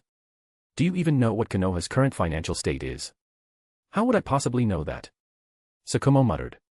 Hiruzen has been using village development as an excuse, requesting increasing funds from the daimyo's office for the past 3 years. Thanks to the new medicines Tsunade and I developed, the pharmaceuticals department now does business across the entire shinobi world, and profits have grown enormously. But despite increasing revenue and almost no change in expenditures, Konoha's net income has shrunk year after year. It's on the verge of running a deficit. Do you know what that means? Kumo's jaw dropped in shock as he stared at Shin. A chill surged up his spine and slammed into the crown of his head. It's gotten that bad. Are you serious? After a long pause, he asked. As serious as it gets. How could it not be? Orochimaru had investigated the matter himself just to secure more funding for his research. Shin had absolute faith in Orochimaru's capabilities. This is hard to believe. Though he was mostly convinced, Kumo still found the whole situation incredibly disturbing. If you still don't believe it, haven't you already been to check on the Sarutobi clan, the Uchiha clan, the Shimura clan, and the Mito-Kato clan? These 4 clans clearly don't have any real industries, yet they've all been engaged in expansion and construction, growing their clan territories. They're investing more and more in nurturing ninja, and the number of ninja clans keeps increasing, only these ninja haven't been officially registered. The facts are right in front of you. Why are you still so naive? Kumo began to breathe rapidly, trying hard to calm himself down. But the more he thought about it, the more furious he became. His loyalty to Konoha was absolute. He wanted nothing more than to see the village thrive. So how could he possibly tolerate this? Did you have to say all this on the day of my wedding? Kumo suddenly snapped, realizing something. I didn't want to either. Shin said helplessly. But today's the only day I'm free. And if I tell you today, it'll stick with you the most, you'll remember my words from today again and again. Of course, I had another reason for coming to you today. And what's that? I was afraid you'd die, Shin said bluntly. We're comrades, after all. I came to save your life. Chapter 60, Breaking the Suicide Script. You jinx. You jinx, take back what you just said. Tsukumo hurriedly reached out to cover Shin's mouth. Damn it, it's today is my wedding and you're saying things like that. MMPH. Damn it, if you're going to cover my mouth, just cover my mouth, what's with covering my nose too? Are you trying to silence me for good? Looks like our friendship really has gone cold. Finally pulling Tsukumo's hand away with great effort, Shin showed absolutely no intention of sparing his friend's joyous mood. Instead, with a face full of, I'm doing this for your own good, expression, he said, it's exactly because you're getting married today that I had to say it. I'm afraid your wife will end up a widow, so I couldn't keep quiet. Mainly because I'm usually too busy. Once I dive into research, I forget everything else. I'd probably forget to tell him later anyway. Of course, that part couldn't be said in front of Tsukumo, otherwise they'd fall out. You're fear-mongering again. Everything's fine, why would I die? Tsukumo couldn't help asking. After your honeymoon, you're definitely going to start taking missions again, right? Of course I will. With your strength, won't you once again become famous? I suppose, probably. Back then, you went crazy and completed 10 S-rank missions in a single year. What did Hiruzen do? He recruited me into the ANBU. Claimed it was to give me an important position, but in reality, he sidelined me. Tsukumo's heart skipped a beat. But, would he really go as far as to kill me? Naive. Shin said coldly. Let me tell you straight, among the 3 teammates you recruited, one was specifically planted there by him. What? Tsukumo's eyes widened. No, where did you get this intel? Don't worry about that, Shin took a sip of sake and continued, the point is, danger could strike at any time. It's not that he didn't trust Tsukumo, it's just that Orochimaru's surveillance of the council was something that fewer people knew about, the better. Tsukumo's face darkened, filled with disbelief. But why? Shin said, in a tone of bitter disappointment, because you're not part of the Hokage's faction. Because you don't listen to him. Because you're powerful. Are those reasons not enough? Once you rise to fame again, proving that he can no longer suppress you by any means, and worse, that you might even threaten his position, do you think he'll let you live? I don't believe he'd attack me without cause, Tsukumo said with a chilling aura. And I am not weak. Heh. Shin chuckled. To kill you, why use a blade? If it were me, I'd tailor a mission for you, one destined to fail. With a mole by your side leaking intel, that wouldn't be hard, would it? And then, when you realize the mission is impossible, and a teammate of yours just happens to fall into a prearranged trap and is on the brink of death, what would you do? Tsukumo didn't hesitate. Abandon the mission. Save them immediately. Shin nodded, then continued, but the moment you do that, someone in Konoha will start spreading rumors that you abandoned the mission and aren't fit to be a ninja. At that point, the Hokage's office will cooperate by deliberately cutting back mission assignments, and make sure word gets out that it's your selfish actions that caused Konoha's commission volume to drop drastically, causing huge losses to the entire village. Then that teammate of yours will publicly accuse you, even twist your usual behavior into signs of disloyalty toward Konoha. He'll say he never wanted you to save him, that your interference caused the mission to fail, and brought shame he can never live down, so now he hates you. Then Hiruzen will incite others to loudly proclaim that you are the true disgrace of the Hatake clan, that your generation is unworthy of the name Hatake. By then, all of Konoha will despise you, condemn you, say you should atone with your death. What will you do then?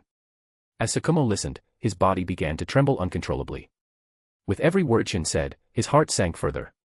By the time Shin finished speaking, he was overwhelmed with intense panic. How was he supposed to respond? What could he even do? His mind was in complete chaos. If something like that really happened, he really might, take his own life. Tsukumo with the mask on and Tsukumo without the mask were like 2 different people.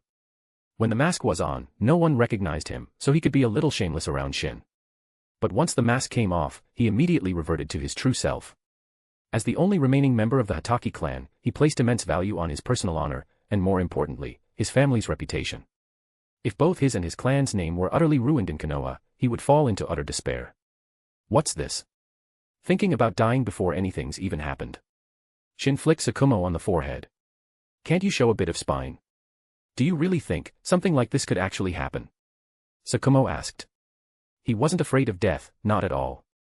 But what terrified him most was dragging his clan's name through the mud because of his own actions. Ever since he was young, his father had told him that he hoped Tsukumo would one day restore the glory of the Hatake clan. It's not a question of if it could happen. As soon as your prestige reaches a level they can't suppress, it will happen. This bomb has already been planted. The fuse is in Hiruzen's hands, and when it explodes, it's entirely up to him. How could he do this to me? Tsukumo was falling apart. How could he? How could he? This was an outright, brazen scheme. A public trap meant to drive him to suicide. And yet, he had no idea how to counter it. Do you have a way to stop all this? He asked hopefully. Of course. Why do you think I've been telling you all this today? Shin replied with confidence. You just need to do this, and then like this, and like that. As he laid out his plan, Tsukumo's eyes grew brighter and brighter. With this approach, the whole situation won't be able to touch you. Having talked so much in one go, Shin took another sip of sake to moisten his throat. I really owe you one. Tsukumo said, full of gratitude. If not for Shin's warning, his life would have truly been over, not just his own life, but the honor of all his ancestors would have been completely disgraced, and his wife and child would have never been able to walk with their heads held high. Don't thank me just yet. Shin quickly waved his hand and continued, you really think it ends here? Once you break this scheme, he will become even more wary of you. So he will definitely set up another trap. And if you break that one, there will be yet another after that. But I can't be watching over you all the time, so listen to me carefully. Shin's face turned more serious than ever. Remember this, you must never, ever think of killing yourself. Chapter 61, Hot Springs, Conspiracies, and Perverts. Even if you fall into a new trap and end up with the same result, utter ruin and disgrace. As long as you don't seek death or act recklessly, in less than 2 years, the ones who will be hunted by everyone will be Hiruzen and his group. Your reputation, on the other hand, will make a shocking comeback. If you're killed by someone, I will avenge you and take care of your affairs. But if you take your own life, I absolutely won't handle anything for you afterward. Because someone like that doesn't deserve it. At that point, you really will be nailed to the pillar of shame in history, spat on for generations to come. Your wife and son, if you have a son, will never be able to hold their heads high. Wherever they go, they'll carry your stain and be criticized by others. Wait, why are you suddenly saying all this to me? Tsukumo said, aggrieved. I'm not even thinking about dying right now. Because you're exactly that kind of person. So I'm warning you in advance, giving you a mental vaccine. Relax, now that there's hope, why would I still think about giving up? Tsukumo promised. Even if I know it's a trap, I won't let certain people get what they want. Hearing that, Shin let out a breath of relief, but also felt mentally exhausted. It really wasn't easy. Who would have thought that 2 people, one monitoring and one being monitored, could actually form such a deep bond? Of course, his true goal was to find Tsunade a strong and reliable ally. And no one was more suitable than the powerful, naive, yet incredibly capable Tsukumo. Even though he wanted her to become Hokage, he didn't want her to be burdened by it all. Otherwise, what would happen to his own happiness? All right, I've said all I needed to say. It's time for me to leave, he said as he stood and adjusted his clothes. At any time, you can treat me as your most reliable friend. If you run into any difficulty, come find me. If you can't, have now go find Tsunade. With that, he instantly vanished, leaving Tsukumo alone in deep thought. While Tsukumo was lost in thought, the atmosphere in the Hokage's office was just as heavy. Sitting behind the desk, Hiruzen silently puffed on his pipe. In front of him, Danzo, Koharu, and Hamura were all quiet. After a long while, the ever-impatient Koharu finally couldn't take it anymore and snapped, Hiruzen, you need to make a decision on this immediately. We absolutely cannot let the situation keep deteriorating like this. Hamura also sighed and said, exactly. Over the past 3 months, more than 50 ninjas who went out on missions have mysteriously disappeared. Yet we still have no leads. How can this go on? Hiruzen didn't speak. After exhaling a puff of smoke, he turned to Danzo. How's your investigation going? Danzo shook his head. So far, there's no clue at all. But just as the others were starting to lose hope, he continued, it's not just us in Konoha experiencing these disappearances. Other villages have had similar incidents too. Cough cough. What? Hiruzen nearly choked on his smoke. He hurriedly asked, elaborate.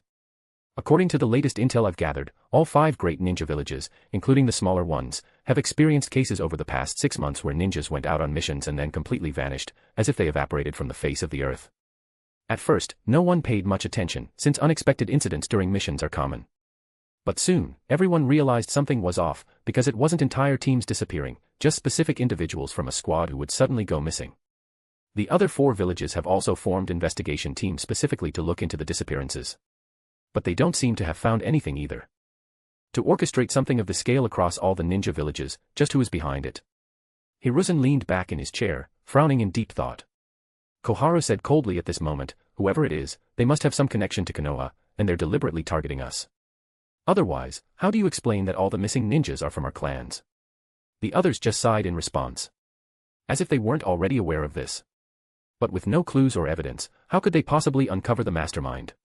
They had suspected Shin before. Not because he had the motive, but because he had the capability. However, that suspicion was quickly dismissed, because Orochimaru had been keeping a close watch on Shin and confirmed that he never had the opportunity. Especially after Shin went blind, and yet the disappearances continued, that made it even more obvious it wasn't him. I do have an idea, Danzo said coldly. Since that person is targeting us, why don't we set a trap, draw him out of his hole? Hiruzen nodded darkly, already forming a plan in his mind. After finishing his conversation with Kumo, Shin didn't immediately return to the lab. Instead, he decided to give himself a few days off. Over the past 6 months, he had poured all his energy into his research. Now that he was finally out and about, it wouldn't feel right not to spend time with Tsunade and Minato. After giving some training pointers to Minato and the others, he went on a date with Tsunade. That afternoon, taking advantage of the nice weather, the two of them headed to Konoha's most famous hot spring. It was her idea. She said he needed to completely relax and unwind after all the intense research.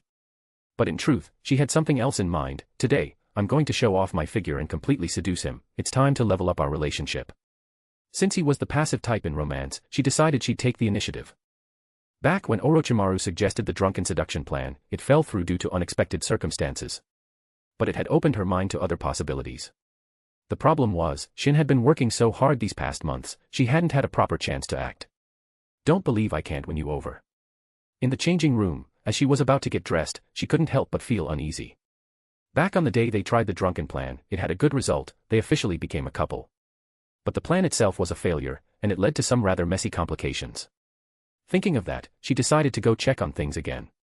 But just as she stepped out, she saw Shin stood unmoving, looking at a certain direction.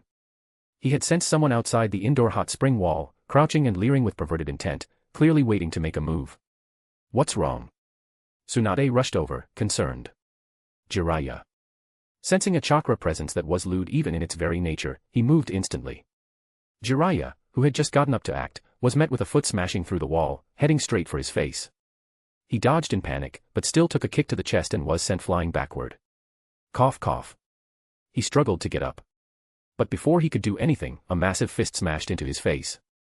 The punch hit so hard that he immediately felt the world spinning. Fortunately, he had been training in Sage mode with the Toads of Mount Myaboku and had already made progress, which greatly enhanced his physical strength. Otherwise, that one punch might have killed him. Chapter 62, The Pervert's Reckoning. Why did you hit me? Jiraiya asked, struggling to his feet after being sent flying several meters across the ground. Before he could fully regain his balance, another figure appeared beside him and landed a powerful punch to his face, sending him sprawling once more. Tsunade. Jiraiya's eyes widened in shock as he recognized his attacker. What are you doing here? His question was met with a coordinated assault from both of them. Tsunade, especially, fought with unusual ferocity, as if determined to make him feel every ounce of her anger. Shin, noticing her intensity, gradually stepped back and allowed her to take the lead. He watched her carefully. Despite her apparent rage, Tsunade was actually intervening to protect Jiraiya. She had sensed Shin's killing intent. She was genuinely furious. What Jiraiya had done was reprehensible, and the timing couldn't have been worse. They had finally been sharing a quiet moment together, only to have it ruined by Jiraiya's voyeurism, and right in front of Shin, no less.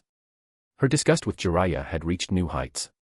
Yet despite this, and despite years of enduring his inappropriate behavior, some part of her couldn't completely sever the bond formed through years of training and missions together. He was still her teammate, regardless of how much he disappointed her. Several minutes later, when Jiraiya lay beaten on the ground, his body bruised and broken in multiple places, she finally stopped. She turned to see Shin still watching. Moving quickly, she positioned herself between them, wrapping her arms around him and pressing her forehead against his chest. Don't, she said quietly. Please. Shin froze at her touch. The realization settled over him, taking a life in front of Tsunade, especially someone she knew, would cross a line he couldn't easily return from. He can't walk away from this without consequences. I know, Tsunade nodded, visibly relieved that the worst danger had passed. She made no move to stop whatever punishment Shin had in mind. Jiraiya had gone too far this time. Her relationship with him had always been complicated. They had grown up together, trained side by side, and fought in the same battles. She valued those bonds, as she did all her connections to the people in her life. In another timeline, one Shin knew all too well, those bonds would be severed one by one. Everyone she cared for would be taken from her, until her grief drove her from the village entirely. Years later, Jiraiya would remain one of her few living connections to the past. His eventual death would devastate her, not from romantic love, but from the crushing weight of loss and isolation. The truth was that Tsunade had never harbored romantic feelings for him. His persistent voyeurism, his inability to take anything seriously, his refusal to respect boundaries, all of it repulsed her. What woman would be attracted to someone who repeatedly violated her privacy and treated women as objects for his entertainment? His proclaimed love for her had always been suspect in Shin's eyes. It seemed more about obsession than genuine care, fixating on what he couldn't have rather than respecting her as a person. When Tsunade left Konoha in that other timeline, Jiraiya never seriously pursued her or offered the support she needed. Instead, he continued his aimless wandering, his research, and his writing, using women he spied on as inspiration for his novels. To Shin, this behavior was inexcusable. Using someone's image without consent, violating their privacy, these weren't the actions of a hero, regardless of whatever greater purpose Jiraiya believed he served. The commotion outside the bathhouse had drawn attention. A growing crowd of curious onlookers had gathered, whispering among themselves as they saw Jiraiya's broken form on the ground, and Tsunade standing protectively near Shin. Within minutes, Hiruzen arrived with several ANBU operatives in tow. He had received reports of the altercation. Shin and Tsunade had been at the hot springs when Jiraiya was caught spying on them, resulting in a violent confrontation. He surveyed the scene with dismay. The recklessness of Jiraiya's actions struck him as both dangerous and profoundly stupid. To spy on a woman, who happened to be not only his teammate but also involved with someone as formidable as Shin, spoke of either exceptional arrogance or a complete disconnect from reality. "Tsunade, Shin," Hiruzen said as he approached. "Let's discuss this matter privately in my office. I assure you, this incident will be addressed appropriately." "No," Shin replied firmly. "We're beyond closed-door conversations." He recognized the pattern, the village leadership's tendency to handle issues involving their favored ninjas with quiet reprimands rather than meaningful consequences. This approach had enabled Jiraiya's behavior for years, and he was determined to break the cycle. "Hokage-sama," Shin continued, "accountability requires transparency. If Jiraiya was bold enough to commit such acts, he should be prepared to face public scrutiny for them." The crowd had grown larger, and Shin's words drew their full attention. Hiruzen felt the weight of their gaze. As Hokage, he naturally wanted to protect his student's reputation, and by extension, his own judgment. But Shin had deliberately made the situation public, forcing him into a corner where covering for Jiraiya would only damage the village's trust in its leadership. "Wake him," Hiruzen ordered one of the ANBU. The medical nin among the ANBU stepped forward, applying healing chakra to bring Jiraiya back to consciousness. As awareness returned to him, he immediately assessed his situation. His first instinct was to flee, but his body refused to cooperate. At Hiruzen's signal, two ANBU lifted Jiraiya upright, eliciting a groan of pain from him. "Jiraiya," Hiruzen said, "explain yourself, not just to me, but to Tsunade and Shin as well." "Sensei, Jiraiya began. "Enough excuses," Hiruzen cut him off, acutely aware of the growing crowd. "I won't shield you from the consequences of your actions. Tell us exactly what happened today." "I didn't know it was Tsunade and Shin specifically," Jiraiya admitted. The public nature of this confrontation was a punishment in itself, one he hadn't anticipated when he decided to visit the bathhouse earlier. "So," Shin interjected, "you're saying it would have been acceptable if you were spying on strangers instead?" "Spying." The word rippled through the crowd, changing the atmosphere instantly. Women in the gathering visibly recoiled, their expressions shifting from curiosity to disgust. Several stepped back, as if proximity to Jiraiya might somehow taint them. Men exchanged uncomfortable glances, some distancing themselves from Jiraiya as if to make it clear they didn't condone such behavior. His reputation in the village had always been complicated. Many respected his abilities as a ninja while quietly disapproving of his personal conduct. But this public exposure threatened to permanently alter how the village perceived him. "Is this true?" Hiruzen asked, though the answer was written clearly across his student's face. "I was just doing research." "Research?" Tsunade stepped forward. "Is that what you call violating people's privacy? Using women's bodies without their knowledge or consent for your books?" Several nodded vigorously, while others began whispering among themselves, recounting their own uncomfortable encounters with the self-proclaimed super pervert. "This isn't the first time," Tsunade continued, addressing the crowd now. "For years, we've treated his behavior as a harmless eccentricity. It's not harmless. It's not a joke. It's just wrong." Chapter 63, Private Hypocrisy. At this moment, Jiraiya wished he could simply disappear. The ground beneath him might as well have been molten lava for how desperately he wanted it to swallow him whole. But escape wasn't an option. With everyone's eyes boring into him, he had no choice but to face the consequences of his actions. "Tsunade, Shin, I'm truly sorry. I swear it won't happen again. I didn't realize it was you too. And I promise I'll stop this behavior altogether." Words are cheap, Shin said. How can anyone trust the promises of someone with your track record? This isn't your first offense, is it? What do you want from me then? Jiraiya asked. He'd never seen Shin this angry, and Tsunade's fury was a force he was already well acquainted with. It's simple, Shin stated flatly. Would you be willing to swear on something you truly value? Perhaps by the name of the great Toad Sage that if you ever engage in such violations of privacy again, you'll never find the child of the prophecy you seek, and you'll lose the ability to. He paused meaningfully. Continue your family line. Jiraiya froze, momentarily shocked by the specific nature of Shin's ultimatum. His eyes narrowed in suspicion. How did he know about the prophecy? That information wasn't widely shared. But he quickly figured it out. It must have been Tsunade or Orochimaru who told him. After all, he had reported some non-classified aspects of the Toad Sage's prophecy to the Hokage, who might have discussed it with others. You are hesitating, Shin observed when Jiraiya remained silent. If you can't commit to changing, why should anyone believe this won't happen again? If you refuse to make this commitment, then I promise you this, if I ever discover you've continued this behavior, I'll ask Orochimaru to develop a technique to summon an image of your mother to every public bathhouse in Konoha. That's too far. Jiraiya's face flushed with anger. Leave my mother out of this. Is it? Shin asked. Yet you feel entitled to violate the privacy of other people's daughters, sisters, and mothers without a second thought. He gestured to the gathered crowd. These women you spy on are someone's family. They're kunoichi who risk their lives for this village, medical professionals who heal the wounded, civilians who support their families. They deserve basic dignity and respect. You speak of honor as a ninja, yet you dishonor half the village regularly. You're upset at the mere suggestion of your mother being disrespected, but how many mothers have you disrespected yourself? Shin's words resonated through the crowd, triggering murmurs of agreement that quickly swelled into vocal support. Several villagers stepped forward with their own accounts and suspicions, the collective anger building as people realized the extent of Jiraiya's habitual violations. Many men in the crowd thought of their wives, daughters, and sisters. Standing to the side, Hiruzen shifted uncomfortably. Shin's condemnation seemed to extend beyond Jiraiya, and he couldn't help but feel the weight of those words landing partially on his own shoulders. He carefully maintained a stern expression directed at Jiraiya, but internally, doubt crept in.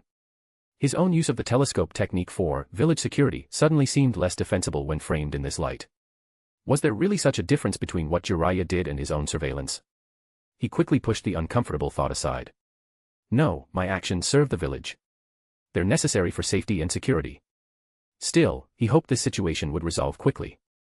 Better for Jiraiya to take the public condemnation than for anyone to question his own practices. I haven't done it that many times. Jiraiya protested weakly, immediately realizing his mistake as the words left his mouth. The crowd became more furious. Even Hiruzen winced at Jiraiya's poorly chosen defense, which essentially confirmed his guilt while attempting to minimize it. So you admit this is habitual, Shin pressed.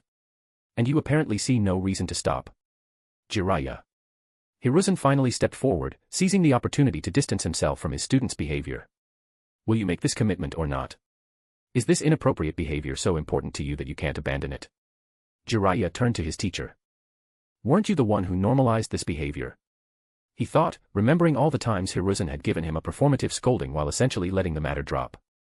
Every time I got caught, you pretended to be disappointed but never enforced any real consequences. The young man nearly called out his teacher's hypocrisy in front of everyone. The words formed in his mind, you're the Hokage who uses the telescope technique to spy on villagers regularly. But Hiruzen's warning glare carried the full weight of his position, and Jiraiya reluctantly swallowed his accusation. Fine, I'll swear, he finally said, straightening his shoulders. I swear by the name of the great Toad Sage of Mount Myaboku, if I ever violate anyone's privacy in this manner again, I will never locate the child of the prophecy, and I will lose all reproductive capabilities for the remainder of my life. He paused, then added pointedly, and may this same fate befall anyone else in Konoha who engages in such behavior, regardless of their position or justification. There, he thought, looking directly at Hiruzen. If I'm going down, I'm not going alone. Hiruzen's expression tightened. You've overstepped, Jiraiya, he thought, maintaining his public composure while inwardly seething. You were caught red-handed, and now you attempt to deflect. He would address this insubordination later, away from public eyes. And he would need to have a conversation with Shin as well, whose handling of the situation had shown a concerning lack of deference to the Hokage's authority. But even as these thoughts formed, he couldn't entirely suppress the uncomfortable memory of his wife being the target of such invasions of privacy. The thought alone made his blood run cold. Perhaps, just this once, he could understand Shin's harsh approach. What husband or partner wouldn't be furious? After Jiraiya's oath, Hiruzen stepped forward to address the crowd. He spoke firmly about the village's commitment to respecting privacy and the severe consequences that would follow violations. With his authority, he gradually dispersed the gathering, bringing the public spectacle to a close. Shin and Tsunade departed shortly after, their planned day at the hot springs thoroughly ruined. The walk home passed mostly in silence. Shin's anger hadn't really subsided. Tsunade glanced at him periodically. When they finally reached home, she hesitated before speaking. Shin, I understand why you're angry. I am too. But I think Jiraiya has suffered significant consequences today. She moved to stand in front of him, making sure he met her eyes. I promise you, whenever I see him from now on, I'll personally remind him of today with my fists. And if he ever repeats this behavior, whatever punishment you think appropriate, I'll fully support. You realize that might actually kill him, right? He should have thought of that before peeping on us, Tsunade replied. I'll heal him enough to ensure he survives for the next beating. Shin's mood visibly lightened. You're not planning to go easy on him, then? Absolutely not, she confirmed. Every encounter will be as painful as today, just more contained. All right, Shin conceded. If he genuinely reforms, I suppose continuing to pursue the matter would be a waste of energy. As his anger dissipated, Tsunade's own frustration remained, though for slightly different reasons. Why was it that every time she tried to plan something sweet or romantic, it always got interrupted? Last time too. And now again. Chapter 64, Boundaries and Rejections. Seeing through Tsunade's thoughts, Shin felt quite amused in his heart, but he pretended to be tired and said, I'm feeling rather drained. I think I'll head back to my room to rest for a while. Tsunade immediately felt extremely disappointed but forced herself to keep her emotions in check. All right then, go ahead and rest. Actually, Shin stepped closer. He slipped an arm around her waist and pulled her closer, his lips nearly brushing her ear as he whispered, I was hoping you might join me. The warmth of his breath against her skin sent a shiver down Tsunade's spine. Her face turned crimson, and she felt deeply embarrassed. He's seen right through me again, she thought. Shin, completely unbothered by her momentary hesitation, simply smiled and gathered her into his arms. In a flash, they disappeared from the hallway and materialized in his room.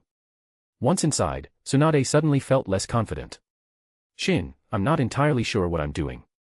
I'm a little nervous. Weren't you just saying you were tired? How come you're still so energetic?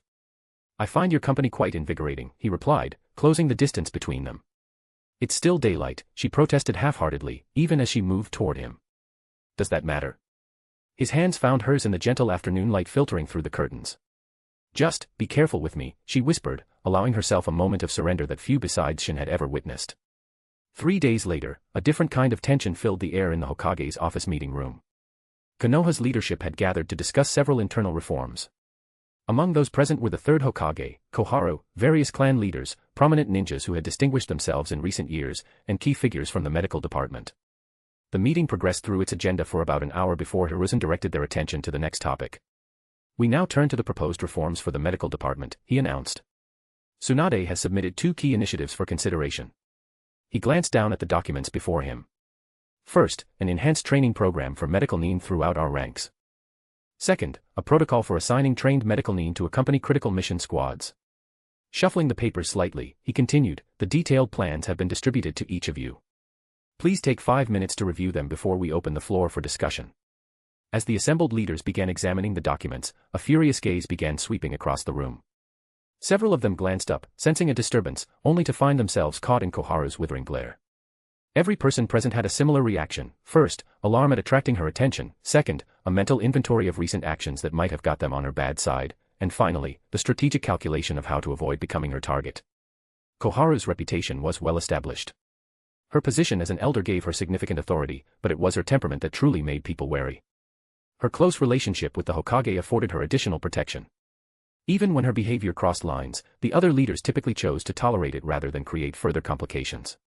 Soon, however, everyone realized that her focus wasn't on them individually. Her hostile attention was directed at Tsunade and, by extension, at anyone who might support her proposals. The message was clear, support Tsunade, and you position yourself as Koharu's adversary. The 5 minutes passed in silence as everyone pretended to read while actually calculating their political positions. Regarding Tsunade's proposals, Hiruzen finally said, does anyone wish to comment? The room remained silent.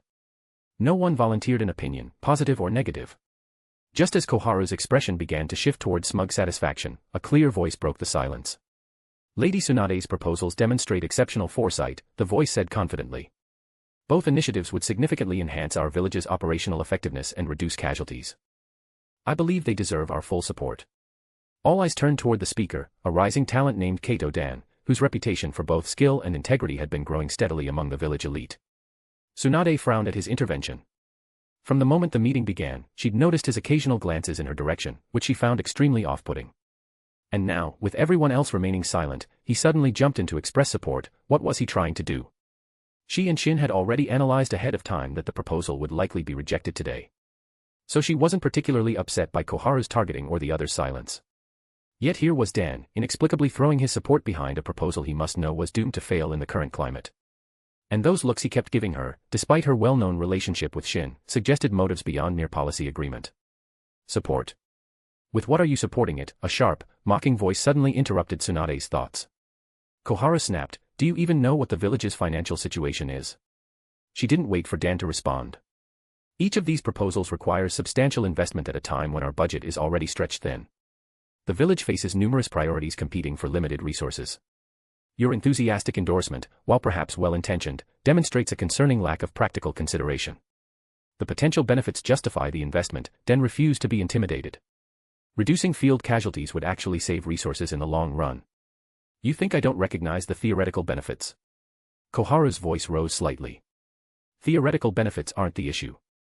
Real-world implementation requires more than good intentions, it demands practical solutions for existing constraints. She gestured dismissively toward the documents. Anyone can draft impressive proposals. But blindly pushing forward without considering the situation will only harm the village in the end. She turned toward Hiruzen. Forcing these two policies through under financial strain would bring our development to a standstill. So I suggest Tsunade's two proposals be postponed for now, wait until the village's finances improve, and then revisit them. Throughout this exchange, Hiruzen had maintained a thoughtful expression.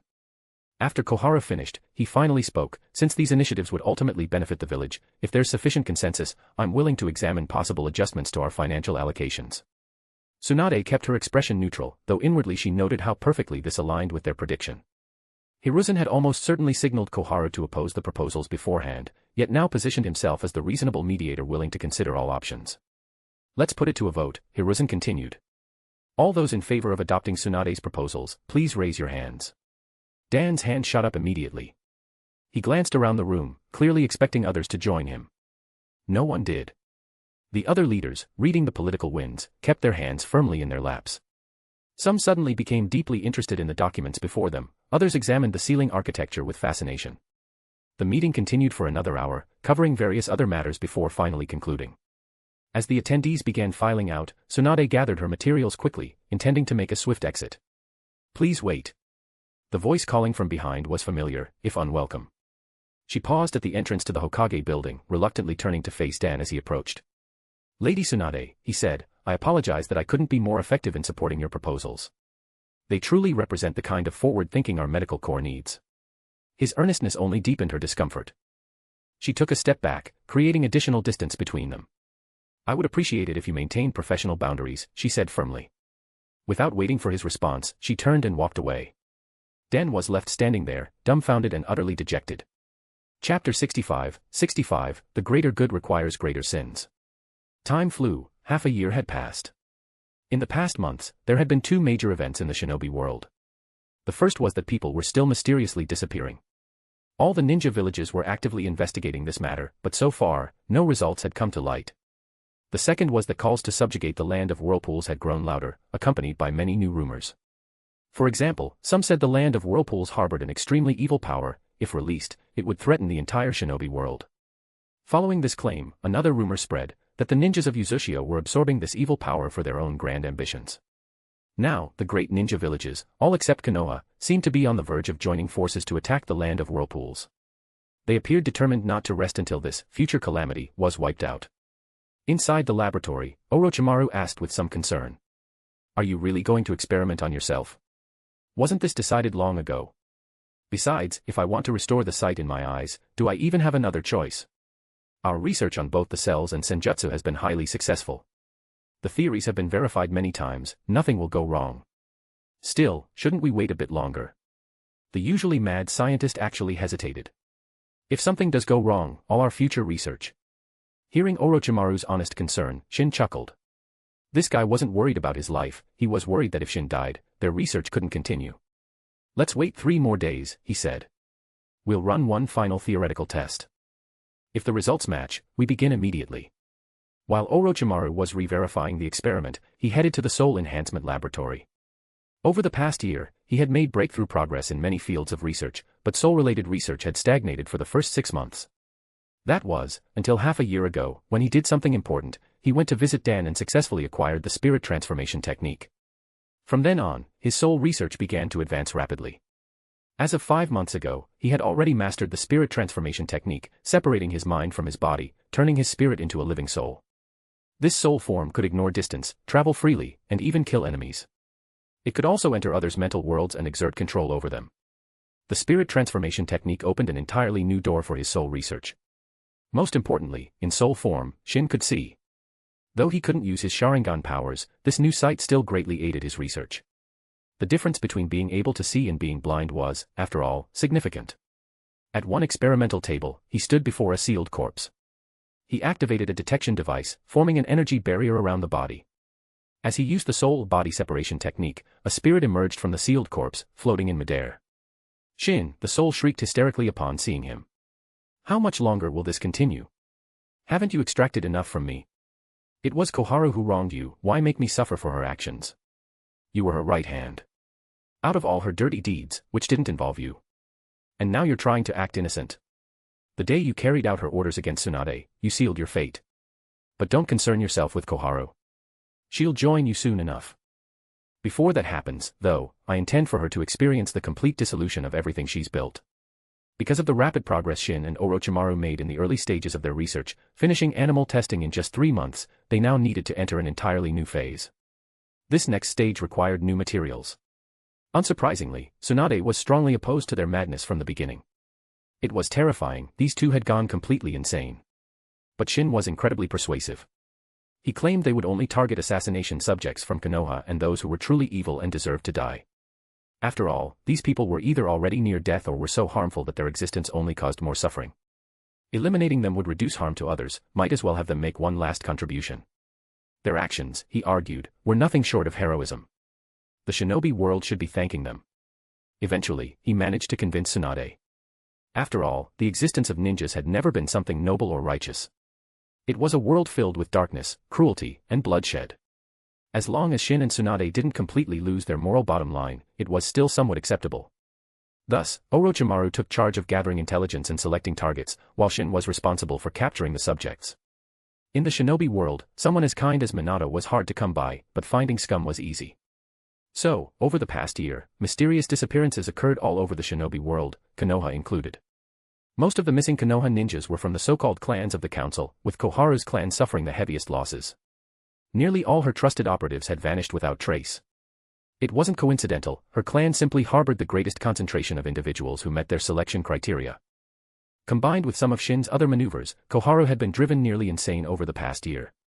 Her mental state had become increasingly fragile, characterized by paranoia and instability. I may have made mistakes, the captured soul admitted, but you've already killed me and subjected my consciousness to these experiments for 3 months. Isn't that sufficient retribution? Looking at the energy barrier surrounding him, the soul finally broke. He had thought death would bring relief. Instead, his soul couldn't even escape the barrier. Wasn't the afterlife supposed to be the pure land? This was straight up hell. Why can't you approach this rationally? Shin asked, his attention divided between the spirit and the data readings. Your contribution to this research benefits humanity. In death, you're serving a greater purpose than you ever did in life. Greater purpose, the soul screamed. Then why don't you experiment on yourself? Who says I haven't? Shin replied, checking data as he spoke. The soul energy is dissipating again, he noted with disappointment. Even with this containment seal, I can't completely prevent the gradual deterioration of the spiritual energy. The technique needs refinement. With a new idea in mind, he pulled out a scroll and began jotting down his improvements to the soul sealing technique. Mastery of Fuinjutsu exceeds Tobirama's. Reward, 1,000 research points. Total research points have reached 10,000. Would you like to upgrade the Senju Tobirama's talents? A long-awaited system prompt made Shin jump to his feet, face full of excitement. Upgrade. Upgrade. Shin said mentally without hesitation, what kind of question was that?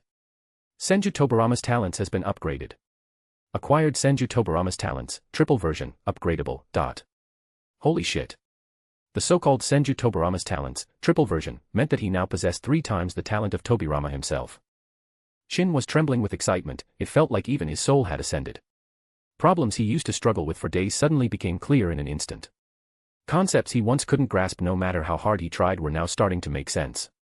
He was confident he'd figure them out completely very soon. After the excitement passed, he quickly used a sealing technique again, sealing the soul back into his corpse. Then, in a flash, he vanished from the spot and reappeared in front of Orochimaru. Chapter 66, The Secret of Hashirama's Necklace.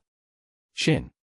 Orochimaru, who was already used to Shin's sudden appearances, smiled and said, "The experimental data comparison shows no issues." "There is an issue." Shin shook his head. "And it's a big one." "What?" Orochimaru's hand trembled, and the scroll slipped from his grip and fell to the ground. "According to our current experiments, yes, it does technically work," Shin said quickly, "but what we get is only a weakened version of the sage body, and it can't perfectly and fully integrate with the Uchiha bloodline. The particles in the body also can't reach a perfect balance. There will be significant side effects. It's just that these side effects affect potential, so they don't show up in the short term." This. Orochimaru was somewhat shocked. The experiment wasn't even finished yet. How had he discovered this already? "Restart the experimental observation of the particles," Shin ordered. "As usual, 3 groups at once.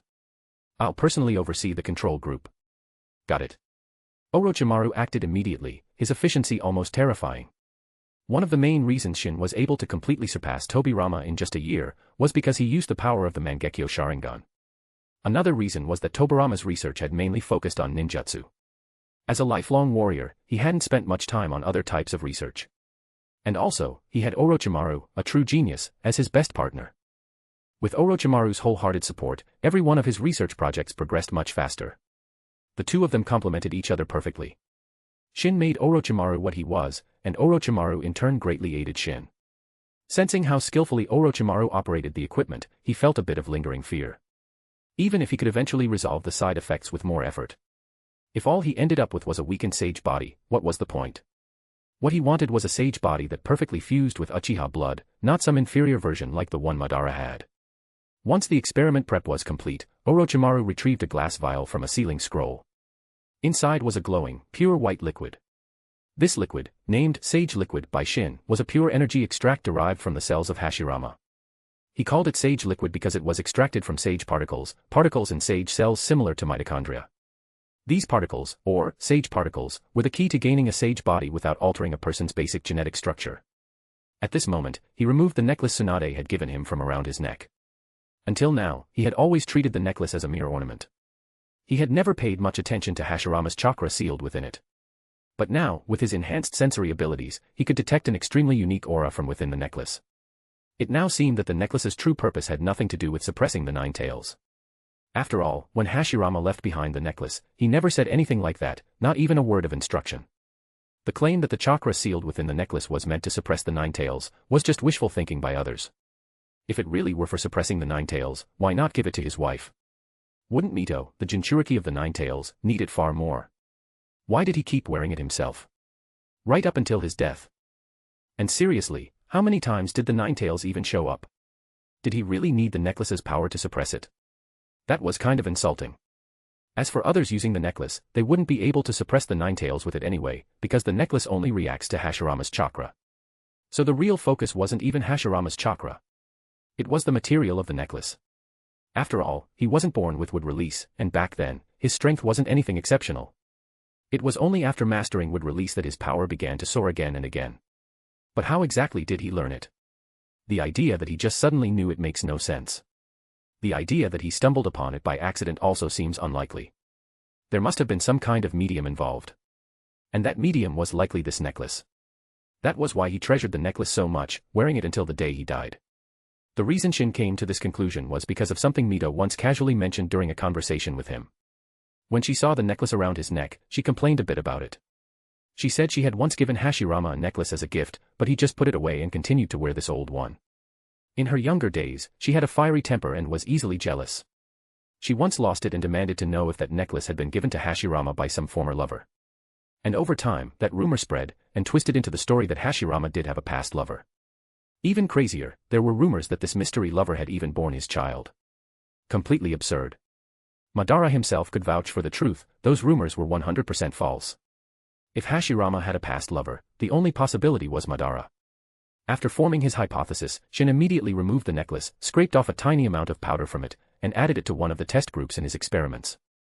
After a week of testing, he came to a shocking conclusion: this necklace was not a crystal gem made from Hashirama's chakra, as many believed. In over 1,000 years of ninja history, true crystal gems simply didn't exist. The so-called crystal gem that occasionally appeared in legends were just special stones containing high concentrations of chakra. They were not the same as actual gems formed from chakra. But this necklace. This damn thing was a mutated fragment created from a piece of the chakra fruit that had accidentally broken off. And the energy per unit volume contained within it might even exceed that of the chakra fruit itself.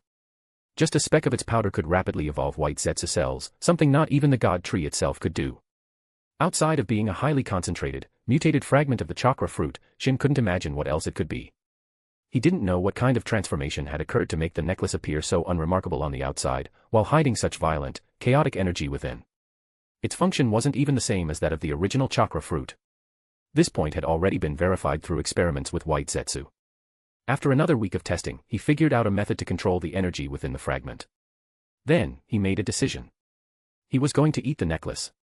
Are you really going through with this? Orochimaru asked helplessly, looking at Shin on the operating table. I am, Shin replied firmly. As soon as I drink the medicine mixed with the necklace powder, you'll begin the experiment. Are you sure about this? Orochimaru was a bit uneasy. Their experiments had failed so many times, when had they ever succeeded on the first try? Who just jumped straight into human testing, worse even on themselves? I'm absolutely sure, Shin said confidently. His confidence came from his new insights after upgrading Tobirama's talent, as well as a year's worth of experimental data to back him up, and his trust in both Orochimaru and Tsunade. Alright then. Let's begin. Shin downed the drink containing the powdered necklace and lay down. Within 3 seconds, the drug took full effect, he lost consciousness completely.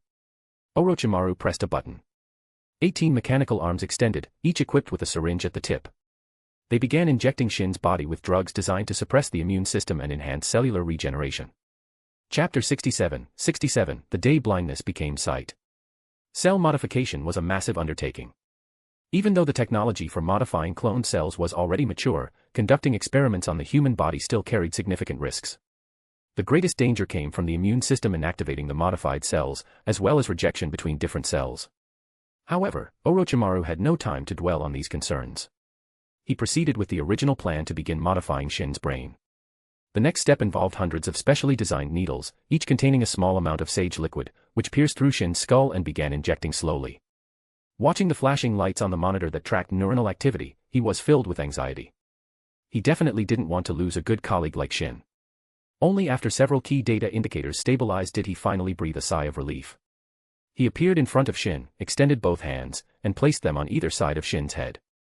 In the next moment, a large number of chakra nerve threads produced by the revitalization technique entered Shin's brain. These chakra threads not only combed through the neurons in Shin's brain, but also delivered massive amounts of vitality.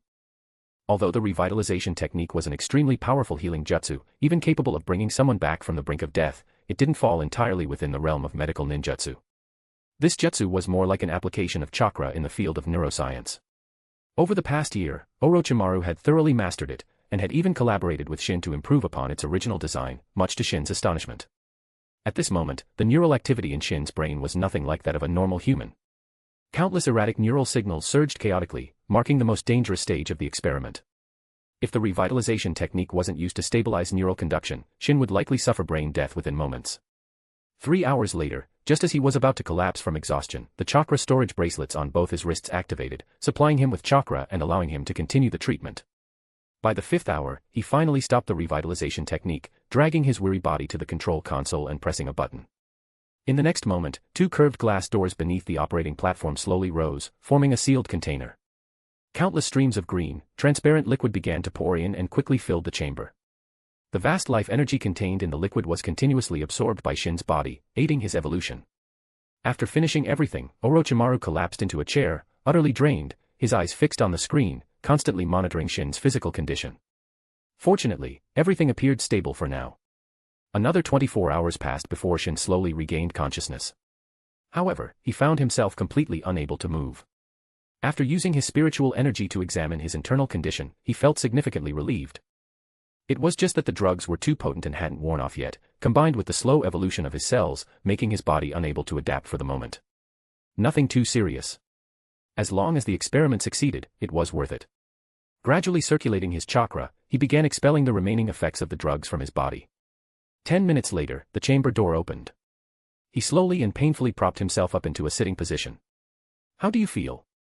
Orochimaru asked with a smile. Having rested for so long, he had already recovered.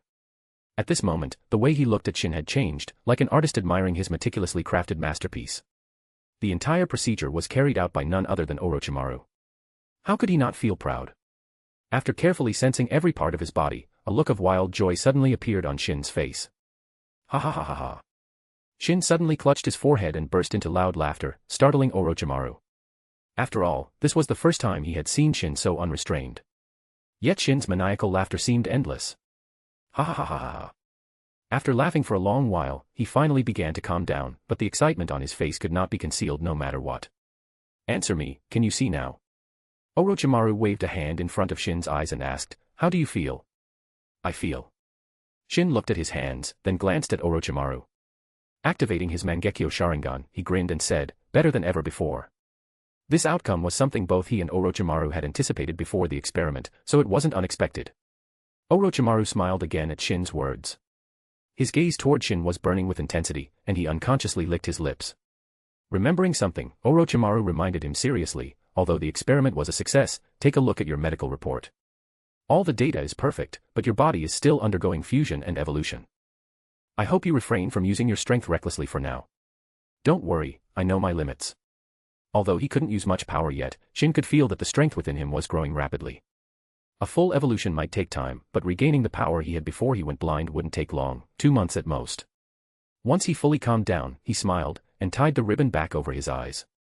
For the following week, he gave himself a complete break, spending the entire time with Tsunade, accompanying her everywhere. He paid no attention to the strange looks from others or to her half-hearted resistance. Using himself as an experimental subject was ultimately his fault. And since the first phase of his evolutionary research had concluded, before beginning the second phase, he needed to relax and find inspiration.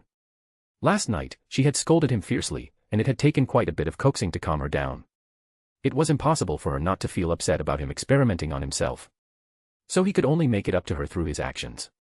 When she found out that the key to his experiment was the necklace she had given him, she was utterly shocked.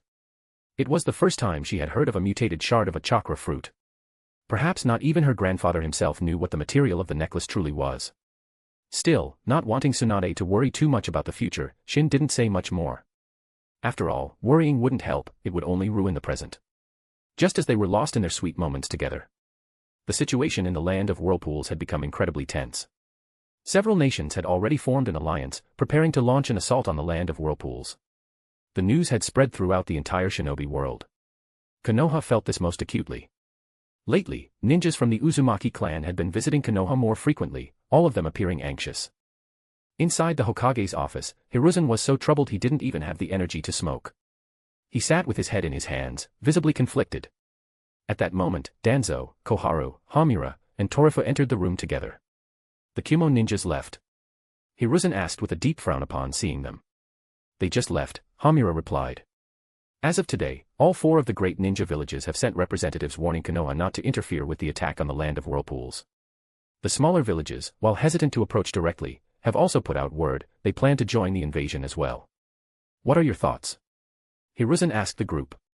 The land of whirlpools has always been Konoha's most loyal ally. Torifu, who usually avoided speaking up, was the first to respond.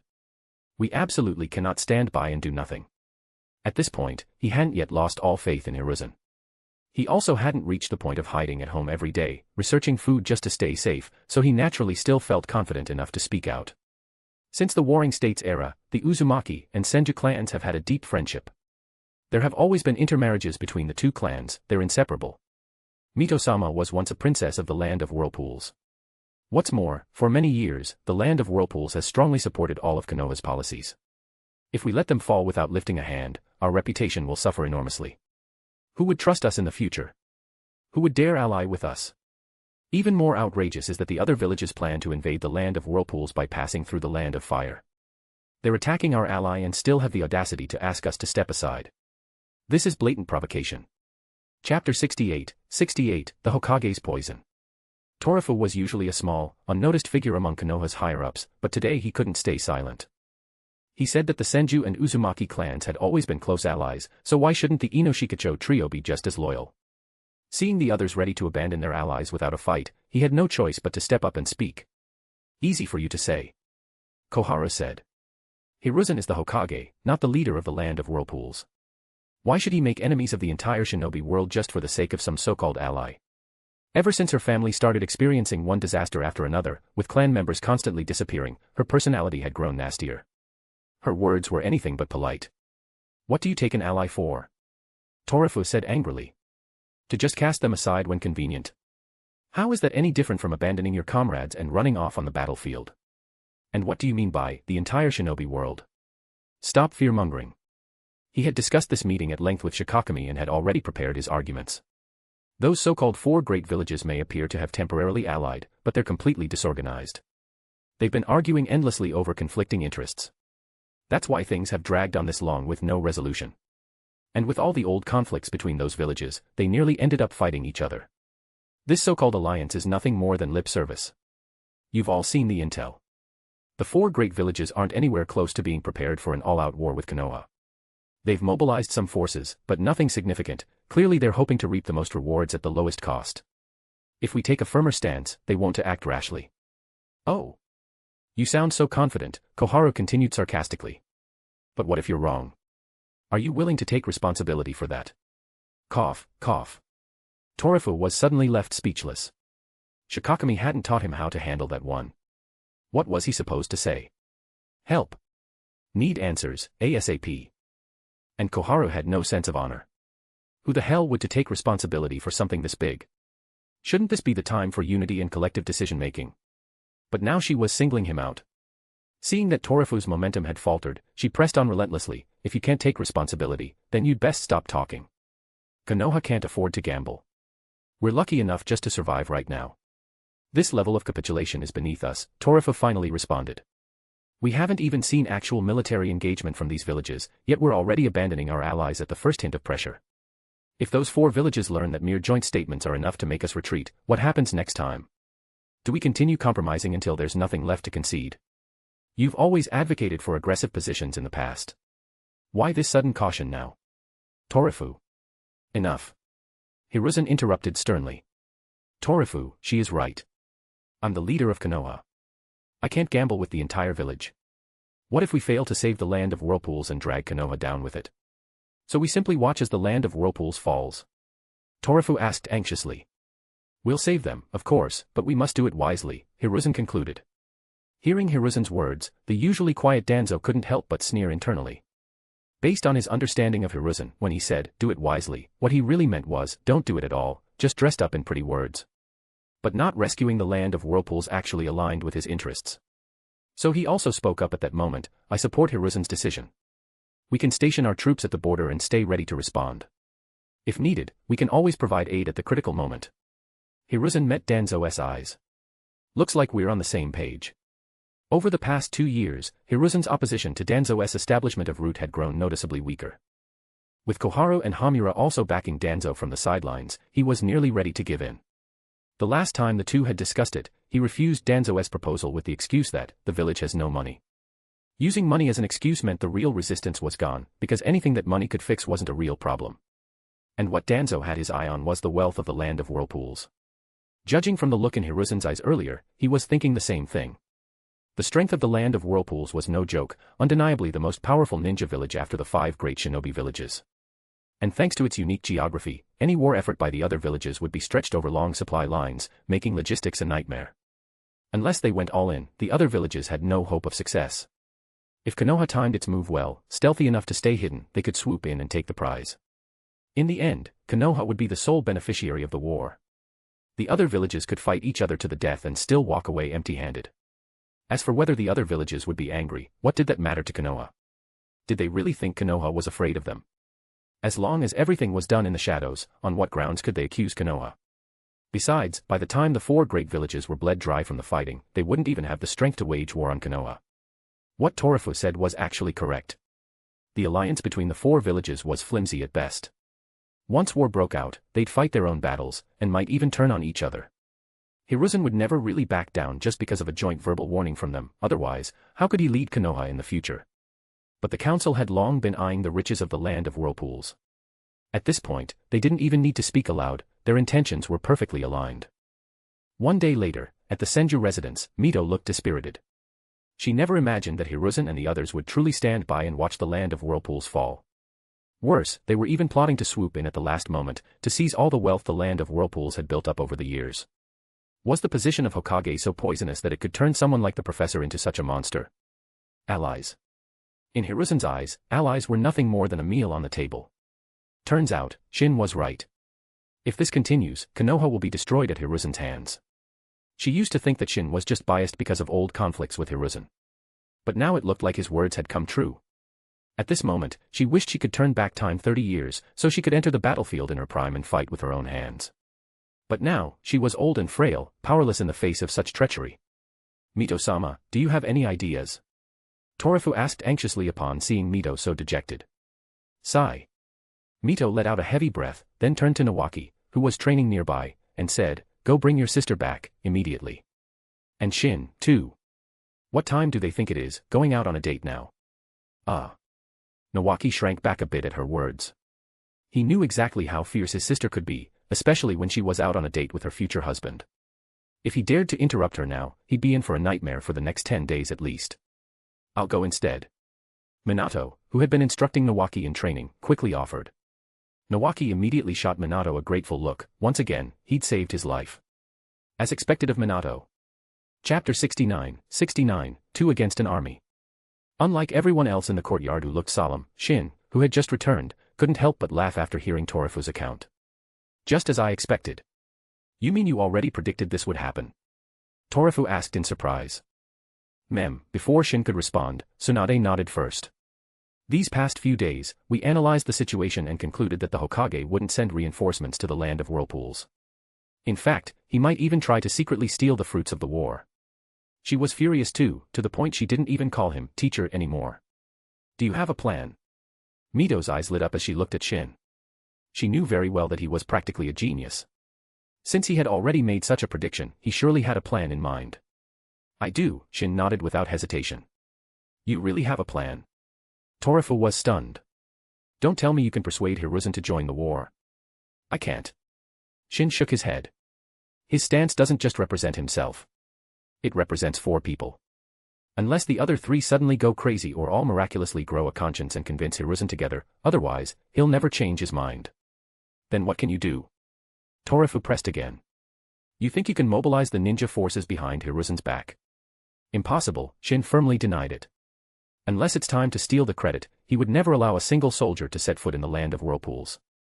"Then what's your so-called plan?" Torafu remained skeptical, having never dealt with Shin before. If other ninjas can't participate, there's still someone who can. "Who?" Shin pointed to Tsunade beside him. "She can. She's the granddaughter of the first Hokage and Mito-sama, and also related to Kushina. She's real family to the Uzumaki clan. If she goes to fight on behalf of her grandparents, who would say a word against it?" That might work. But, with just her alone. "Isn't there still me?" Shin interrupted Torafu. "You think the 2 of you can turn the tide of battle? This is a multi-nation allied force. Even with you 2, it's a guaranteed loss. Torafu, how about we make a bet? If I succeed, what will you do? If you really can pull it off, then I. Torafu stammered for a while, unable to come up with a solid answer. "I don't know. Just name your condition. If you can really do it, I'll support you however you need." Torafu's mother-in-law was a ninja from Uchiha.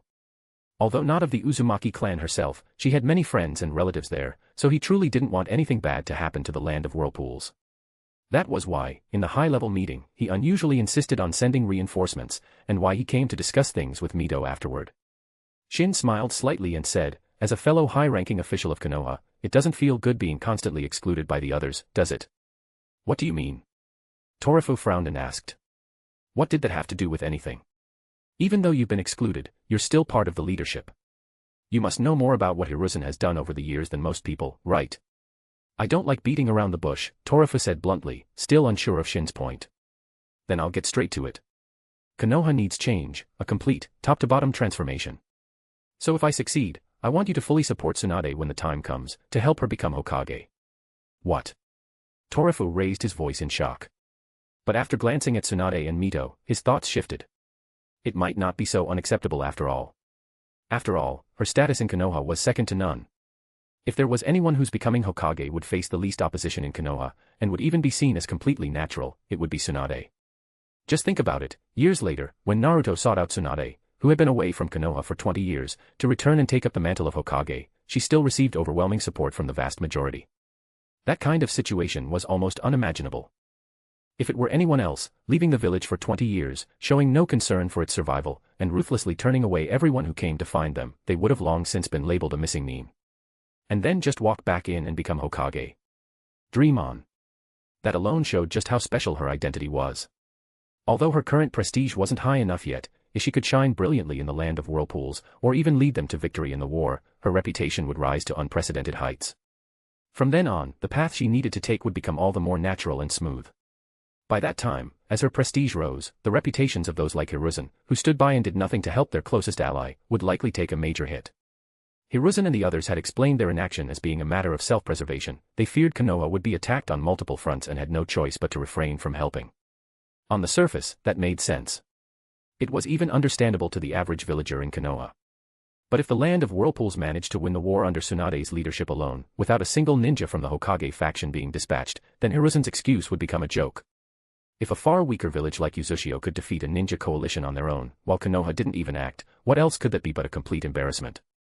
At that point, with just a little manipulation, it would be easy to solidify the narrative that Hiruzen not only abandoned an ally but was also weak and cowardly at heart. Of course, this one incident wouldn't be enough to utterly ruin his reputation. But it was a start. As Shin had rightly said, over the years, Torifu had become more and more disillusioned with what Hiruzen and his allies had been doing, and this time, he was completely disappointed in them. I agree, Torifu finally said after much thought. But I'm not holding out much hope. Just the two of you trying to defeat a coalition of ninja from multiple nations. That sounds like pure fantasy. Did you already forget what you just said yourself? Shin reminded him. I had an accident. Writing is possible now though I'm not fully recovered, but I can't do it for long durations. Chapter 70, Triple or Nothing. Over the next hour, Shin gave a detailed explanation to the group, outlining his analysis of the war and how it should be fought. He concluded that the key to winning this war lay in the complete asymmetry of intelligence. The Uzumaki clan was indeed powerful. As long as they could continuously obtain accurate intelligence about the enemy in real time and coordinate effectively, the allied shinobi forces of various nations, despite their size, were not nearly as terrifying as the rumors suggested. They were far-flung, loosely organized, reckless, and burdened with massive logistical issues. Moreover, ninjas were better suited to small team operations and rarely acted in large-scale formations. As long as they could consistently create localized numerical advantages, two squads surrounding one, with ambushes prepared in advance, they would hold the upper hand. Over the years, he had conducted extensive research on battles in the shinobi world and found that his instructor's strategic thinking would be admired anywhere. Especially the concept of guerrilla warfare, it was practically tailor-made for the shinobi world. After hearing his analysis, Mito had a moment of enlightenment, and Tsunade nodded repeatedly in agreement. Torifu, on the other hand, was dumbfounded. So, Shin turned to Mito and said, how much influence do you currently have within the Uzumaki clan? If we are to participate in this war, they must fully trust us from the planning stage onward. Otherwise, if we're held back by internal conflict and miss our timing, this war will become unwinnable. I haven't returned to the Uzumaki clan for years, but I've always maintained contact. It was my suggestion to bring Kushina here, Mito replied. So I still have some say. But if you want them to completely trust you, you'll probably have to show something tangible. That's easy, Shin said confidently. I haven't spent the past year researching for nothing. It's time to reveal some of the results. But, Tsunade said, looking troubled, your body, you can't mobilize much chakra. I'm worried about your safety. Don't worry. I won't go to the battlefield or the front lines. I'll just be responsible for gathering intelligence and making strategic decisions. Shin gave Tsunade a reassuring smile and pointed at the bracelet on his wrist, saying, as long as I have enough chakra reserves, just using the Flying Thunder God technique won't be a problem. Besides, the land of whirlpools isn't that big. The chakra cost won't be too excessive. If I run low, the Uzumaki ninjas can help replenish it. He said all this to let Mito know how to communicate with the Uzumaki clan, and to show some real value. Otherwise, she would never allow Tsunade to go to war. She was indeed worried about the land of whirlpools, but how could she not worry about Tsunade? If this were a suicide mission, she would rather risk her own crippled body than allow Tsunade to get involved. Otherwise, she could lose everything. But now that a decision had been made, she could handle the diplomatic maneuvering on behalf of both Konoha and the land of whirlpools. She may not hold actual power, but no one disrespected her, even if they were just putting on a show. Shin and Tsunade only needed to focus on the war itself. After the discussion, she immediately sent a message to the land of whirlpools, planning to speak with the high-ranking members of the clan. Meanwhile, Shin and Tsunade went to the underground research lab. The research area of the lab had 2 floors, divided into 8 sections. But there was also another underground level, just as large as the 2 above it. However, it was not used for research, it served solely as a storage facility. Did you foresee the disaster that would befall the land of whirlpools today? Orochimaru asked in shock as he stood in the strategic reserve warehouse, which took up a quarter of the space. I'm not that much of a prophet, Shin said with a shake of his head. Although he had known this would happen for a long time, he would never admit it. While checking supplies like ration pills, healing salves, antidotes, and various equipment, he continued to answer calmly. I originally planned to bring these things out to help Tsunade once she became Hokage. But isn't this the perfect opportunity? So I figured I'd try them out in the land of whirlpools first, to test the viability of many tactics and strategies I've been working on in my head. If Konoha ends up in a war in the future, all of this will be invaluable experience. This is our entire year's worth of supplies, Orochimaru said, clearly reluctant. You're planning to use it all up? Since when did you become so petty?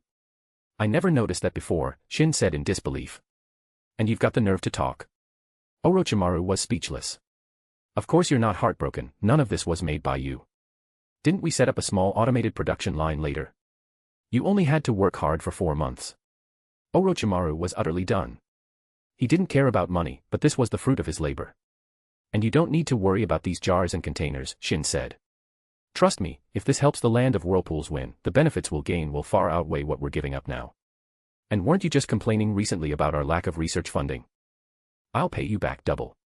Triple, Orochimaru held up 3 fingers, leaving no room for negotiation. Deal, Shin agreed without hesitation. He said he'd repay Orochimaru, but really, all of this still belonged to him.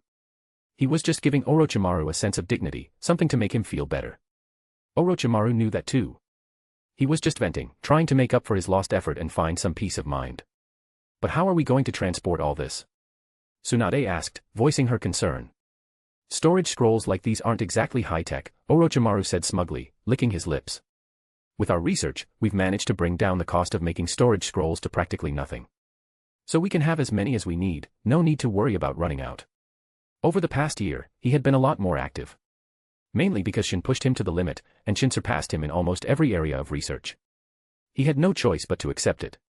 With nowhere to vent his frustration, he often bickered with Shin. Over time, it became a habit. He also realized that venting his emotions in time and engaging in debates and arguments with Shin didn't hinder his research at all. On the contrary, it made his thinking more dynamic. Compared to working alone in silence, his efficiency had improved significantly. That also changed his personality a great deal. He used to be so gloomy because no one understood him, and no one could keep up with his research. But now, the person he worked with not only understood and supported him but could even lead him. That overwhelming sense of being appreciated had practically stunned him. Over the next hour, Shin emptied out the entire warehouse, leaving behind only a pile of high-capacity storage scrolls arranged neatly on the shelves. However, he only planned to take 1/4 of the supplies initially, as the first wave of support. Once that batch started running low, he'd send another, and then another when that ran out, repeat as needed. The reason for this approach was simple: if he sent everything at once, they wouldn't be all that grateful. Worse, the people of the land of whirlpools might even start to suspect he had ulterior motives. To earn genuine appreciation, and secure generous funding support afterward, he had to play it smart. For the sake of long-term research funding, he was going all in. Besides, he had the Flying Thunder God technique. He could return for more supplies anytime. Chapter 71, founded by ninjas, abandoned by friends.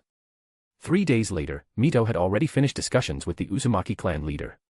After learning that Konoha did not intend to intervene in the war involving the land of whirlpools, Ashina was filled with grief and anger.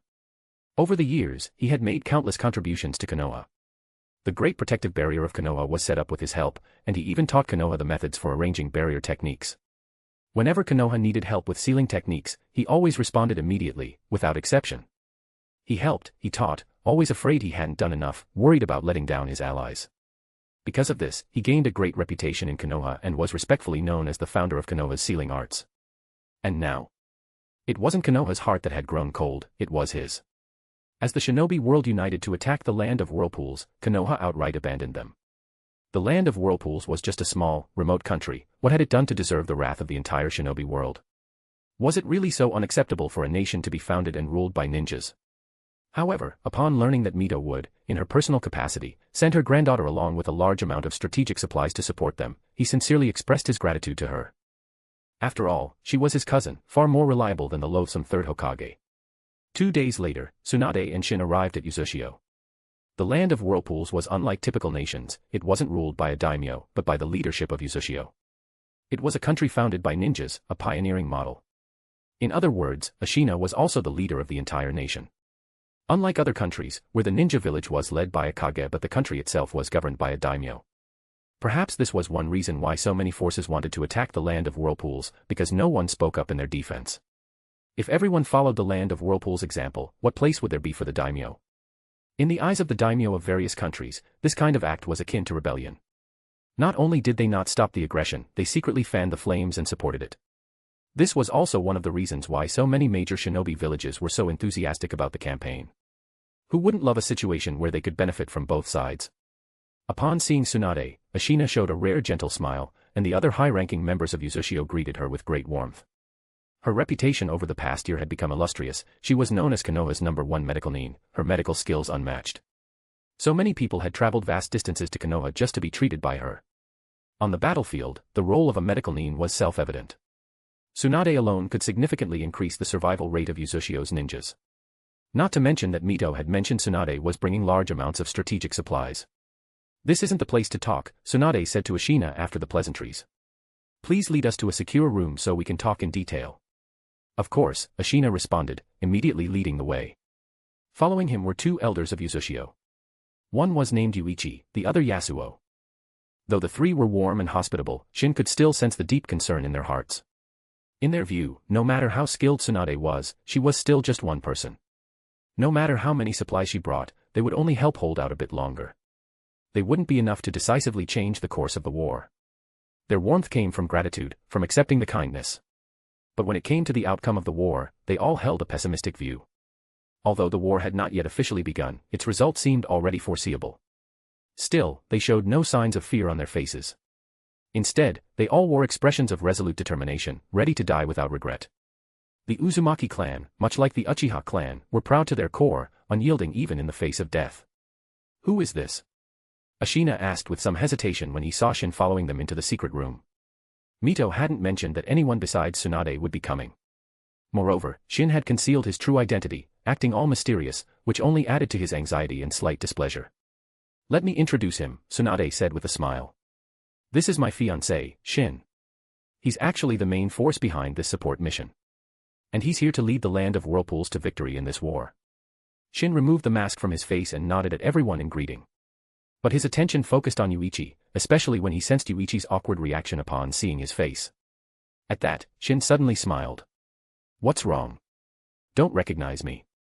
From a distance, Shin had already felt that Yuichi's aura seemed familiar. He was certain they had met before. But as a doctor, he had treated too many patients over the past 7 years to remember them all clearly. So, he hadn't immediately recognized Yuichi. But once Yuichi showed that awkward expression, he recalled everything. This guy, wasn't he the Uzumaki clansman who came to Konoha 5 years ago under the alias Jotaro, seeking treatment for a very private male issue? After all, that bright red Uzumaki hair was hard to forget. Especially when the person came for help with that kind of issue, and was already over 50 years old. DDR, Shin. Yuichi swallowed nervously and forced a stiff smile. "It's been a while." "Yes, it's been a while. 5 years, just like that," Shin said with a grin. "I remember back then." Cough cough cough.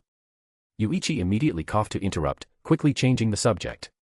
"How did you recognize me?" As he said this, he waved a hand in front of Shin's face, utterly surprised. A blind man, how had he recognized him? Was it the voice? No, wait, how did Shin go blind? Wasn't he perfectly fine 5 years ago? "You two have met before?" Ashina asked, puzzled by their strange exchange. Just once. Yuichi quickly replied. It's nothing that needs to be hidden, Shin chuckled. He came to me for a consultation once. I see, Ashina now understood, but didn't press for details.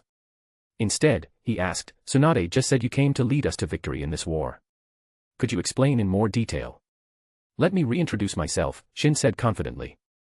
I am Shin, the #1 sensory ninja in the entire shinobi world. The #1 sensory ninja, someone echoed, surprised. I'm also a great medical nin. Everyone turned their eyes to Tsunade, clearly looking to her for confirmation. She smiled and nodded right away, adding, half of my medical techniques were taught to me by him. All 3 Uzumaki clan members gasped in shock. And of course, I'm also a great scientist, Shin continued. This time, I've brought a large supply of field rations, healing salves, and antidotes. With enough shock factor, it was easier to start serious discussions. He knew his words would now be taken seriously. And I'm the fastest man in the entire shinobi world, he added once more. But suddenly thinking of something, he clarified, I mean in terms of speed, don't misunderstand. Chapter 72, The Generous Swindler. Ashina and the other 2 elders stared at Shin. If all this was true, then he was truly gifted. Don't just stand there, take a seat. Shin sat down first with Tsunade and said, when I said I would lead the land of whirlpools to victory in this war, it wasn't just empty talk. For that, I've prepared 3 gifts. The first gift, he turned to Tsunade and nodded at her. She immediately understood, and took out 10 storage scrolls with massive internal space and opened one. In an instant, various supplies filled half the room. Vital Surge pills, a new type of medicinal pill, Shin introduced while holding up a bottle. You won't find them on the market right now. Even in Konoha, they're classified. These pills can not only satisfy hunger but also rapidly restore stamina and chakra. Their recovery speed is about 3 times that of a military rations pill, and they have no side effects. We even specially adjusted the taste, you could live off them long term, and prolonged use will even gradually improve physical fitness. These 2 are Konoha White Bomb and Konoha Black Bomb. The white one is for external use, the black one is taken internally. White Bomb not only stops bleeding and relieves pain, but also prevents infection and increases wound healing speed by at least 30%. For people with compatible constitutions, recovery speed can even increase by 50%. The Black Bomb is 3 times more effective than the White Bomb, and when used together, the effects are enhanced. I won't go over the other healing medications and the antidotes specifically made for Suna's poisons, the labels on the bottles explain everything. Ashina and the 2 elders exchanged glances, their eyes full of excitement. They had assumed that the so-called strategic supplies would be just weapons or food. After all, these materials were said to be privately provided by Mito. Given the lack of cooperation from Konoha's higher-ups, getting this much was already the best they could hope for. But these supplies, these were treasures that even the great ninja villages would dream of acquiring. Their confidence instantly soared, and this was just the first gift, there were still 2 more. The 3 of them looked at Shin with eager anticipation. But, he suddenly interrupted their excitement with a troubled tone, these supplies were originally prepared by our lab for Konoha. I secretly diverted them here to help our allies, but now I need a little help from you in return. Ashina promised. If it's within our power, we'll definitely help. These supplies were scheduled to be handed over to the logistics department for sealing at the beginning of next month, after all, they're part of the strategic reserves. But now I've brought them here instead. If I can't deliver them next month, I'll be in big trouble. But the village's funds and ingredients for producing these medicines have all been used up, so I'm really in a bind. I hope you can help me come up with a solution. Tsunade, off to the side, was speechless at how effortlessly Shin was spinning this tale. Konoha didn't even know about these things, he was clearly here to fleece them. Would this work for you? Ashina quickly said. As for the medicinal ingredients, we can't think of a good solution at the moment, the war is about to start, and gathering them will be very difficult. I'm afraid that part will have to be up to you. But we will immediately provide the funding to purchase the ingredients, so you can resume production without any difficulties. Excellent, Shin let out a sigh of relief, then handed over a pre-prepared scroll to the Uzumaki clan leader. It contained a detailed list of all the required ingredients and the prices of the pills. Ashina took the scroll a little nervously and began reading it, while the other 2 elders leaned in. As they read, the 3 of them started to look strange. At first, they had been worried that Shin would ask for sky-high prices, but the reality was the complete opposite of what they expected. The amount of funding he requested was absurdly low. For example, his price for a vital surge pill was only 3.3 times that of a standard military rations pill. The Konoha White Bomb was 2.6 times the price of regular external use healing ointments. The Konoha Black Bomb was 3.2 times the price of internal use healing medicines. But if these things were sold on the open market, people would fight to buy them at 10 times the price. Because they were that effective, and could literally save lives at critical moments. Did you make a mistake? Ashina asked, confused. No. Aren't you asking too little? Ashina clarified. I'm giving it to you at cost price. I'm Tsunade's fiancé, so we're relatives, and it's in times of hardship that true loyalty shows. Isn't this just how it should be? A rare look of emotion appeared on Ashina's usually composed face, and the two elders were so touched they nearly cried. They truly believed it was the cost price. Because the land of whirlpools also produced military rations pills, they were very familiar with the costs involved. Military rations pills weren't popular, they were backup rations for when supplies were low during war. They tasted awful and had side effects if consumed too much. So outside of wartime, even when on missions, ninjas would eat regular meals or dry rations if possible. Military rations pills were a last resort, and because they sold so poorly, no one expected to make much profit from them. So, the cost price was basically the same as the selling price, maybe with a 10% margin at most. Given that the vital surge pills were vastly more effective, and obviously used rarer ingredients, a price 3.3 times that of military rations pills definitely sounded like the base cost. Seeing Ashina's reaction, Shin gave a satisfied nod to himself. The vital surge pill. It was really just a highly modified version of the military rations pill, developed purely to fool Konoha's higher-ups. He had merely removed a few ingredients, added some that no one would ever think of, enhanced the medicinal effects, and removed the side effects. The cost hadn't gone up, it had actually dropped. But calling it at cost price wasn't exactly a lie, after all, research and development should be factored in too. Even if he hadn't spent much time on it, his appearance fee was no joke.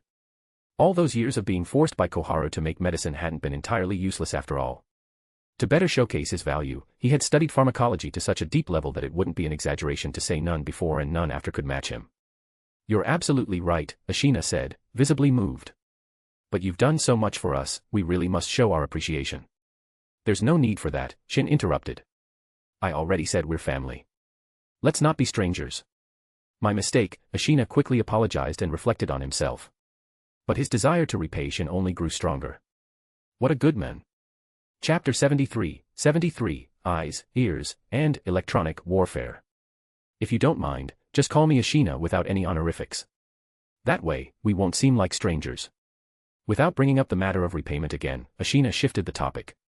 Ashina. Ashina beamed with a dazzling smile. Putting aside any sincerity, both men actually had their own calculations. Shin, while presenting himself as someone who gave without expecting anything in return, was thinking, once the war ends, and you are the sole ruler of a nation and loaded with wealth, wouldn't it be reasonable for you to give me a nice gift worth billions as thanks? Meanwhile, Ashina was thinking, now that we are family, it's only fair you help me with even more dedication, right? Now, to the second gift. After saying this, Shin took out another storage scroll, from which he retrieved a strange device that looked like a hat and another spherical device about the size of a millstone. What's this? Yuichi asked with curiosity. This hat is a sensory amplifier, and this large sphere is a sensory receiver. Because an individual's ability has its limits, I won't be on the front lines. After much thought, I realized the best way I can help is by gathering intelligence for you. But even though my sensory ability is incredible, I can't perceive the entirety of the land of whirlpools, nor can I keep my sensory powers active all the time. So, I'll create many long-lasting shadow clones, each equipped with a sensory amplifier, and have them hide in designated locations. The sensory amplifiers can transmit signals to each other, and all the intel they gather will be sent back to the sensory receiver. This way, I'll be able to sense the entire territory of the land of whirlpools. I'll stay in this secret chamber to receive the intel in real time and pass it on to you as needed.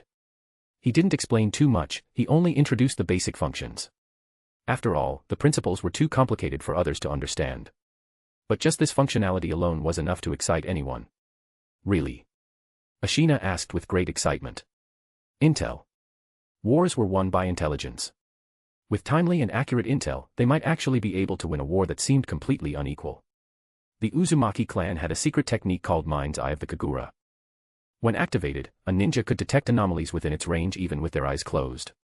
If they locked onto specific chakra signatures, they could precisely locate and track targets, including enemy numbers, characteristics, and movement speed. In dangerous situations, they could also hide their own chakra or use it to determine if others were lying. In short, this secret technique was extremely useful on the battlefield. But to sense the entire land of whirlpools, that was nothing short of a fantasy. So the gift was incredibly precious. Absolutely true, Shin nodded with a smile. Ashina and the other two elders started breathing heavily. If the Uzumaki clan could survive this desperate crisis, it wouldn't be unreasonable to follow Shin's lead from then on. And this is the third gift. Shin produced another device, a radio with a headset and signal receiver. He was a bit speechless at how the tech tree in the shinobi world had been so oddly skewed. All technological devices seemed to exist independently, without any coherent system, truly bizarre. This is a radio. Yes, and it's a modified one. The signal is extremely stable, and with the sensory amplifiers spread across the land of whirlpools, it enables real-time communication throughout the entire nation. Another bombshell. The shinobi world already had radios, but their limited range severely hampered their use. A radio that enabled real-time communication across the entire land of whirlpools. With intel gathered via the sensory network and orders transmitted instantly via radio. This war could truly be winnable. The so-called allied shinobi forces were nothing but a loose, disorganized group. Once they entered the land of whirlpools, they'd fight separately, and might even turn on each other over plunder. If everything was managed properly, they could win. The way Ashina and the others looked at Shin completely changed. This man was bringing them hope. But I do have a few conditions. Speak freely, Ashina pounded his chest in assurance. Such weighty gifts, if the other party asked for nothing, it would actually feel burdensome. Having some conditions made him feel more at ease. As long as the demands weren't excessive, he would definitely agree. The first request, everything about me must be kept strictly confidential. Whether now or in the future, aside from the three of you, no one else can know. This is a golden opportunity to make a name for yourself in the shinobi world. Ashina tried to persuade him. Shin shook his head. All right then, everyone has their own aspirations. Ashina respected Shin's decision. The second request, I want Tsunade to become truly renowned. When the time comes, she will enter the battlefield to heal the wounded, and she'll also participate in combat. I hope you'll give her the title of commander. Of course, she won't actually be in charge. The real command center will still be here, with you, the elders, and me. But the credit must go to her. During this time, you must do everything you can to promote her reputation. It's fine even if everyone ends up believing it was Tsunade alone who turned the tide of war. That's easy, Ashina agreed without hesitation. He had lived over 60 years and saw many things clearly. Reputation was just an empty title. Compared to the survival of a nation, what did it matter? Besides, they actually feared attracting too much attention. If credit fell on the wrong person, it could bring disaster. In fact, aside from Tsunade, no one else could shoulder that burden. The third request, and the last one. But first, let me tell you something, Konoha won't be sending any help. In fact, they're stationing troops at the border, waiting for a chance to invade and seize all the resources and wealth the land of whirlpools has built up over the years. What? Ashina shot up in disbelief, staring at Shin. That's how Hiruzen repays decades of alliance and sacrifice. He was so furious he nearly had a stroke on the spot. Tsunade, is what Shin said true? The words were so outrageous that he had to double-check with her. I'm sorry, but it's true, Tsunade sighed. This time, it wasn't just speculation from Shin. It came straight from Torifu, who had personally attended the meeting. A great ally, what a great ally. Ashina paced furiously in the secret room, his gaze icy cold. He looked like he wanted to tear Hiruzen to pieces. Just thinking of all the years of dedication and service to Konoha, always answering their call even at the age of nearly 70, he felt like all his goodwill had been fed to the dogs. A bunch of ungrateful traitors. After a long time, he finally suppressed his rage and asked, "What's your final request?" My final request is this, after the war ends, no matter how Hiruzen tries to repair the relationship, you must not agree. On the contrary, you should give him a reputation he can never shake off. And you must declare openly that only if Tsunade becomes Hokage will the land of whirlpools consider mending ties with Konoha. Agreed, Ashina nodded firmly. Even if you hadn't asked, I was planning to do that anyway. He deserves it. None of the three demands were unreasonable, in fact, they were easy to fulfill. As for using public opinion to boost Tsunade's rise to Hokage, that was exactly what he hoped to see. It was a clear-cut win-win. After receiving the supplies, he immediately turned to Yuichi and said, "Go and deliver the full payment for these supplies right away. Shin has helped us this much, we absolutely must not make things difficult for him. He still has to arrange for people to buy materials and ramp up production. The funding must arrive immediately." Understood. While waiting for the money to arrive, Shin asked, "How is the current situation in the land of whirlpools? What are the major ninja villages up to?" Chapter 74, The Coalition of the Damned. The land of whirlpools is in a state of panic right now, Ashina said helplessly.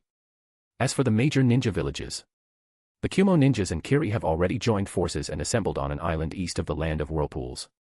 They could launch an attack at any moment. The total number of ninjas is about 3,000. Due to geographical distance, the ninjas of Suna and Iwa are still some distance away from the land of whirlpools. However, because Konoha refused their request to pass through its territory, Suna took a sea route. They've already reached the land of tea and are currently preparing. Iwa is passing through the lands of rain and rivers and also plans to take the sea route to the land of tea to rendezvous with Suna. At that point, the two great villages will meet in the land of tea, then travel together by sea again to the land of whirlpools. They're expected to land at the southwestern port of the land of whirlpools, though the exact location is unknown. Their total number is also around 3,000 ninjas. What about the other villages? Shin continued to ask. The ninja villages of the lands of grass, rain, birds, and waterfall have formed a coalition army, numbering around 2,000 ninjas, intending to take advantage of the chaos. AIM leads the coalition and contributes half of the troops. However, they don't want to confront the four major villages directly. According to intelligence, the major villages didn't want them involved to reap any benefits. This was entirely their own initiative. So they didn't take the direct route to the land of tea. Instead, they passed through the lands of iron, sound, and hot water, then traveled south by sea. They're currently resting in the land of waves. Good grief. Shin was stunned by the movements of so many countries. Aren't they exhausted? Greed moves the heart, Ashina sighed. The land of whirlpools has developed quite well over the years. On top of that, we often assist other countries with sealing techniques and have many cooperative ventures with Konoha. We've made a lot of profit. Konoha, as our closest ally, is already eyeing us hungrily. What about the other ninja villages? Getting stronger while weakening Konoha at the same time, this kind of opportunity doesn't come often. After laying out the situation, Ashina couldn't help but throw some shade at Konoha. Shin spoke, but the biggest beneficiary is still Konoha. Being so close to the action, they'll be able to swoop in and snatch the fruits once the war reaches a fever pitch. Wishful thinking, Ashina said coldly. All those countries just allowed passage. Especially the land of iron, hasn't it always claimed neutrality? Sigh, attacking the land of whirlpools has become a consensus in the shinobi world. Even the various daimyos secretly support it. Anyone who doesn't cooperate now will become a target, who dares be the outlier. Consider the countries that only granted passage lucky, they didn't send troops themselves. Shin spoke, they probably didn't have the troops to send anyway. All those countries together couldn't muster a few full squads of ninjas. Trying to profit off the war like the others. If they don't gain anything, fine. But if they do get something, it'll only bring them disaster. They're not that stupid. Ha ha ha. True. Ashina laughed. It's like everyone sees the land of whirlpools as a feast, each one wants a bite. None of them seem to have considered that they could lose this war. Probably no one has, Shin chuckled.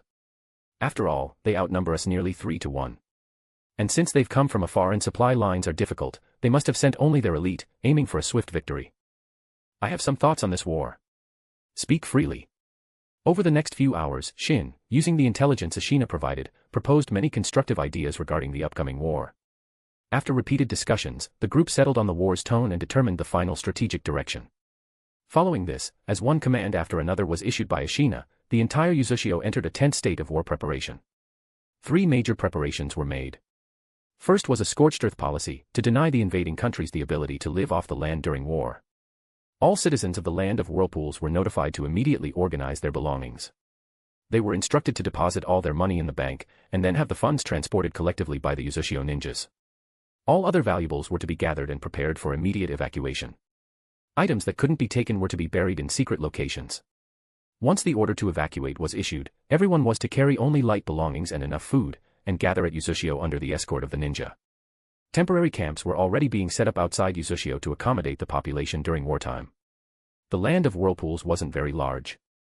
Though such a migration was a massive undertaking, with ninja escorts, it wasn't impossible. As for assets that couldn't be taken, destroy them if they could be destroyed. Any surplus food that couldn't be moved was to be poisoned and later destroyed after the war. Secondly, he created many spiritual wood clones, which were some special type of clones, each equipped with sensory amplifiers.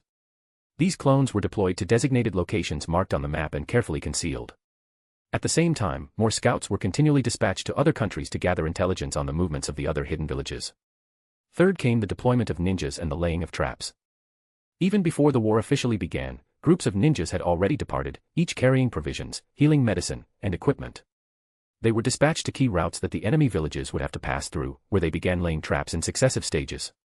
The ninjas were organized into groups of 10, with each group carrying a wireless communicator. Once the traps were set, they were to rest in place and await further orders. Once the war broke out, these teams were tasked with using any means, especially the traps, to delay and disrupt enemy advances, all without engaging in direct confrontation. The early wave of trap laying was meant exactly for this purpose. The next step was to divide and weaken the allied shinobi forces. The enemy's coalition of 8,000 ninjas, nearly triple the number in Uchiha, sounded intimidating on the surface. But in Shin's view, it wasn't that big of a deal. This was already evident from the intelligence gathered. The narrative and atmosphere surrounding the invasion of the land of whirlpools had been carefully built up over the years, with public opinion already saturated with the idea. But the four great ninja villages had spent more than a year arguing, and after repeated communications, none of them was willing to make any concessions. In reality, all four major villages wanted to act independently. After all, the bigger the prize, the better it would taste if eaten alone. But they couldn't get past one major obstacle, Konoha. To intimidate Konoha, they had to promote the idea of a shinobi world coalition, everyone sending troops together. Even if Konoha didn't react, none of the villages would allow one of their own to swallow such a huge benefit alone. But since they decided to form a coalition, another problem emerged: how would the spoils be divided after defeating the land of whirlpools? Some had suggested splitting the loot evenly. But in war, there are always losses. If one village suffered fewer losses, another would inevitably suffer more. If the spoils were divided equally, the village with minimal losses would be happy, but the one with heavy casualties would never accept it. Major losses meant a weakened military force. That village would be forced to find ways to compensate and recover. Relations among the ninja villages had always been adversarial, anyone could go to war with another at any time. No village wanted to see its own strength diminish or another village grow stronger. After all, life would go on even after the land of whirlpools was destroyed. Some proposed that the less damaged villages should compensate those that suffered more. But this brought another issue: how would losses be measured? And once measured, how should compensation be determined? What if, after the war, a village hides half of its ninjas and claims massive casualties, demanding compensation? Would you pay it or not? It could very well be extortion. And similarly, aside from losses, there was the matter of contribution. If one village contributed more, others would have contributed less. Why should those who contributed more receive the same as those who did less? If rewards were distributed based on merit, how would merit be measured? Nothing but problems. Chapter 75, The Narrative War. None of the kage from the various hidden villages were easy to deal with. There was the extremely domineering third Raikage, the extremely stubborn third Tsuchikage, the third Kazekage who had been driven desperate by poverty, and the third Mizukage who was under Madara's control and couldn't make decisions on his own. In the end, after much internal struggle, they finally reached a unified but unspoken consensus. That was, whatever it was, money, gold and silver, supplies, sealing scrolls, or even people, whoever grabbed it first would own it. This meant that once they entered the land of whirlpools, the relationship between the villages became purely competitive. Not only was cooperation impossible, they would also be full of suspicion and vigilance toward one another.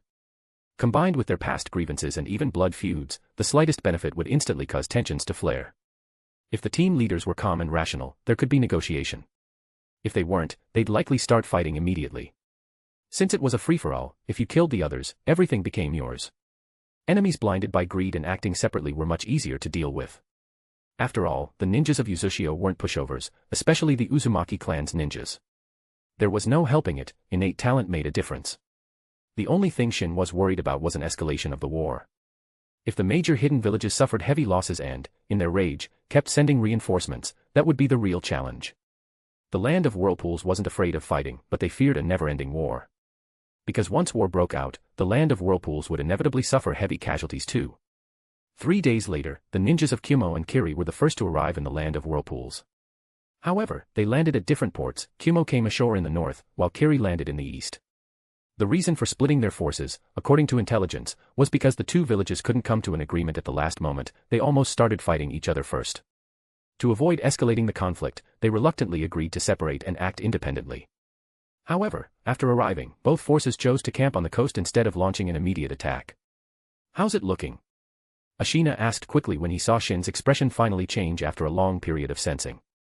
Shin took the map and marked 2 locations on it, saying, Kumo and Kiri landed almost simultaneously, each with about 1,500 ninjas. Kumo landed here in the north, and Kiri here in the east. He pointed directly at the map. As expected, they didn't attack immediately after landing but chose to camp in place. He then went over the details of their troop deployments. These hidden villages are all afraid of being the first to act, they all want to do as little as possible and get the most out of it, Ashina sneered. But that works in our favor. We can proceed with phase 1 of our plan smoothly. Who do we strike first? It doesn't really matter, but the people from Kumo are hot-headed. If we hit them, they'll likely reinforce immediately. So for phase 1, we should focus on intimidating them. My recommendation is to strike Kiri first. Understood. Ashina immediately picked up the radio and adjusted the frequency. Connect me to the Eastern War Zone. This is the command center. I'm Ashina. Kiri ninjas have landed at beach on the eastern shore, 1,500 in total, and are currently camping in place. Among them are 22 Jonin, 52 Special Jonin, 320 Chunin, and the rest are Genin. Pass the word, have the remaining civilians on the eastern coast begin evacuating according to the preset plan. All ninjas in the Eastern War Zone are to lure the enemy deeper per the operation plan. Use geographic advantages, traps, and ambushes to eliminate as much of the enemy's fighting force as possible, and prioritize wiping out their intelligence personnel. After spending 3 days together, he had also learned Shin's unique way of expressing things. And honestly, it was accurate. He even adopted Shin's temporary war zone classifications to streamline command. After ending communications, he adjusted the frequency again, connect to the Northern War Zone. This is the command center, Ashina speaking. Kumo. Next, he issued 3 consecutive orders. Then he turned to Yuichi beside him and said, immediately lead the reinforcements east at full speed. Once you arrive at the designated location, wait for further instructions. Over the past 3 days, Shin and the leadership of Uchiha had drawn up a large number of tactics. The goal was to ensure they could make immediate adjustments no matter what might happen. After Yuichi departed, Ashina sat back down and slowly closed his eyes. War had arrived. While the land of whirlpools was actively preparing for battle, things were far from peaceful in Konoha. The entire atmosphere of the village had grown strange and tense. Ever since Tsunade and Shin had left Konoha, rumors had begun to circulate among the villagers. And the rumors involved 2 people. One of them was the 3rd Hokage. For many years, the land of whirlpools and Konoha had been extremely close allies. Ashina also had a great reputation in Konoha. As the founding master of Konoha's sealing techniques, no one was unaware of his contributions to the village. For many years, he had visited Konoha annually to help reinforce various seals and teach sealing arts to Konoha's ninja, earning deep respect from the village. Moreover, people still vividly remembered how, during the time of the 1st and 2nd Hokage, the importance of the land of whirlpools was emphasized again and again, how they stressed the deep friendship and eternal alliance between the 2 nations. Yet now, the entire shinobi world was uniting to attack the land of whirlpools, and its destruction seemed imminent. At this critical moment, rumors spread that Konoha's leadership had no intention of sending troops to aid the land of whirlpools. This inaction drew considerable dissatisfaction from many villagers in Konoha. After all, weren't allies supposed to look out for one another? Standing by and doing nothing when your ally was in grave danger, how could that be justified? This behavior was completely out of line with the values Konoha had always promoted. Konoha's leadership gave no response to these rumors, which only confirmed them in the eyes of the public. It wasn't that the top brass didn't want to respond, they didn't dare to. Because the lies they could come up with wouldn't fool the people of Konoha during this era. Most of Konoha's villagers and ANBU had lived through the 2nd Hokage's reign, some even during the 1st Hokage's time. If Hiruzen and the others truly thought they could fool the people like fools, and the truth about them plundering the land of whirlpools' wealth got out, it would break everyone's hearts. So, it would mean Hiruzen could support them, but chose not to. To betray an ally in their time of need, to carve up their flesh for profit, how great must Hiruzen be? That was why, from the start, Hiruzen had hoped to quietly ride out the storm. Once things settled, he planned to secretly circulate excuses for why he had to make such a choice. If Konoha intervened, the full might of the allied forces would turn toward them, and Konoha would be doomed. He would claim that he endured the inaction only to protect the village and its people. And in doing so, he hoped to flip the narrative. However, things hadn't settled yet the narrative shift happened early. Almost overnight, a number of insiders began to speak up on behalf of Hiruzen. They claimed everything he was doing was for the sake of Konoha, because the allied forces were simply too strong, tens of thousands of ninja, advancing with overwhelming momentum. They appeared to be targeting the land of whirlpools, but in reality, Konoha was their true objective. If Konoha got involved, the entire ninja army would turn their sights on Konoha, and then the village would face annihilation. Chapter 76, Saints and Sinners by Design. These people claimed that the 3rd Hokage never intended to abandon their allies, but rather, he simply couldn't bear to let go of Konoha. That was why he made such a painful decision. A small portion of those who said such things even went so far as to highly praise his accomplishments over the years, singing his praises enthusiastically. Whenever they had the chance, they would tell others that he was their idol.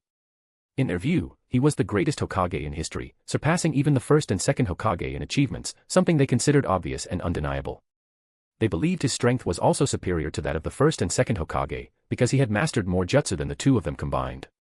Calling him the strongest Hokage, they said, was completely justified. Every decision he made was for the good of Konoha. He could not possibly have had even the slightest selfish intent. Anyone who questioned or expressed dissatisfaction with the third Hokage, they claimed, was an ungrateful traitor who would bite the hand that fed them. Under such lofty accusations, many people in Konoha became afraid to express their opinions in public. Several people had already been scolded by fanatical supporters of the third Hokage. Though not physically assaulted, they were berated harshly, faces pointed at and voices raised, before retreating home. There was also another rumor, this one about Tsunade. The general idea was that Tsunade was selfish, that in a crucial moment she disregarded the village's interests and rashly chose to help the land of whirlpools. Such behavior, they said, was utterly shameful. What? You say Tsunade and Ashina are relatives? Even if they were relatives, so what if they were her parents? The village's interests came first. What if she angered the ninjas of other villages, leading them to unite and attack Konoha? Then she would become Konoha's sinner. What? You say they were just looking for an excuse to go to war? If they were truly determined to wage war, wouldn't they find another excuse even if she wasn't involved? Then don't hand them an excuse. Handing them a reason like that was extremely irresponsible. What? You say one person can't make a decisive difference on the battlefield? That Tsunade was only representing Konoha's attitude. Even if one person couldn't change the outcome, if Tsunade killed too many enemies, it could still cause discontent among the other ninja villages, which would be harmful to Konoha. Besides, the Hokage already stated he would not aid the land of whirlpools. Tsunade's actions were a betrayal of the Hokage's decision. What? You say the Hokage hasn't publicly said anything, maybe he secretly supports her. Idiot. If the Hokage really felt that way, why send only one person? Clearly, it was Tsunade acting on her own. The Hokage just didn't expose her, out of concern for her dignity. What? You say the land of whirlpools has helped us a lot over the years, and is one of Konoha's closest allies, so we have an obligation to help them.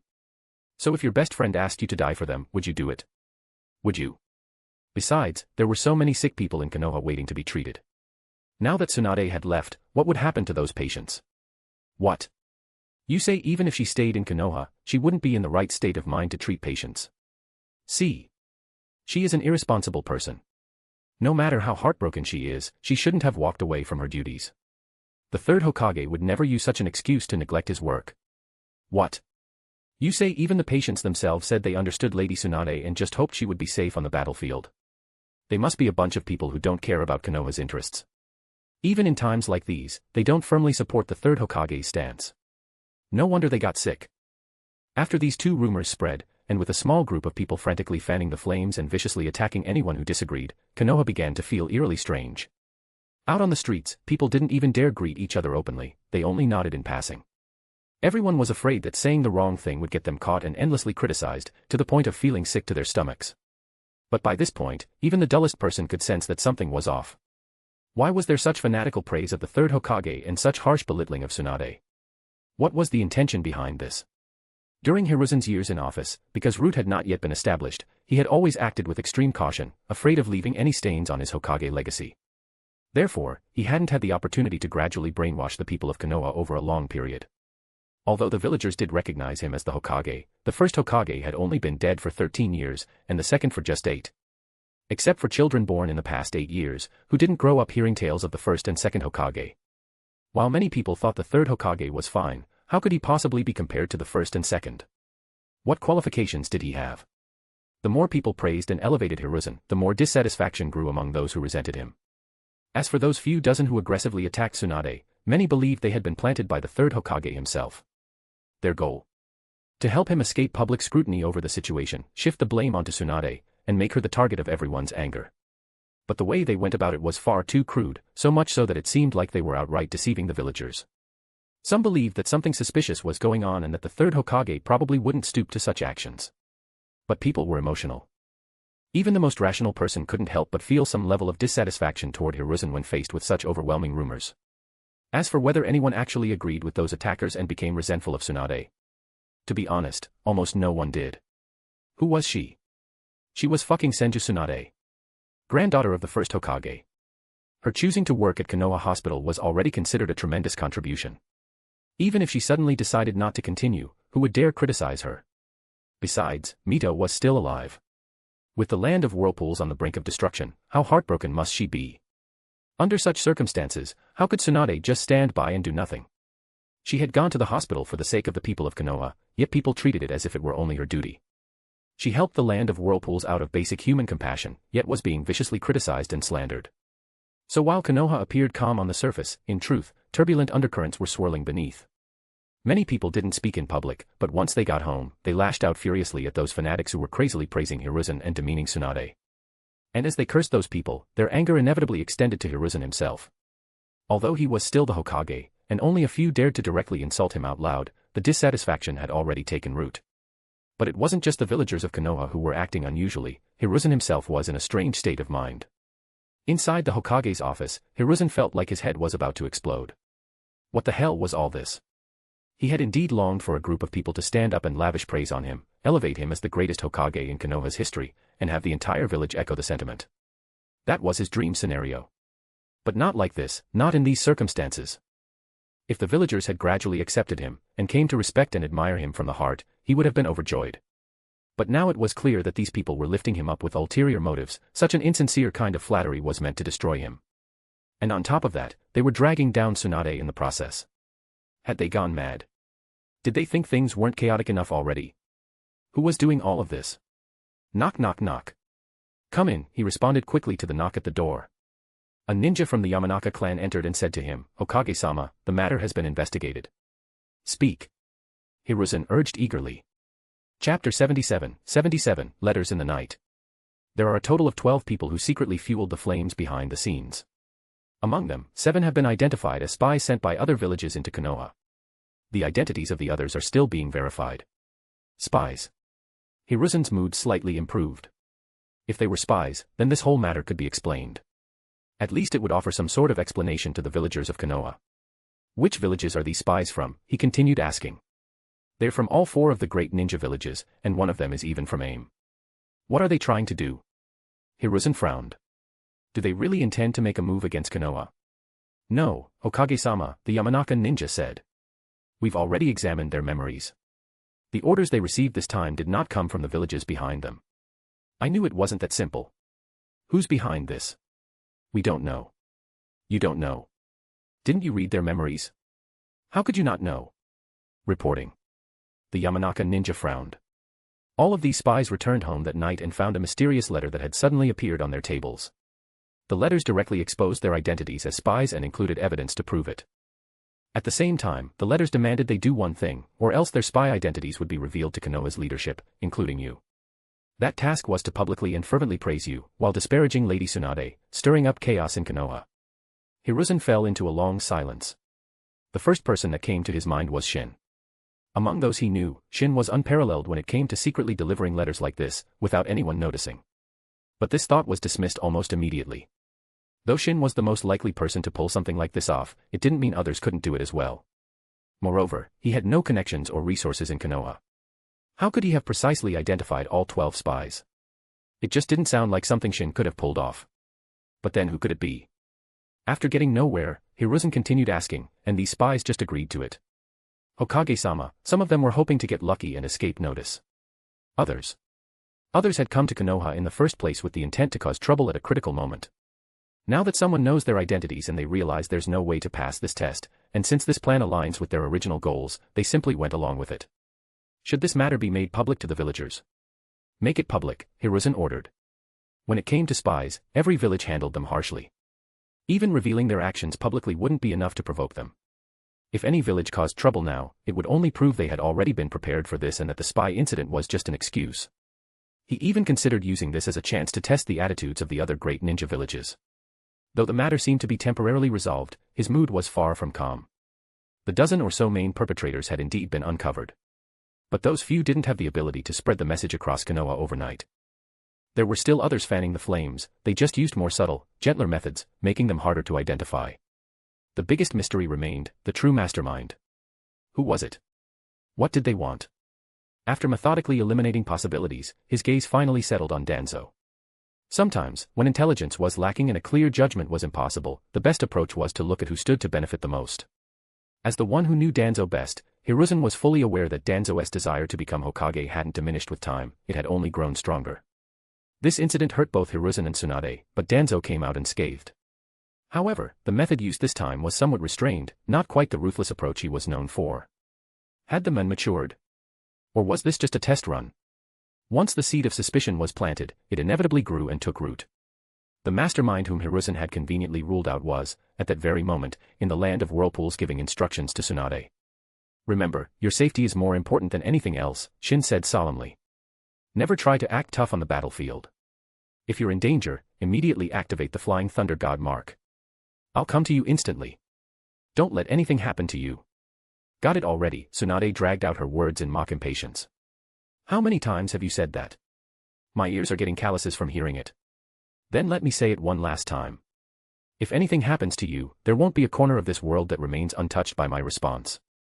Shin's words startled Tsunade, but at the same time, filled her heart with sweetness. Because it meant, in his heart, she meant more than anything else. All right, I promise I'll be fine, she assured him. She was genuinely afraid that if something did happen to her, he would unleash a rampage across the shinobi world without hesitation. If he truly decided to bring destruction to the ninja world, the result would be catastrophic. In the Kiri ninja camp, Genji frowned deeply upon receiving the intelligence. What? The citizens of Uchiha are all being orderly evacuated under ninja escort. And they're even bringing supplies with them. One of their original plans had been to sustain their campaign in the land of whirlpools by waging war and looting resources. Although the Kiri army had already arrived, the journey had been long and exhausting. The initial batch of rations they brought was only enough to last 5 days. And according to the plan, the supply ships carrying additional food wouldn't arrive until the next day, tomorrow. Now, a difficult decision lay before him: should they pursue the fleeing civilians and seize their supplies?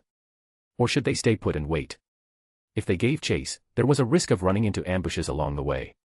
But if they didn't, and the civilians managed to retreat successfully with all their property and supplies, the cost of this war would skyrocket.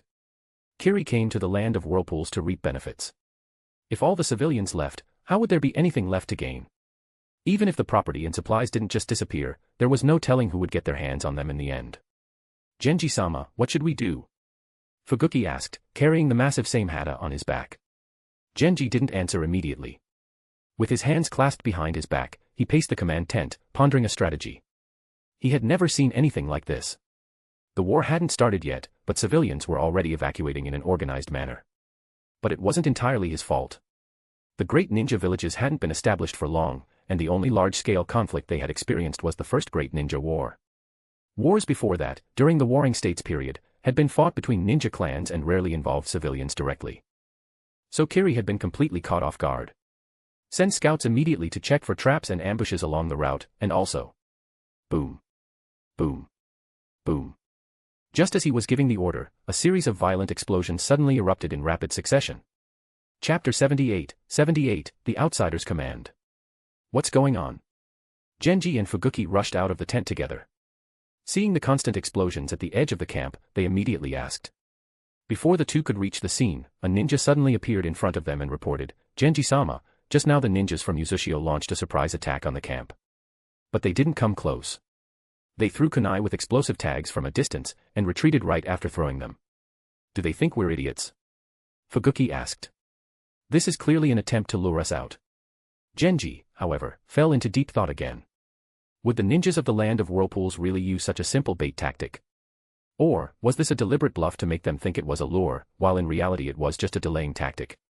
Immediately send people to scout ahead and check for traps or ambushes. Cautious by nature, he didn't dare take a gamble. He had to confirm the intelligence before making his next move. An hour later, he was starting to get anxious. None of the scouts who had gone out returned. It was now apparent that those sent to investigate had most likely been eliminated. Sending more people would likely end the same way. At that moment, in a small stream along the retreat path of the people of the land of whirlpools, a slight bulge appeared on the water's surface. It looked as if the flow of water had been pushed up slightly by a submerged stone, so natural that no one suspected anything. But in the middle of that bump was an eye, peering unblinking through the water plants at the people passing by not far away. Under the water, a ninja was in hiding. This ninja was from the Hozuki clan, known for their ability to liquefy their bodies and conceal their presence, making them completely undetectable in such an environment. However, just 20 meters away from where this Hozuki ninja was hiding, a spiritual form was also in hiding, doing the exact same thing. But he wasn't watching the retreating civilians of the land of whirlpools. He was watching the Hozuki ninja. After searching for so long, the spirit had finally found a suitable target. Once the group of retreating civilians had completely passed, and another half-hour had gone by, the stream suddenly rippled. The water began to gather and form a human shape, soon solidifying into a man of about 30 years old. That was close. The man wiped the cold sweat from his forehead and muttered with lingering fear. Everyone who had come with him on this mission had already been wiped out, he was the only one still alive. Why do I have to carry out such a dangerous mission? As he cautiously surveyed his surroundings, Sutton kept grumbling. Suddenly, he sensed something. He sharply turned his head, only to see a spirit lunging at him at incredible speed. He leapt backward and drew his sword, slashing at the spirit, but in the instant the blade hit, he realized it had passed through the spirit's body like slicing air. The spirit ignored the attack completely and dove into his head, freezing him in place like he'd been hit by a paralyzing jutsu. 3 minutes later, Sutton suddenly snapped out of it, but his expression had completely changed. Not bad, he said, clenching his fists and looking at his hands. I've gathered enough intel, it's time to report back, I guess. With that, he immediately headed at full speed toward the Kiri camp. But the soul of the middle-aged man had already been replaced by none other than Shin. As for his real body, it was currently in a secret underground chamber 100 miles away from Uchiha, protected by a spiritual wooden clone. And sitting in the underground command center of Uchiha was also one of his spiritual wooden clones. The spiritual wood clone jutsu was a new clone technique he developed after successful self-experimentation. Using white zetsu cells as the medium and wood clone techniques as the foundation, he created this advanced duplication method. It had to be said, white zetsu cells were truly useful. They were also the best material for performing Edo Tensei, allowing the reanimated person to display 100% of their original power. However, the clones themselves were relatively weak, at most at genin level strength, far from being able to use full power. But they could inherit a portion of the caster's abilities. For example, the clone currently in the command room had inherited 30% of Shin's sensory abilities. However, with the sensory amplifier and sensory receiver, along with the chakra provided by the Uchiha's ninjas, it was already enough to monitor the entire land of whirlpools. What's more, spiritual wood clones differed from shadow clones.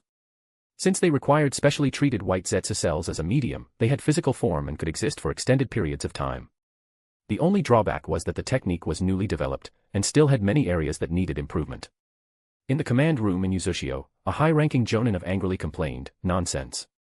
With such a weak bait tactic, unless the Kiri ninjas are complete fools, there's no way they'd fall for it. Haishi, why the hell are you glaring at me? Ryo retorted, the one responsible for the bait mission, who had just returned safely. I was just following orders. Who gave such a foolish order? Haishi scanned the room and demanded. I gave such a foolish order. Do you have a problem with that?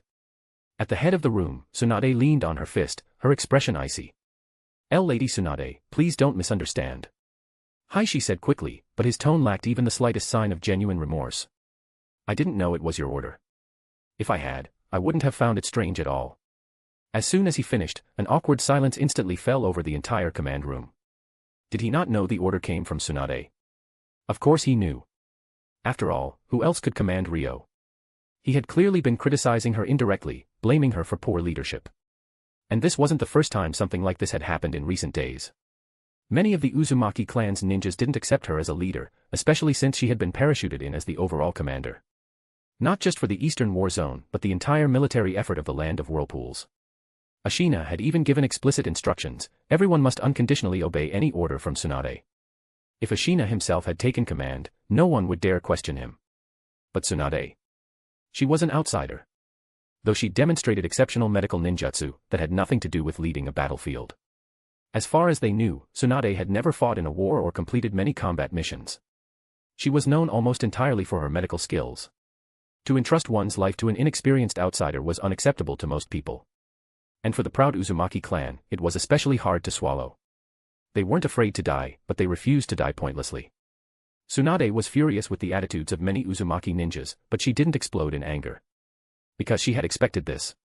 If the situation were reversed, if a total stranger who'd never been on the battlefield suddenly came to lead the Konoha forces, Tsunade herself wouldn't accept it. Wouldn't that be madness?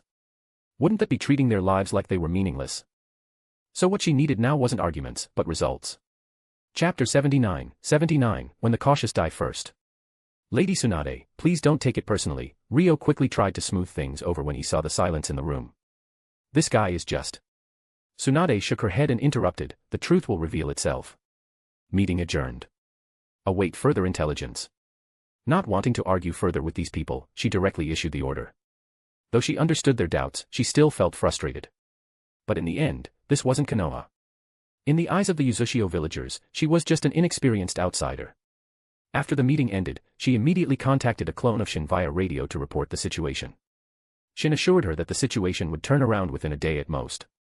Not only that, but Ashina would personally assist her on the front lines, and all the interference and doubt would vanish. In the temporary camp of Kiri, an ANBU ninja suddenly arrived at the camp and knelt on one knee to report. Genji-sama, Sudden has returned. Good, Genji was delighted by the news. I knew it. Even if everyone else died, this guy wouldn't. Bring him here immediately. Yes. Sudden wasn't part of the group Genji had just sent out to gather intel. He was from an earlier group, he had departed as early as yesterday. Being out longer meant he had likely gathered more information. Genji believed Sudden would definitely return with what he needed. He actually survived. A tall kunoichi nearby said coldly. People like him don't deserve to be ninjas. Genji frowned and said with displeasure, Yumi, I don't care how bad your relationship with your own clan member is. But we're at war. You need to drop that attitude. Yumi was silent. Seeing this, Genji sighed in relief. These heirs from noble clans were always difficult. Even though he was an elder, he still had to show them respect. That applied to both Yumi and Sudden. In fact, Sudden wasn't even supposed to participate in this war. Genji had specifically borrowed him from the Hozuki clan as a precaution. Though Sudden wasn't strong in combat, his scouting ability was second to none, even among the Hozuki clan. Combined with his unbelievably cautious, even overly self-preserving personality, he was unlikely to die, no matter who else did. With his help, intel gathering would be far easier.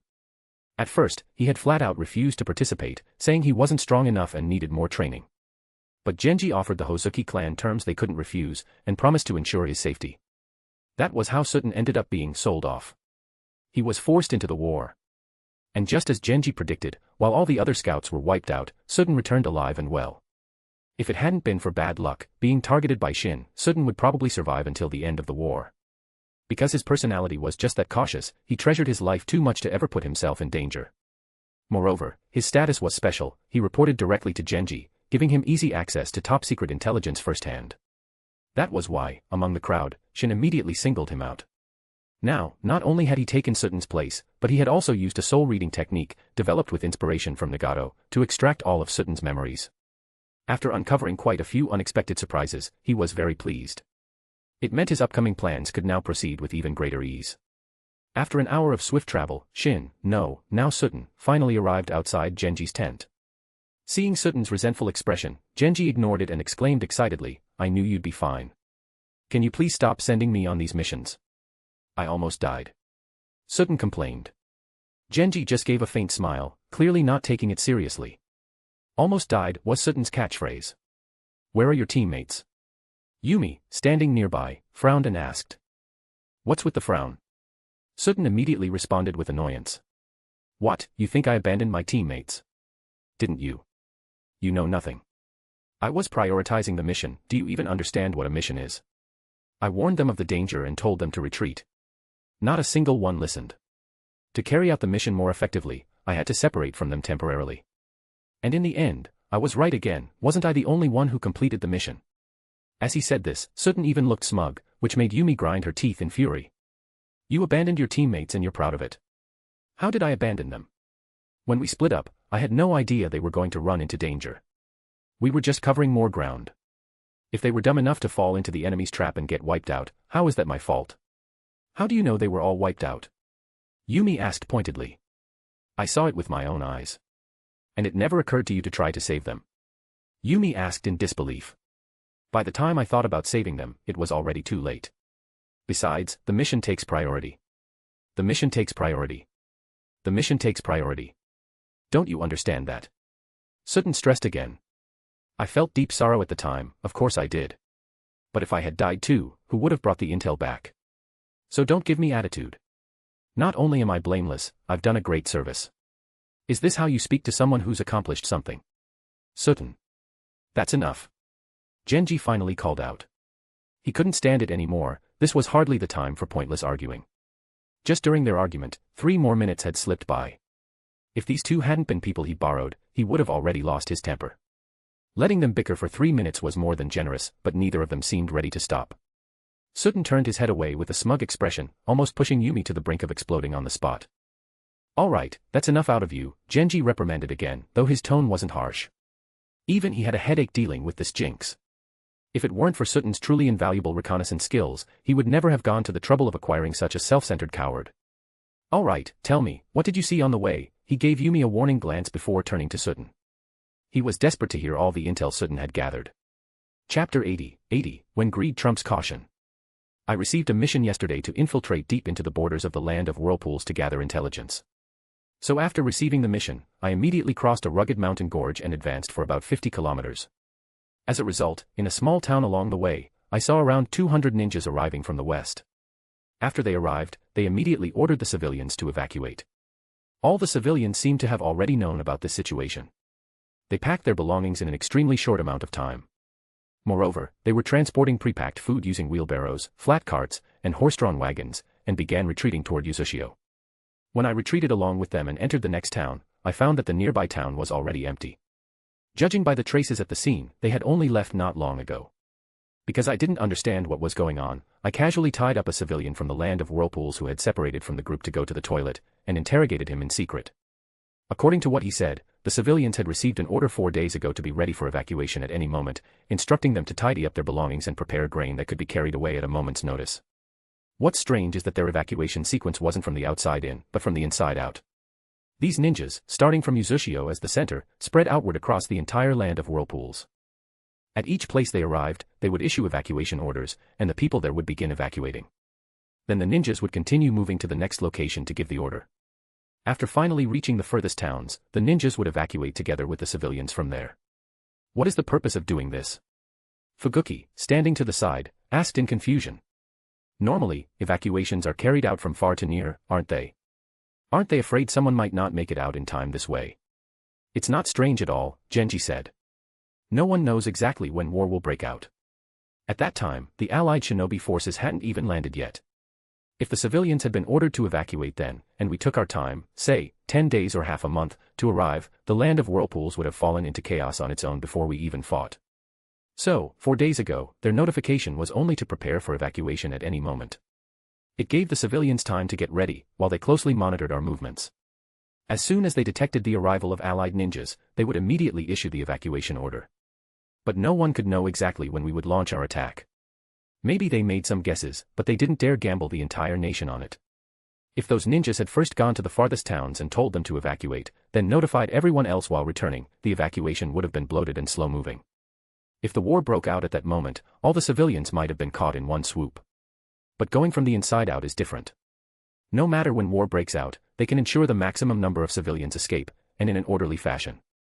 Even if we suddenly attacked at that point, we'd be delayed by the outer layer of evacuating civilians. Plus, since they're carrying resources they've packed up, we wouldn't be able to pursue them effectively. They'd also be able to preserve a good amount of wealth and manpower. So this strategy strictly controls the pace of retreat and helps evacuate as many people as quickly as possible. By the way, Suten, you said earlier that these civilians were all carrying almost all their portable possessions and a large amount of food. Yes, without exception, Suten affirmed. Genji's heart stirred. Why had they come to the land of whirlpools in the first place? For profit. If they could seize all those supplies, Kiri might become rich overnight. But he didn't act rashly. Instead, he continued asking, how fast are these civilians moving? How fast could civilians possibly be? Especially when they're carrying so much food, their pace is barely faster than walking. Judging by my estimation, the group closest to us would need at least 5 days to reach Uchiha. 5 days. And you said that when you reached the next town, they had just left. Yes. Did you sense any ambushing ninjas along the way? Of course, Suten said confidently. There were ambushes set up at intervals along the way. Each ambush point had 10 people, adding them up, there were over 100 in total. Wait a second, Genji quickly interrupted him. How many did you say? Over 100. What's the problem? Suten asked, puzzled. Not over 1,000. Genji asked again for confirmation. Come on. Suten was displeased. I'm a sensory ninja. I came back all this way along the route, how could I not know how many people were in ambush? Besides, there are so many routes throughout the land of whirlpools. Where would Uchiha get the manpower to deploy thousands of ninjas? It's just over 100, around 120 people. 120. Genji muttered to himself while deep in thought. So the earlier attack really was a diversion tactic. They used the most suspicious and attention-grabbing method to lure us in, all to buy time. Our landing location was a last-minute decision. They couldn't possibly have known in advance, which means Uzushio's reinforcements haven't even arrived yet. Hearing Genji's confident assessment, Sutton suddenly thought of something and quickly added, "It's possible that there were ambushers outside the range of my sensory abilities. There could be a large number of enemy ninjas lying in wait beyond my perception. We still need to proceed with caution. Also, Uzushio's ninjas have set dense traps along the road. If I hadn't been skilled in the hydrification technique, I would have fallen into one already. So, I don't think we should proceed." But Genji completely ignored his warnings. After all, Sutton was notoriously timid and afraid of death. Saying things that boosted the enemy's morale and diminished his own had become second nature to him. In truth, he had already made up his mind. Right now, he still faced two choices: either pursue and plunder, or remain stationed and hold position. Previously, he had leaned toward the latter, because everything was uncertain, and a rash move could land them in a trap. But now, he was clearly leaning toward the former. The temptation of that prize was simply too great. He really wanted to claim it. Over the years, due to the ineptitude of the third Mizukage, Kiri's development had been poor. They desperately needed external resources to revitalize the village.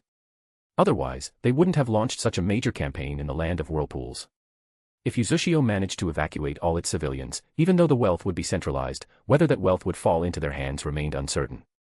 What he feared most was paying a heavy price only to gain little in return, which would worsen Kiri's internal tensions and crisis. And now was the best time to act. Only 2 hours had passed since Uzushio's ninjas discovered them and launched a fake raid to lure them. Even if Uzushio received intel immediately and sent reinforcements, they theoretically couldn't move faster than the Kiri forces, because Kiri was already closer. But any further delay could change that. The decision to strike had to be made now. Wait too long, and Uzushio's reinforcements might arrive first, turning the tables and leaving them the ones walking into an ambush. Chapter 81, Diarrhea won't save you now. Send the order, mobilize 700 ninjas and immediately pursue the evacuating civilians from the land of whirlpools. Once he made his decision, Genji gave the order without hesitation. Split off a unit of 100 ninjas. They are to travel at top speed, ignoring fatigue, and clear traps along the route in advance to allow the main force to move swiftly. If there are small enemy ambushes along the way, just dispatch a detachment to eliminate them. The rest must not stop, keep moving forward. Once you catch up to the evacuating civilians, immediately attack them from different directions. Force the ninjas from Uzushio who are escorting them into a dilemma, cutting them off from the people they're protecting. Then quickly eliminate those ninjas, and plunder all wealth and supplies at the fastest speed. Bring everything back. Other than the ninjas assigned to transport the loot, the rest should continue the pursuit. Capture as many waves of fleeing people as possible. Fuguki, you'll lead the team personally. Genji directly appointed his trusted aide. You understand what I mean. I grant you full authority to make decisions on the spot. There is only one principle: do everything possible to ensure Kiri gains the greatest benefit. Understood. A cruel smile appeared on Fuguki's face. This kind of mission was exactly what he enjoyed. Phew. Taking a few steps back quietly, and seeing that Genji no longer paid him any attention, Sutton let out a slight sigh of relief. But just as he was about to leave the command tent, Fuguki suddenly turned and looked at him, saying, "Sutton is very familiar with the terrain. I request that he accompany me." Sutton's body suddenly trembled and he froze on the spot. After a while, coming to his senses, he waved his hands quickly. No, no, no. You already have the map I drew. That's more than enough. It doesn't matter whether I go or not, really. Go with Fuguki. Genji didn't want to waste any more time. As soon as the ninjas assembled, they had to depart, so he gave the order directly. No, I still have urgent matters to take care of, life and death kind of urgent. Sutton quickly said. I've handled everything for you. Genji cut off any chance of refusal. But I've got diarrhea. Must have eaten something bad. I really can't hold it. Then soil your pants, Genji said, in an unquestionable tone. That's an order. Sutton opened his mouth, wanting to say more, but the next second Fuguki violently dragged him out of the tent. Release me. Sutton immediately shouted once they were outside. What goes around comes around, ha ha ha. Fuguki laughed. Back during the first Great Ninja War, I was only 8. But when you were in command, you didn't go easy on me. Now it's finally my turn, huh? Be the bigger man and let the little stuff go. Sutton immediately caved. Just let me stay in the camp. This Genji's order. Fuguki said smugly, seeing Sutton squirm. You want me to disobey? With that, he turned around and went off to help with the ninja head count. Sutton's face looked grim, but inside, he was overjoyed. I was planning to stay in camp and gather intel on your follow-up supply landings, specific time and location. But since you won't let me, I guess I'll just have to send you to your death first. Glancing naturally at Same Hada strapped to Fuguki's back, he wore a bitter expression as he ran back to his tent. Where are you going? Yumi asked after stepping out of the command tent.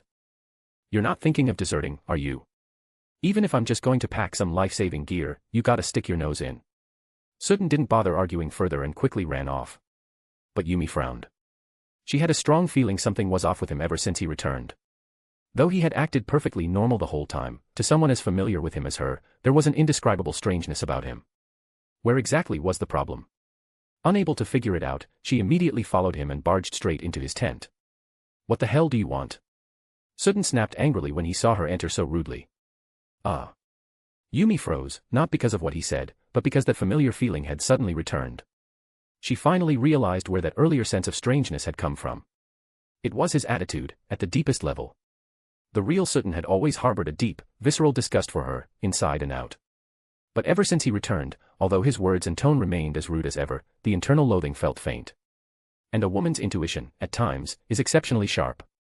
Yet at this very moment, she clearly felt that deep, gut-level disgust again, ironically easing most of the doubts in her heart. So he just hadn't bothered with me before because he was too focused on staying alive. What she didn't know, however, was that everything just now had been a total accident. The Sutton standing before her had actually been preparing to activate a secret sealing technique to block out all sound and use a radio to contact Tsunade. But her sudden intrusion disrupted him. He didn't get to hear Tsunade's voice in time, and the frustration that boiled up brought his inner disgust to the surface. Once he calmed down, he instantly felt a chill down his spine. Because he sensed the shift in Yumi's demeanor, and immediately understood why. He had almost blown his cover. If he really were exposed, he wouldn't be too worried, he could escape any time without much risk. But things would be troublesome for Tsunade. This was the very first battle under her command. It had to go perfectly. If it didn't, everything they had planned could fall apart. Instead of boosting her prestige, this campaign might actually diminish it. And though lost reputation can eventually be reclaimed, it takes time and opportunity. But more importantly, it shouldn't be lost in the first place. And now, he had nearly been exposed by this woman. Was she part bloodhound? Able to sense things others couldn't? Feeling Sutton's disgust toward her suddenly intensify, Yumi actually felt relieved. Now that's the Sutton I know. Sutton shot a disgusted glance at her and treated her as if she didn't exist. He bent down and pulled a box out from under the bed. When he opened it, it revealed a finely crafted set of form-fitting armor. Then, treating her as pure air, Sutton started stripping off his clothes. You bastard. Yumi cursed, seeing that he was about to take off his pants. Furious, she turned and stormed out of the tent, her face bright red with embarrassment and rage. Ha ha ha ha ha. Barely a few steps outside, she heard his loud, unrestrained laughter echoing from behind her. Her anger shot through the roof. She swore, if this jerk weren't about to head out on a mission, and if he weren't in the middle of changing, she would have rushed back in and killed him on the spot. Chapter 82, The Bait That Swims Upstream, Bonus. 700 Kiri ninjas took less than 10 minutes to finish assembling. Under the leadership of Fuguki, everyone began rushing toward their target. Among them, 100 scouts were sent ahead to clear traps along the route.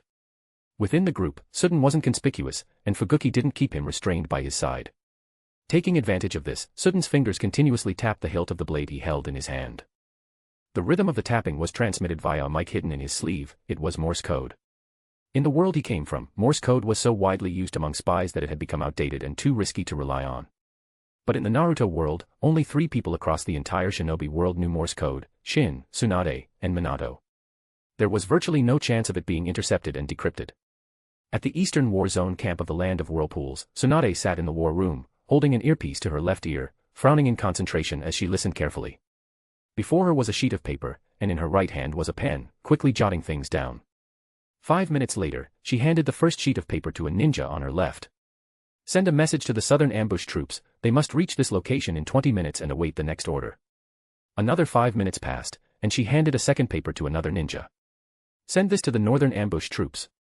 20 minutes later, she put down her pen, a strange smile forming on her face. How's the preparation going? She asked the nearby Ryo, who was on standby. Everything was ready 10 minutes ago. Excellent. Pass the word, the enemy has taken the bait. Everyone is to move immediately according to the original plan. They really took the bait. Ryo looked at Tsunade in disbelief. All they did was throw a few kunai with explosive tags attached, and the enemy fell for it. It sounded utterly absurd. But seeing her confident expression, he didn't dare ask further. At this point, the only thing he needed to do was follow orders. And have the three biggest gossips stay in the camp. I don't want anyone shaking morale once we're on the battlefield. If it really comes to that, I might not be able to resist hitting them myself. Yes, Ryo accepted the order and left. After half the ninja force had departed, Tsunade came before the remaining group, already prepared. This time, the Eastern War Zone had mobilized in full force, 500 ninjas in total. Combined with reinforcements from the south and north, 2/3 of Uzushio's ninjas were now on the Eastern Front. There was only one goal, to annihilate the 700 Kiri ninjas with minimal casualties. Just as she was about to give a pre-battle speech, a commotion erupted at the back of the formation. "Didn't you hear me tell you to get out of the way?" a furious voice roared. Moments later, a figure pushed through the crowd and appeared before her. "Tsunade," the angry voice continued. "What's the meaning of this? Why are we being left behind at the camp? You're abusing your authority," another ninja bellowed. "And the rest of you, what the hell are you doing?" Kuroishi, one of the most outspoken critics of Tsunade these past few days, yelled at those behind him. "She says the enemy took the bait, and you believe her. What if it's a trap? She's leading everyone to their deaths. We absolutely must not follow her orders. I didn't expect things to get this far." Tsunade didn't say a word, but suddenly a deep, aged voice sounded from beside her. Everyone turned to look. At some point, several masked ninjas had appeared at her side, clearly her guards. "I had hoped that, facing the fall of our nation, we could unite and face the enemy together. I never imagined that some would openly defy military orders before battle, insult the commander, and shake morale at such a critical moment." As the aged voice finished speaking, he removed his mask, and everyone was stunned. "Ashina-sama." Cries of surprise rang out from the crowd. No one had expected that Ashina himself would appear on the front lines. But he paid no attention to the commotion, and asked, "Yuichi, how should we deal with the crimes these men just committed?" Another elder standing nearby took off his mask and said a single word, "Detain." The three men who had been so arrogant moments ago were now completely desperate, loudly protesting and trying to justify themselves. But their pleas had no effect. With barely a signal from Ashina, the 6 masked ANBU flanking him moved like shadows. In an instant, the 3 were slammed to the ground, their limbs pinned and chakra points. Seals were quickly slapped onto their foreheads, silencing their protests and suppressing their chakra.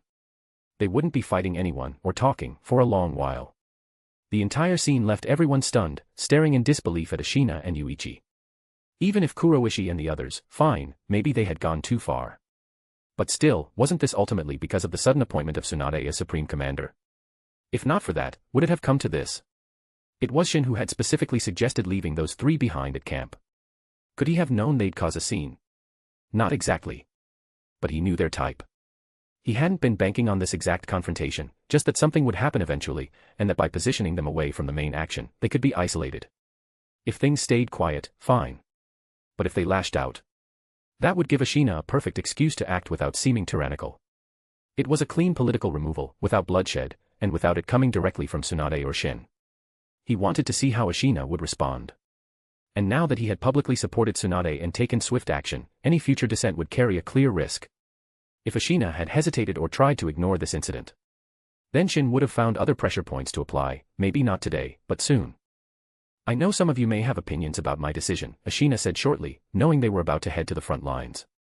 "But let me make one thing very clear, Tsunade is someone I personally invited to help us. And I invited her because she has the ability. So all of you listen carefully, from now on, if anyone shows even the slightest disrespect to her, you'll end up just like those 3. Move out." He ignored the expressions of his fellow clansmen and gave the direct order. Then he and Yuichi flanked Tsunade, one on each side, clearly showing their full support and deference to her. Many still felt unsettled, but none dared voice any objections now. The clan leader, always seen as reasonable and approachable, had just used force without hesitation, and that terrified them. What they didn't know was that Ashina wasn't feeling triumphant. He was frustrated. Chapter 83, 2 Kicks to Victory. What they didn't know was that Ashina was just regretting not making his move faster. After all, it was still better for him to act than to let Shin take action. A few days ago, when Shin said to Tsunade, "If anything happens to you, there won't be a corner of this world that remains untouched by my response," Ashina had been right there beside him. At the time, he thought Shin was just trying to make her happy. But after spending the past few days together, he realized Shin had meant every word. Because even though Shin was constantly providing them with intelligence, he didn't care about the outcome of the war at all. What he cared about was Tsunade's safety. In the end, Shin had absolutely nothing to do with the land of whirlpools. So why was he willing to give his full support to Ashina and the entire country? Wasn't everything he did for Tsunade? That alone showed how much she meant to him. And yet these fools were actually trying to make trouble for her. If they really pissed her off, and Shin cut off their supplies and intel in anger, the land of whirlpools would be doomed. So how could this even be a difficult decision? On the path of the advancing army from Kiri, along the way, over a dozen 10-man squads from Uchiha had been lying in ambush. But the moment they saw the densely packed enemy forces from afar, they scattered in panic, fleeing as fast as they could, wishing they had more legs to run faster, terrified of being caught. The Kiri ninjas chasing from behind all burst into hearty laughter at the sight. They had originally thought these ambushers would attempt a surprise attack to slow down their advance. But to their surprise, these people were so cowardly, they were scared out of their wits without even a fight. Then again, it made sense. 10 versus 700 was basically suicide, not everyone had the guts for that. If it were them, they might not run any slower either. Is there an ambush ahead? The charging Fuguki came up beside Sutton and asked. Within 3 miles, aside from the ones who fled, I haven't sensed any chakra signatures. Looks like Genji was right, Fuguki grinned. Makes sense, Uchiha only has about 3,000 ninjas. The citizens of the land of whirlpools have so many evacuation routes. On average, each path wouldn't have that many people. Not to mention, they wouldn't deploy everyone at once. If they scatter their forces too thin, they'd just be asking for death. But Sutton still wore a worried expression. Should we slow down our pace and widen the scouting range? Ha ha ha, you're still such a coward. Fuguki immediately laughed. You don't get it, this is called better safe than sorry. Fuguki didn't bother arguing further with Sutton. In his eyes, Sutton was beyond saving. Sutton was already well acquainted with Fuguki's personality at this point in time. He was an extremely arrogant guy, the more you tried to push him, the more he'd go against you. Especially if the one pushing him was known for being timid, like Sutton. 10 minutes later, Sutton suddenly halted. Wait. Over 100 chakra signatures just appeared up ahead. Looks like they're here to block our advance. Those chakra signals have joined up with the ones who ran earlier. Around 200 in total now. Uchiha reacts fast, Fuguki said. They're probably the ninjas escorting the civilians. Looks like they're afraid we'll catch up to the civilians. Facing us head-on is the better choice, they can stall for time more effectively that way. So what should we do? Sutton asked. Encircle and wipe them out. Once that's done, our path will be completely clear. Fuguki immediately issued the order, dividing the forces into 4 equal squads. 3 of the squads moved to encircle the Uchiha ninjas from 3 different directions, while the 4th squad immediately took a detour, heading straight toward the evacuation route of the civilians. After Sutton received the command from Fuguki, his fingers once again began tapping rhythmically. His movement was extremely discreet, concealed under his long sleeves, and didn't attract anyone's attention. They're on the move. They're heading straight for us, he suddenly spoke. Taking the initiative. How brave. Kill them. Less than 3 miles away, the 2 ninja squads sprinting at full speed soon caught sight of each other. When the distance between the 2 sides was less than 200 meters, from the Uchiha side, over a dozen figures suddenly accelerated, breaking away from the main group and charging directly toward the Kiri ninja. Fools rushing to their DEA, Fuguki smiled. Gate of view, open. Suddenly, a clear and piercing shout interrupted his words. The leading figure instantly exploded in speed, streaking across the battlefield like a meteor. In the blink of an eye, she tore through the distance and plunged into the ranks of the Kiri ninjas. One Kiri ninja didn't even get a chance to groan or realize what had happened before a foot struck his chest. The immense force sent him flying like a cannonball, and everyone in his path was instantly killed. Not good, quick. Fuguki shouted urgently, retreating rapidly while his hands formed seals in haste. But before he could even finish his sentence or complete his hand seals, a foot had already appeared behind him, moving at a speed too fast for him to react, and smashed into his back. He was sent hurtling forward, straight toward Sutton. Because he was carrying same hata on his back, Tsunade's kick didn't kill him outright but left him gravely injured. However, just as he got close to Sutton, he realized the coward hadn't dodged. Instead, he stood frozen like he'd been scared stiff. Then, the 2 of them collided and were sent flying together. Just before hitting the ground, he looked down in disbelief to see a short blade had pierced straight through his heart, plunged into him by Sutton. Carried by momentum, he crashed hard to the ground and instantly fell silent. Fuguki died just like that, confused and disbelieving to the end that Sutton would actually betray him. As for Sutton, he transformed into a pool of water, scooped up same hata in a current, and disappeared into a nearby stream. Tsunade's 2 kicks had stunned everyone. The first shattered the Kiri's formation, and the second killed their commander and strongest fighter. Whether it was the Kiri or Uzushio ninjas, everyone felt like they were dreaming. Fuguki wasn't weak. On the contrary, he had already earned a fierce reputation in the shinobi world. But Tsunade wasn't someone who had wasted her years either. By conventional standards, she was always the most laid-back and least diligent of Hiruzen's 3 disciples.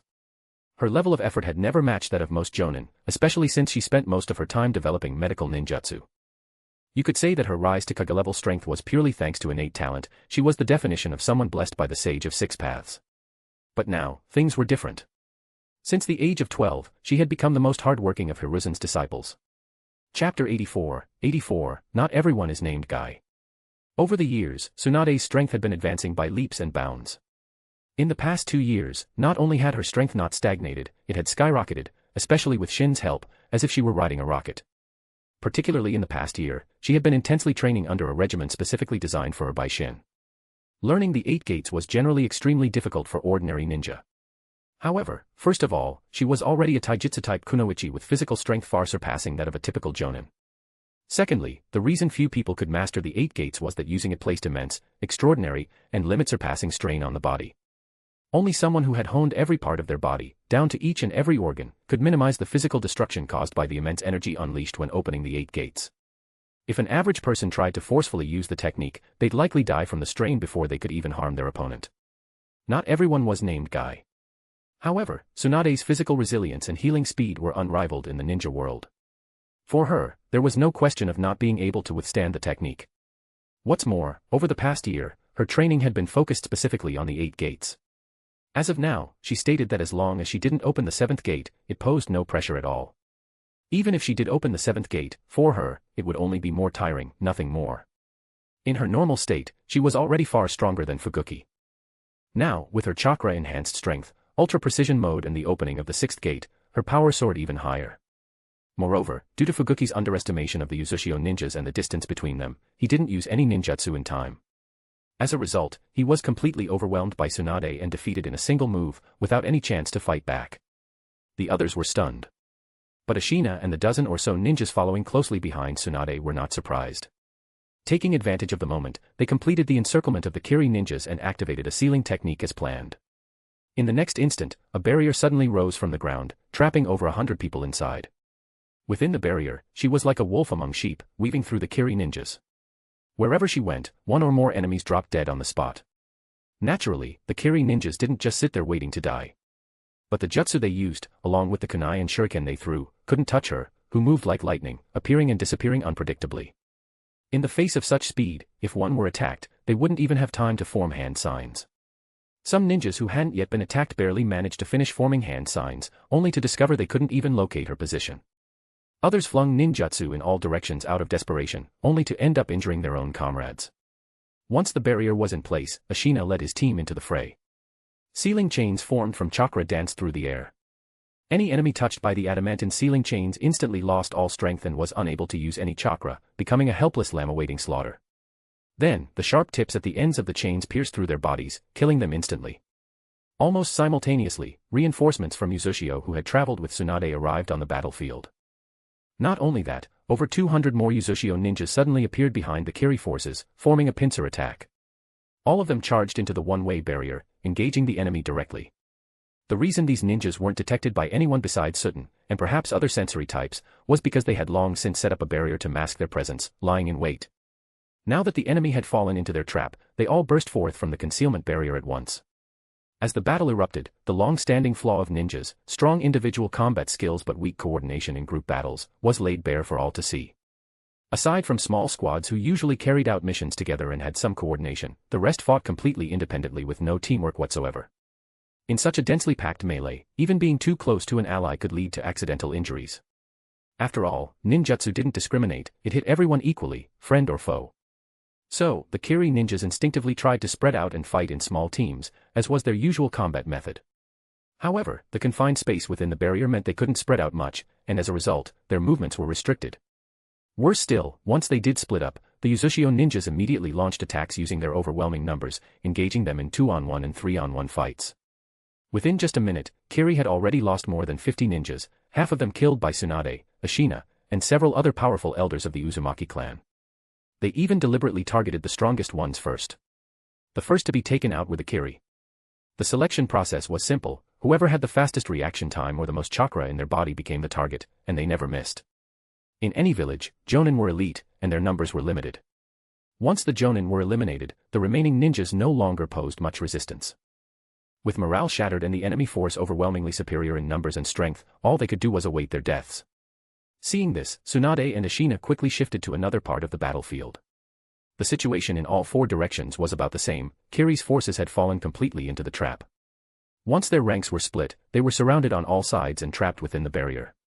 Uchiha had deployed nearly 2,000 ninjas in this area, completely overwhelming Kiri with sheer numbers.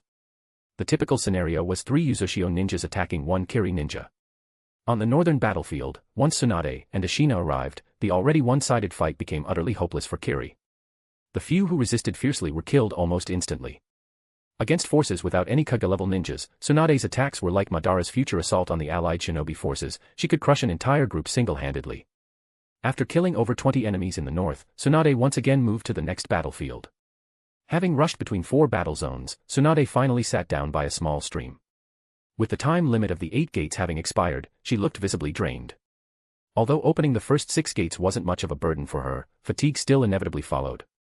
"You've worked hard." A voice echoed from the stream with a hint of concern. "When we get back, you need to rest properly for a while." Hearing that familiar voice, Tsunade relaxed completely. She leaned lazily against a rock, stretching as she watched the battle near its end. "Those 3. You anticipated they'd cause trouble, didn't you?" "Let's say I recognized the type," Shin replied with a subtle smile. People who prioritize their grievances over survival rarely change, even in crisis. They're being held under chakra-suppressing seals now. "Was that your intention all along?" Tsunade asked. "I simply created an opportunity for Ashina to demonstrate where his loyalties lie," Shin explained. "Had he wavered or tried to placate them, we'd have known he wasn't fully committed. Instead, he made his position clear to everyone." "They weren't entirely wrong, you know," Tsunade admitted quietly. "About me being an outsider given too much authority too quickly. I don't care. Their timing was wrong." "Oh, right. From now on, Ashina will stay by your side to assist you. With him there, plus today's great victory, things will be much easier for you moving forward." "He really left the entire war in your hands?" Tsunade asked, surprised. "Yep. He's even more decisive than we thought," Shin replied with admiration. Chapter 85, Learning to Think Like a Hokage. It was mainly because he gradually realized that staying in the command room only meant passing on messages. He wasn't making much of a difference, Shin explained. "I'm the one who holds the overall intelligence. Even if I had wanted to deceive him, he wouldn't be able to tell. Eventually, all the decision-making completely fell to me. So he simply chose to trust me entirely and handed over the fate of the entire land of whirlpools to me. This way, everything became more natural. Promoting your achievements also became much easier." Tsunade no longer had much of a reaction to his words. Having been under his influence for a long time, her mindset had undergone significant changes, so she now viewed many things differently. Originally, she had come to the land of whirlpools with the genuine intention of helping. But now, while still helping, she also began to heed his advice and think about how to maximize her reputation. When he had first proposed the plan to seize control of the battlefield, she had been resistant. However, the past few days, filled with doubts and interference from others, had truly worn her down. "You're right," she sighed. "If you don't want to be held back, if you want commands to be followed precisely, then there can't be too many voices on the battlefield. The same goes for a village. Normally, it's good to listen to various opinions, but when it comes to decision-making, there can only be one voice. Otherwise, chaos is inevitable." "Ha ha ha." Shin teased, "Looks like you've learned how to think like a Hokage." Tsunade muttered irritably, "Are you saying that just to annoy me?" Thinking like a Hokage had long been something Shin mocked, even used as an insult. That was because it was Hiruzen's highest praise for someone.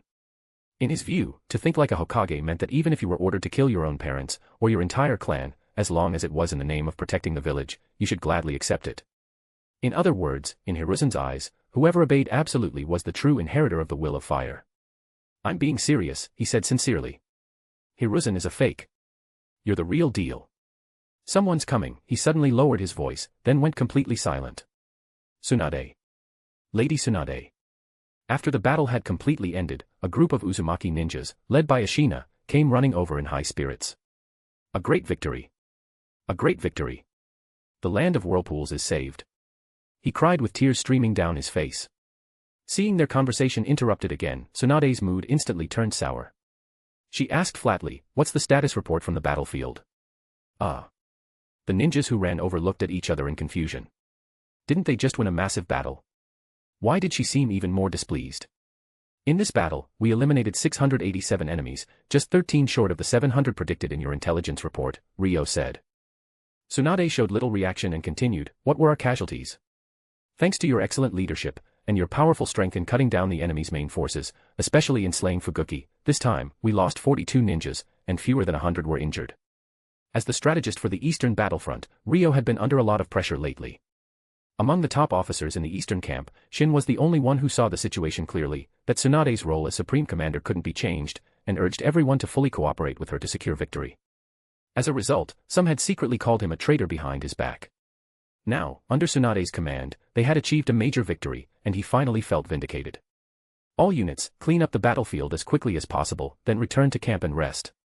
In a few days, we'll launch a raid on Kiri," Tsunade ordered.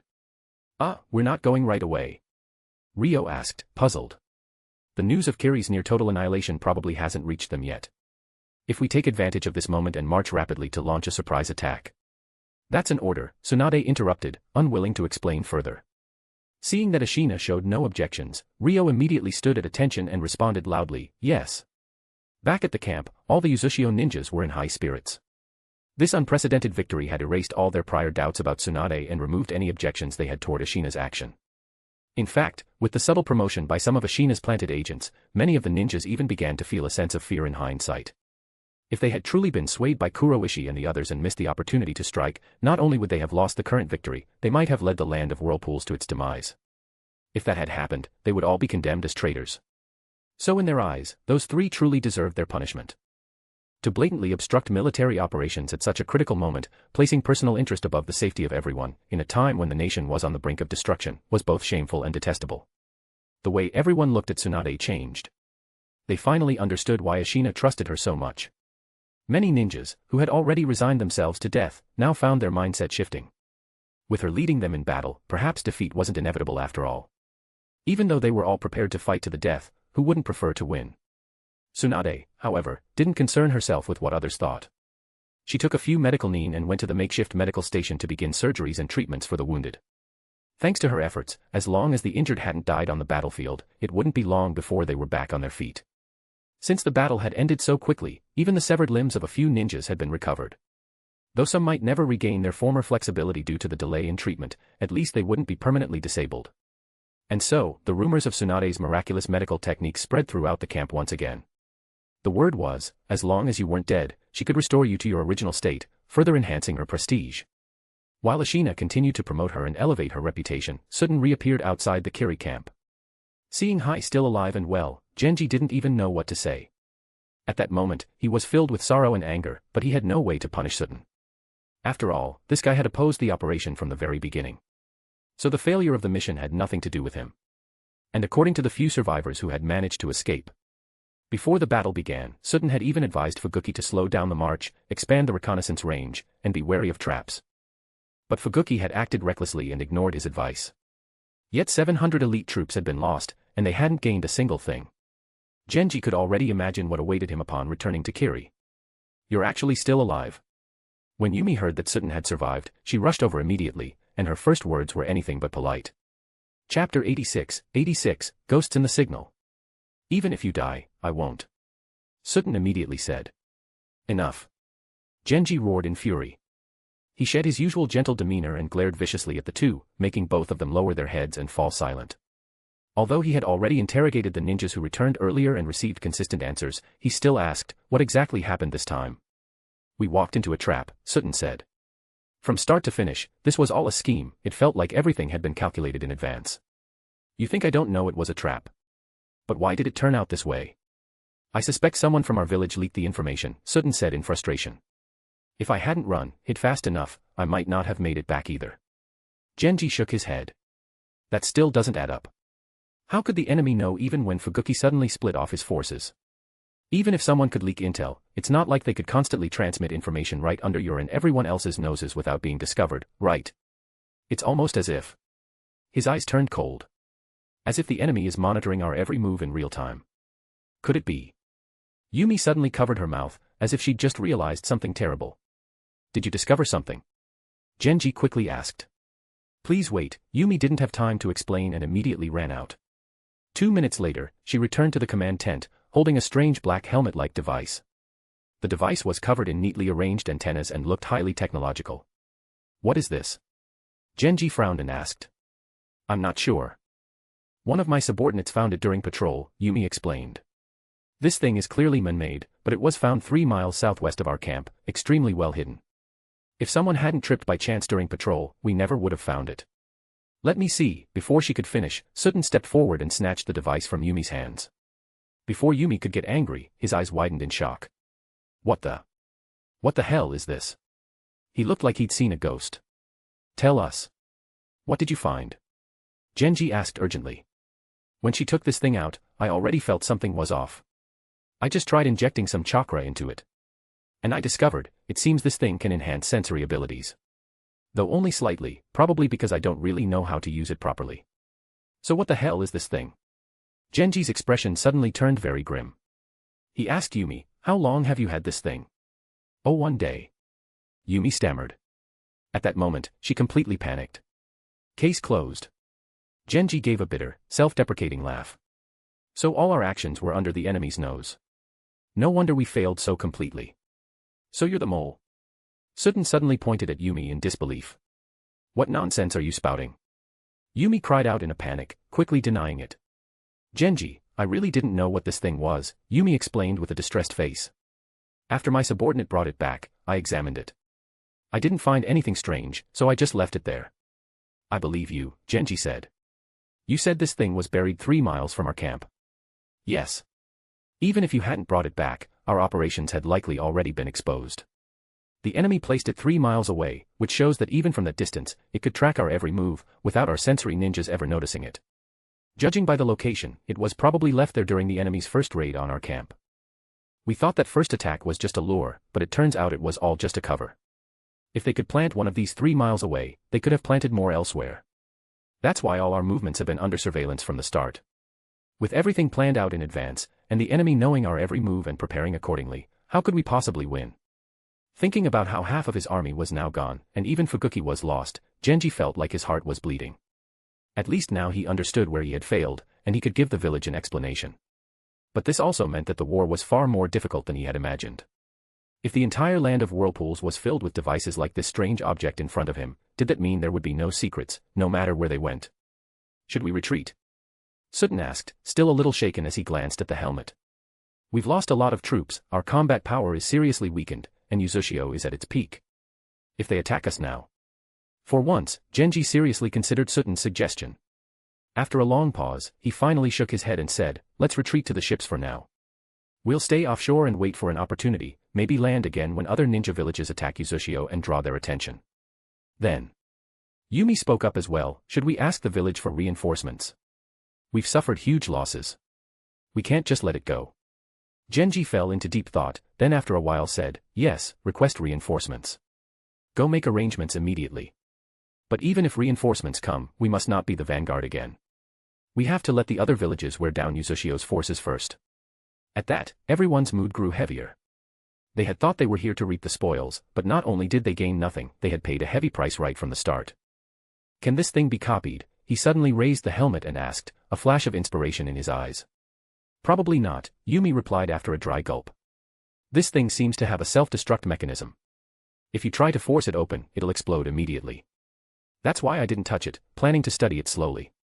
Off to the side, Sutton observed everything. This sensory amplifier had 2 functions. One was signal transmission, it acted like a base station. With the signal receiver as the center, it formed a dense signal network. But to do that, it relied on a modified flying thunder god mark inside, forming spatial nodes. The signal transmission between amplifiers actually relied on spatial transmission, instantaneous, across distances. This was a fusion of technology and ninjutsu, especially spacetime ninjutsu, making it impossible for others to replicate. The second function was sensory amplification, like a radar. He could channel chakra across space to activate the sensory amplifier and massively extend his perception range. A small amount of chakra could amplify his sensing ability dozens of times. But the chakra used to activate the device had to be Shin's. Chakra from anyone else wouldn't work at all. Even without the self-destruct system, even if you opened it up and laid it in front of someone, they still couldn't figure out how it worked. Just mastering the improved version of the Flying Thunder God technique was something only a handful of people in the shinobi world could do. The only reason he allowed Yumi to accidentally discover this device was to completely remove any suspicion from himself. Because his scheming against Kiri wasn't over yet. Uzushio could indeed take this opportunity to raid the Kiri camp. But first, even though the Kiri only had about 800 ninjas left, their camp was well fortified. Even with superior numbers, a direct assault would cost Uzushio dearly. Second, Kumo was eyeing the situation hungrily, ready to move south at any time. If too many of Uzushio's forces stayed locked in the eastern battlefront, they could be flanked by Kumo, leading to a disastrous, passive war situation. That risk couldn't be ignored. And Kiri, for now, no longer posed a significant threat. But at sea, things were different. They'd be like fish in a barrel, unable to last until reinforcements arrived. Oh, right. Suddenly remembering something, Sutton pointed at the helmet with a grin. Should we share the secret with the other ninja villages? Seeing Sutton's expression, Genji immediately understood what he was getting at and replied with a knowing smile. What do the other villages have to do with us? We're the ones suffering losses, why should they get to profit? Heh, wise as always, Genji. Chapter 87, From Flagship to Funeral Pyre. The reaction of the Kiri ninjas was swift. Following Genji's orders, everyone quickly began packing up and boarding the ships, leaving the shores of the Land of Whirlpools and heading toward an island over 50 kilometers away. Standing on the deck, looking out at the vast sea shrouded in mist, Genji felt an overwhelming sense of melancholy. The current weather was as gloomy as his mood. From the very beginning, they had completely misjudged the situation. They had underestimated Uzushio and especially the only reinforcement sent by Konoha. The allied shinobi forces' invasion of Uzushio was, at its core, driven by greed. Yet the war had only just begun, and Kiri had already lost half its forces, without gaining a single coin in return. And judging by the course of the war so far, Uzushio had clearly been prepared. Would the situation really improve just because reinforcements had arrived? Konoha had sent Tsunade. Did that mean Konoha actually intended to get involved in this war? Would they send even more reinforcements later? At present, there was only one viable course of action: wait for the reinforcements to arrive, combine forces, but refrain from engaging for now. Then, while the other ninja villages and Uzushio fought bitterly, Kiri could step in and reap the benefits. When the situation became clearer, that would be their opportunity. Yumi, what news? What's the village's response? Hearing footsteps behind him, Genji didn't turn his head. He kept his eyes on the sea as he asked. Yumi spoke hesitantly. The Mizukage was furious upon hearing the news. He approved our temporary retreat but made no comment about reinforcements. No response, huh? Genji gave a bitter smile in his heart. But he couldn't really blame the Mizukage. Anyone hearing such news would be furious. And sending troops to reinforce them wasn't a small matter, especially on the battlefield of the Land of Whirlpools. The 5 great ninja villages, any one of them could destroy the Land of Whirlpools on their own, no doubt. But no one wanted to act alone. Why? Because if any village from the Alliance tried to seize the Land of Whirlpools for itself, the other villages would surely unite against it. To everyone, the Land of Whirlpools was like a feast, something to be divided and consumed. But eating it alone? That was absolutely not allowed. Thus, from the outset, the 4 great ninja villages had agreed upon a limit on how many ninjas each village could send to participate in the war. In particular, the distant villages like Iwa and Suna, which faced major challenges with troop deployment and logistics, were adamant about not allowing the closer villages, Kiri and Kumo, to send more ninjas. The numbers were fixed, whoever suffered losses, it was just their bad luck. If it weren't for disagreements over profit distribution, the Allied operation against the Land of Whirlpools wouldn't have dragged on until now. So, it was natural for the 3rd Mizukage to have concerns. Let's wait a little longer. Maybe something will change, Genji said helplessly. But to his surprise, the moment he finished speaking, change arrived. Boom. The next moment, the flagship carrying Genji and Yumi suddenly exploded violently. The enclosed space within the cabin amplified the blast's power, and the wooden ship was instantly torn to pieces. The shockwave from the explosion flung them into the air. But that was only the beginning. Immediately after, more than a dozen explosions erupted in succession, as if the entire fleet had turned into a fireworks display, each ship blooming in fire and destruction. Having regained his footing and standing on the sea's surface, Genji stared at the scene before him. His soul seemed to have left his body, frozen in utter shock. He was stunned, completely dumbfounded. In such a densely packed environment, the explosions likely claimed countless lives. All their supplies were either reduced to ash or sank into the sea. Fortunately, Genji spotted Yumi out of the corner of his eye and saw she was unharmed, which snapped him back to reality. quick. Anyone who can move, help the wounded, now, he roared. Yumi, start counting the number of survivors immediately. Yes. Yumi quickly obeyed and sprang into action. When Genji saw the results of Yumi's count, his heart turned cold. Number of surviving ninjas, 127. Among them, wounded, 82. If they hadn't been standing on the deck at the time, even they might have been injured or killed in the blast. Sutton. Get out here. Not seeing the cowardly figure anywhere, he flew into another rage. A few seconds later, Sutton emerged from beneath the surface of the sea and came over to Genji. As expected, no matter who else died, Sutton likely wouldn't. After all, his hydrification technique makes him immune to the impact of explosions. Although furious, Genji remained rational and demanded, "Didn't I tell you to inspect the ships before we set off?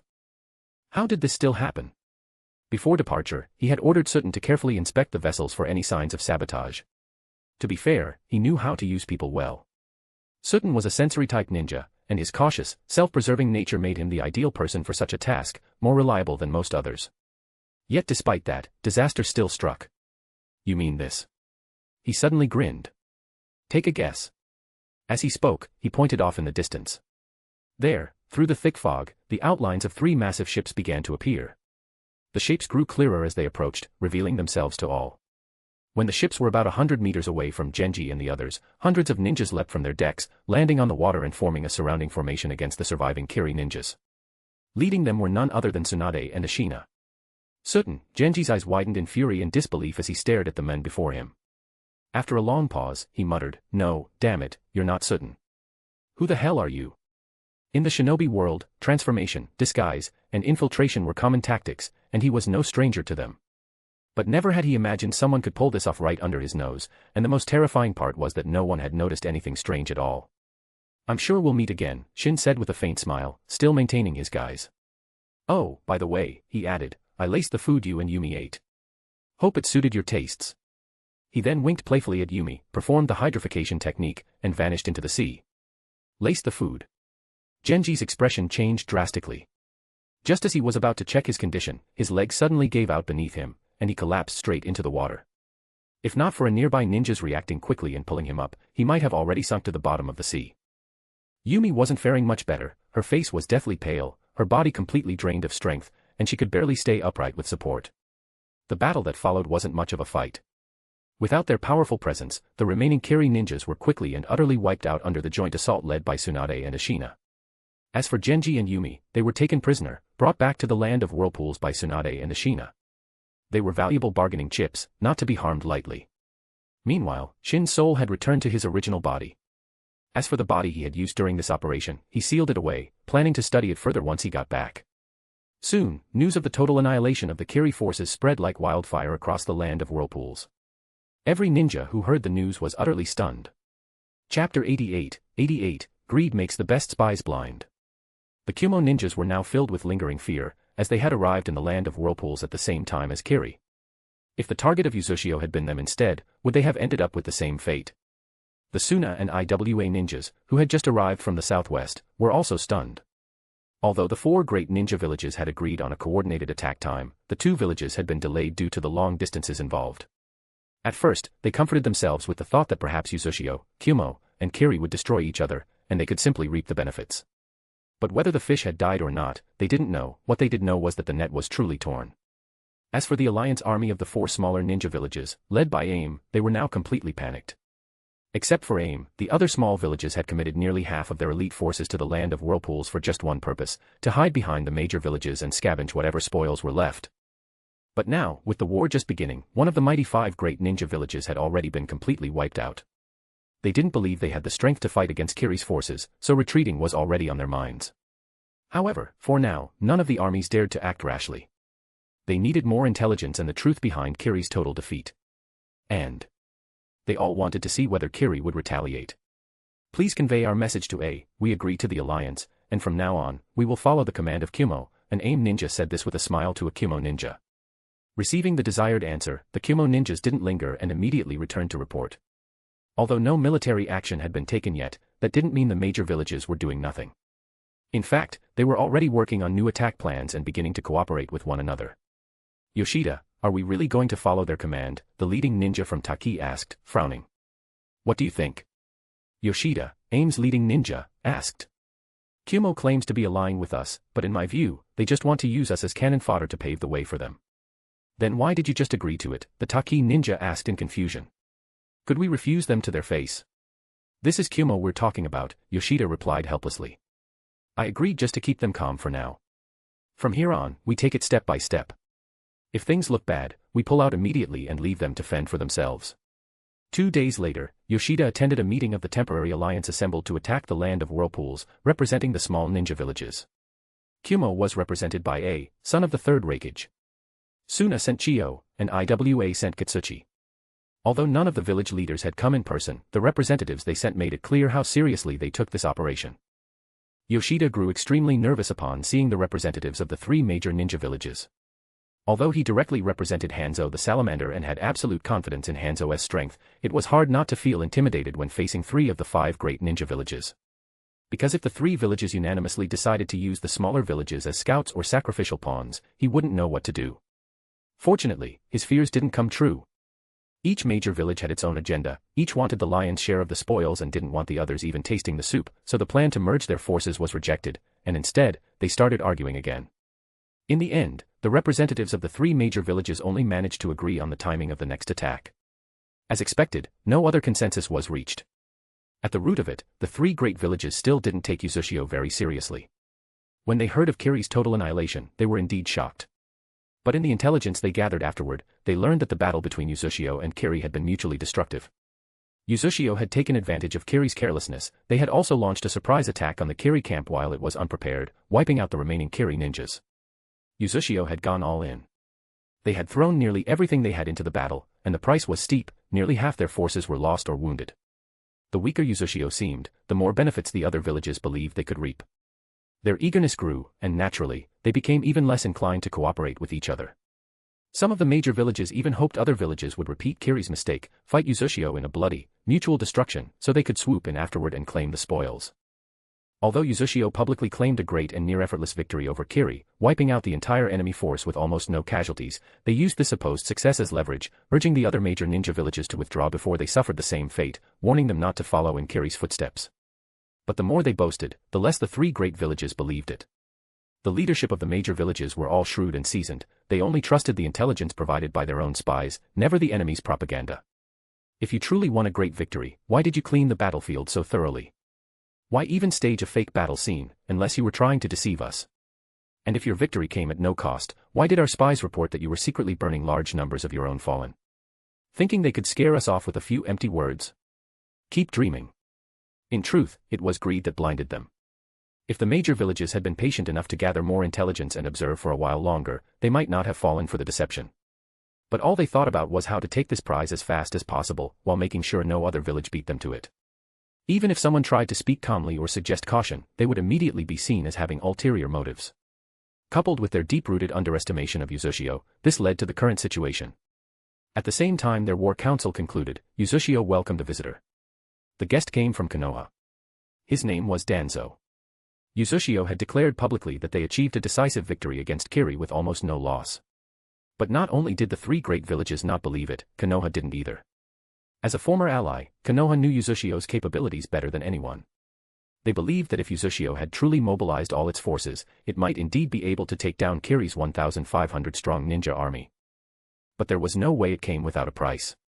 In fact, Konoha's leadership was convinced that Uzushio was trying to scare off the other villages with exaggerated claims of a major victory. But the more they tried to bluff, the more desperate it seemed. And so Danzo appeared. What did you just say? Yuichi, who had returned to Uzushio, thought he must have misheard. Was I not clear enough? Danzo replied with some irritation but restrained himself. The land of whirlpools is already in grave danger. However, since Konoha and Uzushio are allies, we won't stand by and watch you perish.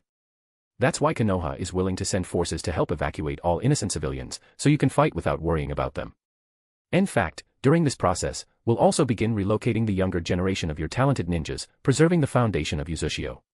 Chapter 89, False Mercy, True Greed. Where there's life, there's hope. Even though Ashina isn't here, I hope you'll fully convey what was said today, Danzo said with a face full of false sincerity, as if he were doing it for their own good. Sigh, the major villages are coming at us fiercely. This is the only thing Konoha can do. I hope you can understand. Ha ha ha ha ha. Yuichi was directly enraged to the point of laughter by Danzo's words. He knew very well that Konoha's interference at this moment wasn't to help, but to seize everything the land of whirlpools had. Money, supplies, food, people. Konoha wanted it all. What are you laughing at? Danzo frowned tightly, clearly displeased. I'm laughing at how stupid you are. Laughing at how shameless Hiruzen is. Yuichi's smile gradually twisted into a grimace, his gaze turning ice cold. Ho back and tell him, don't think he's the only smart person in the world, and that everyone else is a fool. From the moment Konoha abandoned the land of whirlpools, our trust was gone. And now you're pretending to be the good guys. Pretending to help us. Let me make this clear, even if the land of whirlpools is doomed to perish, Konoha will get nothing from us. Push me too far, and I'd rather give everything to the other villages than let you have a single scrap.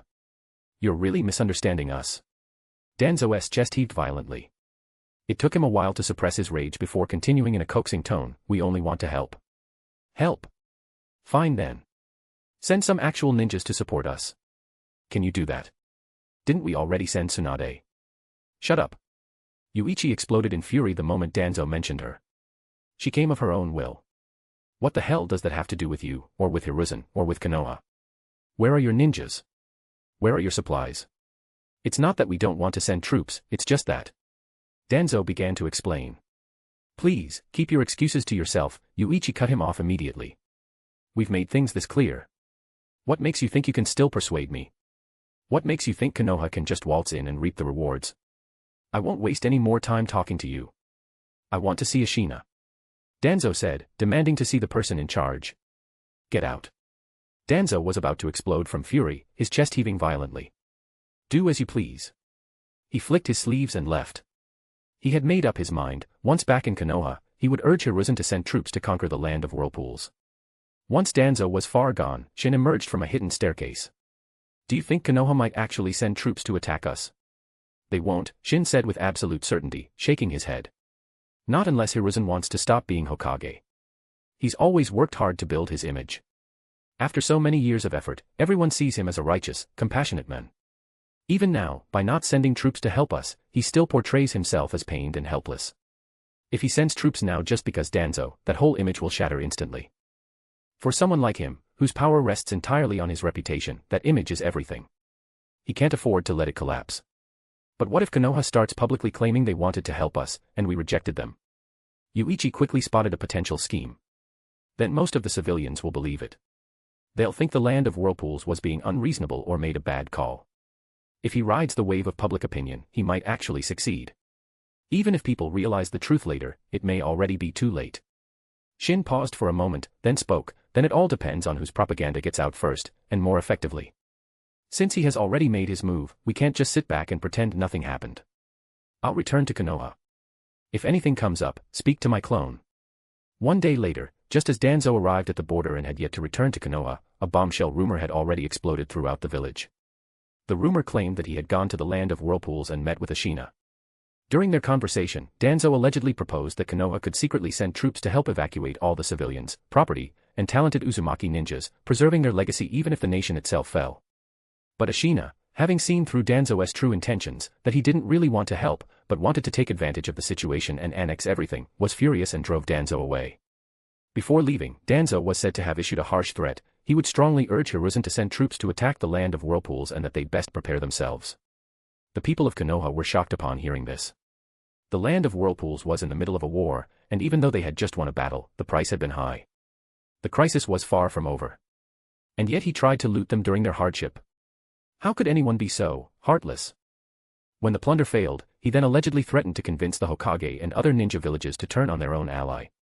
Outrage erupted across Konoha. Cries for justice and condemnation of Danzo filled the village. Even Mito stormed into the Hokage's office with Kushina, confronting Hiruzen face to face. Left with no choice, Hiruzen had to appear and explain. He claimed to know nothing of this matter and that it was all Danzo acting on his own. He promised the people a satisfactory explanation. Sadly, Danzo hadn't even officially established root yet, and the blame had already been dumped on his head. When he returned to the village, just as Yuichi had feared, he was preparing to launch a smear campaign, painting the land of whirlpools as ungrateful and shameless for refusing Konoha's goodwill. His aim was to manipulate public opinion to justify a campaign to attack the land of whirlpools. But before he could even start, Hiruzen summoned him and gave him a harsh scolding, ordering him to stay home and reflect. Having finally learned the full story, Danzo was dumbfounded. What the hell happened? His meeting with Yuichi had been a private conversation, with no third party present. Yet somehow, the entire event had been leaked and was now the talk of the entire village. Anyone who believed no one was pulling strings behind the scenes would be a fool. Yuichi, Ashina, very good. Danzo gnashed his teeth in fury. He actually saw himself as the victim, completely forgetting that he was the one who had tried to exploit a disaster and even considered using it as a chance to destroy the land of whirlpools. Chapter 90, 500 Lies, 1 Truth, Bonus. In northern part of the land of whirlpools, the allied forces formed by the 4 minor ninja villages, Aim, Kusa, and 2 others, were fleeing desperately toward the coastline like fish that had slipped through a net, running for their lives. Even though there was clearly nothing behind them at that moment. Still, not a single ninja among the small village coalition stopped running. They only wished they had more legs to run faster. This place was hell, they didn't want to stay here even a moment longer. After the temporary meeting of the major ninja villages confirmed the coordinated attack time, the 4-village coalition and Kumo's forces privately agreed to join up. The leaders of the small villages didn't actually want to agree, but Kumo was overwhelmingly domineering. On their way to the rendezvous point, the ninjas of the 4 small villages were all in terrible moods. More than half of them were considering retreating from the land of whirlpools. Though the land was rich, Uchiha had already adopted a scorched earth policy, and the civilians had long been evacuated. If they didn't go deep into Uchiha, there was nothing for them to loot. But if they did go deeper, with the major villages present, what could they possibly gain? Were they supposed to rob Kumo or IWA ninjas? Did they have a death wish? Just as morale was crumbling, and they were still 15 kilometers from the rendezvous point, the 4-village coalition suddenly fell into an ambush led by Tsunade and the Uchiha ninjas. With their morale already gone and a clear power disparity, the small village ninjas were utterly routed upon contact, scattered like leaves in the wind. Tsunade, in particular, erupted with terrifying strength once more, devastating the 4-village coalition and throwing them into total disarray. Only the AIM ninjas managed to hold their ground to some extent. But when they saw the other 3 villages' forces fleeing for their lives upon first contact, there was no way the AIM ninjas, faced with an unknown number of enemies, would sacrifice themselves to cover the retreat. And so, the small village alliance barely put up a fight before they all started running for their lives. The Uchiha ninjas pursued and killed them along the way, killing over 500 enemies at minimal cost. However, they stopped after chasing for only 5 kilometers, regrouped to collect bodies and clean up the battlefield, and began planning their ambush of Kumo. After all, the 4 small villages had never been part of their main target, they didn't want to waste energy on them. From the start, their target was Kumo. Under Tsunade's command, they had even already taken care of Kumo's scouts in advance. To everyone, the small village coalition was just a disorganized rabble, not worth worrying about. And that was exactly the case. The only troublesome force was the AIM ninjas, but by joining up with the other 3 weaker villages, they had only dragged themselves down, and were forced to retreat with them in that kind of situation. Soon, 500 Uchiha ninjas put on the clothes of the fallen and wore the forehead protectors of the 4 small villages. After a short rest, a new pursuit drama began. The disguised 500 ninjas ran wildly ahead as if fleeing, while another 500 Uchiha ninjas gave close chase behind them, all heading toward the main Kumo force.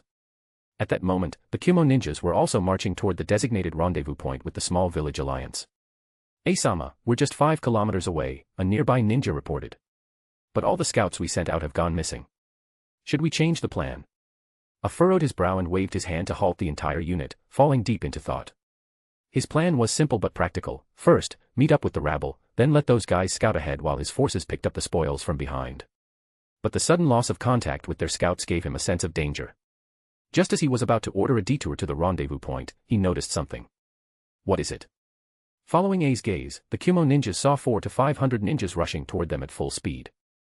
These ninjas were in miserable condition, covered in blood and running for their lives. "It's Kumo.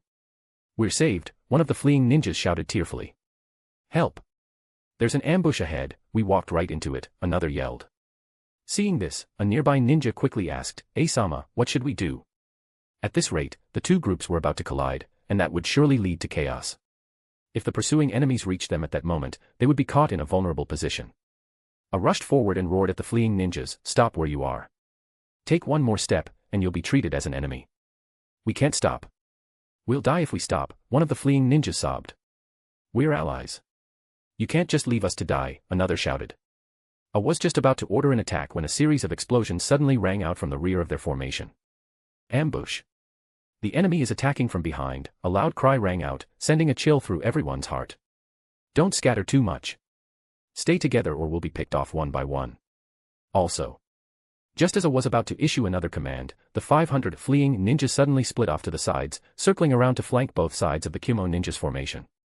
Then, the pursuing ninjas, about 100 meters behind, began launching volleys of kunai in perfect synchronization toward the Kumo army. A's heart skipped a beat as he saw that every kunai had an explosive tag tied to it. And just when he felt unease surging within him, the two flanking groups, disguised as the small village ninjas, also started throwing kunai with explosive tags from 100 meters away in a slow, advancing pattern toward the Kumo army. The Kumo ninjas quickly activated defensive jutsu, blocking many of the explosive tags. But with attacks coming from 4 directions at once, quite a few still landed among their ranks, triggering a series of violent explosions. Damn it! I roared in rage and instantly entered lightning release chakra mode. With his body pushed to the limits of strength and speed, he charged straight at the enemy formation in front of him. But just then, a figure nearly as fast as he was shot out from the opposing formation and came rushing toward him. "Get out of my way," he shouted. Behind him, explosions continued to rock their camp, and there was nothing he could do to stop it. Right now, all he wanted was to disrupt the enemy formation before they could launch a second wave of attacks. But one question gnawed at his mind: where the hell did Uchiha get so many explosive tags? Explosive tags were expensive, yet Uchiha was using them without restraint. Were they really that rich? That didn't make sense. Even if they had money, buying that many tags wouldn't be easy. Where did they get them? Why had no one heard of this? If Shin could hear A's thoughts, he would have told him, scientific technology is the primary productive force. But A had no time for such thoughts now. With a thunderous roar, he unleashed a Liger bomb at the incoming figure. The opponent also threw a punch in response. A woman. Seeing her clearly shocked him for a split second, but he didn't hold back his strength in the slightest. This was no time to care about gender. A roared, as the two fists collided with a tremendous impact. Chapter 91, Gates Open, Hopes Close. The scene A imagined, of the woman across from him being sent flying by his punch, did not happen. Instead, she met his punch with her own. With the clash of immense force, a wild storm erupted, sand and dust billowed around them, blotting out the sky and sun. Unable to see clearly and wary of a sneak attack, the two fighters instantly retreated after their initial exchange missed its mark. They then stood at the edge of the dust cloud, cautiously eyeing each other. The moment A got a clear look at the woman before him, his face immediately flushed red. She was unbelievably beautiful. If he wasn't mistaken, this must be Tsunade. Should he go all out and try to kill her, or just capture her? Tsunade, on the other hand, didn't look too good. Her fist had gone numb from the impact, and her bones ached faintly. Though such minor injuries were nothing to her and healed almost instantly, it still left her visibly displeased. In the next moment, A moved first. His massive body seemed to vanish in an instant. Then, moving at a speed nearly imperceptible to the naked eye, he reappeared at Tsunade's side. At this moment, A was surrounded by wildly surging blue lightning chakra. It writhed like countless electric serpents crawling over his body, crackling and snapping violently. The sheer force of it made the air around them tremble. Having already crouched to build power, he suddenly drove a punch straight at Tsunade's abdomen. Tsunade dodged like lightning. After leaping a few meters away, she forcefully launched herself off the ground and threw a similar punch at A's head, only to have it blocked with a raised arm.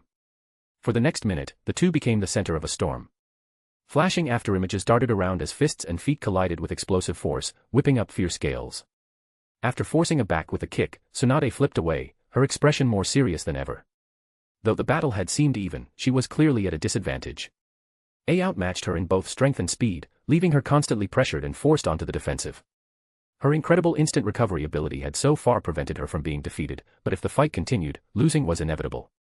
As expected, Shin was right, this guy was a monster. Even with her chakra-enhanced strength, ultra-precision mode, she wasn't his match. When Shin had told her she wasn't the strongest taijutsu fighter in the shinobi world, citing previous Reikage and their descendants, she had been unconvinced. "I'm not the same woman I was a year ago. Haven't you seen how terrifyingly fast I've improved? And yet you still doubt me." But he was right. Still, she wasn't discouraged. With Shin's help, her strength of 100 seal was nearly complete. She was confident that once it was fully activated, her power would soar even further, enough to suppress this infuriating man without needing to use the 8 gates. And once the 8 gates were opened, she'd be able to slam him into the ground with overwhelming force. But that was for later. "Move aside," I said, anxious as explosions echoed behind him. "Are you kidding? This is a battlefield," Tsunade replied coldly. After that exchange, she now had a clear sense of her current combat strength. As she had said, this was a battlefield, and she had no intention of stalling any longer. At that moment, A's aura surged again. He crushed his hesitation and now harbored true killing intent. But just as he was about to go all out, Tsunade roared, "Gate of Wonder, open." In an instant, her aura skyrocketed by several levels. Before he could even react, she dashed toward him. Boom. A punch at the speed of lightning slammed straight into his face, sending him flying. As he tumbled backward through the air, he was stunned. She's even faster than me. This doesn't make any sense. And that strength wasn't a joke. Just one punch broke through the defense of my lightning release chakra mode and even injured me. If I married someone like this, no, damn it, how do I even fight someone like this? And why is she this strong? His answer came in the form of a flurry of punches like a violent storm. In that moment, he felt just like he had when facing his father, he could barely fight back. After all, he was still under 20. Though powerful, he hadn't reached his prime yet and was still far behind his father. How could he be a match for Tsunade after she had opened one of the 8 gates? The fact that he'd lasted this long without being completely defeated was already quite an achievement. While it was being crushed one-sidedly, the Kumo army wasn't faring any better. As waves of kunai laced with explosive tags rained down densely from all directions, the Kumo forces lost a third of their numbers in an instant, many others were wounded as well. Although explosive tags were often seen as harmless as the Great Fireball technique in many people's eyes, the Great Fireball technique was real. And explosive tags were severely underestimated. In reality, many shinobi had lost their lives to explosive tags over the years. The reason they weren't widely used on the battlefield wasn't because they weren't effective, but because they were expensive. Most couldn't afford to use them in large numbers. After that overwhelming bombardment of explosive tags, the Kumo ninjas suffered devastating losses. Almost simultaneously, the Uchiha ninja forces launched an assault on the remaining Kumo ninja. After the bombing, the troop ratio had shifted to 2-1 in Uchiha's favor. Add to that the advantage of surprise, the fact that many of the remaining Kumo ninjas were already injured, and the presence of a high-level combatant like Ashina. The tide of battle immediately turned into a rout. Back on Tsunade's side, after 3 intense minutes, the fight finally ended. Once one of the Uzumaki ninjas stepped in and sealed A's chakra, she immediately rejoined the chaotic battlefield. With the Gate of Wonder open, her strength reached the level of a high-tier Kage. A ninja of that level could dramatically shift the outcome of a battlefield. Especially since her specialty was taijutsu, making her even more effective in chaotic melee combat. Everywhere she passed, enemies were smashed aside like dry twigs. Ninjas were not well suited for large-scale melee battles. When both sides were tangled together in close quarters, many powerful ninjutsu techniques become unusable, or too dangerous to use, for fear of hitting their own allies. Even without that concern, many ninja battles come down to taijutsu in the end. Because most ninjas burn through their chakra reserves after just a few high-powered jutsu. Once exhausted, they were easy prey. Most Chinese Naruto fanfiction authors laughed at Kakashi, treating him like a chakra measuring stick. But in reality, there weren't that many ninjas in the entire world who had more chakra than him.